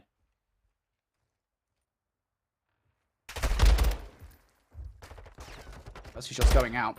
Again, not enough from Zyril to stop that bomb from going down, and now this is really tough, because Zero's going to be in the back line watching with a sniper. Perhaps attack if he's managed to pick one up. Go on. Chalmy says 0. I'm more than happy to take it. Player close by. That's the call out made. And now Zyril, the last one left alive, just trying to bait somebody on towards site. But 0 again. Not taking it. Just going to get the snipe off. And there, the body goes flying as it slams the floor. Boys a Liar. They break serve. These ragdolls are brutal. You'll see it from Zero's perspective. He's just throwing shots continuously. Here comes Zyril, at least for the slide shell, and yeah, Zero's going to take it away. So finally breaking the mold, an offensive round is possible on Fortress Search and Destroy between these two teams. Well, we'll keep you guys updated with what goes on with that matchup. Back to our main focus now as Rockery ESG. Last we heard, they slammed Strays in Embassy Hardpoint. Now, in towards Embassy Search and Destroy. A map mode combination, which I think historically speaking for Rockery ESG, yes, I know this is pre-change, has been pretty successful. Oh, absolutely. Well, slightly.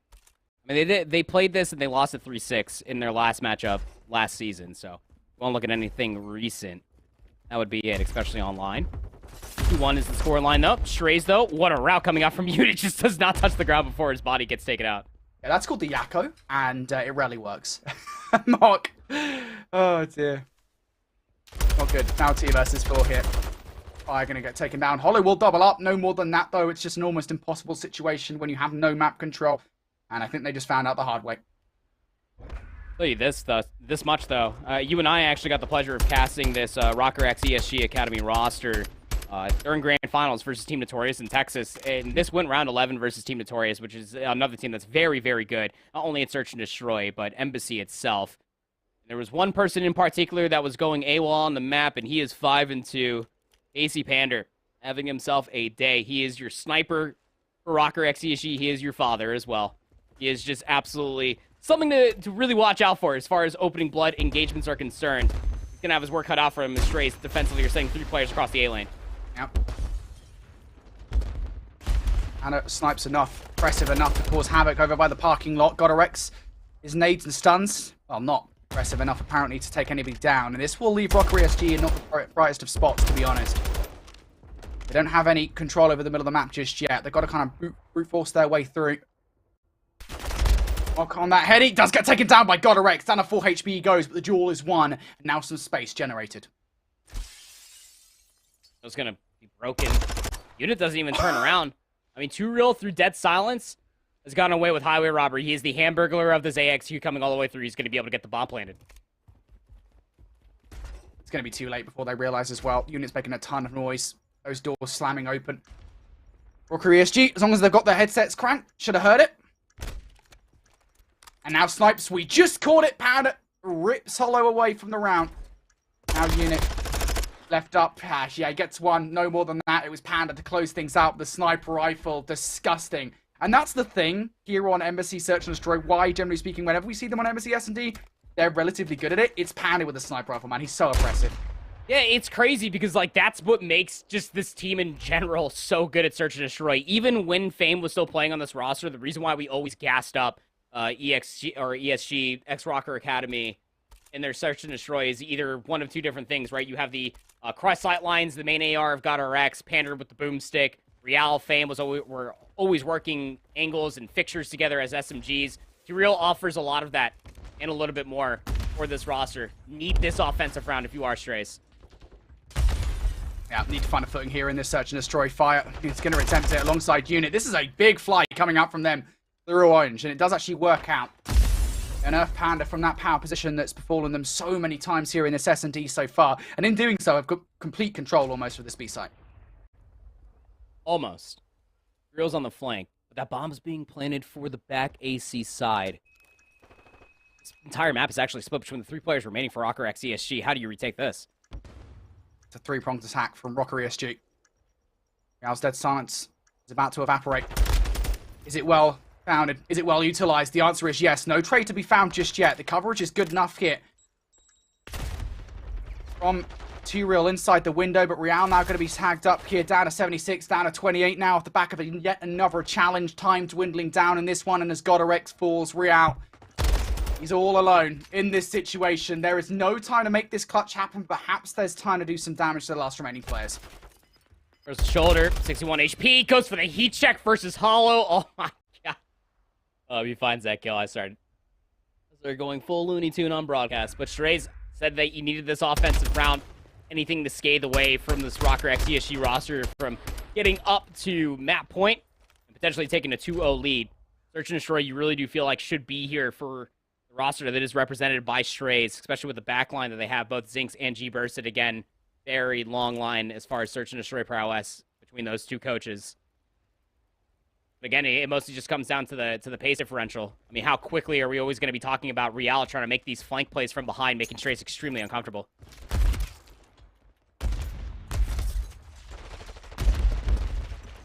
Well, Rocker ESG at the moment on this initial push over towards B. It's not exactly that successful. This is very fast and furious. And Real goes down. Now Panda left up looking for an ace in this round. He switched away from the sniper, fortunately enough. That's manageable, but that bomb being down over towards B, that's not. You can saw the immediate call. I mean, Unit was pushed all the way up over towards Potts, whether he saw Pander inside of bottom admin or not. He hightailed it out of there. Pander, no Dead Silence, not quite yet. Does have enough time to charge it up and potentially make a play, but I mean, at least you have a 2-round lead, so do you even want to try to use that resource now, if not save it for the next? Panda's been tagged up over. Yeah, he's dead to rights. Yeah, I think Panda, you can see like his thought process in that final situation is just like, well, I know I'm down very weak here. My screen is extremely red, but I might as well just go for something because I'm dead either way. And I love this round that's coming out from Strays defensively. They kind of give Rocker X ESG a taste of their own medicine, huh? Is that they just ball rush through the middle. Both Unit and Fire just doubled up together. They get inside of the front admin windows, and Rocker X ESG, they were throwing out some warning shots, but all those players over by Sans were so weak just from the off timing that came through from Strays. One round at a time. Bringing this within 2 in a row for Strays. Last one to get here from Strays. Works out as well. Fire for the first blood. Now for Rocker ESG, despite the fact they've got players pretty close by here, they're not exactly in that great positions, but maybe even from behind, Godorex could completely flip the situation on its head, despite being in a 2 versus 4. Godorex's position could still even the odds, and there we go. There it is. Now 2 versus 2, as on the other side, T-Wood has already taken down 1. Uriel's trying to make the play. Might not be all the way up top, but Hollow pops dead silence on a 4 spree he has left. Bomb needs to be collected. Godorex is just holding the bottom orange staircase, so this bomb's going to get collected, and it's going to start getting rotated. Unit tries to go for the chow. Really want to Godorex out from that positioning, but it's a little bit mistimed, isn't it? Because Hollow made the rotation through the middle of the map to try to plant over at A. His dead silence has run out, but he still needs to commit to the play. Yeah, and now going to challenge. That kill would have been nice against Tyrael. Tyrael just going to crawl away. Godorex has just seen him as well. Hollow's options in this round dwindling away. He will get the bomb down. But look at this pinch coming through. They now know exactly what's happening. They'll know, generally speaking, where it's located as well. And Hollow goes to check where Tyrael was located before. Tyrael, unbeknownst to him, had already moved. Maybe 7 and 6, but that is just so much to ask, especially for Rocker X ESG. If it's not Real, it's going to be too real. Whether it's a juggle as far as resources are concerned, too real off the rip, hit all the way through the van side and came up back admin. It was just making sure that Strays were just so trapped continuously throughout the entirety of that round that they also never really accounted for where Godorex was located at. It almost felt like that push when he was laying prone, when it was being executed over towards Signs or Strays, that Godorex inside of Orange was just playing with the timing to get back over towards top AC. As you see the end of that Albagger Fortress, House of Ace is able to win the round 11 versus Boys of Liar, so that series is tied up. You just got to be dealing with these flanks while keeping up the pace, and it seems that Strays want nothing to do with at least the ladder. They're playing all stacked together, Brody, in the backside of the map.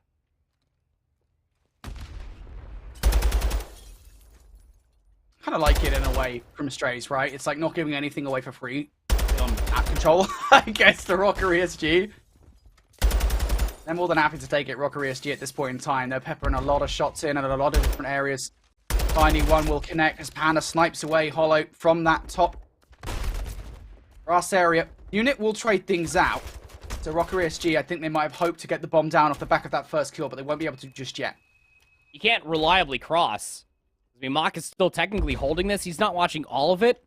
Godorex is aware of it. He knows that he needs to clear away some space. He checked vans. While this is happening, Real's pushing over towards the B bomb site. He gets overwhelmed. Godorex falls. It's just up to Tyrael. No dead silence. No real time to play with. Slowly making his way out. Oh, decides to get fast at the last second, but it is just too little too late. And yeah, it was a really weird round. One of those situations where it's just like you trying to bait out somebody on the defensive side to make their way across the middle and work off the back of that. And the strike, despite drawing first blood again, they just didn't have any knowledge as to where the remaining players were. That was just interesting from Strays. Again, they thought a multitude of B executes. Surely they do it again this time around. If you are Rocker X ESG, you were just posted up inside of admin trying to play these picks, and then all of Strays just kind of, well, disperse like ants and kind of spread across the entirety of the map. Just held the crosses. It needs to happen. One more round. An offense at that for Strays, and they'll force out around 11.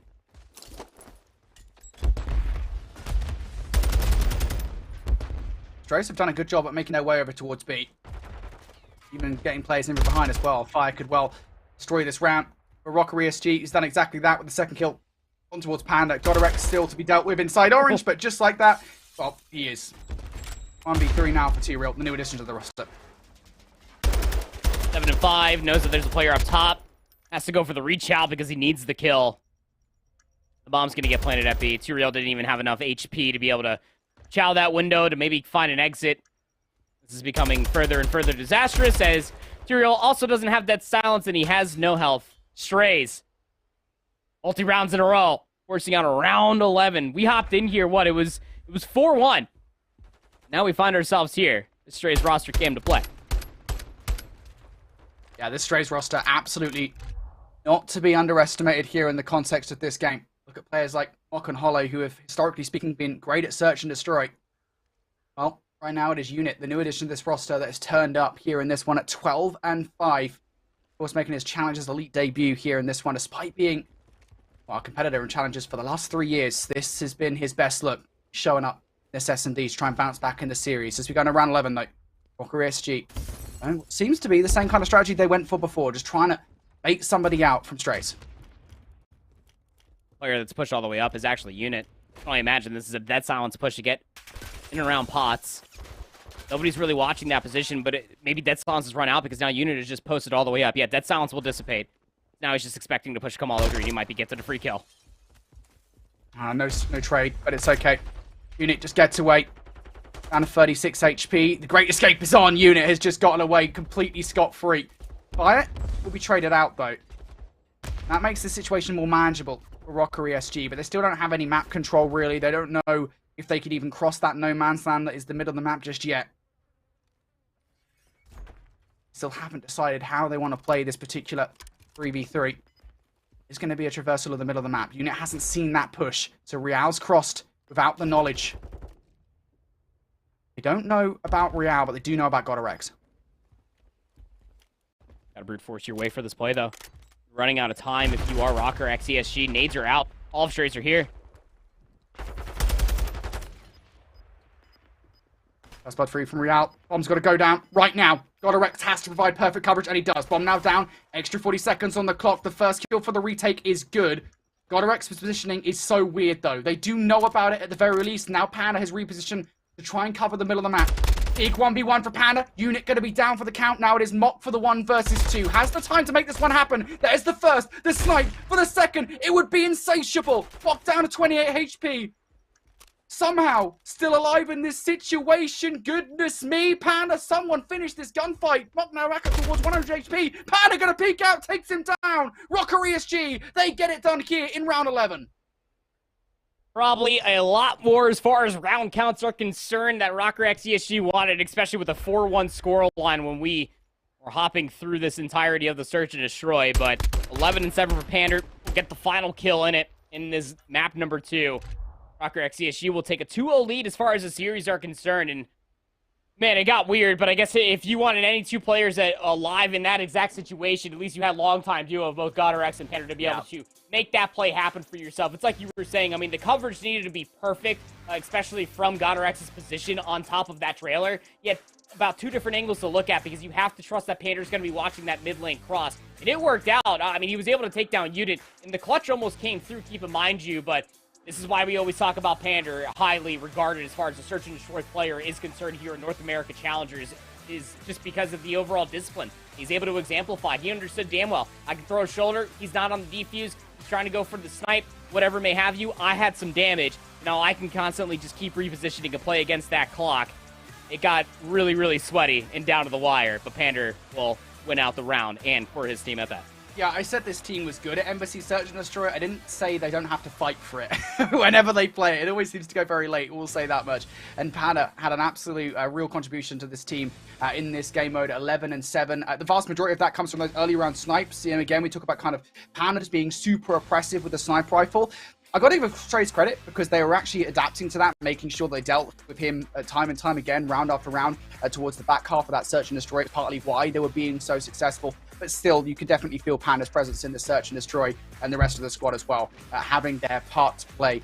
On the Switch side of the conversation, though, I mean, what you've got Unit at 14-6. Again, there are a lot of questions over this Unit player, right? Because you kind of look at his history, and again, he's been playing challenges for years, but this is actually the first real season where I think Unit is making a serious name for himself. And on this roster, I mean, in Search and Destroy, albeit they didn't win, did exactly that right. I mean, this has just been a pretty decent year, the best year for Unit, formerly Trench Unit, but I guess we're just calling him the latter of his name now of just Unit. But regardless of it, this has been a very, very good year for him. He was actually, I believe, on a on a team with like Zinx at the beginning of the year. They were placing like top 16, top 24. He joins that Decimate roster, if you remember, Brody. Mock Hollow, Venom, and Unit was that 4-player team. They got like 8th in a cup, 4th in the next cup as well. And it's progressively been getting better for them. It's just unfortunate when you kind of coin up this matchup.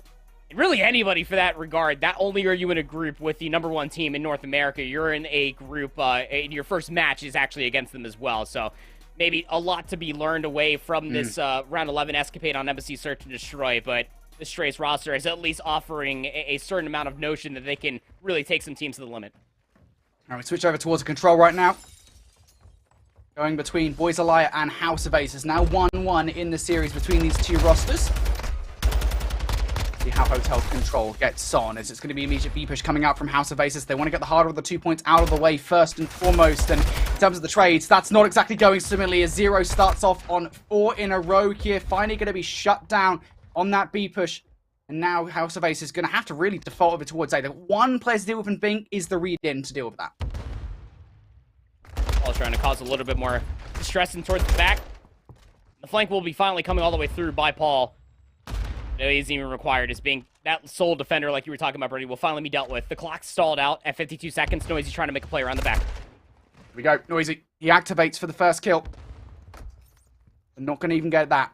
House of Aces now should be able to triple stack this point. Of course, as we always say, if your boys are live here on the defensive side, you'll recognize, hey, look, we can see this progression bar is going up pretty fast. You know, generally speaking, how many players are on the point, whether or not this push is coming through fast. Noisy, still going to be in a bit of an off angle.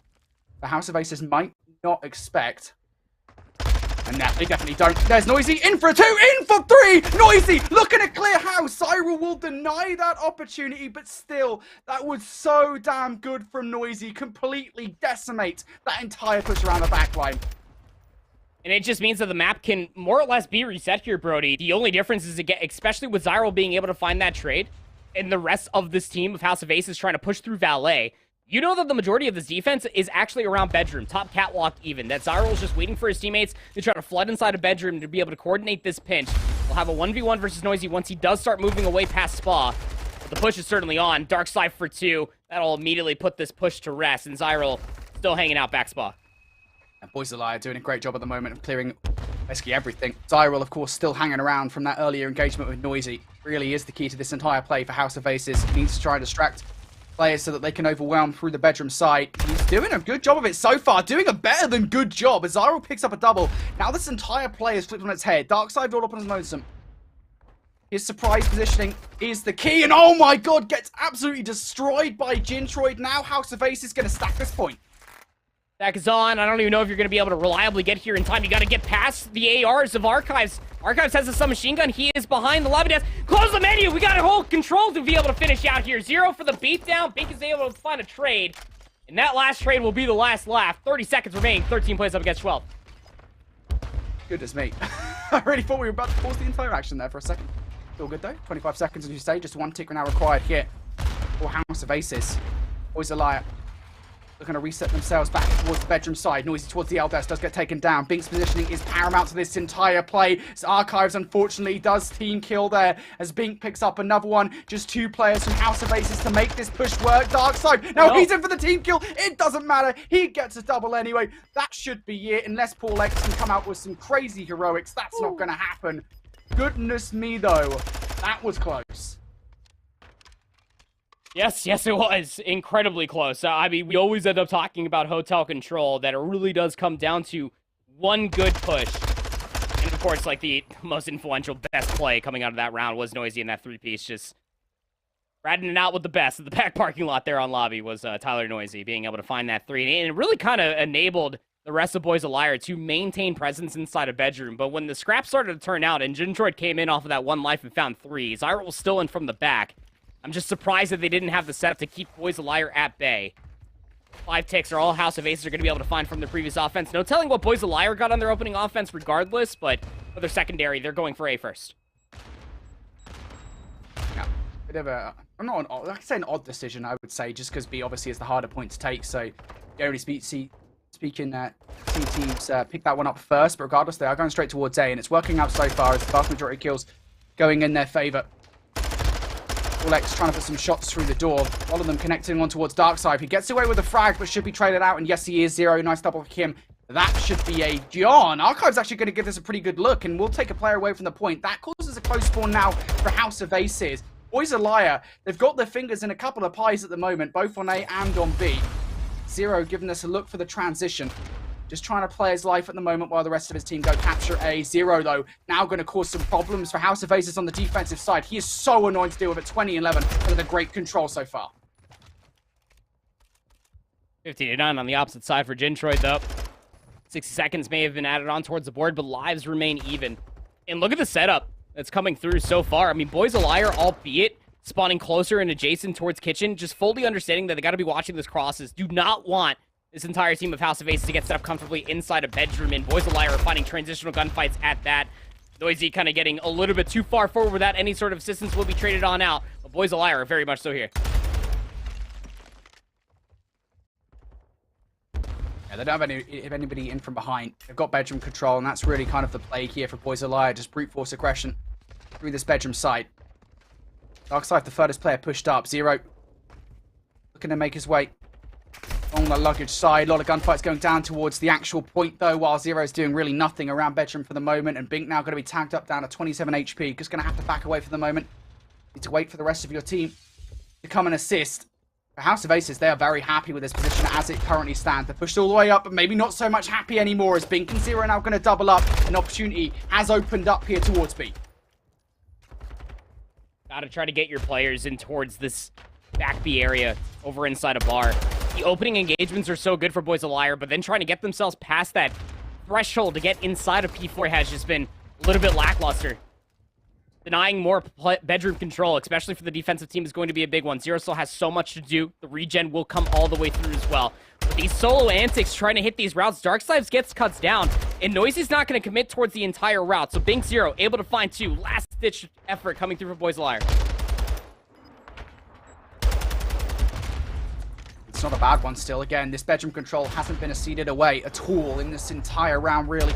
Cruise missile comes down. It's not effective for anything other than pushing House of Aces back towards their spawn. Zero's still got his cruise missile ready to go, but again, 10 seconds left now. The decision has to be made now. It's do or die time. Get yourselves on towards the point.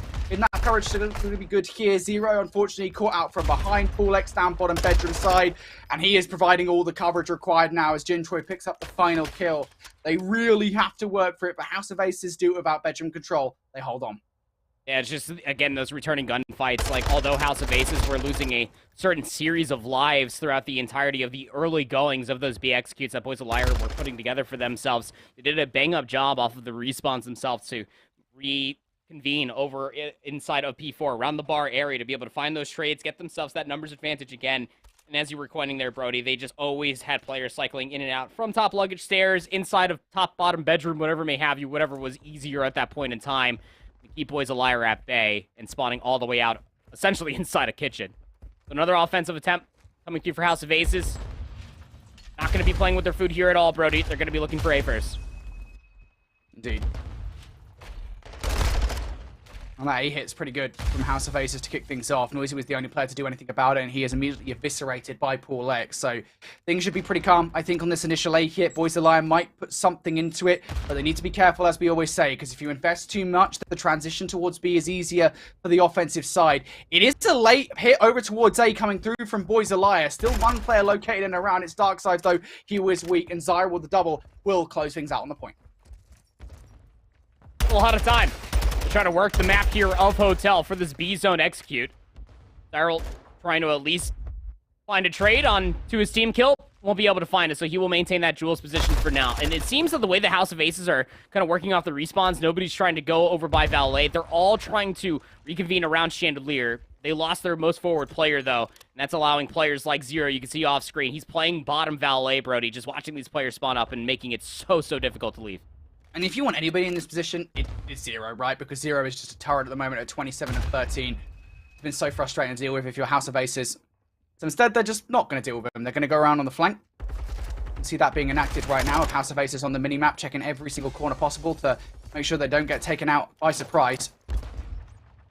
And now here they come, around the back line. Player pushing forward. Paul X for one. Gintroid for another as well. House of Aces, they've got a really good look at this one player coming off spawn, and Zyral, he just does not care. Bink is down for the count. These players, they are so far away at this point in time. House of Aces have got the 4 stack through. I don't think any amount of sprint is going to get you there in time. Certainly not that final cruise missile as the trophy system protects. House of Aces win the control.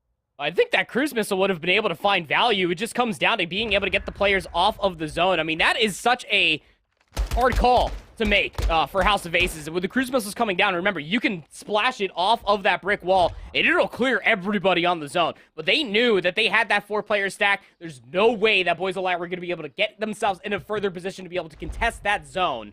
That is absolutely the case. Wonderfully done for House of Aces to take a map off of Boys of Liar. Yeah, just brilliantly done, I think, from the roster there. To take it, especially that final round, just a great offensive push over the wall and great decisions to try and react to what was being brought to them by Zero around their spawn. So, House of Aces now 2-1 up over in that series. Here, though, with Strays and Rocker at ESG. Rocker at ESG are 2-0 up in this series. Rocker only 1-0 down here in the control, though. See now whether Rocker ESG can answer back to what just happened to them. It's going to be a B hit right off the rip. First kill now in for a Panda. Second coming through is going to be the pinstripe kill feed. Ultimately, this does favour Strays as weakening this offensive line forces Rocker ESG to slow up a little bit and more players can come off the spawn, but Mock will fall once again. Strays, they've replenished themselves over towards B, but Rocker ESG, they continue to knock at the door. Yeah, look at the pickup, though, from Unit. He was able to at least find 1 kill inside of couches, so that's going to cause a certain amount of honesty from Rocker X. ESG would love to be able to find that trade on a fire, but Goddard X will fall down along with his comrade. Over towards the A zone we go. Rocker X ESG, they spawn parallel to this zone after the unfortunate B execute. That should be 60 seconds. I mean, Strays might be able to find themselves a couple of exits, but you don't want to over-invest into this. You just want to play for a full B-hold. Yeah, good call coming out, I think, from Strays on the defense here. Just make sure you position yourselves for the transitional kills. Unit has a lot to do in this backline, though. No real support since the rest of his team are relying on players forcing out of Connector. As Unit goes down now, the window of opportunity is open for Rocker ESG. Around the backline, got to be careful, does Real, though, because there's a player coming off spawn in the form of Unit that might be able to catch him off guard. And Real, well, he pings that dead silence at the complete wrong time. Unit going to double up onto 2 Real as well. Real squared is down. And Rocker ESG, back to the respawn point they go. Look at the forward approach as well. First Strays, I mean, you got players hollow and fired, just playing around the cat room to make sure that nobody from Rocker XCG can find these flanks for free. But that means that the bedroom over by couches, well, it's not exactly a strong one, is it? 2 Real off the respawn finds 2. Panda Real able to find 2 more. That is 4 dead, and Rocker XCG are on the point.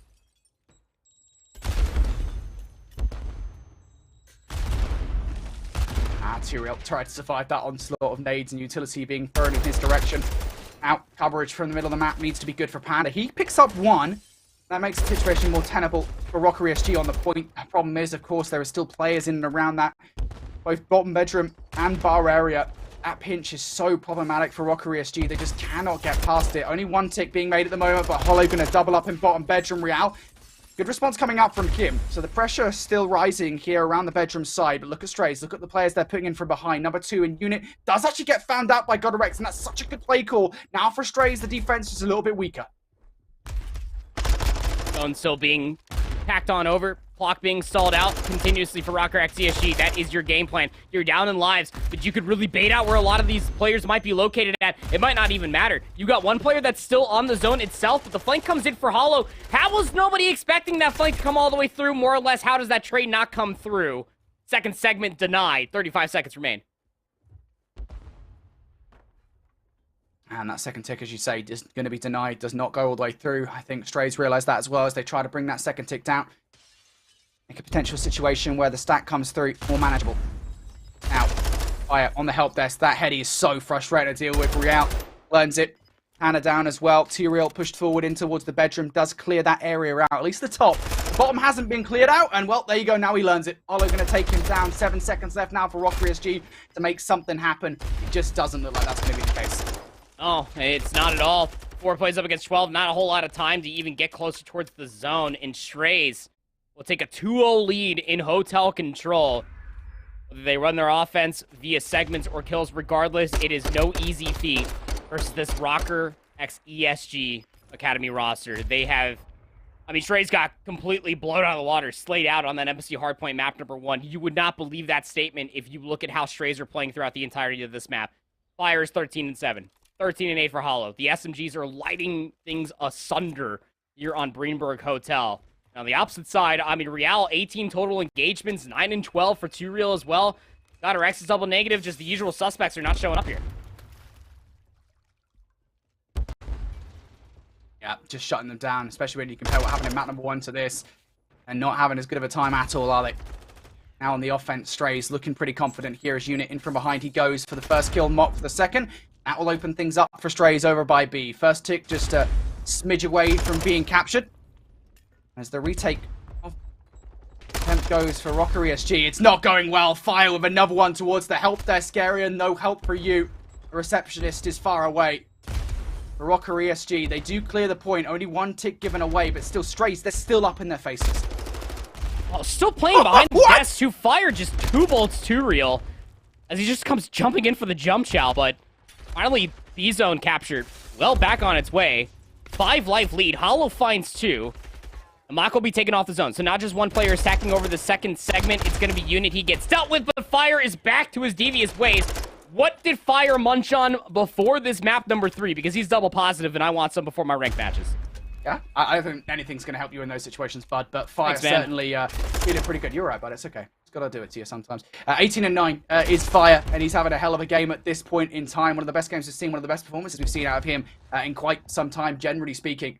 B wasn't fully captured just yet, so Rocker ESG will be happy with that, despite the life disadvantage of which they face. Now for them, an attempt to try and clear this point with 2Real and Godorex in close proximity. It is a 2 versus 4 if they go for it. It's a big investment if they go for it, and I think as 2Real falls, Godorex would now be wise to try and get some exit frag. You're just not doing it. I mean, Hollow's just picked up a huge double that completely clears a ton of space. And that's just lives that you cannot afford to give up.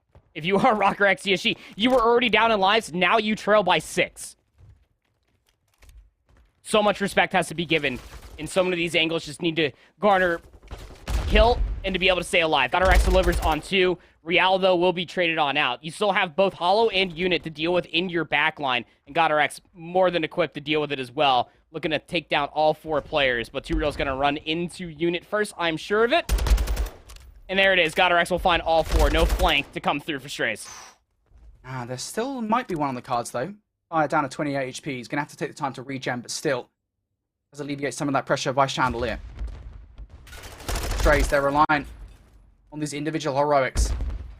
Fire has been able to produce, Unit's been able to produce quite a bit. Not to be just for the moment here, as Rocker EXG, they're getting themselves settled in towards the bedroom. Got themselves teddy bear to sleep with and all that. So night-night. Mock now looking for the first kill. We'll actually find it on the other side. Strays trying to alleviate some pressure through the middle of the map, and they might well have found it, to be fair. Real pushing through towards this side. I don't know what went on with a pistol gunfight on screen. Regardless, though, the 25 seconds left now for Strays. They're completely get away from the point down of Real and Godorex.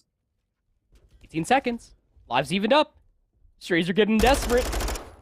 Rocker Academy have full control of this map as well. Top bedroom, you can see, is Real. Fire knows that he has to get him out from this position, but the mantle from the top ladder doesn't mean you're ready for a gunfight. One player in from behind. Hollow might be able to make a play happen, but just as soon as he finds one, he gets taken down. Rocker survive yet for another round. Yeah, and that's much better from Rocker ESG. I was genuinely concerned. I think off the back of, like, the moment where my concern was heightened was when Hollow picked up that 2-piece to try and completely clear that A capture, and they were like an 18 versus 12 life situation. Yeah. I think Strays will be frustrated that they lost that in a way. I know, like, offenses are generally speaking tough to do, but still, like, 18 versus 12, that is advantageous as heck. So, Strays not able to close things out in round number 3. They're going to have to go to a round 4 defense to get it done. Rocker ESG off the back of Real's heroics towards that, 12 versus 18 towards the end. An 8 spree for Kim, and Cruise Missile is ready to go. Be something to rally behind. Done against the door. The collapse out of luggage as well. One player is at least on an island. That's going to be Hollow, at least trying to look for the flank. He will find Pander, but Real's trying to cause more distress up front inside a spa. He's just losing his teammates along the way, Brody. Yeah, this is classic Real. That's just like, if I've ever seen like the most realist play I've ever seen in my life, that's it right there, where he just goes balls to the wall. I wouldn't want to say it, but there you go. It just like completely, just no care in the world, straight towards the enemy team, and unfortunately does die. So Rocker ESG now Going to be set back to the respawn point, no map control whatsoever, and it won't be long, considering they are spawning mostly up by that kitchen side, that they might well consider making a push over towards A. But the way that Strays are currently situated across the map, with the amount of pressure they're applying to Rocker ESG on the defense, they need to consider what's happening at the moment. Unit in from behind, you're not going to consider this whatsoever. Oh no! No, Unit! You gotta finish those ones, buddy!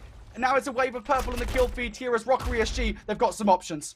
The lesson of that previous gunfight, make sure you have enough bullets in the magazine to at least kill one person. B-zone is being tacked over from Rocker X ESG. Gunner X, the last alive over here. You feel like this is your last hurrah, if you will, for Rocker X ESG. It would be massive to be able to get the B-zone first. You got one player that slips all the way through. It's hollow, but maybe the last-ditched attempt will be Mock on the backside of D2, and he finds 3. That just simply cannot happen. Gunner X spawns close enough to A to where he's going to stall the clock at the very least. Yeah, they might be able to capture A and put the extra 60 seconds on board. That's a saving grace for Rocker ESG here, as the A is significantly easier to capture. Gotta X just snaking his way through those benches at the moment. Gotta anticipate fire gun on a potential flank here. He predicts it perfectly, though, where Real is situated, and now it is just Tiro on the point. The new addition to the roster. Gonna get that first tick through, but a tick is not good enough at this point, and that is a great play to predict exactly where fire's gonna be coming from.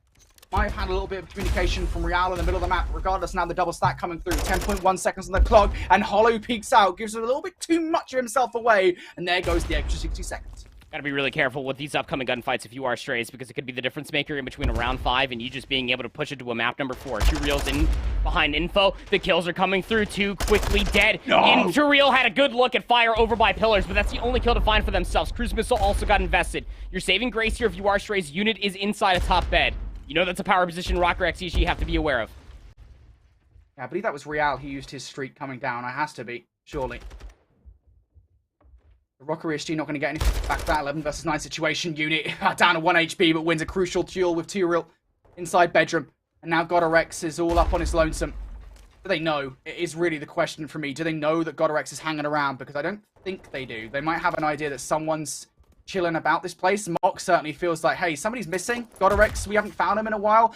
And, well, sometimes the trophy system duel just doesn't go your way. Down to 69 HP goes Godorex. Predicts exactly where Unit is going to be coming from. Weak for the gunfight, but its trade is in.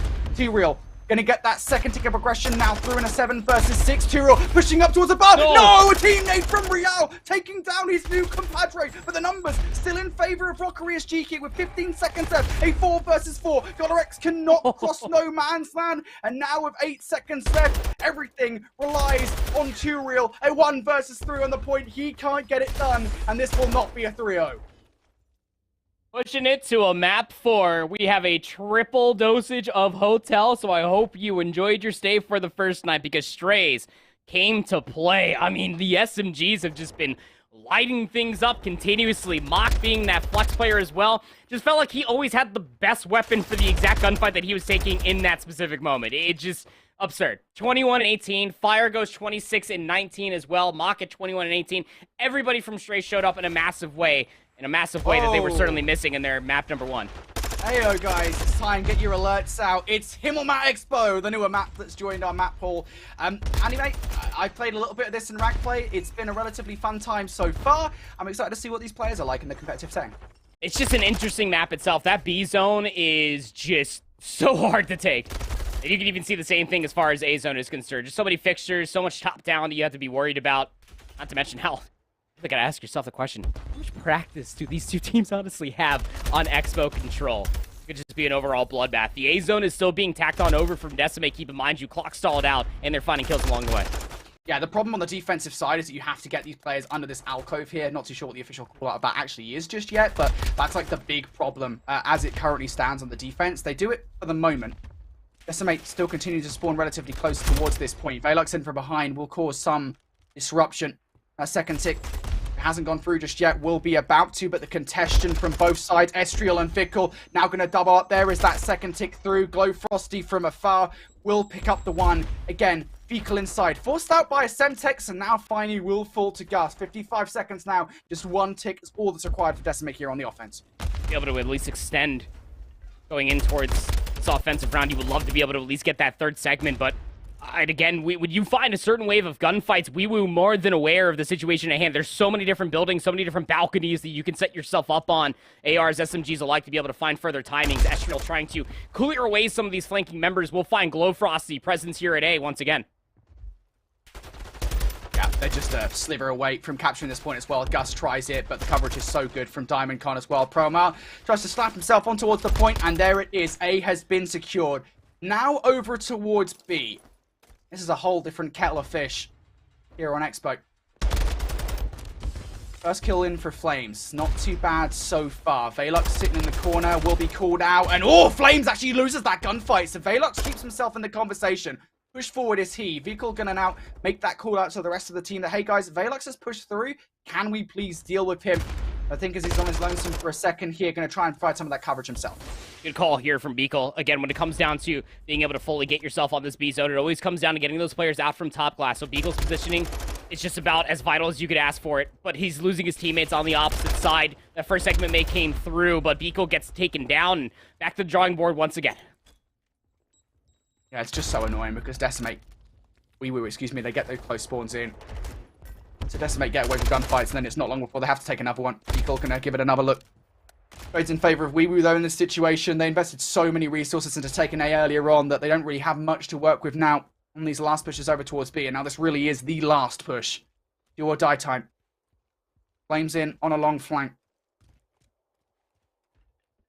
They must expect someone's going to attempt it. Flames doesn't have dead silence, so they'll probably hear it.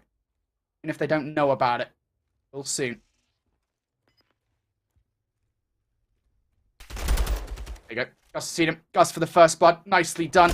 Do they recognize the second, though? That's the question. Estriel's going to throw that nade out. It won't tag just yet. 15 seconds now for something to happen. Pro Amar going to pick up the first. Now it's just down at Diamondcon and Vehicle. The last two players. Diamondcon going to catch Pro Amar off guard, but for Vehicle here, that's just way too much to ask for a 1 versus 4 towards the end.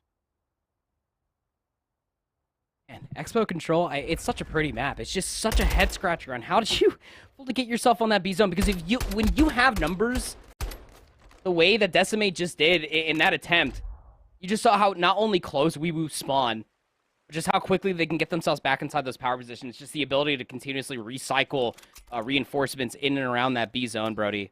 Just so swift. But even more so than that, you almost feel like that if you're Decimating in possession of that B zone, that you have to win, what, like 2-3 waves of gunfights convincingly to be able to get that B zone? 4 segments, though. Going to be able to be tacked on here for Decimate as they roll out for their defense. Actually, a pretty good defense, just generally speaking, so far for Decimate, even if they haven't necessarily had the numbers advantage in that 2-for-1 trade to begin with. Vehicle, so pivotal in holding control of A.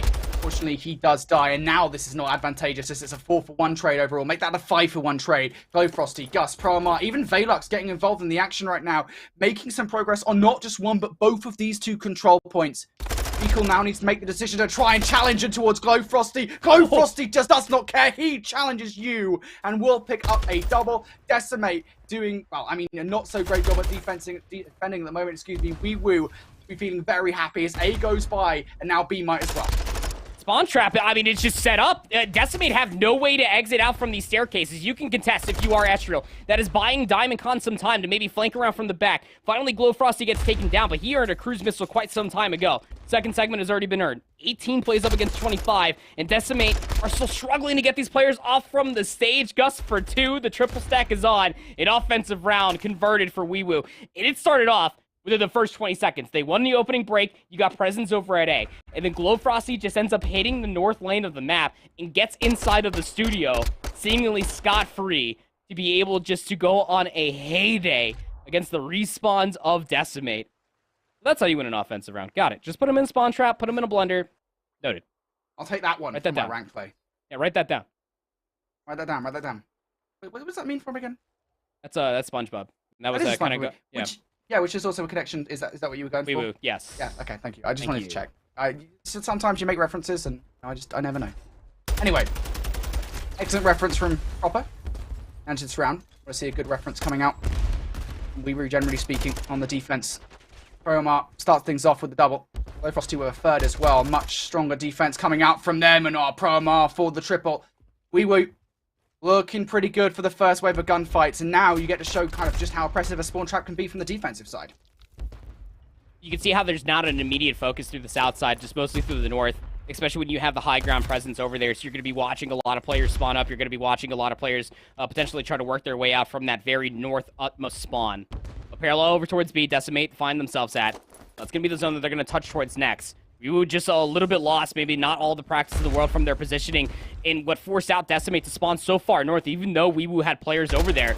Two players are here, and they're watching all of these narrow choke points. Now up towards glass is where the next contest might be coming through, but this B zone might just have to get chalked.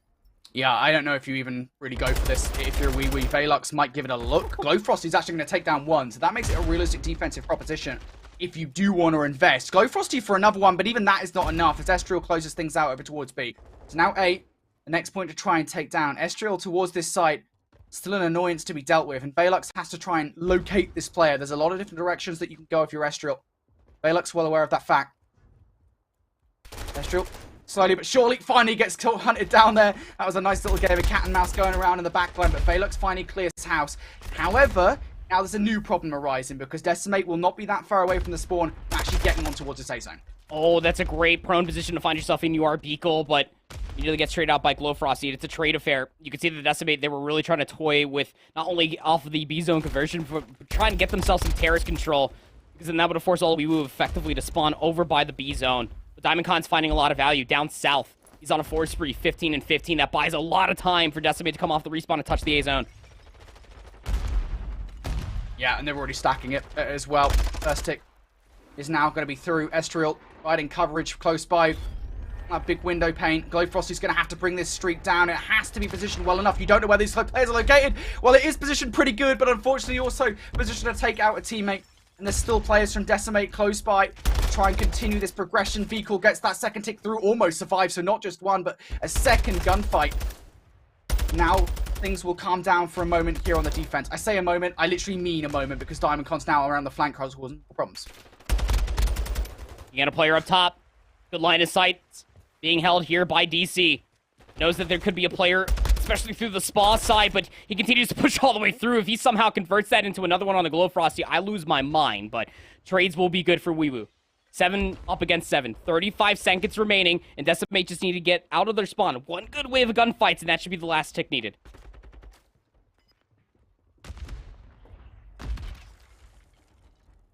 Vehicle trying to call out for his teammates. Estriel close by as well to capitalize on any gunfight. I don't think Estriel quite expected a second player to concerned about over by point. Now as they're down to their final set of respawns here. Decimate, it looks like the chances are dwindling, but maybe not so much anymore. Flames now going to hop on this point alongside Vehicle, and since there's 2 players on it, it's going to go by pretty fast. Weewoo, they need to act right about now. If not, they will not 3-0 in this one. Velux jumps on the point for the first. Flames just has to sit here. Velux gets the double off screen. Flames has way too many directions to look. And Weewoo win our first ever competitive map of Expo. I mean, you say competitive, but that looked like a one-sided affair for Weewoo. I mean, I'll keep it a buck. They just, whether it's map knowledge, more practice, whatever it may have you, they were just about everywhere that every single fixture and every single avenue an alleyway would offer for a player to be located at. I mean, Weewoo were just playing to the strengths, just exploiting everything that is Expo as far as the map is concerned. Everything essentially connects to everything Brody, and you got to see that quite wonderfully from AR line of sights to SMG Pro S. Yeah, well, there's your Expo, folks, and now, well, we'll see when we see it again. Moving forward into towards Season 3 of Challenges Elite. Now back over towards our main focus matchup with Rockery SG taking on Strays. Of course, Strays clutched up over on Control. Now they need to take a hard point away from Rockery SG, and given how map number 1 went, we had questions about how the series would go in this map number 4. Right now, Rockery SG got themselves a slight lead over Strays, but good fighting coming from the front here from Rockery SG to make sure Strays don't get any time. It's a big 15 to deny if you are Rocker X ESG. A lot more respectable than what we had at the end of the first set on Embassy Hardpoint map number 1 between these two teams. No shade to Strays, but they got absolutely blown out of the water. Real is 20 and 14. What? 10 and 9, 10 and 8 for GodRx Panda, respectively going in towards a second set of Hardpoint. Strays will be here first, but Surreal's looking to make plays. Doesn't see Unit behind the couch. Finally sees Unit behind the couch. Finds the first. Gets the read onto the second, but good trades and good gunfights coming through for Rocker X ESG to take control of the hill. And Rocco's still trying to get some time off the back of this one. Godorex will be denied, as will 2Real now. He was sat in the corner trying to provide some coverage for the rest of his team. Now, if you're Rocker ESG, you have to be kind of careful the way you play this. And I think caution might just be thrown to the wind as Mock picks up the double that will basically secure that side of the map for Strays. They need to be careful they don't get over aggressive though. Fire inside this hard point now on 22 and 15. Make that 23 and 15. Fire just continues to shred. Strays actually not in a bad position whatsoever as they fight for the scrap. They can continue just to hold this line as well. I mean, this is going to be a big rotation off of a massive P1 for Strays. They were trailing down by a good 60 points going in towards the second set. And they reconvene at a great time. Through double arches, they'll find themselves set up here inside P2. Need this to be a good one. Need to hold on for at least 30 seconds. And Unit has a lot to do here. First line of defense going to be down there as Godorex picks up the first blood.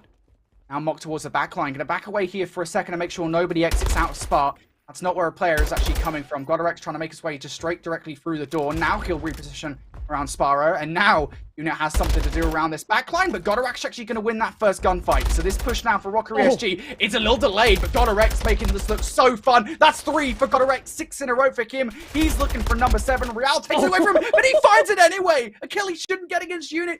Well, I mean, what? Likely could be damned. Godorex just doesn't care. And that's a clinical break coming through for Rocker X ESG, brought to you by Adam Godorex. Good lord, double positive, 20 and 10 now, 23 and 18 for Real. This is the pace differential that we were looking at for Rocker X ESG in that Embassy map 1 that Strays just simply had no answer for. But Fire is 26 and 17, along with an SMG in hand. Could be something that you could rally behind, especially with this upcoming Hardpoint inside a kitchen. Numbers not exactly here for Strays because Rocker, again, are just so good at fighting transitional gunfights. So these two players inside got a hold. From behind, though, you just can't hold when Real is doing this. 27 and 18 now. 40 seconds worth fighting over. Strays might well lament the fact that they've lost this kill. We're going to have to hit this one from the backside. Fire and Mock attempting it around the back doors. Real is here, though. The shot center was Fire making him weak enough. You have to imagine to get the kills, but no. 2Real is that last remaining player now as he's going to be shut down. 20 seconds now for Strays worth fighting for. It's a big P3 coming through. And Real just goes flying over towards the old hill because he knows that he should be spawning in with this team. But look at how fast Strays move through the restaurant side. Real spawns all the way over by Valet.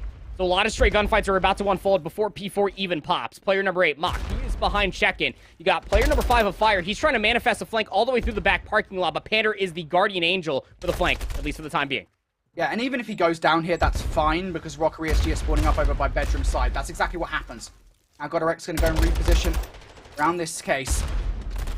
Trophy system now going to be down, but it's a little bit late. He was already tagged up by a stun there, and that won't be the thing that kills him, but, well, it will be Hollow that takes him down. Now Contestion going down for the last 16 seconds or so. Rocker ESG, they want to close things out. Godorex and 2Real going to combine for 3. Mock now the last remaining player left alive. Panna putting a lot of shots into him. And now finally finishes off that gunfight. Looking for more around this backline as Strays continue to spawn inside the Spar. Fire for the double. They're holding on by their fingertips. Real, can he close things out? Not just yet. 16 seconds left. And as Real falls, well, it might look like a straight hardpoint, but do they predict Godorex coming off the spawn? In from behind, Godorex is pre-firing every single corner but the area where there are already Strays players. It doesn't matter anyway. Through the front comes 2Real and Panda, and that'll be all she wrote for this series. Good lord, what a bloodbath that P4 was. What a crazy scoreline as well, 250 to 222, and that was off of a 60-point lead. The Rocker Academy held over Stray's head. But this guy right here in the best play that had just a starkly different map number 4 comparatively to map number 1, and it really does go to show you just how valuable Fire can be as a player. I mean, he's hitting routes continuously. He led the lobby in damage for crying out loud. The majority of that with a submachine gun.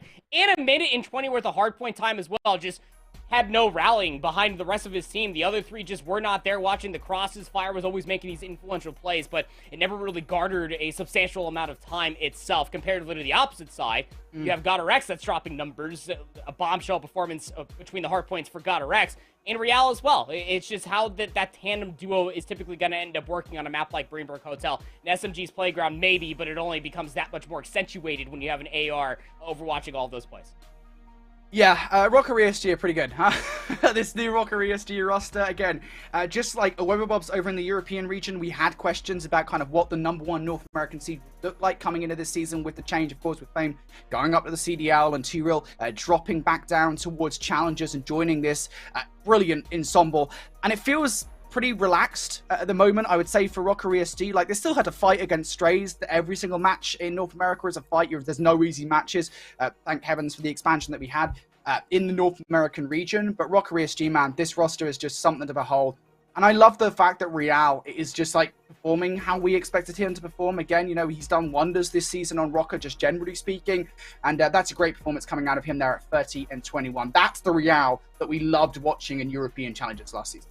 Absolutely the case. I mean, you could just see progressively. I mean, it's kind of like going back and watching your first cast party. Go back and watch Riel at the beginning of the season with this Rocker Academy roster, and look at him now. Just the trust is obviously there that he can really trust GodRx and Pander, that when they say that they're watching him make these plays happen, that he can trust that they're going to be there. There's going to need to be follow-up. You can trust that any one of these teammates will be here as well. It just kind of, you're getting to see Real unchained. 51 engagements. Absolutely absurd. Yeah, absolutely. Well, let's take a look at another matchup that's going on concurrently. Decimate Gaming going head-to-head with Wee. We saw Wee win the first ever Hilmat Expo 3-0. Now let's go back towards old Hydro Hardpoint for map number 4. Decimate have already got the first few points on the board. For Wee, though, that's not the end of the world. They've got control of the P1, P2 rotation. They've got to be careful of those water routes. Also got to let everybody know, because we did take a look at Zero versus Paul X. Boys a Liar will lose to House of Aces off of a Mercado Hardpoint 250 to 182. So House of Aces will start off with the dub here in Season 3 of the Elite. Going to be the outcome here between Decimate and Wee. Decimate did win that map number 1 in Embassy, 250 to 204. We've seen this Wee roster on Zarqwa Hydroelectric. They are absolutely nasty. Do not want to take them for granted. Yeah, for sure. Both of these two teams looking pretty good, just generally speaking. Decimate Gaming knocking at the door, though, trying to force a game number 5. They're going to have to fight through towards P2, and this is always a tough one to break. Fortunately, they don't have anybody to deal with inside Dome. More players towards that back block area that will have to contest if they try to cross this gap. Gus already causing problems, as is Velux. Estriel going to fly across, though, and hasn't actually been tagged whatsoever, but now will be, and that's why this point is just so damn tough to break. The first wave of gunfight's good here for Wee. Still a lot of time here, 30 seconds still remaining, and Wee are not done finding gunfights. They're not done winning them as well. Diamondcon will finally break that mold, take Gus off of that previous spree, and Decimate are forced to concede the space. That 20 seconds will be soaked up for Wee. Decimate looking to answer, going in towards P3. You gotta be careful with the setup. I mean, Diamondcon, yeah, you're able to find a lot of damage in the middle of the map. That has to be the call. You see flames on the minimap going all the way back towards Turbine, just making sure that those spawns are ever so secure. Wee. I'm going to have the first touch over by P3. They'll fight their way through the market square. Estriel going to pick up a double before finally falling. Now Vehicle looking to catch a couple of players off guard coming off spawn, and well, he just won't. Velux predicts perfectly where a player is going to be coming from. Now Diamondcon trying to replace Vehicle over towards that market square, but as a couple of players do fall now, Wee starting to really aggress towards P3. Estriel tries to double up once again, but this time will be denied. And in all this kerfuffle, Decimate have been removed from the point. They can't get any time off, despite spawning in this backline. So now Diamondcon trying to get himself in an off angle to remove these players away from the point. Glowfrosty, though, will double up once again. Finally, after all of those kills going down, Decimate able to get a few points on the board. But just as we say it, again, now Wee spawning in that backline, and that will cause some problems for last remaining player in Flames. Yeah, Glowfrosty will find that kill via Semtech, so 10 seconds will be soaked up if you are Wee. But where the spawns flip on the opposite side, the same could be said here. You have Estriel trying to find where this last player is located at. Promar is quite literally one shot. The only player that's pushed all the way up, and it's buying so much time provided for the rest of Wee to cut back through the middle of the map and maybe try to reinforce this play, but Decimate set up first. Decimate looking to hold. This is a hard hill to break, generally speaking. You've got to make sure you break those back spawns. And it feels like they might well have done that. Vehicle, the last remaining player left alive here, and yet they absolutely have. Just as I say it, Caster cursed it, as Wee now going to spawn in that backline. Now this is problematic for Decimate. You have to try and hit this at least once more with 25 seconds left to go. Vehicle was still hanging about the joint from the earlier engagement and will finally go down. So 20 seconds worth taking if you're Wee. And now the spawns flip. Good read coming out from Wee to deal with Estriel despite those janky spawns. Now Decimate going to have to focus on this rotation. There's already one player pushed all the way through, and as I say it, Velox does go down. Diamondcon trying to hit a route. He's just going to get flanked. The timing of that is just impeccable. Decimate, like as you were saying, we're being able to take away at least those players over by the rock. And we were looking at full south lane, at least control for the time being, but now it's a lot of isolated plays. ProMar jumps inside of P5, is able to find the first. That means his teammates can start cutting through the middle of the map, but just as soon as they try to move all the way forward, the crossfire is that much better for Decimate to maintain control. Decimate, first touch is good for them. Find themselves effectively in 2 versus 4. And Beagle can come to help, and never mind. Beagle just catches a couple of players off the middle of the map. Now a couple more to deal with from Velox and ProMar on that left side. Vehicle going to get back towards 100 HP before taking the fight. Unfortunately, this predicts where Velox is going to be. So does lose that engagement, and quickly now the rest of the team being brought down to just one player in the form of Flames, who is slicing players up in and around the point. Trying to find an off angle and catches a player off guard, looking for yet another one. 5 in a row for him is going to be denied that crucial 6. So that's last amount of time now going the way of Wee Woo. To get to the second set, they do hold a slight advantage. That's still that 30-point lead that we will have seemingly held all the way towards the end of P2, and especially going in towards P3. It just always felt like that we would have had a certain edge up on Decimate so far, but players starting to heat up. You saw Beagle, I mean, at one point he was like 3-8, now he's 10-11. On the opposite side, I mean, Velox is having himself a whale of a game, 14-9, 13-6 for ProMR, showing up in a massive way here in the Market Square. 3 go down for Decimate, and we will maintain control. Yeah, good position here from Wee Woo, just generally speaking. There's been a real neck-and-neck game between these two teams. An opportunity now for Wee Woo to put a real wedge between the two.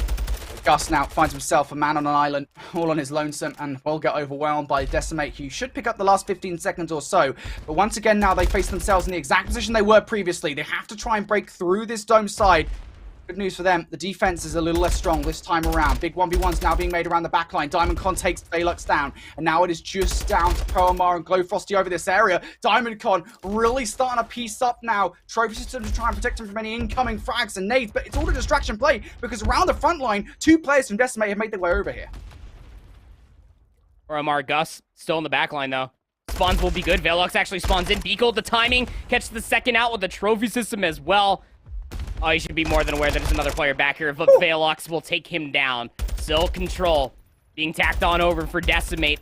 They're building themselves a little bit of a buffer for a lead. The crossfire from the front is just as good.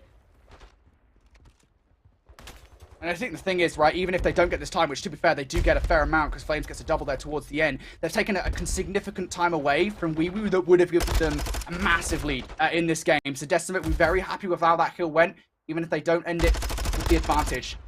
Now Beagle trying to do what he did in the last rotation, just try and keep these guys at bay around the Market Square. That's not where the pressure is coming from just yet, though.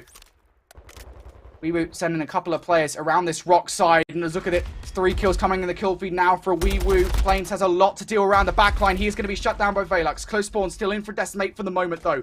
They will be with a chance of trying to take Wee Woo away from this hard point, but Glowfrosty sending all manner of utility out towards the backline. They're ready for it. Flame still spawns in. Nobody from Wee Woo can get in a position trying to block those spawns. And, I mean, Diamondcon spawned effectively in towards P2 amidst all of that chaos. So now he can set himself up here around the Market Square to play for a couple of exits across the middle of the map. Flames spawning back in on a 3 spree, 18 and 15, watching these players move their way through the middle of the map itself. That is a crucial break for Decimate. They might just be able to soak up the back 20 seconds. They got numbers. Velox might be able to get a squadron spawn there from Glowfrosty in towards the back, but unless you find all of the kills, of which Glowfrosty will be able to at least find the last, it's just about 10 seconds as Decimate, again, are trying to win the rotation with Flames and Estriel intact, and we'll be able to do just that. Big kills being made here by Flames on the rotation. That will effectively guarantee these spawns for Decimate Gaming. A couple of players do spawn out just before they can be solidified, though, so Estriel and Diamondcon have a ways to go before they can touch the hard point and really help out their team. Now Estriel moving towards the middle of the map. Opposition that Gus doesn't expect will catch him off guard. For Wee Woo. Long journey to try and unearth Decimate from these back spawns. It is Glowfrosty taking that swimming route in from behind. Do they expect it's the question? Runs straight into Diamondcon with a knife. That is so unfortunate. And now trying to fight this one from the front with Gus and Velox completely decimated by DC. He picks up 3 in a row. Massive kills coming through from DC. We'll maintain presence over here. or Decimate. Push them over 200 points. Wubble now having to get themselves all the way across the map. Need to set themselves up over by P5. But the way that their spawns are working out right now, Brody, they're not really in a position to try to space a lot of these players out. So it just comes down to timing, being able to catch these players off guard. Beagle's able to at least find a trade on the Gus. He's trying to work himself in a position to maybe try to block these spawns. But you're not going to get a squadron spawn, not while you're still in possession of the old hill. Just trying to make it extremely uncomfortable for Wubble, who are set up at P5. Yeah, Wubble need to hold this, really. Obviously, Decimate Gaming just 27 points away from victory, but more than that, Wubble try and level this game up. So far, so good. In terms of making sure you win all the gunfights in and around the hardpoint. Promar going to double up. Trade's looking pretty good here for Decimate, though. It leaves Glowfrosty isolated inside. Help is on the way from P3 and from the middle of the map, but they will not have the numbers for the moment. They need to go huge. Inside, Glowfrosty and Gus picking up some frags, though. The trades galore in favor of Decimate as Gus picks up 3. That is Decimate tripling up there inside. Now, for sure, tripling up inside, and now Decimate Gaming, they're not going to be able to close things out regardless of what happens off the back of this hardpoint. We're going to a third set. Going in towards the third set. Still a lot of plays happening around the old hill. Diamondcon's going to try to soak it up, get themselves a little bit closer towards that 250-point score line. He's going to get the better of Glowfrosty, who's been the Reaper scrap time for the west side of Hardpoints between 3 and 5. But going in towards this third and final set, Wubble in possession of P1. Not a whole lot of space inside of red, but they're just going to be waiting to see where Decimate chow from. Wubble got all their angles covered. Watching both top red and the middle of the map. They turn away from the middle of the map at the wrong time. It's going to be Gus that's taken down. Vehicle from up top. What can he do as Promar picks up a double? He needs to a lot. Has the coverage of Flames from the top window, and Vehicle with a timing on towards the double. Vehicle for 3. Vehicle for a huge 3. Vehicle for 4. Completely pieces the map. And now just 15 seconds shy of victory on Decimate Gaming. Diamondcon holding the angle. You got to get inside the tent if you're Philux. You don't have numbers. The players are coming through the middle of the map. Contest is not going to be good enough. No point of entry at all off the back end of Beagle's 4-piece. Decimate. Steal map 4 away. Truthfully, Wubble had themselves a pretty good lead at the end of the first set. This ends within 25, but the series goes to a map 5. And those, I don't want to say like penultimate 2 kills, but I think it was the rotation from P3 to P4. That was so damaging to Wubble, right? Because they get a lot of time away from P3, and then they get the vast majority of time away from P4. And fair play to Wubble, they handled it well enough. They got themselves back in the conversation. But Decimate towards the end, man. Vehicle just absolutely clutches up and takes that map away from Wubble as they force us into a game 5.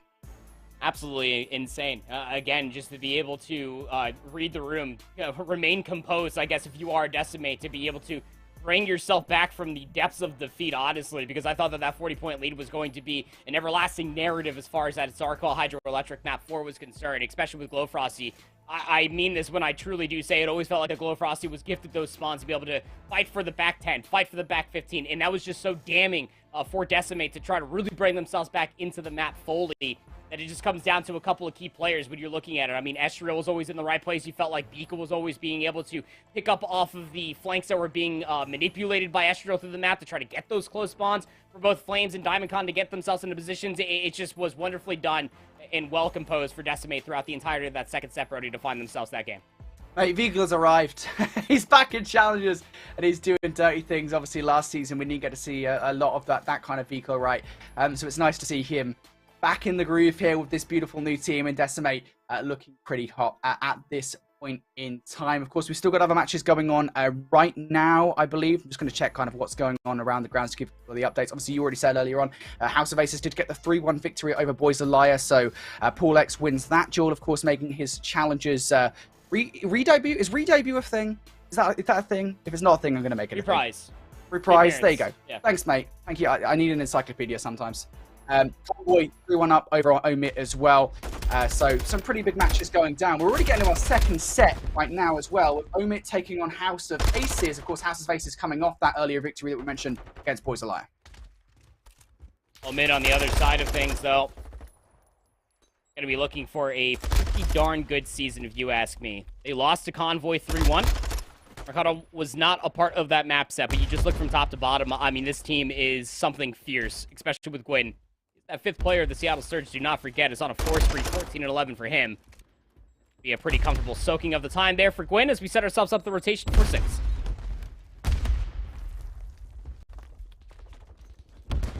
House of Aces trying to get control here. Archives has a lot to do, jumping in and out of these windows, but Purge is going to double up. He's also for the third, so Omit looking pretty good to get time away from P6.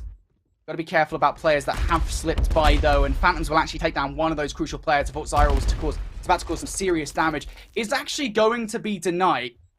And now for Omit here. You need to do this without the numbers. He's just tried to push out at an off angle. Unfortunately, House of Base is going to win that gunfight, and now Purge left up all on his lonesome.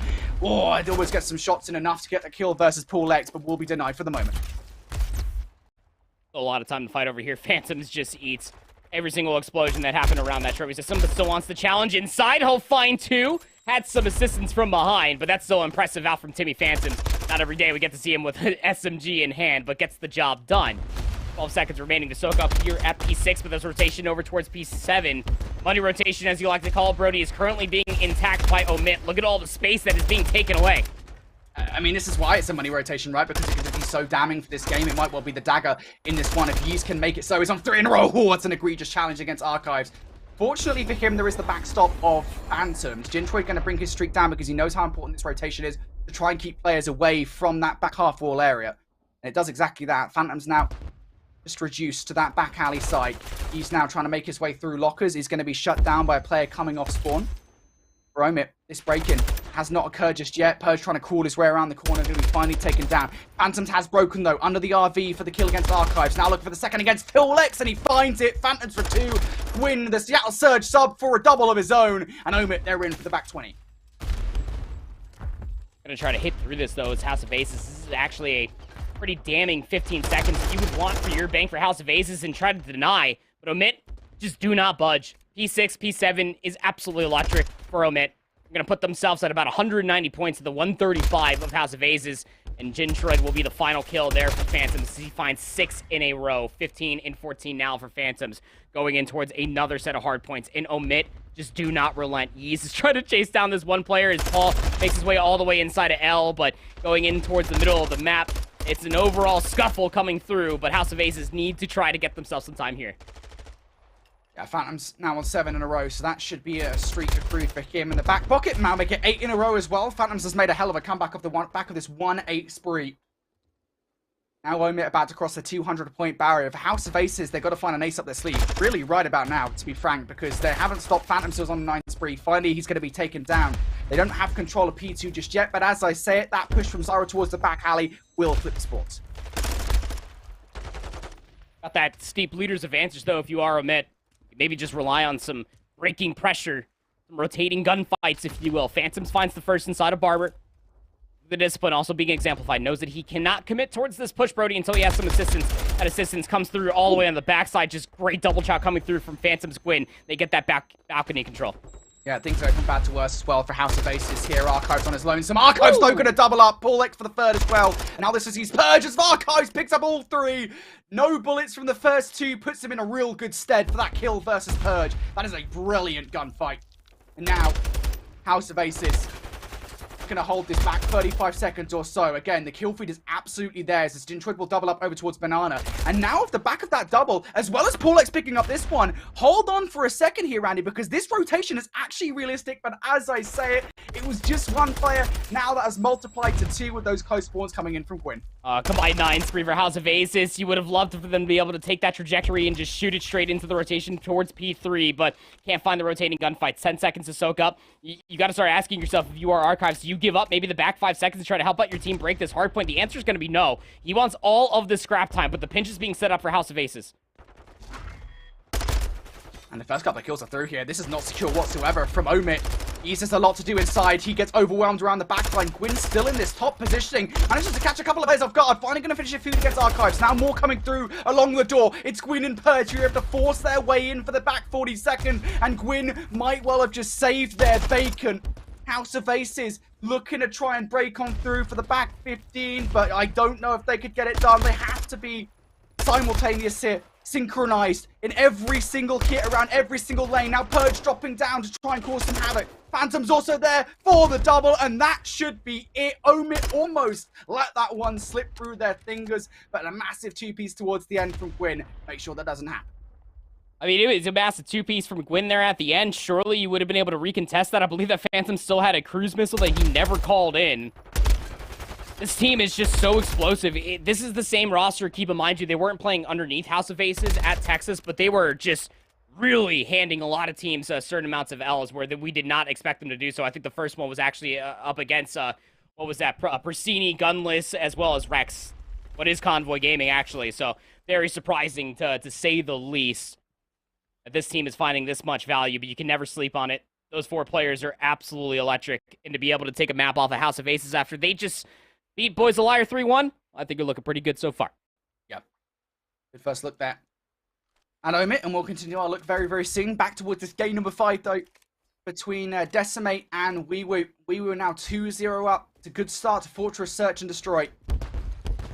Now they want to have an even better go of things in round number 3. This is audacious, though, from Weewoo on the defensive side, pushing all the way through stables. It's a bold call. Diamond Con going to throw a stun out at the wrong time, though. Not frankly ready for that gunfight versus Proamar. And now Proamar gets yet another kill. He shouldn't get against Estriel as well. Flames now in a 1 versus 4, picks up the first. Now needs to do more. The map has just about fully reset. Defense back over towards stables. Flames is a trophy-resistant player, so expect this round to happen in a crab-walking fashion. He cannot really expose himself too much via sound cues, but even if he pokes out from top single, you can see Proamar in the minimap. He's watching it.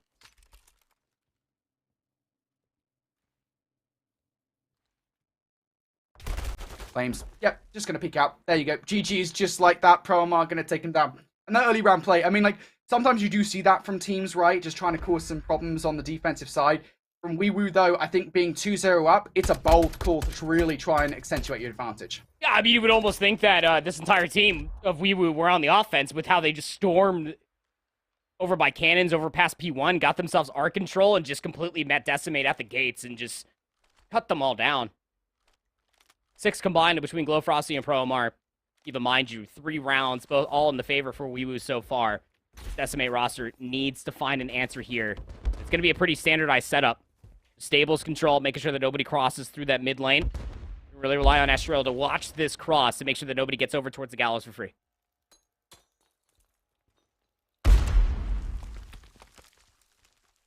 Decimate really do need this round. They really do need to prevent somebody from Weewoo to crossing that bomb site. Trophy's already down. Nice nade from Glowfrosty to provide the coverage so that Proamar can get on towards the site scot-free. That nade will still land despite the trophy system being there. Now that trophy is gone. Damage done. Bomb already down towards that back line. Now Flames trying to regress through street side. Proamar towards backlogs. This is a position where he's relatively exposed. First 2 shots good. And there you go. Beacon now going to take him down. Through munitions goes Flames. And now a 1v1 as Velux trades things out. Velux versus Vehicle for V's. Oh, and Velox just makes the hardest of plays happen. Pops dead silence. I think that Beakle might have gotten an audio cue from that door cracking open up top. The last known position and the stun being thrown for Beakle was all that Velox needed just to play this corner. And we'll just shoot him in the back for the round. There was a really good opportunity there to try to retake that site that was mostly happening through that pallet lane over on the south side of Fortress. But stray trades coming out across the board in Weewoo's favor. Continue on with their winning ways. Decimator still searching for the first round. And Decimate just cannot get the wheels turning whatsoever in this series, can they? Something athletic needs to occur, and maybe this is it. The aggression from Decimate here on this offensive attempt is significantly better than what they've done in the past. Velux with a read on towards Vehicle, though, and how has this happened? 2 versus 2. Now a 2 versus 1. Numbers back in favor of Decimate. Proamar has to try and find some time to defuse this bomb. Let that silence. Needs to find an isolated 1v1. He probably won't be able to get it. See both Flames and Estriel do it on up on that backside of the pallets. Proamar just has so much to clear, and he's got an AR to try to do it. Not all the time in the world.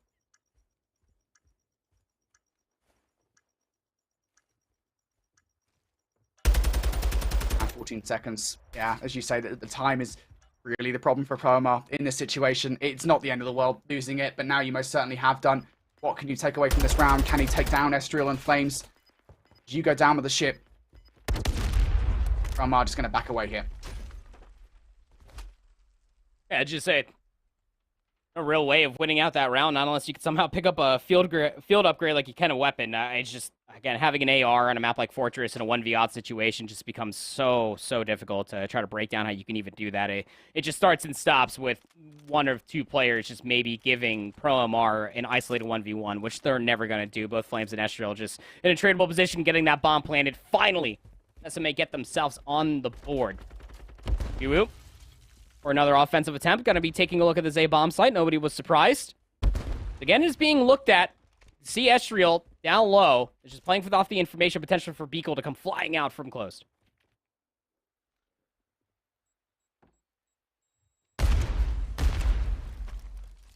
Nobody getting too aggressive here from Decimate in this situation. A lot of stock into making sure this bomb doesn't go down. I imagine as soon as that call is made, both Estriel and Beagle will jump on it. Trophy system from Beagle gets that first one. Promar has jumped across, but I don't think Estriel's seen it, to be honest. Now the jump is being made here, but Beagle gets overwhelmed, not just by one, but by three players from Decimate.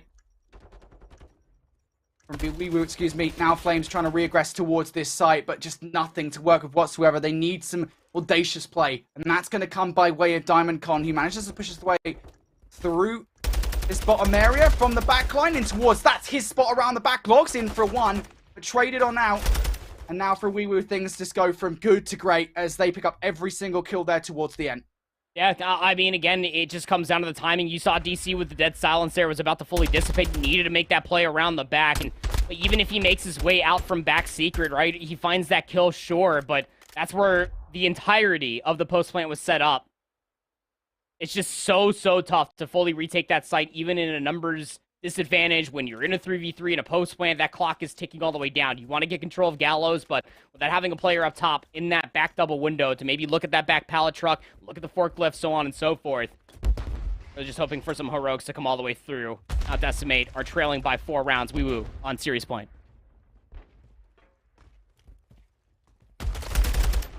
Flames gets overwhelmed. Just look at how aggressive we were getting here on the defense. They've completely flipped the map.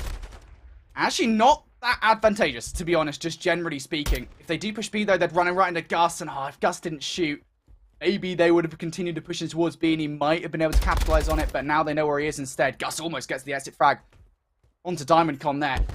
Instead, now knows he needs to traverse the map. Estriel with a lovely stun check will know exactly where he is. Gus is going to go ahead and climb the horse statue.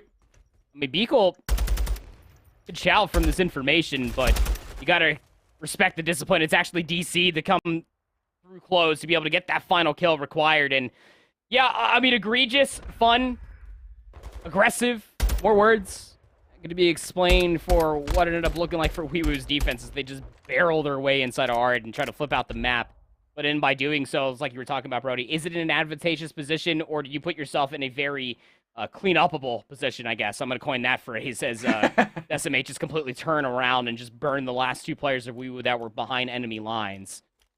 As you were saying, if Gus didn't shoot, maybe he might be able to find at least 1 player challenging through the big doors, but big round win for Decimate as they stay alive in the series.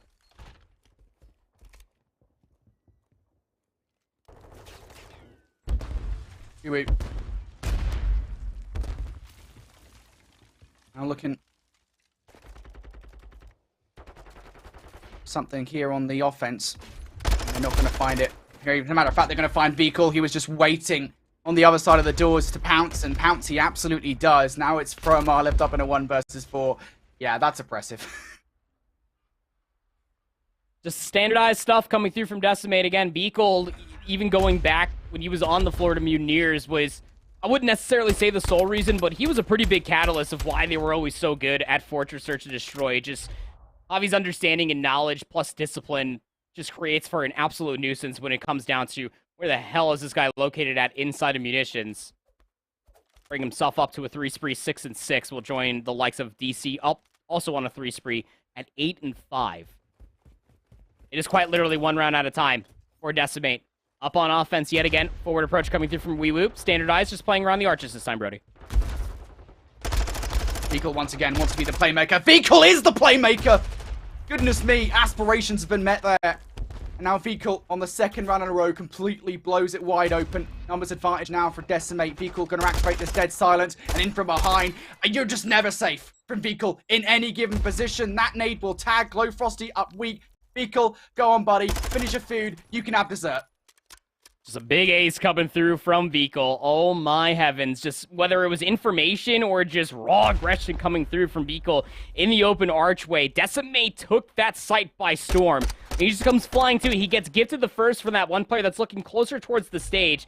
And then Vehicle just stones and all comes flying out for the second. Just hits a massive route. Not only is that a cruise missile earned, that is a certain pep in your step.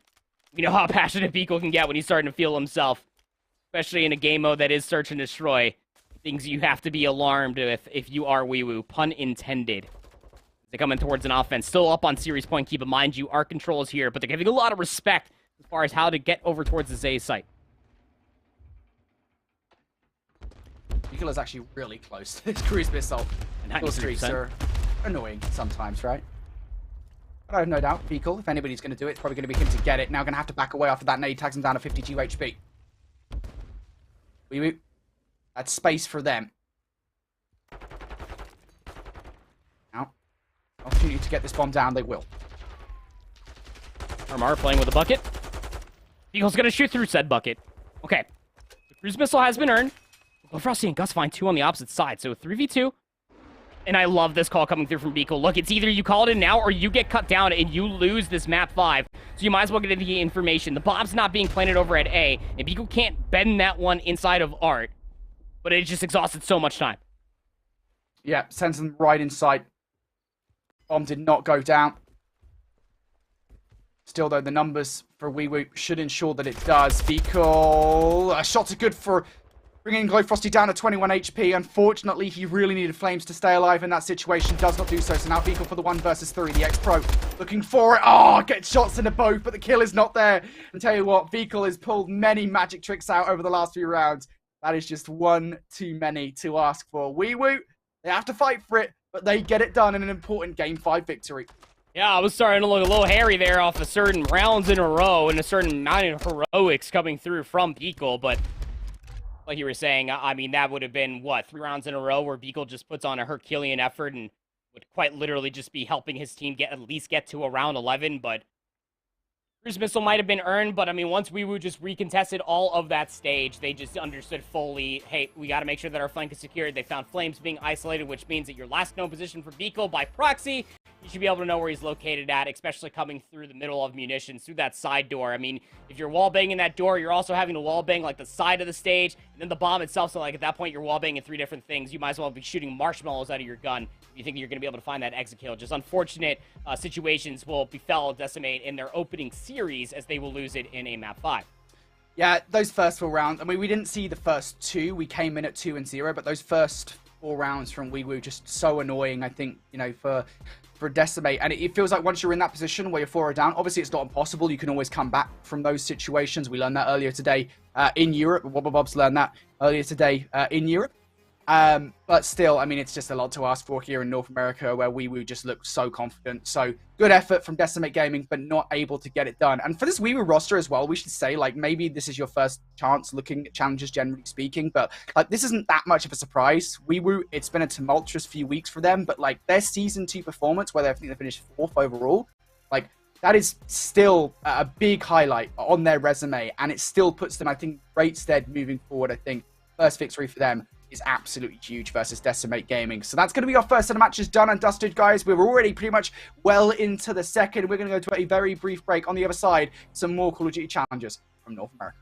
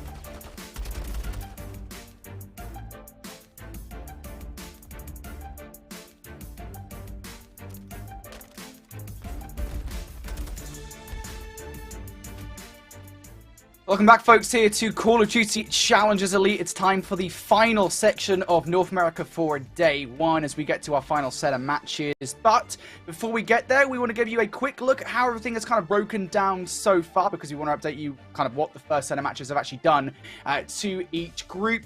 As we always say, I think as we kind of have established here, with North America especially, but with this season especially, we didn't really have many expectations so far, so we don't really have any expectations to beat as to which teams are able to beat which teams, right? Yeah, I mean, the narratives are kind of writing themselves as far as Season 3 of the Elite is concerned. You have a handful of teams that have been sticking together, sure, but I mean, to say that we have any expectations whatsoever, I mean, I expect Rocker X ESG to do well, Convoy, House of Aces, Omid. I mean, every single one of these teams have just stacked rosters, so it's really just being able to download the data as we get along. Yeah, this is the thing, right? For like House of Aces with their earlier victory versus Boys Alive, that's such a big victory, especially considering this House of Aces roster are like the spiritual successor to Focus on You, right? Who didn't do that well last season. I think it was like top 10 finish for them, whereas Boys of Liar, obviously, Hyped Esports got like top 3, right? So like there are some like odd, if you will say, because I don't think odd is the right word, placement so far within this first set, and then obviously going over towards Group B as well. We have Orbit at the top, who I think were comebacked on. I don't know if that's the right term, but there was a massive comeback, I think it was, from Boston Academy. Over on Mercado Hardpoint. Even if they didn't end up winning that series, they were down like 237 or something silly. Boston Academy came back. So despite that, Orbit did win that series, and now 1-0 as our Reborn.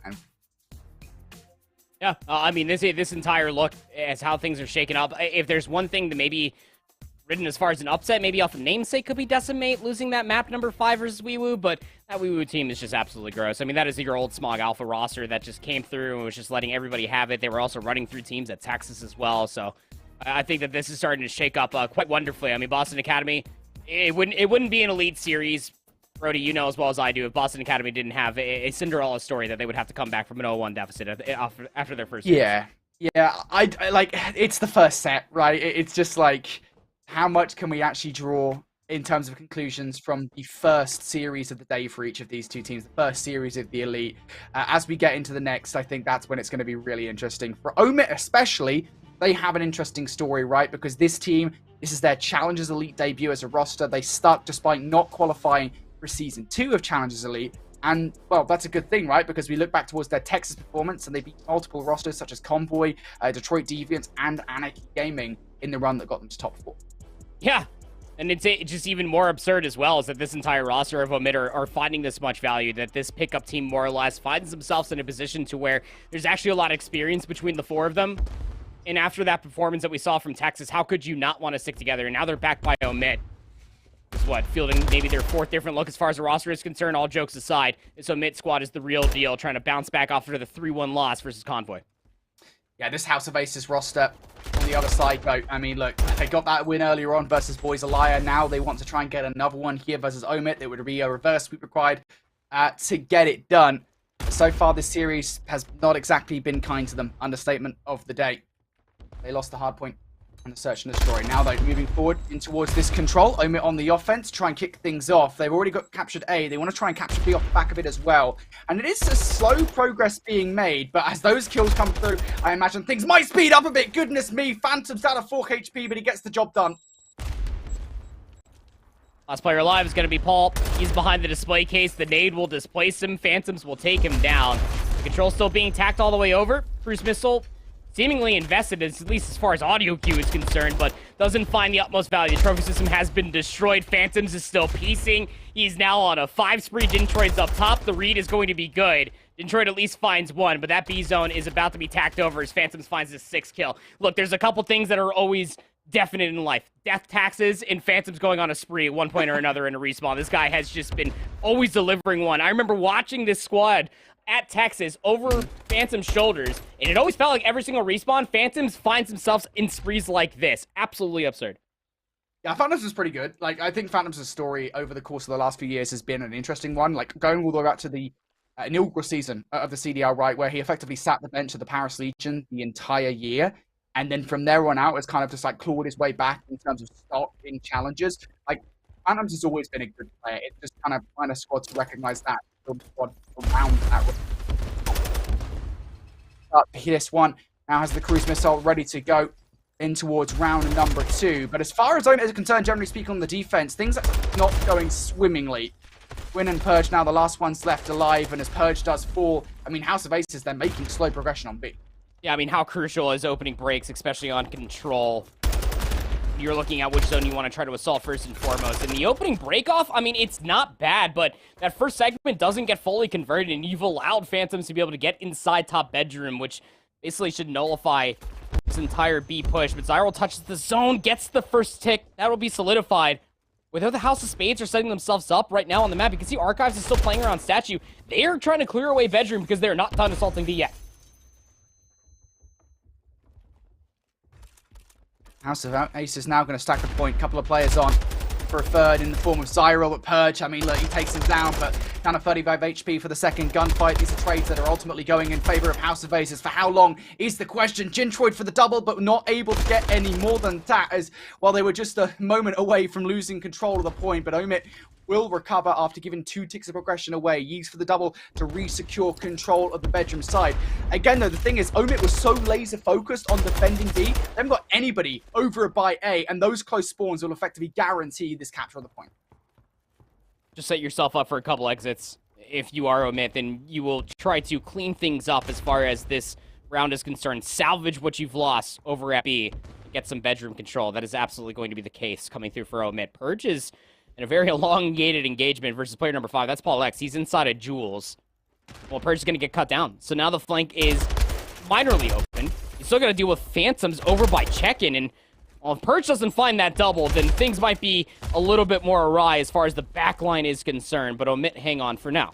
Now, House of Aces are still knocking at the door, though. That's the key thing, I think, for them, is they've still got players positioned around this backline. As I say, one of those players does go down, so now a lot of this is reliant on what Zyral is able to produce inside the spot.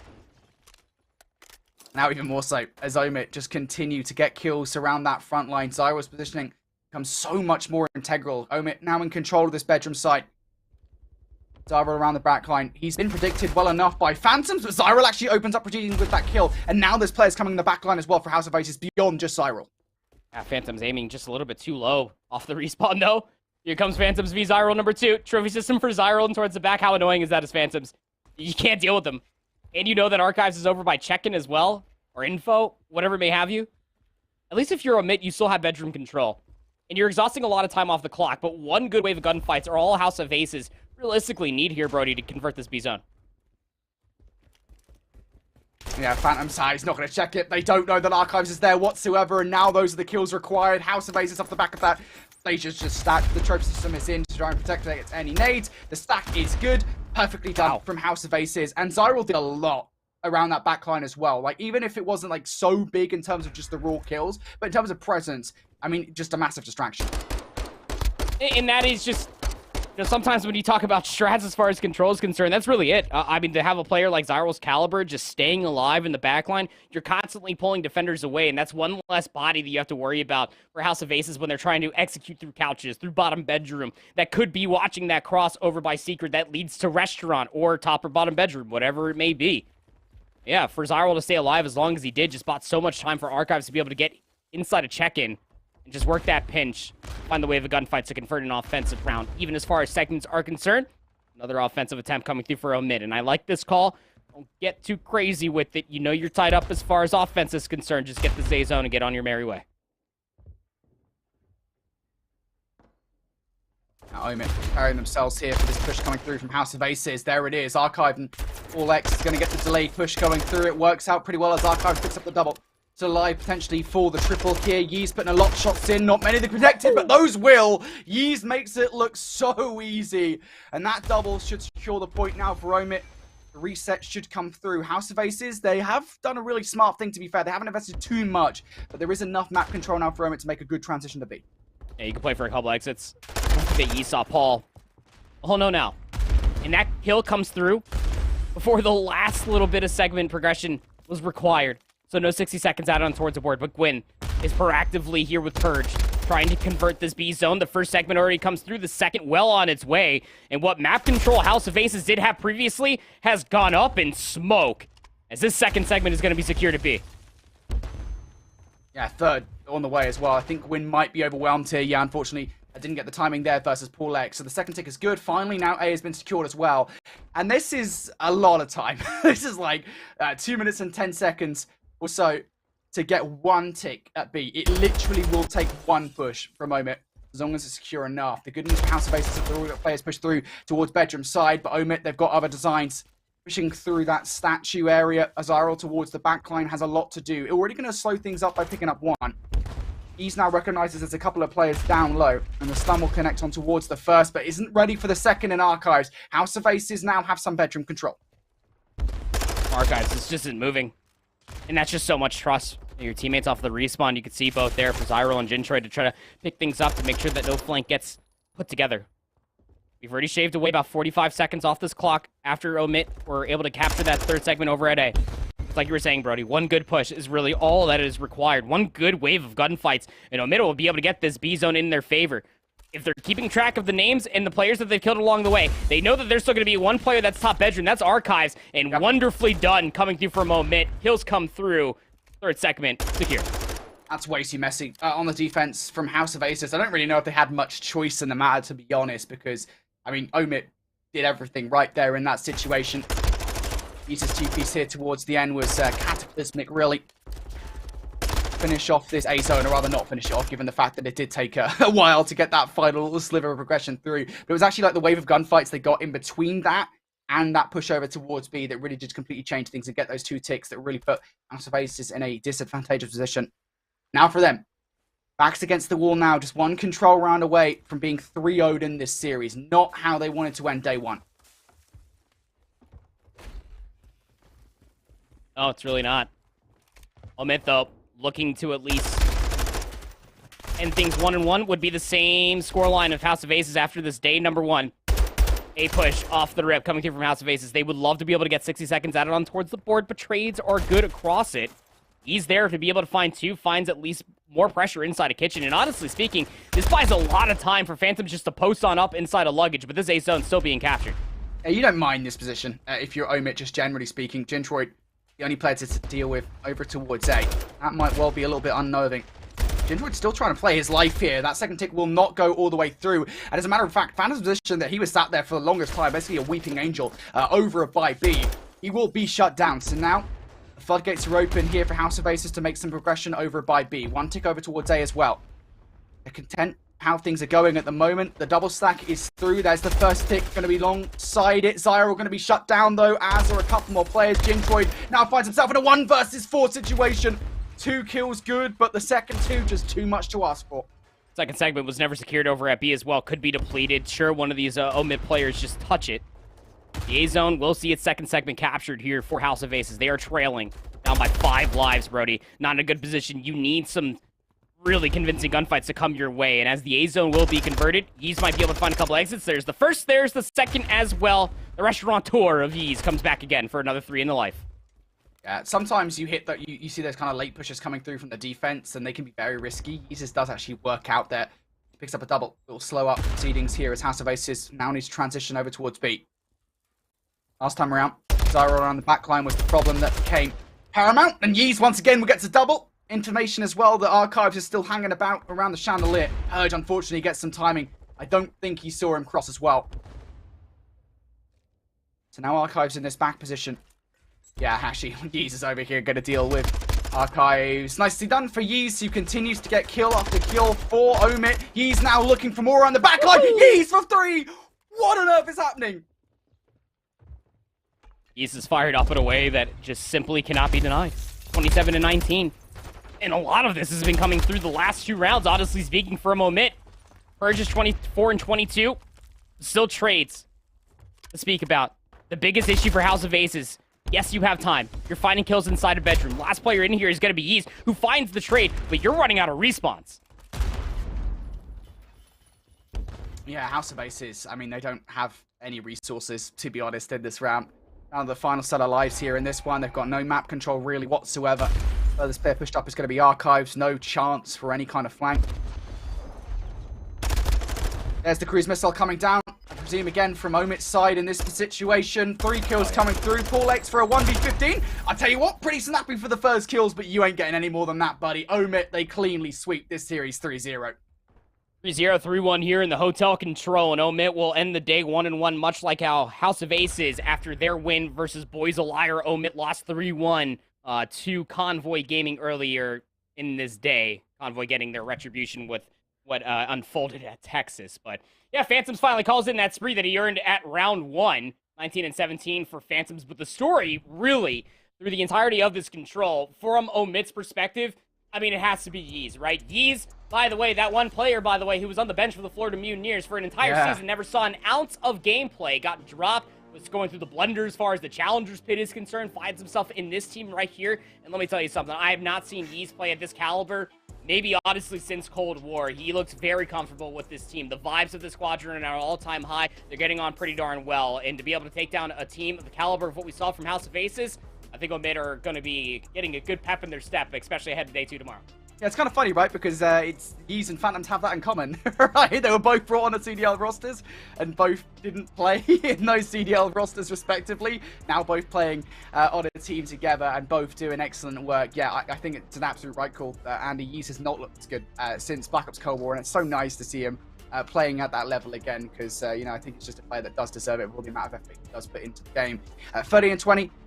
Real contributions there in that one for Omit. Also Purge at 25 and 22, a player that's, I think, definitely flown on the radar this season for a number of different people, certainly us here on the Challengers casting desk. For House of Aces on the other side, though, I mean, like, I would say, generally speaking, at the end of day number 1, House of Aces, this is not a bad look for them to kick off Season 3, especially given the fact, again, that we look back towards Jokers on You. Yes, all right, only Archives and Cyril are returning from that team, but still, like, that's where this team is coming from, effectively. It looks like an improvement on that so far. Oh, absolutely. I mean, look at it this way. For Omit, being inside this group, that is... let's be candid. There is no easy group. It's North America Challengers, baby. Everybody could beat anybody. Honestly speaking, we saw it even last season with Smog Alpha upsetting Rocker Academy. Anything is possible, baby. This Omit team is definitely looking a lot better. And as far as their strength of schedule is concerned, I think that they will continue to be tested, and they'll continue to be able to learn off of that as well. Because you already talked about it going into that map number 3, Brody. This team did not qualify for Season 2 of the Elite. They still stuck together, had a impressive performance at Texas, and then qualified here to be in Season 3. I mean, this is just something that is a coming-of-an-age story, honestly speaking. Reapers here in Group A, I'm sure you do not want to sleep on this Omit roster. For sure. Omit, you know, we talked about it, right? I mean, they've just changed rosters a ton of times. The organization, of course, they've had a lot of rosters so far this season. This looks to be arguably their best one thus far. Omit GG, a real threat. We were talking about kind of what teams coming into Season 3, coming into the first week, coming into the first day are actually the ones that we really need to be looking at. Say, these guys are the threats. These guys are the ones that could be Season 3 champions. Omit putting themselves in really good stead to get there with this 3-0 over the roster they faced there in that last game. It's a good start from Omit, not such a good start for House of Aces, but you know what, whatever. They got that earlier victory versus Boys Liar. They'll be content with that one. We've still got some other matches going on right now. I'm just going to go check our little sheet to see what's going on around the grounds. Of course, we can also see it right below us. We've got a little ticker that gives us updates.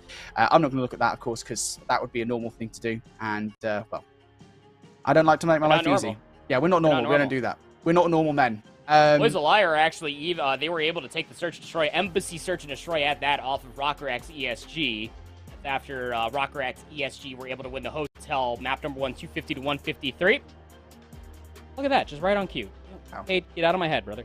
But even more so than that, I mean, like, this is a very interesting map set. I would honestly say that it obviously should favor that of Rocker X ESG, but we're still learning as we're going along as far as what this team actually does look like. Same could be said about Boys a Liar, who would love not only to be able to take down the number 1 team as far as North America is concerned, to also finish their day number 1 at a 1-1 series record.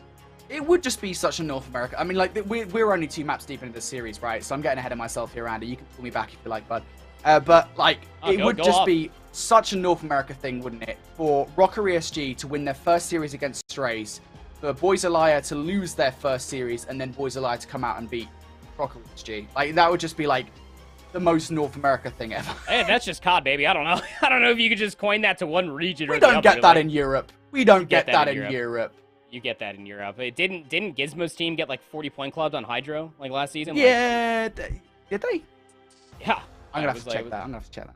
Fact check. They got blown out of the water. I think it was like a playoff match. It was like versus Orglis, who was then picked up by a Felion, which, you know, hey, that team's pretty good. I'm just simply saying the other team of Gizmo, what was it, like Furious, Henry, and co. Like the originals. Yeah.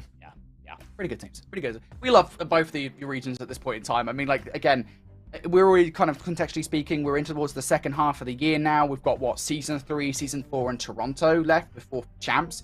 So, man, things are really coming to a head now. The 2023 season seems pretty settled as to kind of where we're at, generally speaking, between our two regions. But the big thing is, we don't have any like #1 teams in both regions. Things are still completely unsettled, and that's really exciting moving forward in towards this season of Challengers Elite. But in towards this LSELO control we go. Boys Alive, of course, did just win that search and destroy. They want to try to carry that momentum in towards a victory here.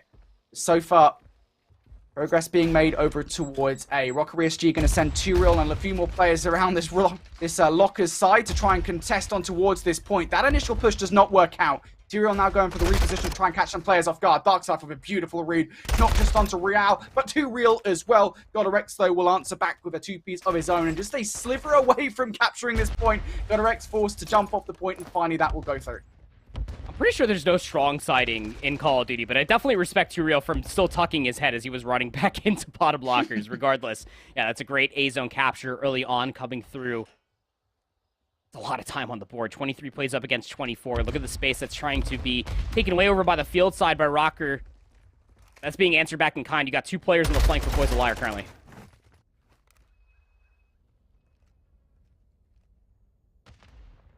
Turiel just positioned over by Green. This is a problem many teams on offense always have to deal with. As players like Turiel right now, just being an annoyance over by this Green side. Boys of Liar actually just going to circumvent him by just pushing all the way through Locker's side towards Bricks. This forces Turiel to push back to help out the team. Aid not going to land on towards 0. Nice placement of the trophy system, but of course Turiel position out of that place basically means now that Rockery SG going to allow a couple of players to push up that football field side. Now Turiel just jumps straight back over towards Green. And it's going to be that positioning that you need to maintain if you are Turiel. Finds his second kill within this control, but so long as you maintain this positioning, you can see where Boys of Liar are still spawning in and around, and that is going to be in the waiting hands of Pander, but Zero guns him, so that might be an opportunity you would think, unless Godorex has something to say about it. Well, of course, find a trade, but Boys of Liar still committing to the fight. Yeah, they're still hitting this time and time again because they just cannot get through Green due to the positioning of Rockery SG. Trades aren't really that good, I think, at this point in time, because Rockery SG will just continue to come for the spawn and cause more problems. Panda will be the next player to try and do something about this. For the moment, it is an effective 2 versus 4 on the point. Panda needs to win that first and cannot do so. So now a lot of this relies on Real and Godorex. Real goes down. Godorex now the last one left alive. Oh, does not finish off that gunfight. The pre-fire from Zero will make him extremely weak. And this gives a lot of credence here to the Boys Alliance player sitting on point to try and do something, but Darkside goes down. Noisy needs to try and play his life here with 15 seconds left. I mean, to be fair, he's wasting a lot of time off the clock. Players now pushed away around that football field side as well. Panda, good for yet another frag. 5 seconds now for Boys Alive to try and find an entry on towards this point. Noisy down for the count. Panda just checking every single lane possible. And finally, I mean, it takes a while, but ESG Rocker, they finally remove Boys Alive from the point. Pander is legitimately LSELO incarnate. Like, I don't know what it is about this guy on this map mode combination, but there's something that I've come to recognize when it comes down to Rocker X ESG throughout the entirety of the year, that every single time it feels like something's in a losing fashion. Whenever you need somebody to step up in a massive way, Pander's always that guy to do it. 11-7 through 1 round. Yeah, you got 4 ticks if you are Boys a Liar, but there were so many different opportunities that you just needed that one extra trade, that one extra kill, and you were going to be able to find yourself on that B zone, just never allowed to get it for free, not when Pander's looking like the way that he is in that opening round. Need a continuation of that in their offense.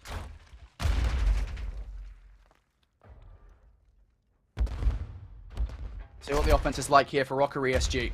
First Blood does not go their way. An attempted push through the middle of the map here for Rockery SG. I'm looking to produce some more. It's going to be Turiel. He's only able to pick up 1 again. That's not convincing enough to actually make some movement towards this point. Noisy now getting highly aggressive towards this red tower side. Nicely done for the first. Looking for the second, and no. Real takes him down. So now Rockery SG off the back of all those trades. to 4 versus 4 to kick things off. They should have something to work with to try and get control of A. River systems are out. They don't immediately have tower control. It's almost like a little bit of a foot race coming through. Pander versus Bink to make sure that they can try to get some tower control. That could be the difference maker, whether or not this A zone does get fully tacked over. On the other side, though, 2Real does get gunned over inside of Kegs. Godorax, though, has the read. Noisy's getting heated Semtex. Godorax just trying to pre-fire his way to victory, and that first segment is well on its way. That second segment not too far as well.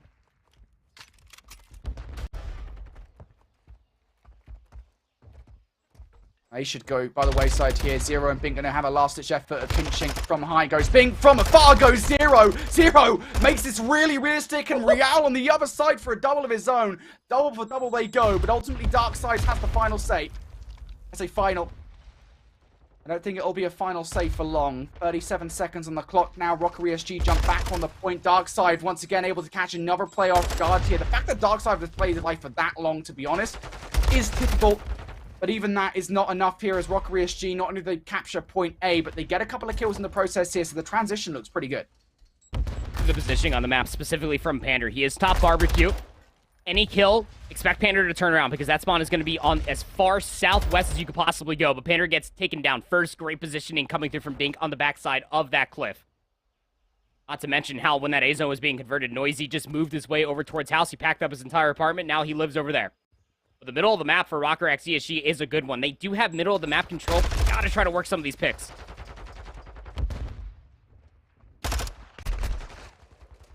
And Real going to get shut down now. Kills in favor of Boys a Liar. They do a stellar job at keeping Rockery SG at bay. Now for Panda, you can see him, number 7 on a minimap, just having to wait effectively for the rest of his team to come off spawn. I don't really know they've got much time to work with, to be honest. 40 seconds on the clock or so. Now here they go. Panda joined up by Real. And draw that first blood. Next up on the docket, on the hit list, will be Zero up top towards AC. Also Noisy towards green side. Panda at least makes the call that, hey, somebody needs to deal with Noisy before we make any move further forward. And Darkside, who has been the annoyance, if anybody so far, continues to just frustrate Rocker ESG in this position. That's another double from him. Now from behind comes Panda on the other side. Real for 1 kill. They'll be able to stop the clock. Darkside still located in and around the middle of the map while Panda tries to take some of these players off spawn. But as Darkside goes down, now Rockery SG in a great spot here. Panda, once again, another kill for him. 3 players on the point. Rockery SG, this tick progression is flying by. Can Bink do anything from the window side? Zero on the flank for the double. Bink flies down to save this point with 7 seconds left. That might well be it unless Panda can produce something. He will not. Boys a Liar survived there of Zero and Bink. Talk about just a gut check call. That is a risky one at that for Zero. Just a hit through the middle of the map. Whether he spawned over there regardless, he comes flying around the flank, top admin window to pinch that, finds 2. I mean, and you really can't fault Rocker X ESG for not looking at the flank like that, because why would you commit towards the flank and just give up that second segment? Because not only has Rocker Academy got themselves a segment advantage, if they found that 1 kill off of Zero's very, very egregious flank, that could have been an offensive round conversion. But we do not live in that universe. We live in the universe where Darkside is Mr. Double-Double incarnate. Great job just trying to whittle away the clock as much as he did. Deny that offensive round. As far as the offense goes for this one, Boys a Liar having a great start. Once again, Darkside, who has produced what must be his umpteenth 2-piece so far in this control. That opens up proceedings pretty well. Was he now trying to create some space in and around this middle building area? Does enough to take down 1 player from afar. Panda could have been a real annoyance around that backline, and now no longer can do that as the double stack comes through from Boys a Liar. This is a really good position to be in, and they might well get this capture before Rocker ESG can even get a look in. Noisy just watching up top, and there you go, the capture is in. Even before they respawn, I'm sure that all of Rocker X ESG were sitting there exclaiming, it's chalked. Play for a couple of exits, that'd be great. They already lost Real, top kitchen window. Pander has so much to look at, gets a couple shots in towards Noisy, top AC, but has to immediately concede the space. Still 1 HP, trying to find where some of these players are located at. You have the hardest to read on a Noisy, doesn't matter because Darkside takes him down from behind. So this situation, I want to say, has kind of nullified itself. You got Boys a Liar that's in a position, look at Noisy playing as far northwest as you could possibly be on the map itself, is waiting for his teammates to cut back through the field, and they're all going to flank around.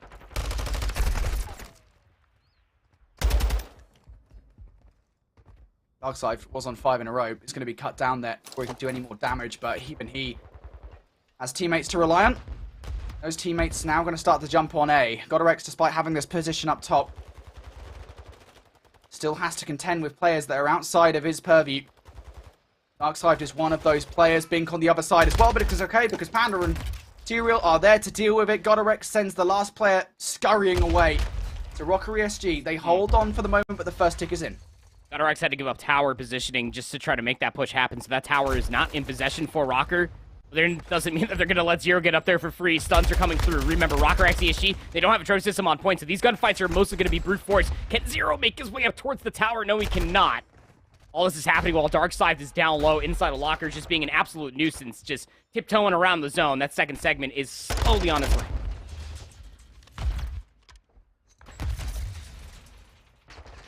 And rolled 5 in a row, by the way, so if he gets one more kill, a cruise missile should be earned. There it is, number 6. 26 and 14. Panda's having a hell of a game, and Godorex comes through for another one as well. Try as they might, Boys Alive just cannot crack this egg. Still just the one tick is all they've got in the back pocket. Zero peeks out the shed door. That peek only produces a couple of shots into one player, just to try and get them out of position. A lot of this threat, however, from Poison Liar is actually coming around this backside. Noisy's trying to be quiet, counter to his own actual name. Godorex is spied out as well. Noisy is, again, this is just a distraction play, if anything. Hey, where are you supposed to go? You got a submachine gun on the defensive rock? Good luck. Godorex already saw you. Bink's in a position to maybe try to upset this play. Gets some very wonky timing, still gets a better 2-reel. Picks up his weapon to boot. You still have to worry about Godorex towards the top tower. Panda down low as well. 5 seconds now, just under, and players just trying to contest through the checkers and lockers side respectively. Darkside is the only one in any position to do anything. This one is done. And Rocker ESG, I mean, they held steadfast for a very long time there, despite giving up a B really early on. That's, I don't want to call it a mistake, because I don't think that's the case. But for Boys Alive, they will be gutted that they weren't able to convert that over towards A. Yeah, just another offensive round for Boys a Liar where they only finished with 4 segments of progression. And yeah, that B zone got chalked up.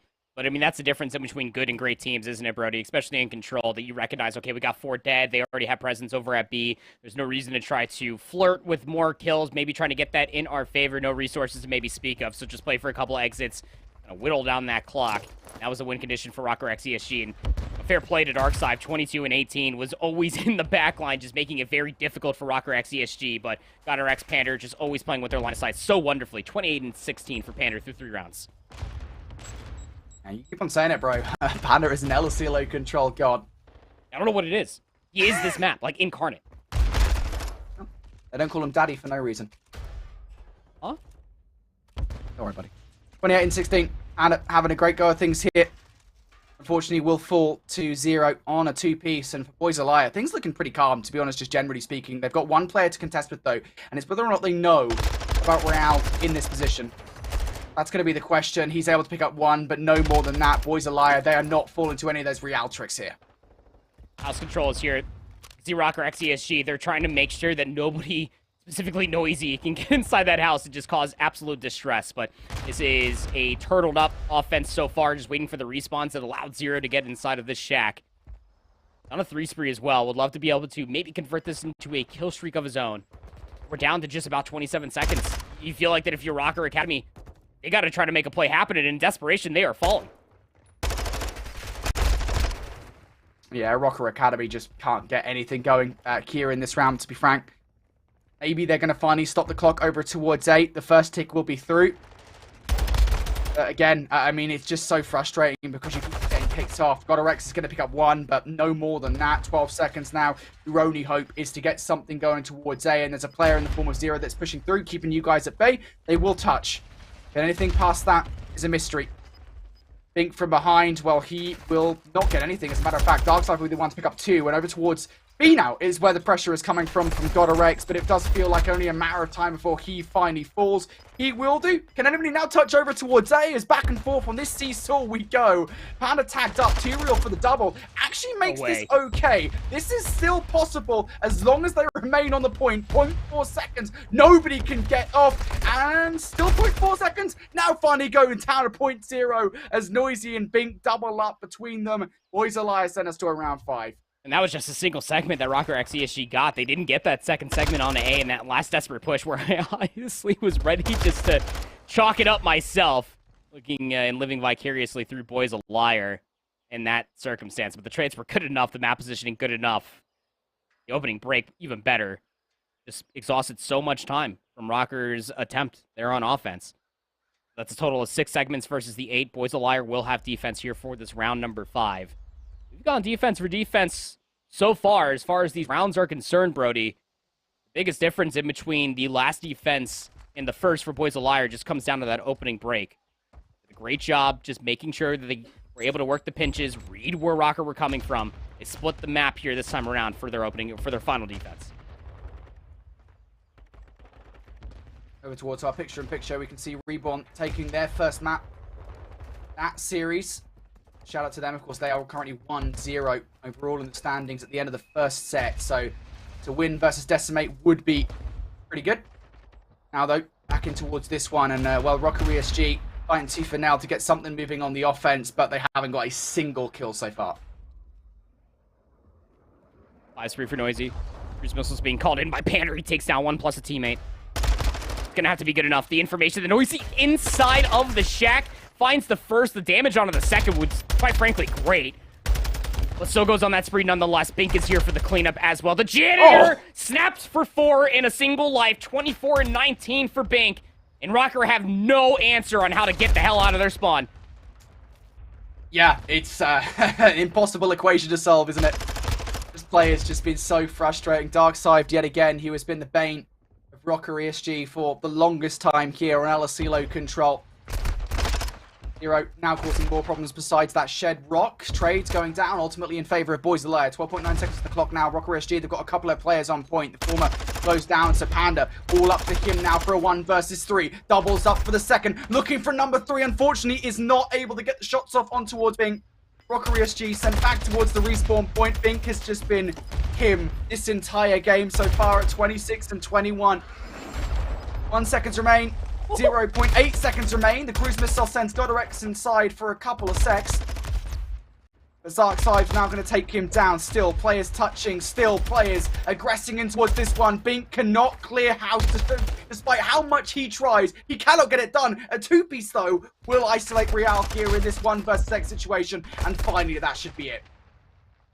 Just Bink runs at him with the knife knowing it's the last player. Noisy was there at least for the cross, but that was just comedy at the very end. It's just crazy just how different things honestly can look when you make those 1, maybe 2 adjustments to your opening break-off and control. That's really your learning curve. I mean, if it's search and destroy, learning the tendencies from the enemy as far as round to round is concerned, it's understanding what you need to do about 2 minutes ago from the last time, if not probably closer to 4 minutes between your last defensive opening break and then that one that you just ran all the way through. They just started really relying on Darkside, was Boys a Liar in a lot of those points in time, because he was always that aggressor, was always that player that was pushed up, whether it's defense, inside of billiards, trying to make plays around the shack, trying to make a little bit more presence so that way Noisy can get inside a house, whatever may have you, and most explicitly on offense, back-to-back times. How many times are we going to sit there and say that Darkside found another 2-piece? Oh, he's bottom kitchen, or he's bottom lockers. He's just trying to make these flank plays around the back. It's just finding continuous value from that and leaning on it, especially in that 4th round, to deny even more than a single tick from Rocker X ESG to guarantee yourself a round 5 defense, as what Boys a Liar have brought to the table today.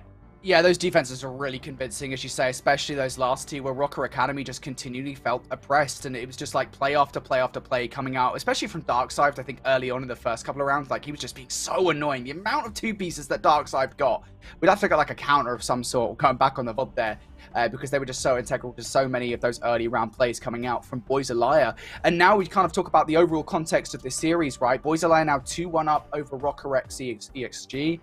And again, like, it would just be the most North American thing, wouldn't it, for Boys Alive to lose their first series of the day and then to come out and beat a team like Rocker ESG. Like, this is not an easy name to take down. Like, we had those questions about what Rocker ESG would look like with T-Real on the roster instead of Fame.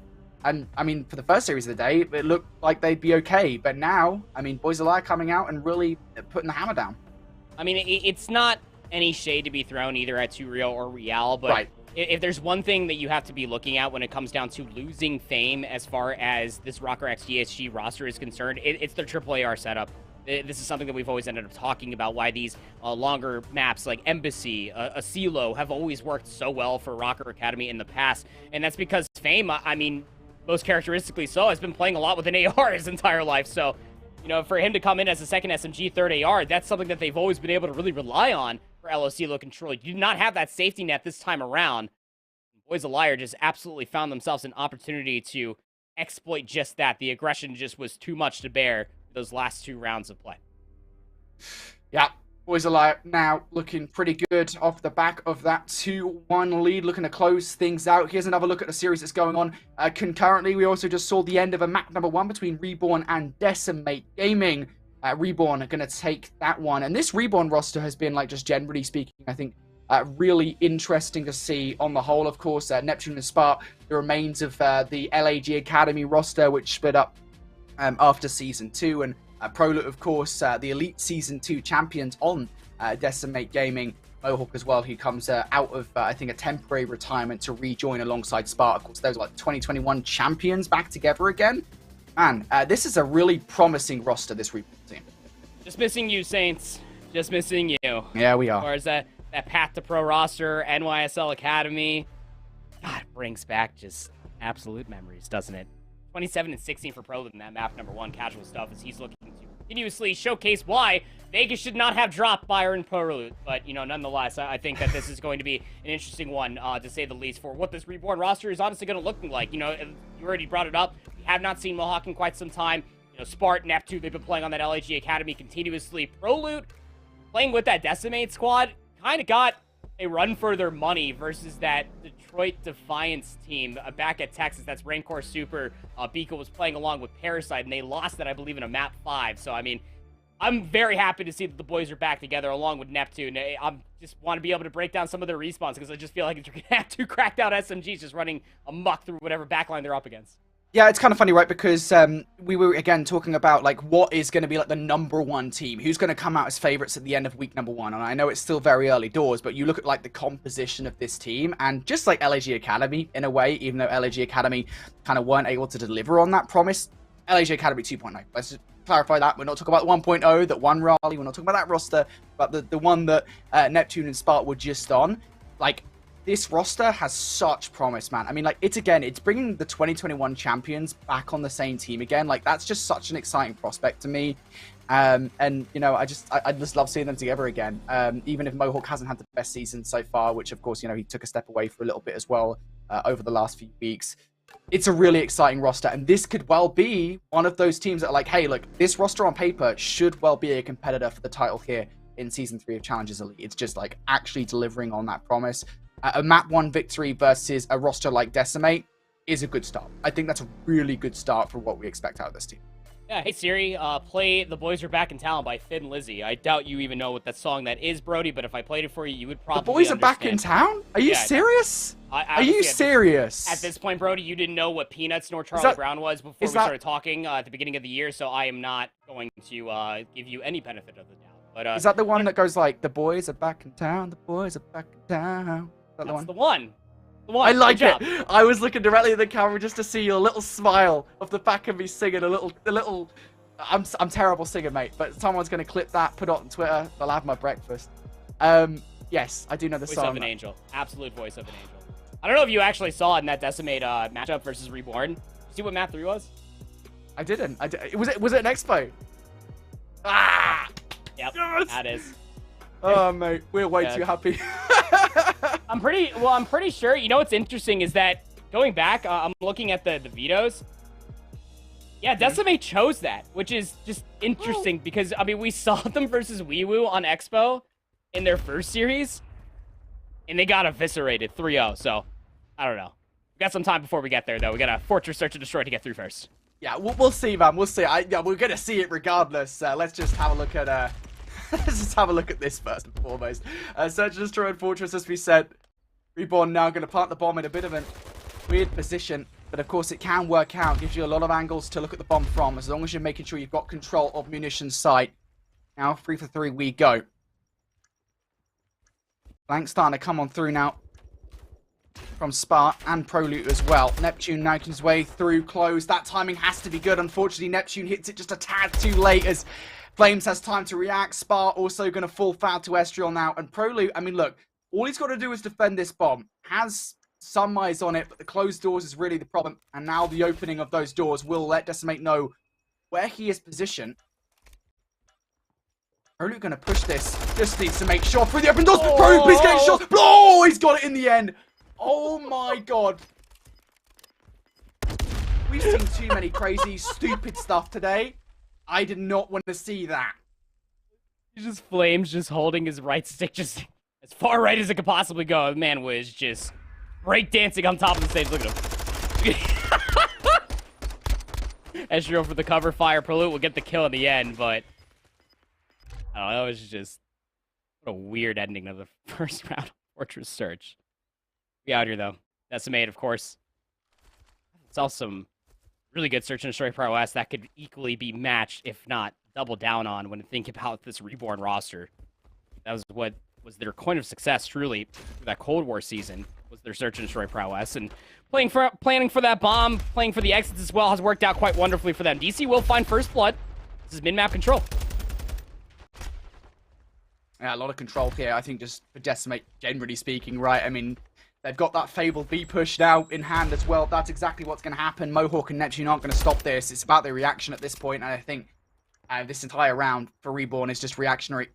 Mohawk now has to pull off 1 versus 4. Look, Mohawk's a pretty good player. 1 versus 4 with a bomb down on B. Way too much to ask for. Yeah, way too much. I mean, hey, he did 1v4, what was it, last season at the Pro-Am versus Boston Breach. So I don't know, man. I can't count. That's 2-time Money Mo right there. You can't count him out of anything. But yeah, very tough situation to find yourself in. And I appreciate this coming out from Decimate, especially in their early offense. Maybe they didn't have a trophy system. Maybe they didn't want to commit over towards A too early. And just showcase that they can execute over towards B as reliably as they did. I mean, DC, bomb carrying and all, just comes flying out past cannon and just rips the first player to shreds. The follow-up was that much better. Estriel still alive, by the way. 4-0 for him.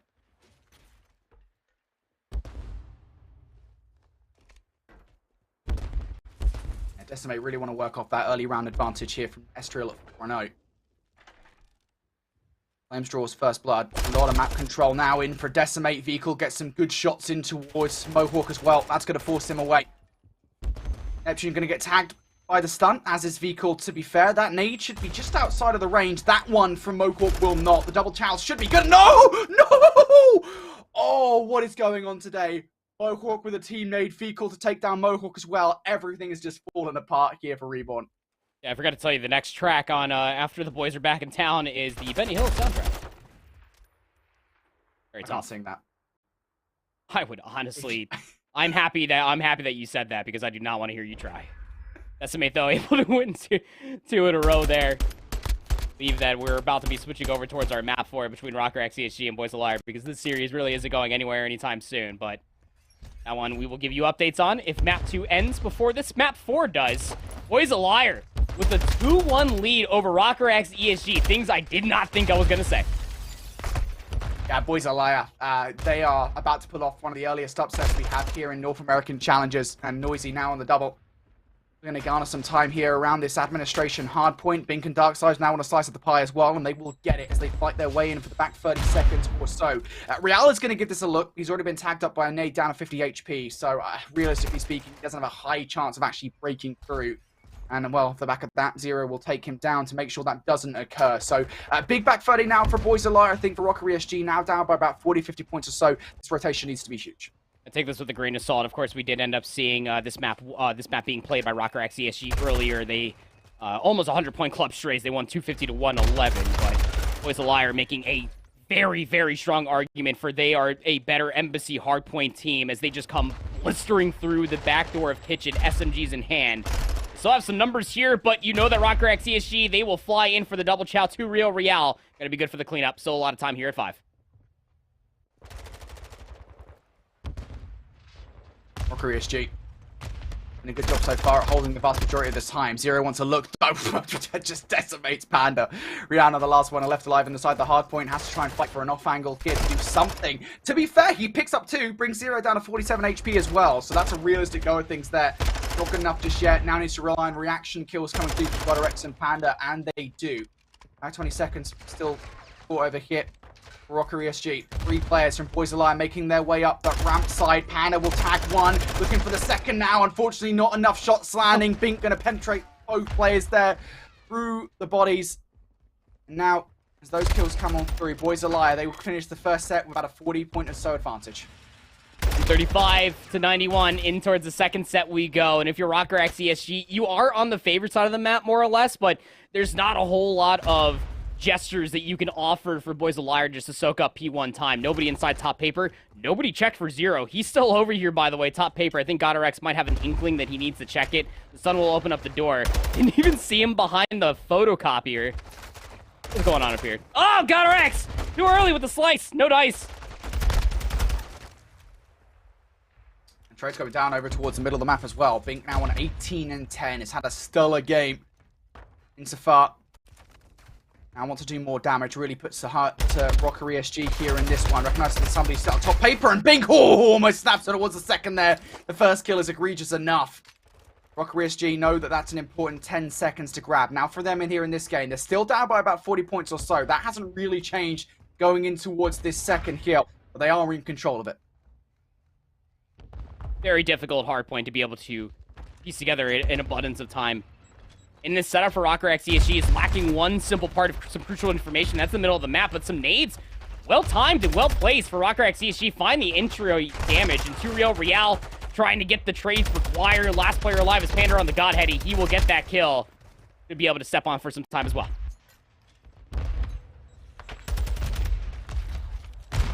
Rocker ESG doing a good job at the moment of holding. Real gives a little peek out towards the middle of the map, and it's not long before the players that were in his line of sight were taken down.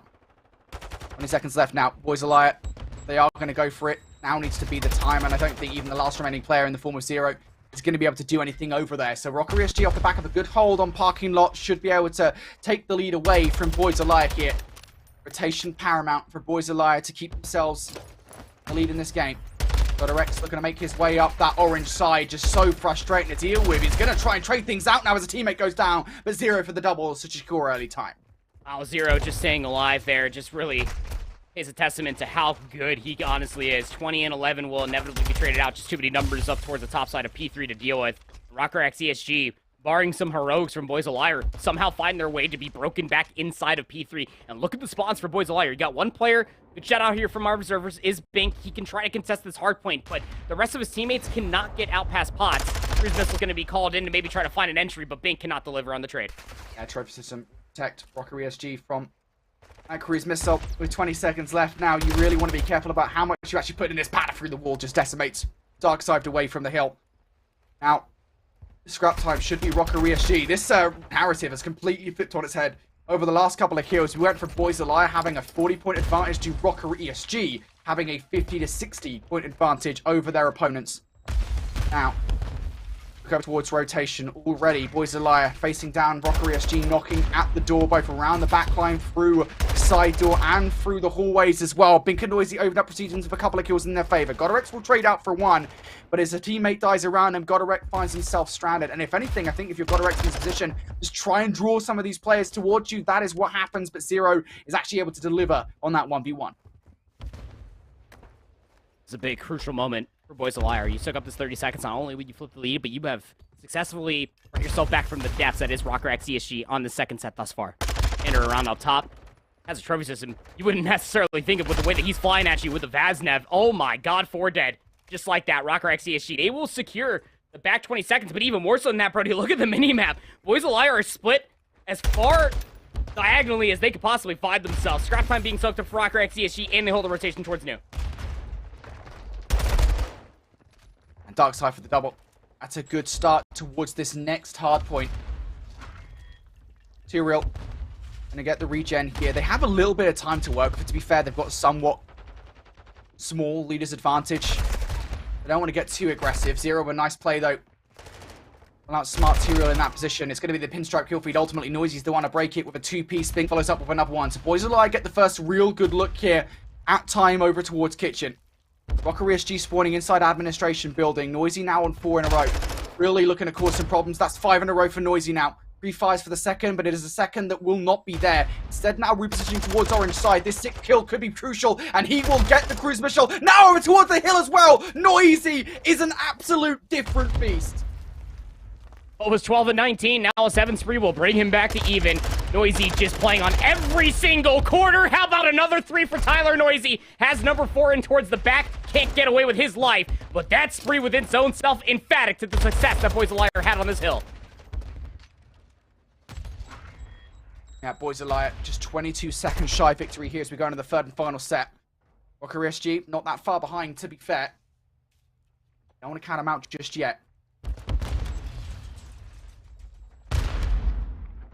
Noisy throwing utility towards one player. He's located towards Old. Real actually wins that gunfight, and now T-Real, his Real squared teammate, over here to try and help out, especially as Real has gone down. T-Real's position becomes more pertinent to the play, and unfortunately, he's only able to do so much. Godorex is the only one picking up kills inside. Noisy for yet another silly double, and Boys Alive, they unearth them from the hard point. I don't think now, with a couple more seconds go, they can finish things here. Yes, they still can for the moment. Real trying to break in and make sure that doesn't happen, but he goes down now. Rocker ESG spawning out towards the other side of the map. If you're Rocker, you don't have any choice but to just emphatically hit this.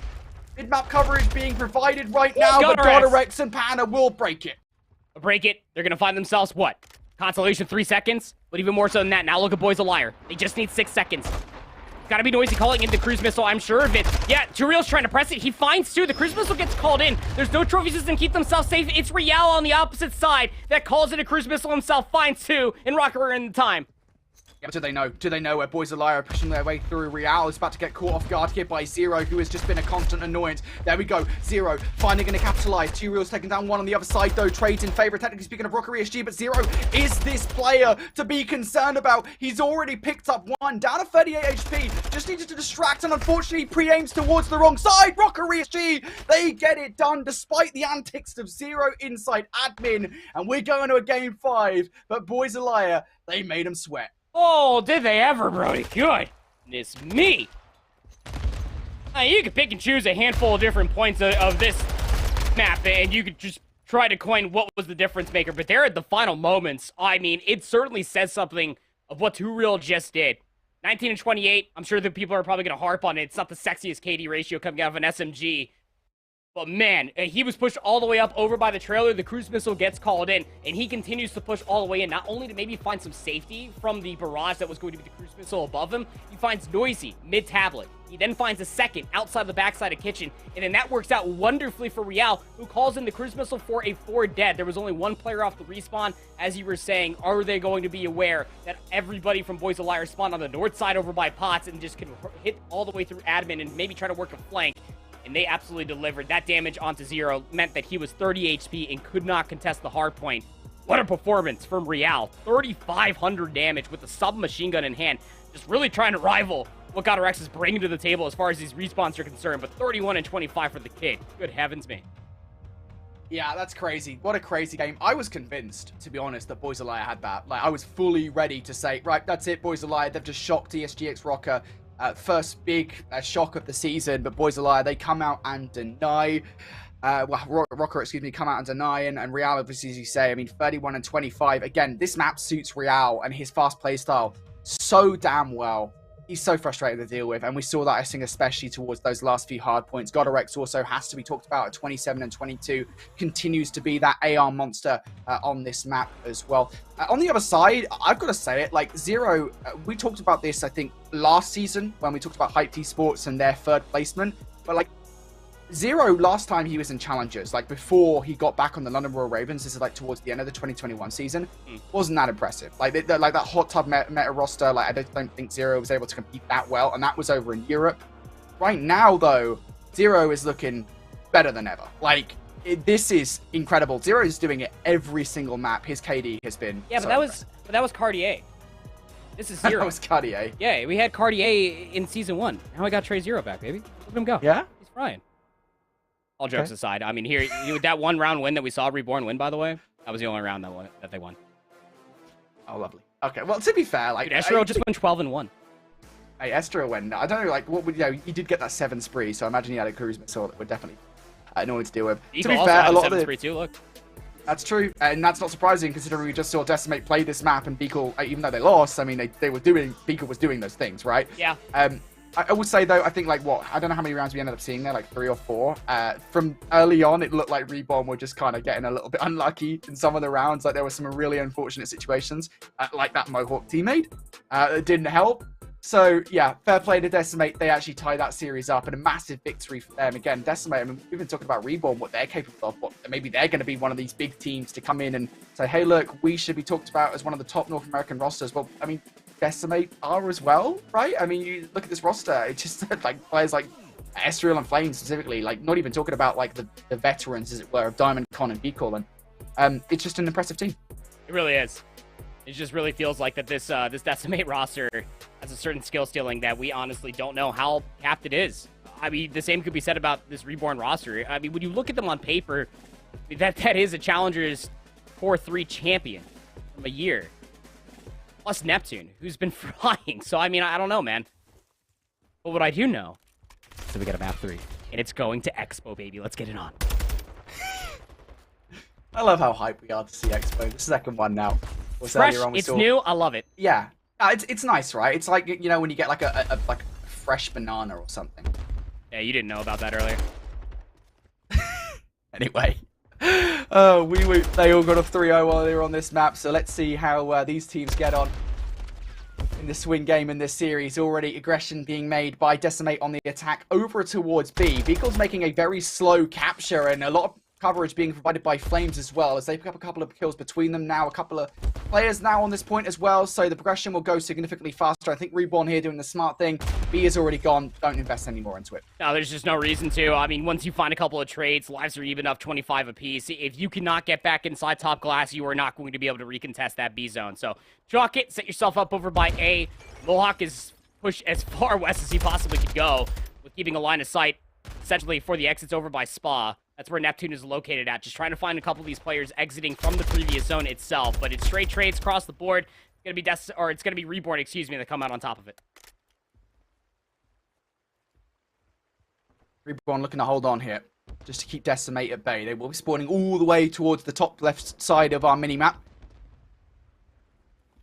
That's because Reborn are pushed fairly far up here. Neptune in control of the bar area for the moment. Perfect recognition that somebody has managed to make their way through, and that was down to a call from Prolute. So good communication, it seems, right now from Reborn. Finally, though, it seems like there might be a hole in their defense. As Flames has gotten through towards this bar area, he ideally wants at least 1 or 2 more frags to really secure some map control for Decimate.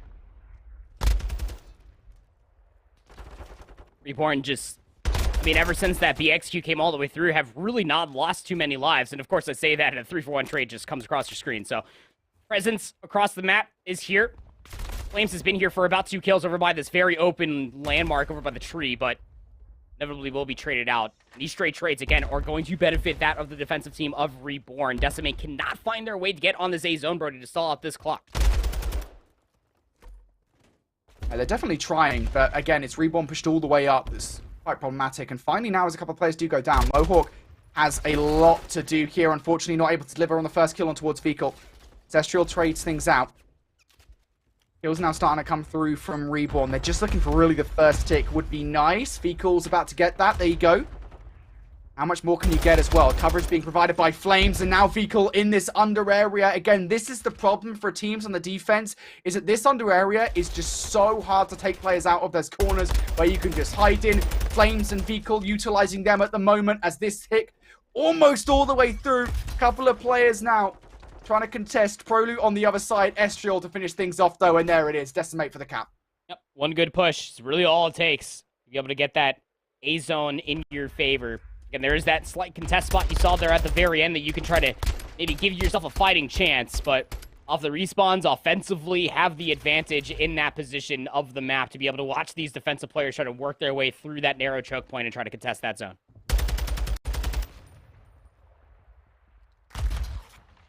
Apparently, Noisy got an ace in round number 1 that we just missed, which I'm really sad about. Regardless, a little heads up, by the way, folks. Right now, the names are switched, so it is Boys Alive that are 1-0 up. You guys know that anyway. You guys are smart. 3 for 3 at the moment. Glad you said that they're smart, because I certainly am not. I was like, when did Noisy sign to Rocker? What's going on over here? 3v3. Bombs planted here at A. And this is a very, very hefty approach. He's for Pander to be all the way in towards the back, but Bink will overwhelm him. Side controls here. 2v3 now for T-Real and Real. Just got to try and defend this bomb. Inside the site they are. Shots being made through. Good enough, not just yet. No, Bink through the door, but T-Real should be there for the trade. Oh, T-Real! What is that? That's disgusting. Zero's jumped under the fuse. T-Real gonna get the 1v3. That second kill, though, I'm pretty sure the Human Rights Convention is against that. Oh my god. Oh, we don't even get to see it. It's a final kill. Oh, what is that? I'll remember it forever, though. That's just unreal. Uns. But yeah, like, the way that T-Real had the perfect snap. Perfect 180, just eviscerates the second player and then understands the clock on his side that Zero had to go for the defuse. Well, if Noisy is going to find an ace in round number 1, T-Real is going to be able to find himself a 1v3 clutch. Response here for Boys a Liar.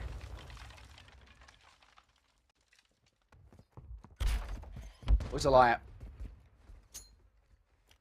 Now looking to capitalize on that early first blood.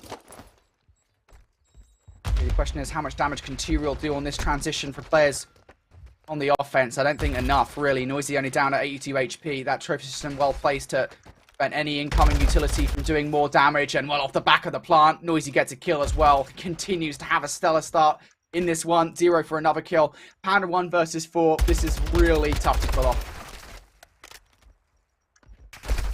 Isolate 1v1. Can't get the gunning up in time. Zero will take down the kill. And yes, I mean, Noisy is just continuing on with the antics of what we got to see at the tail end of that empty hardpoint, albeit for the loss. I think that Noisy is heated up and away on this Wednesday evening, of which I don't think that Rocker X ESG are capable of dealing with. They got first blooded. And from there on out, you know that the flank is more or less secured. That trophy system, like you were talking about, is going to keep players safe from the nades that go over the stage, but nobody from Boys a Liar is going to encroach closer towards that double archway. So Rocker were really trying to find, maybe work of themselves a pick on the way in, but unable to find it. Noisy, okay. I have no idea what just happened. I think it's probably gone. I had no idea what happened to Noisy. Finally, he's back in. Just immobilized for a second. I thought he was about to hit a moonwalk one time, start a whole dance number. He was jittering over there. Well, anyway, in the end, Noisy, off the back of that delay, does go down. So 2 versus 3. Darkside and Zero here in the play. And relatively split up as well. Darkside has used his dead silence, and it works out. Great utilization. They just don't expect him in that position. Darkside has been on with these antics for the past 2 maps now for Boys a Liar. He's trying to be an absolute nuisance. The only issue is that he's actually isolated himself away from Zero, who is looking like he's setting up for a P3 rotation, but it works out. Isolated gunfight. It's up to God or X, does not have dead silence. 30 seconds remaining. He has to recover that bomb and try to plant it. These 2 players, again, Darkside and Zero, are nowhere near each other. God or X could have a good look at this.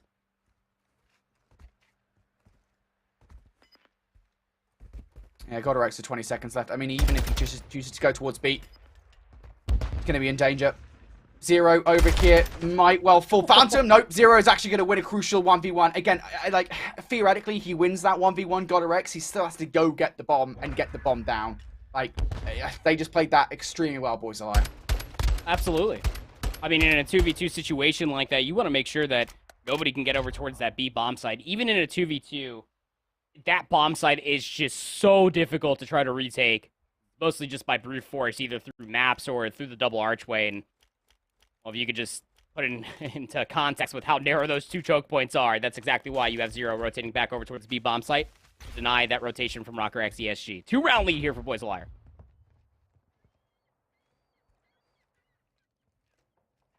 Boys a Liar. Again, wanting to upset Rocker ESG here. Things going swimmingly that endeavor. 0 on 5 in a row coming in towards this round.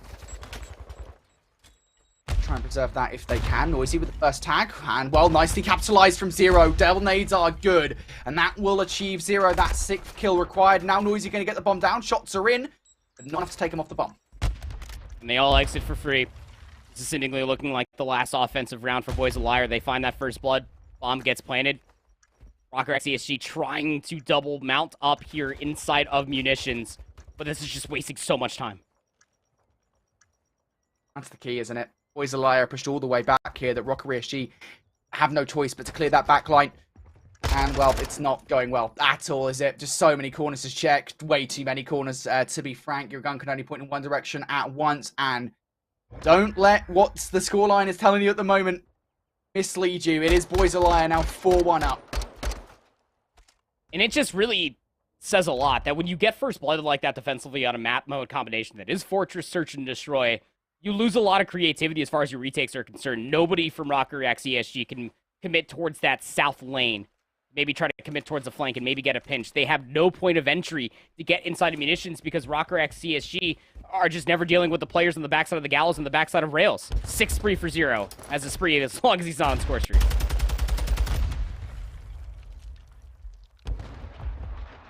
Good news is, I suppose, for Rocker ESG at this point is they're going to be able to get the bomb down. I think that streak is now coming down, though. Trophy system will protect. This is pretty good for Rocker ESG. A big round, considering that cruise missile has been utilized. Trades galore, and that does favor Rocker ESG on the whole. Time dwindling down. Boys of Liar got to reserve 7.5 seconds for the defuse. Players being sent through munitions side. Real has so much to do here in this position, and Godorex is providing the coverage on site as well. Panda around the backline, facing down both players. They've just got to jump on the defuse, and yeah, they don't have time anymore. Panda does enough inside. Godorex just going to go for a final check. If he could catch Zero, that'll be nice, and he does. Rocker X ESG taking a page out of what's been going so well for Boys of Liar, and that's just a very snappy execute over towards this gallows bomb site. You get that trophy system on the backside of the staircase. No nade will cut the damage out from the backside of the stage itself, so long as you have an AR's presence looking at that open area, that open archway, if you will. Get some cover fire over towards, I believe, was Noisy through the closed archway, so he can't challenge and take down the bomb planter. Set yourself up quite wonderfully with a wonderful A post plant. Rocker X ESG, 1 round at a time, at least bring this back within 2.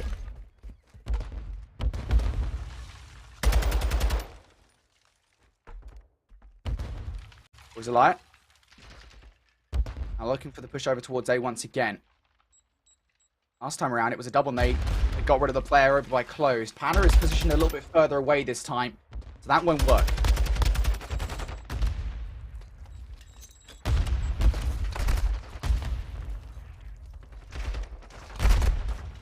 It's already going down here in favor of Boys of Liar. The bomb will be planted now.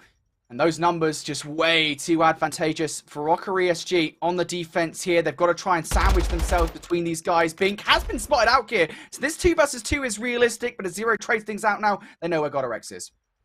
Do they? Because he has dead silence. Just comes down to checking the angle. Sees Zero's all the way on the back. Communicates that to Darkside, who's top dubsteps.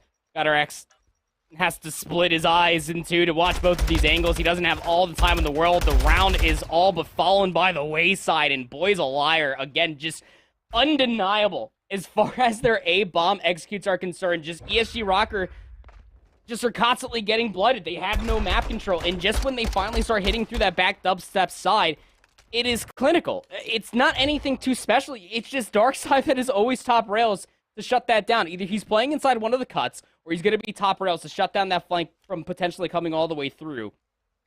But Rocker X ESG have done almost nothing to stop Noisy from planting that bomb as quickly as he has over by A.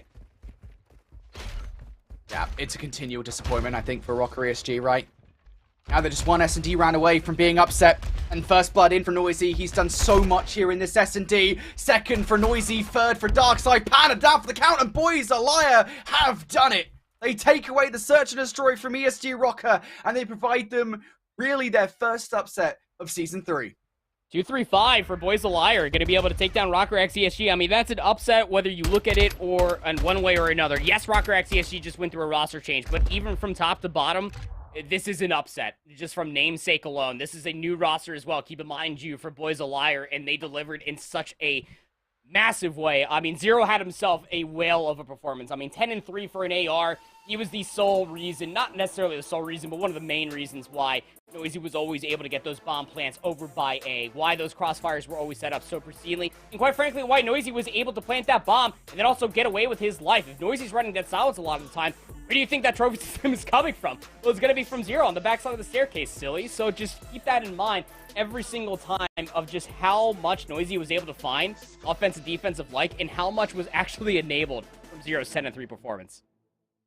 Yeah, again, 0, 10-3, Noisy, as you say, 9-4. Those are really the key players coming out from Boys Alive to take away that search and destroy. Game number 5 victory for them. On the other hand, we talk about kind of S&D performance and how important like Real and Panda were to Embassy search and destroy. Well, here they are completely silenced. 2-8 for Real, 1-8 for Panda. Just not able to get anything going whatsoever. And I think that's kind of emblematic of maybe what went wrong in that game 5 for ESG Rocker as they take their first big loss. Here's a look then, a reminder of kind of what happened so far in the series. Both search and destroys going the way of Boys Alive, as well as that crucial round number 5 control. That was what handed them the victory. 2-3-5 on your screen, both respawns going the way, or both hardpoints, I should say, for Rocker X ESG. Albeit by the skin of their teeth on that Embassy hardpoint. Again, coming down to the absolute wire that I'm sure if Noisy had an extra 10 HP that we probably would be looking at a 3-1 win for Boys a Liar. But, hey, it's an upset. Whether you look at it one way or another, you have to have a bounce back now. If you are Rocker X ESG, there's only so much time to go back over this VOD with Coach Silly because those matchups are happening again tomorrow. They continuously get more and more tough, but both these two teams will find themselves 1-1 by the end of the day. Indeed. Yeah, absolutely. It does shake things up for sure within their group. We'll see kind of what things look like for these two rosters as they go into the second day of action tomorrow. That said, we still got a number of games still ongoing, I believe. I'm just going to give it another check, as we always do, kind of around the grounds to see what's going on. So Boys Alive, they get their Game 5 victory versus Rocker ESG. Convoy with a 3-0 against Team Strays. But another matchup that's going on at this point in time is Decimate Gaming versus Reborn. We got a little look into Expo control. So far, it's been 2-3-0s over the 2 Expos that we've seen. Yeah, I mean, but it's interesting, right? Because Decimate they're the only team that's played Expo all day. I mean, you and I have casted all day long, and not unless I've overlooked something across the other North America or EU matchups, that Decimate have been the only Expo matchups that we've had, and they have been both 0-3'd and 3-0'd in different matchups. So this would be a big bounce back for Decimate, especially after losing that map 5 versus Weiroo. Here's that scoreboard coming away from that Expo map number 3 between these two teams. Flames, Estriel continuing on with his absolute great performance that we saw from that map number 2 from Estriel himself.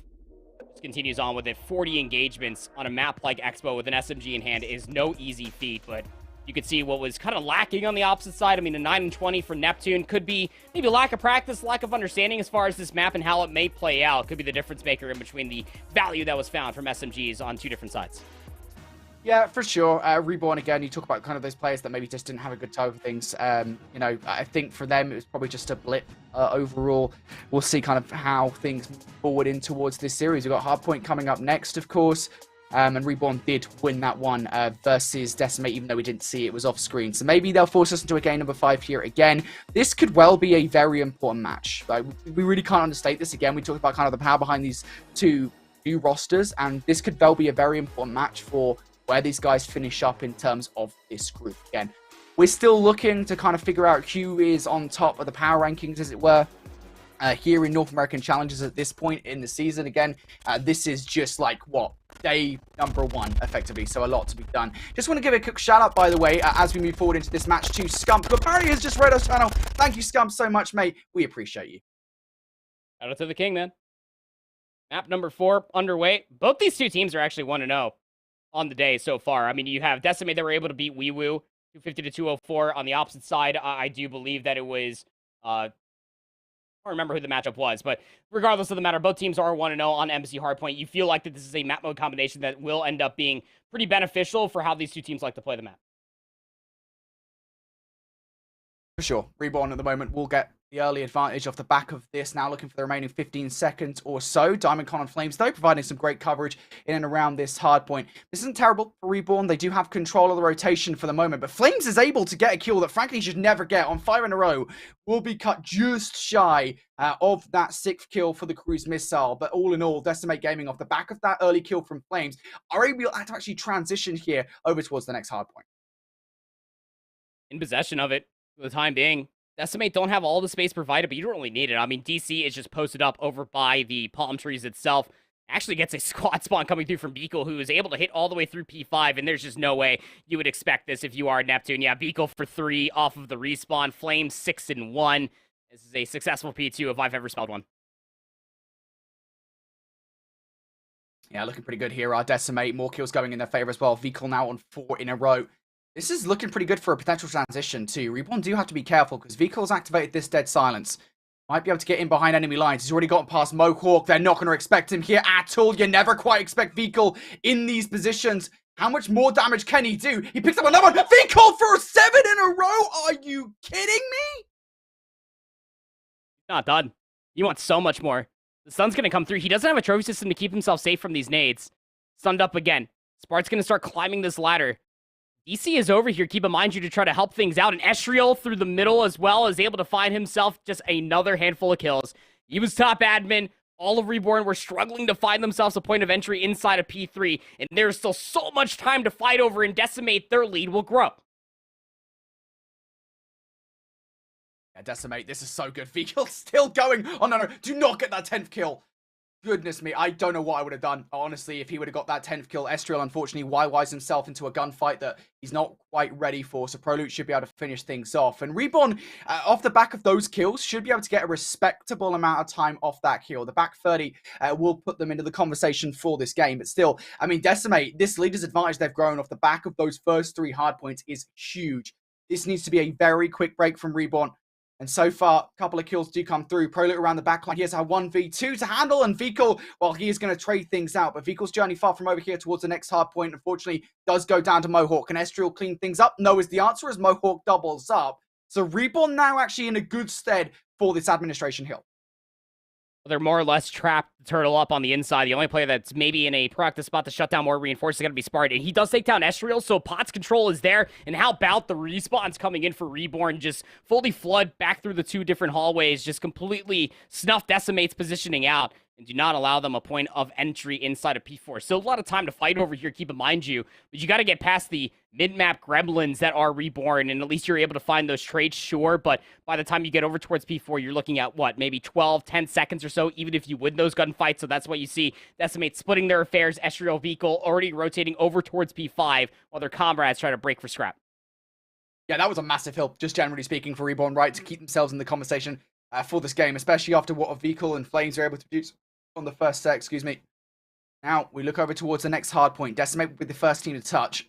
Mohawk now looking to make his way down the stairwell, has the rest of his team up the ramp they go. Right in towards the line of sight of Estriel. Hugh is there. Vehicle also able to get a kill, and Estriel going to double up. Vehicle doubles up as well. The coverage is so good for Decimate. First wave will now be good.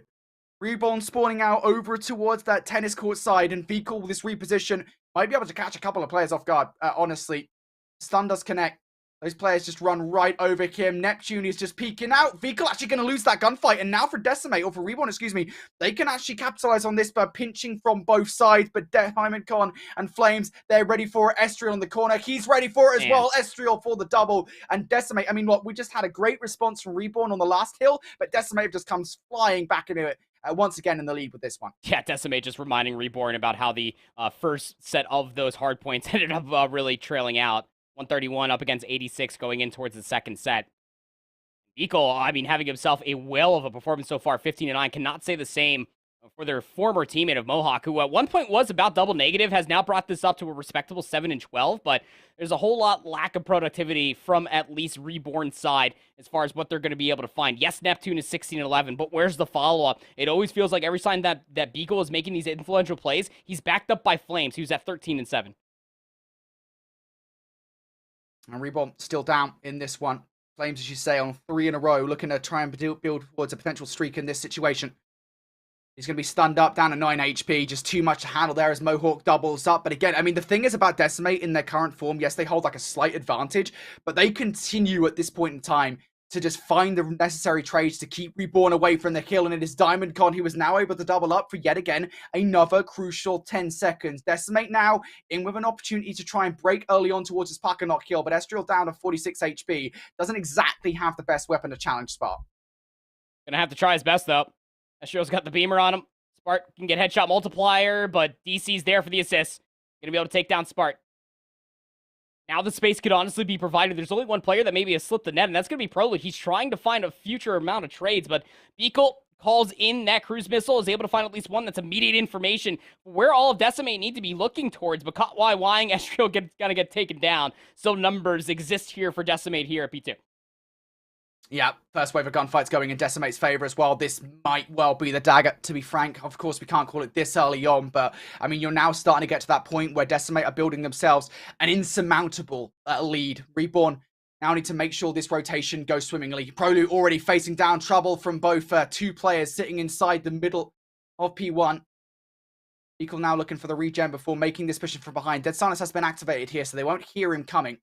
Now they will, as Dead Silence will deplete, looking towards the other. Good job, Spark, making sure no one comes up that ladder side, but Estriel towards the bridge trying to cause some problems.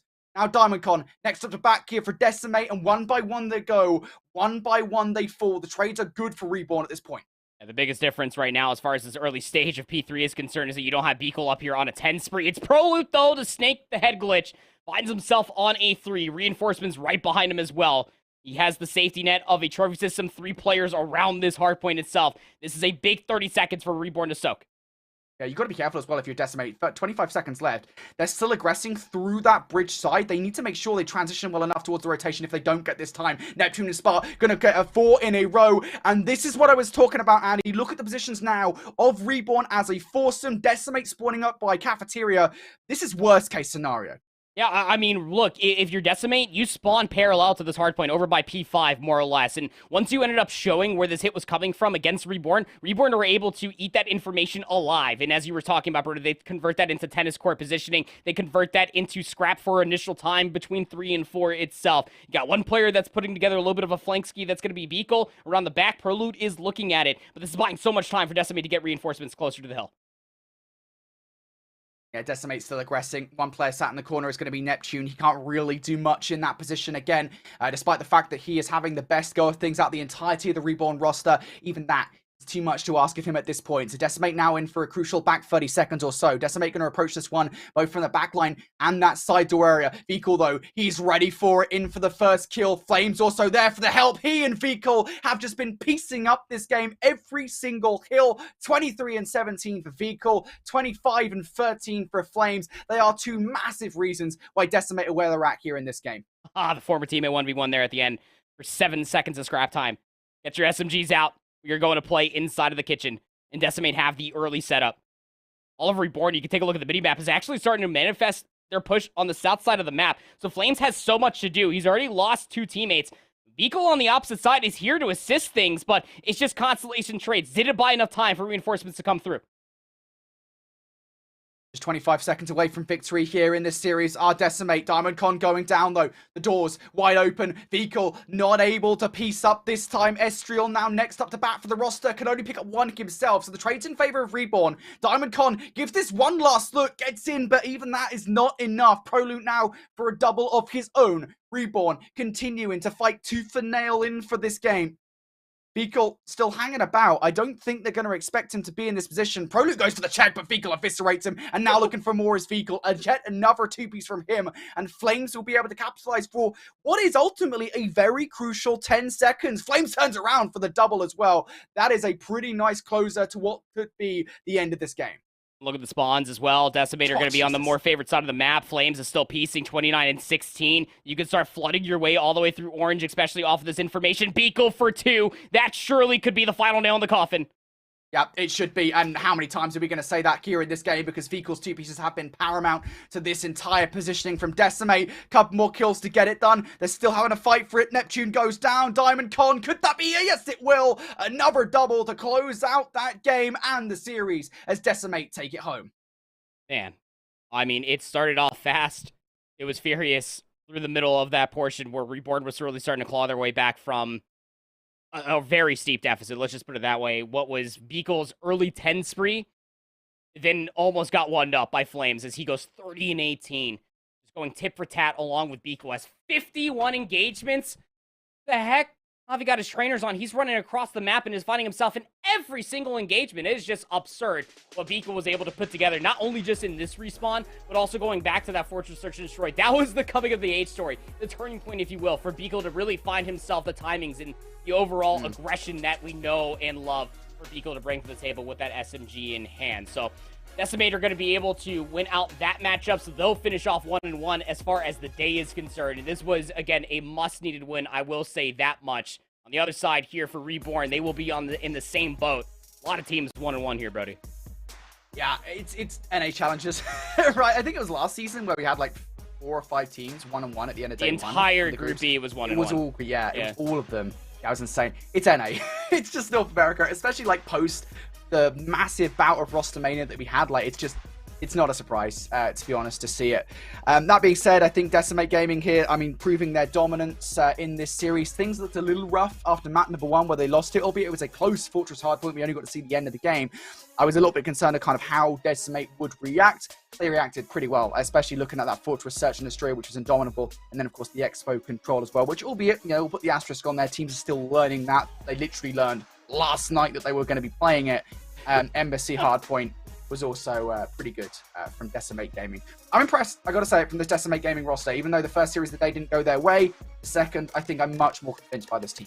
Yeah, I think there's a lot to be talked about with this Reborn roster on the opposite side, especially on a map mode combination like Embassy Hardpoint. I mean, there was at certain points in time where I'm looking at Neptune's scoreline and I'm just like, well, why is he all the way across the map if his team is still lagging behind? It's just maybe some growing pains, some building that this team needs to be around, especially versus an opposite team like Decimate that just turn the dial up to 12 as far as their aggression and slaying prowess is concerned. And I think that much more is guaranteed when you start taking a look at some of the map mode combinations they were able to win here. And hell, honestly speaking, I mean, we know that as far as Europe is concerned, maybe there was a slight little gentleman's agreement that we weren't going to end up having an Expo control as far as map 3 is concerned. You play Decimate, you better hope that you veto that because they have now picked that twice on the day. Yeah, absolutely. Look, here's a look at the stats at the end of the game. Gonna have to put Spart on the naughty set, right? Listen, we're in Challengers Spart here, mate. Don't believe in the games. We can't look at the stats. We can't record them if you're not in there. Yeah, Spart, unfortunately, I don't think he had that great of a game. That's probably why he left towards the end of the game, Mohawk as well, at 17 and 29. I gotta say, I think Neptune was like the only one really performing on the entire Reborn roster there for that final game.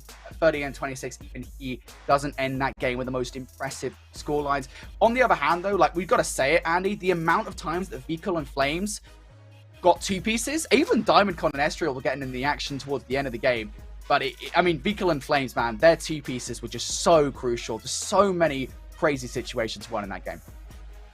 It just needs to be talked about, especially for how this Decimate roster, I mean, I don't know how they ended up forming together. I'm sure that they've all played together once or twice, if not a few times before, especially with Estriel and DC being both from up north. But regardless of the matter, I mean, you have to be taking a look at this team and the overall slaying that is coming along with it as well. Obviously, the veteranship is something to be talked about when it comes down to Diamond Con. Beagle obviously having time in the league and even time through Challengers Elite so far. Flames, Estriel, maybe not as much, but even more so than that.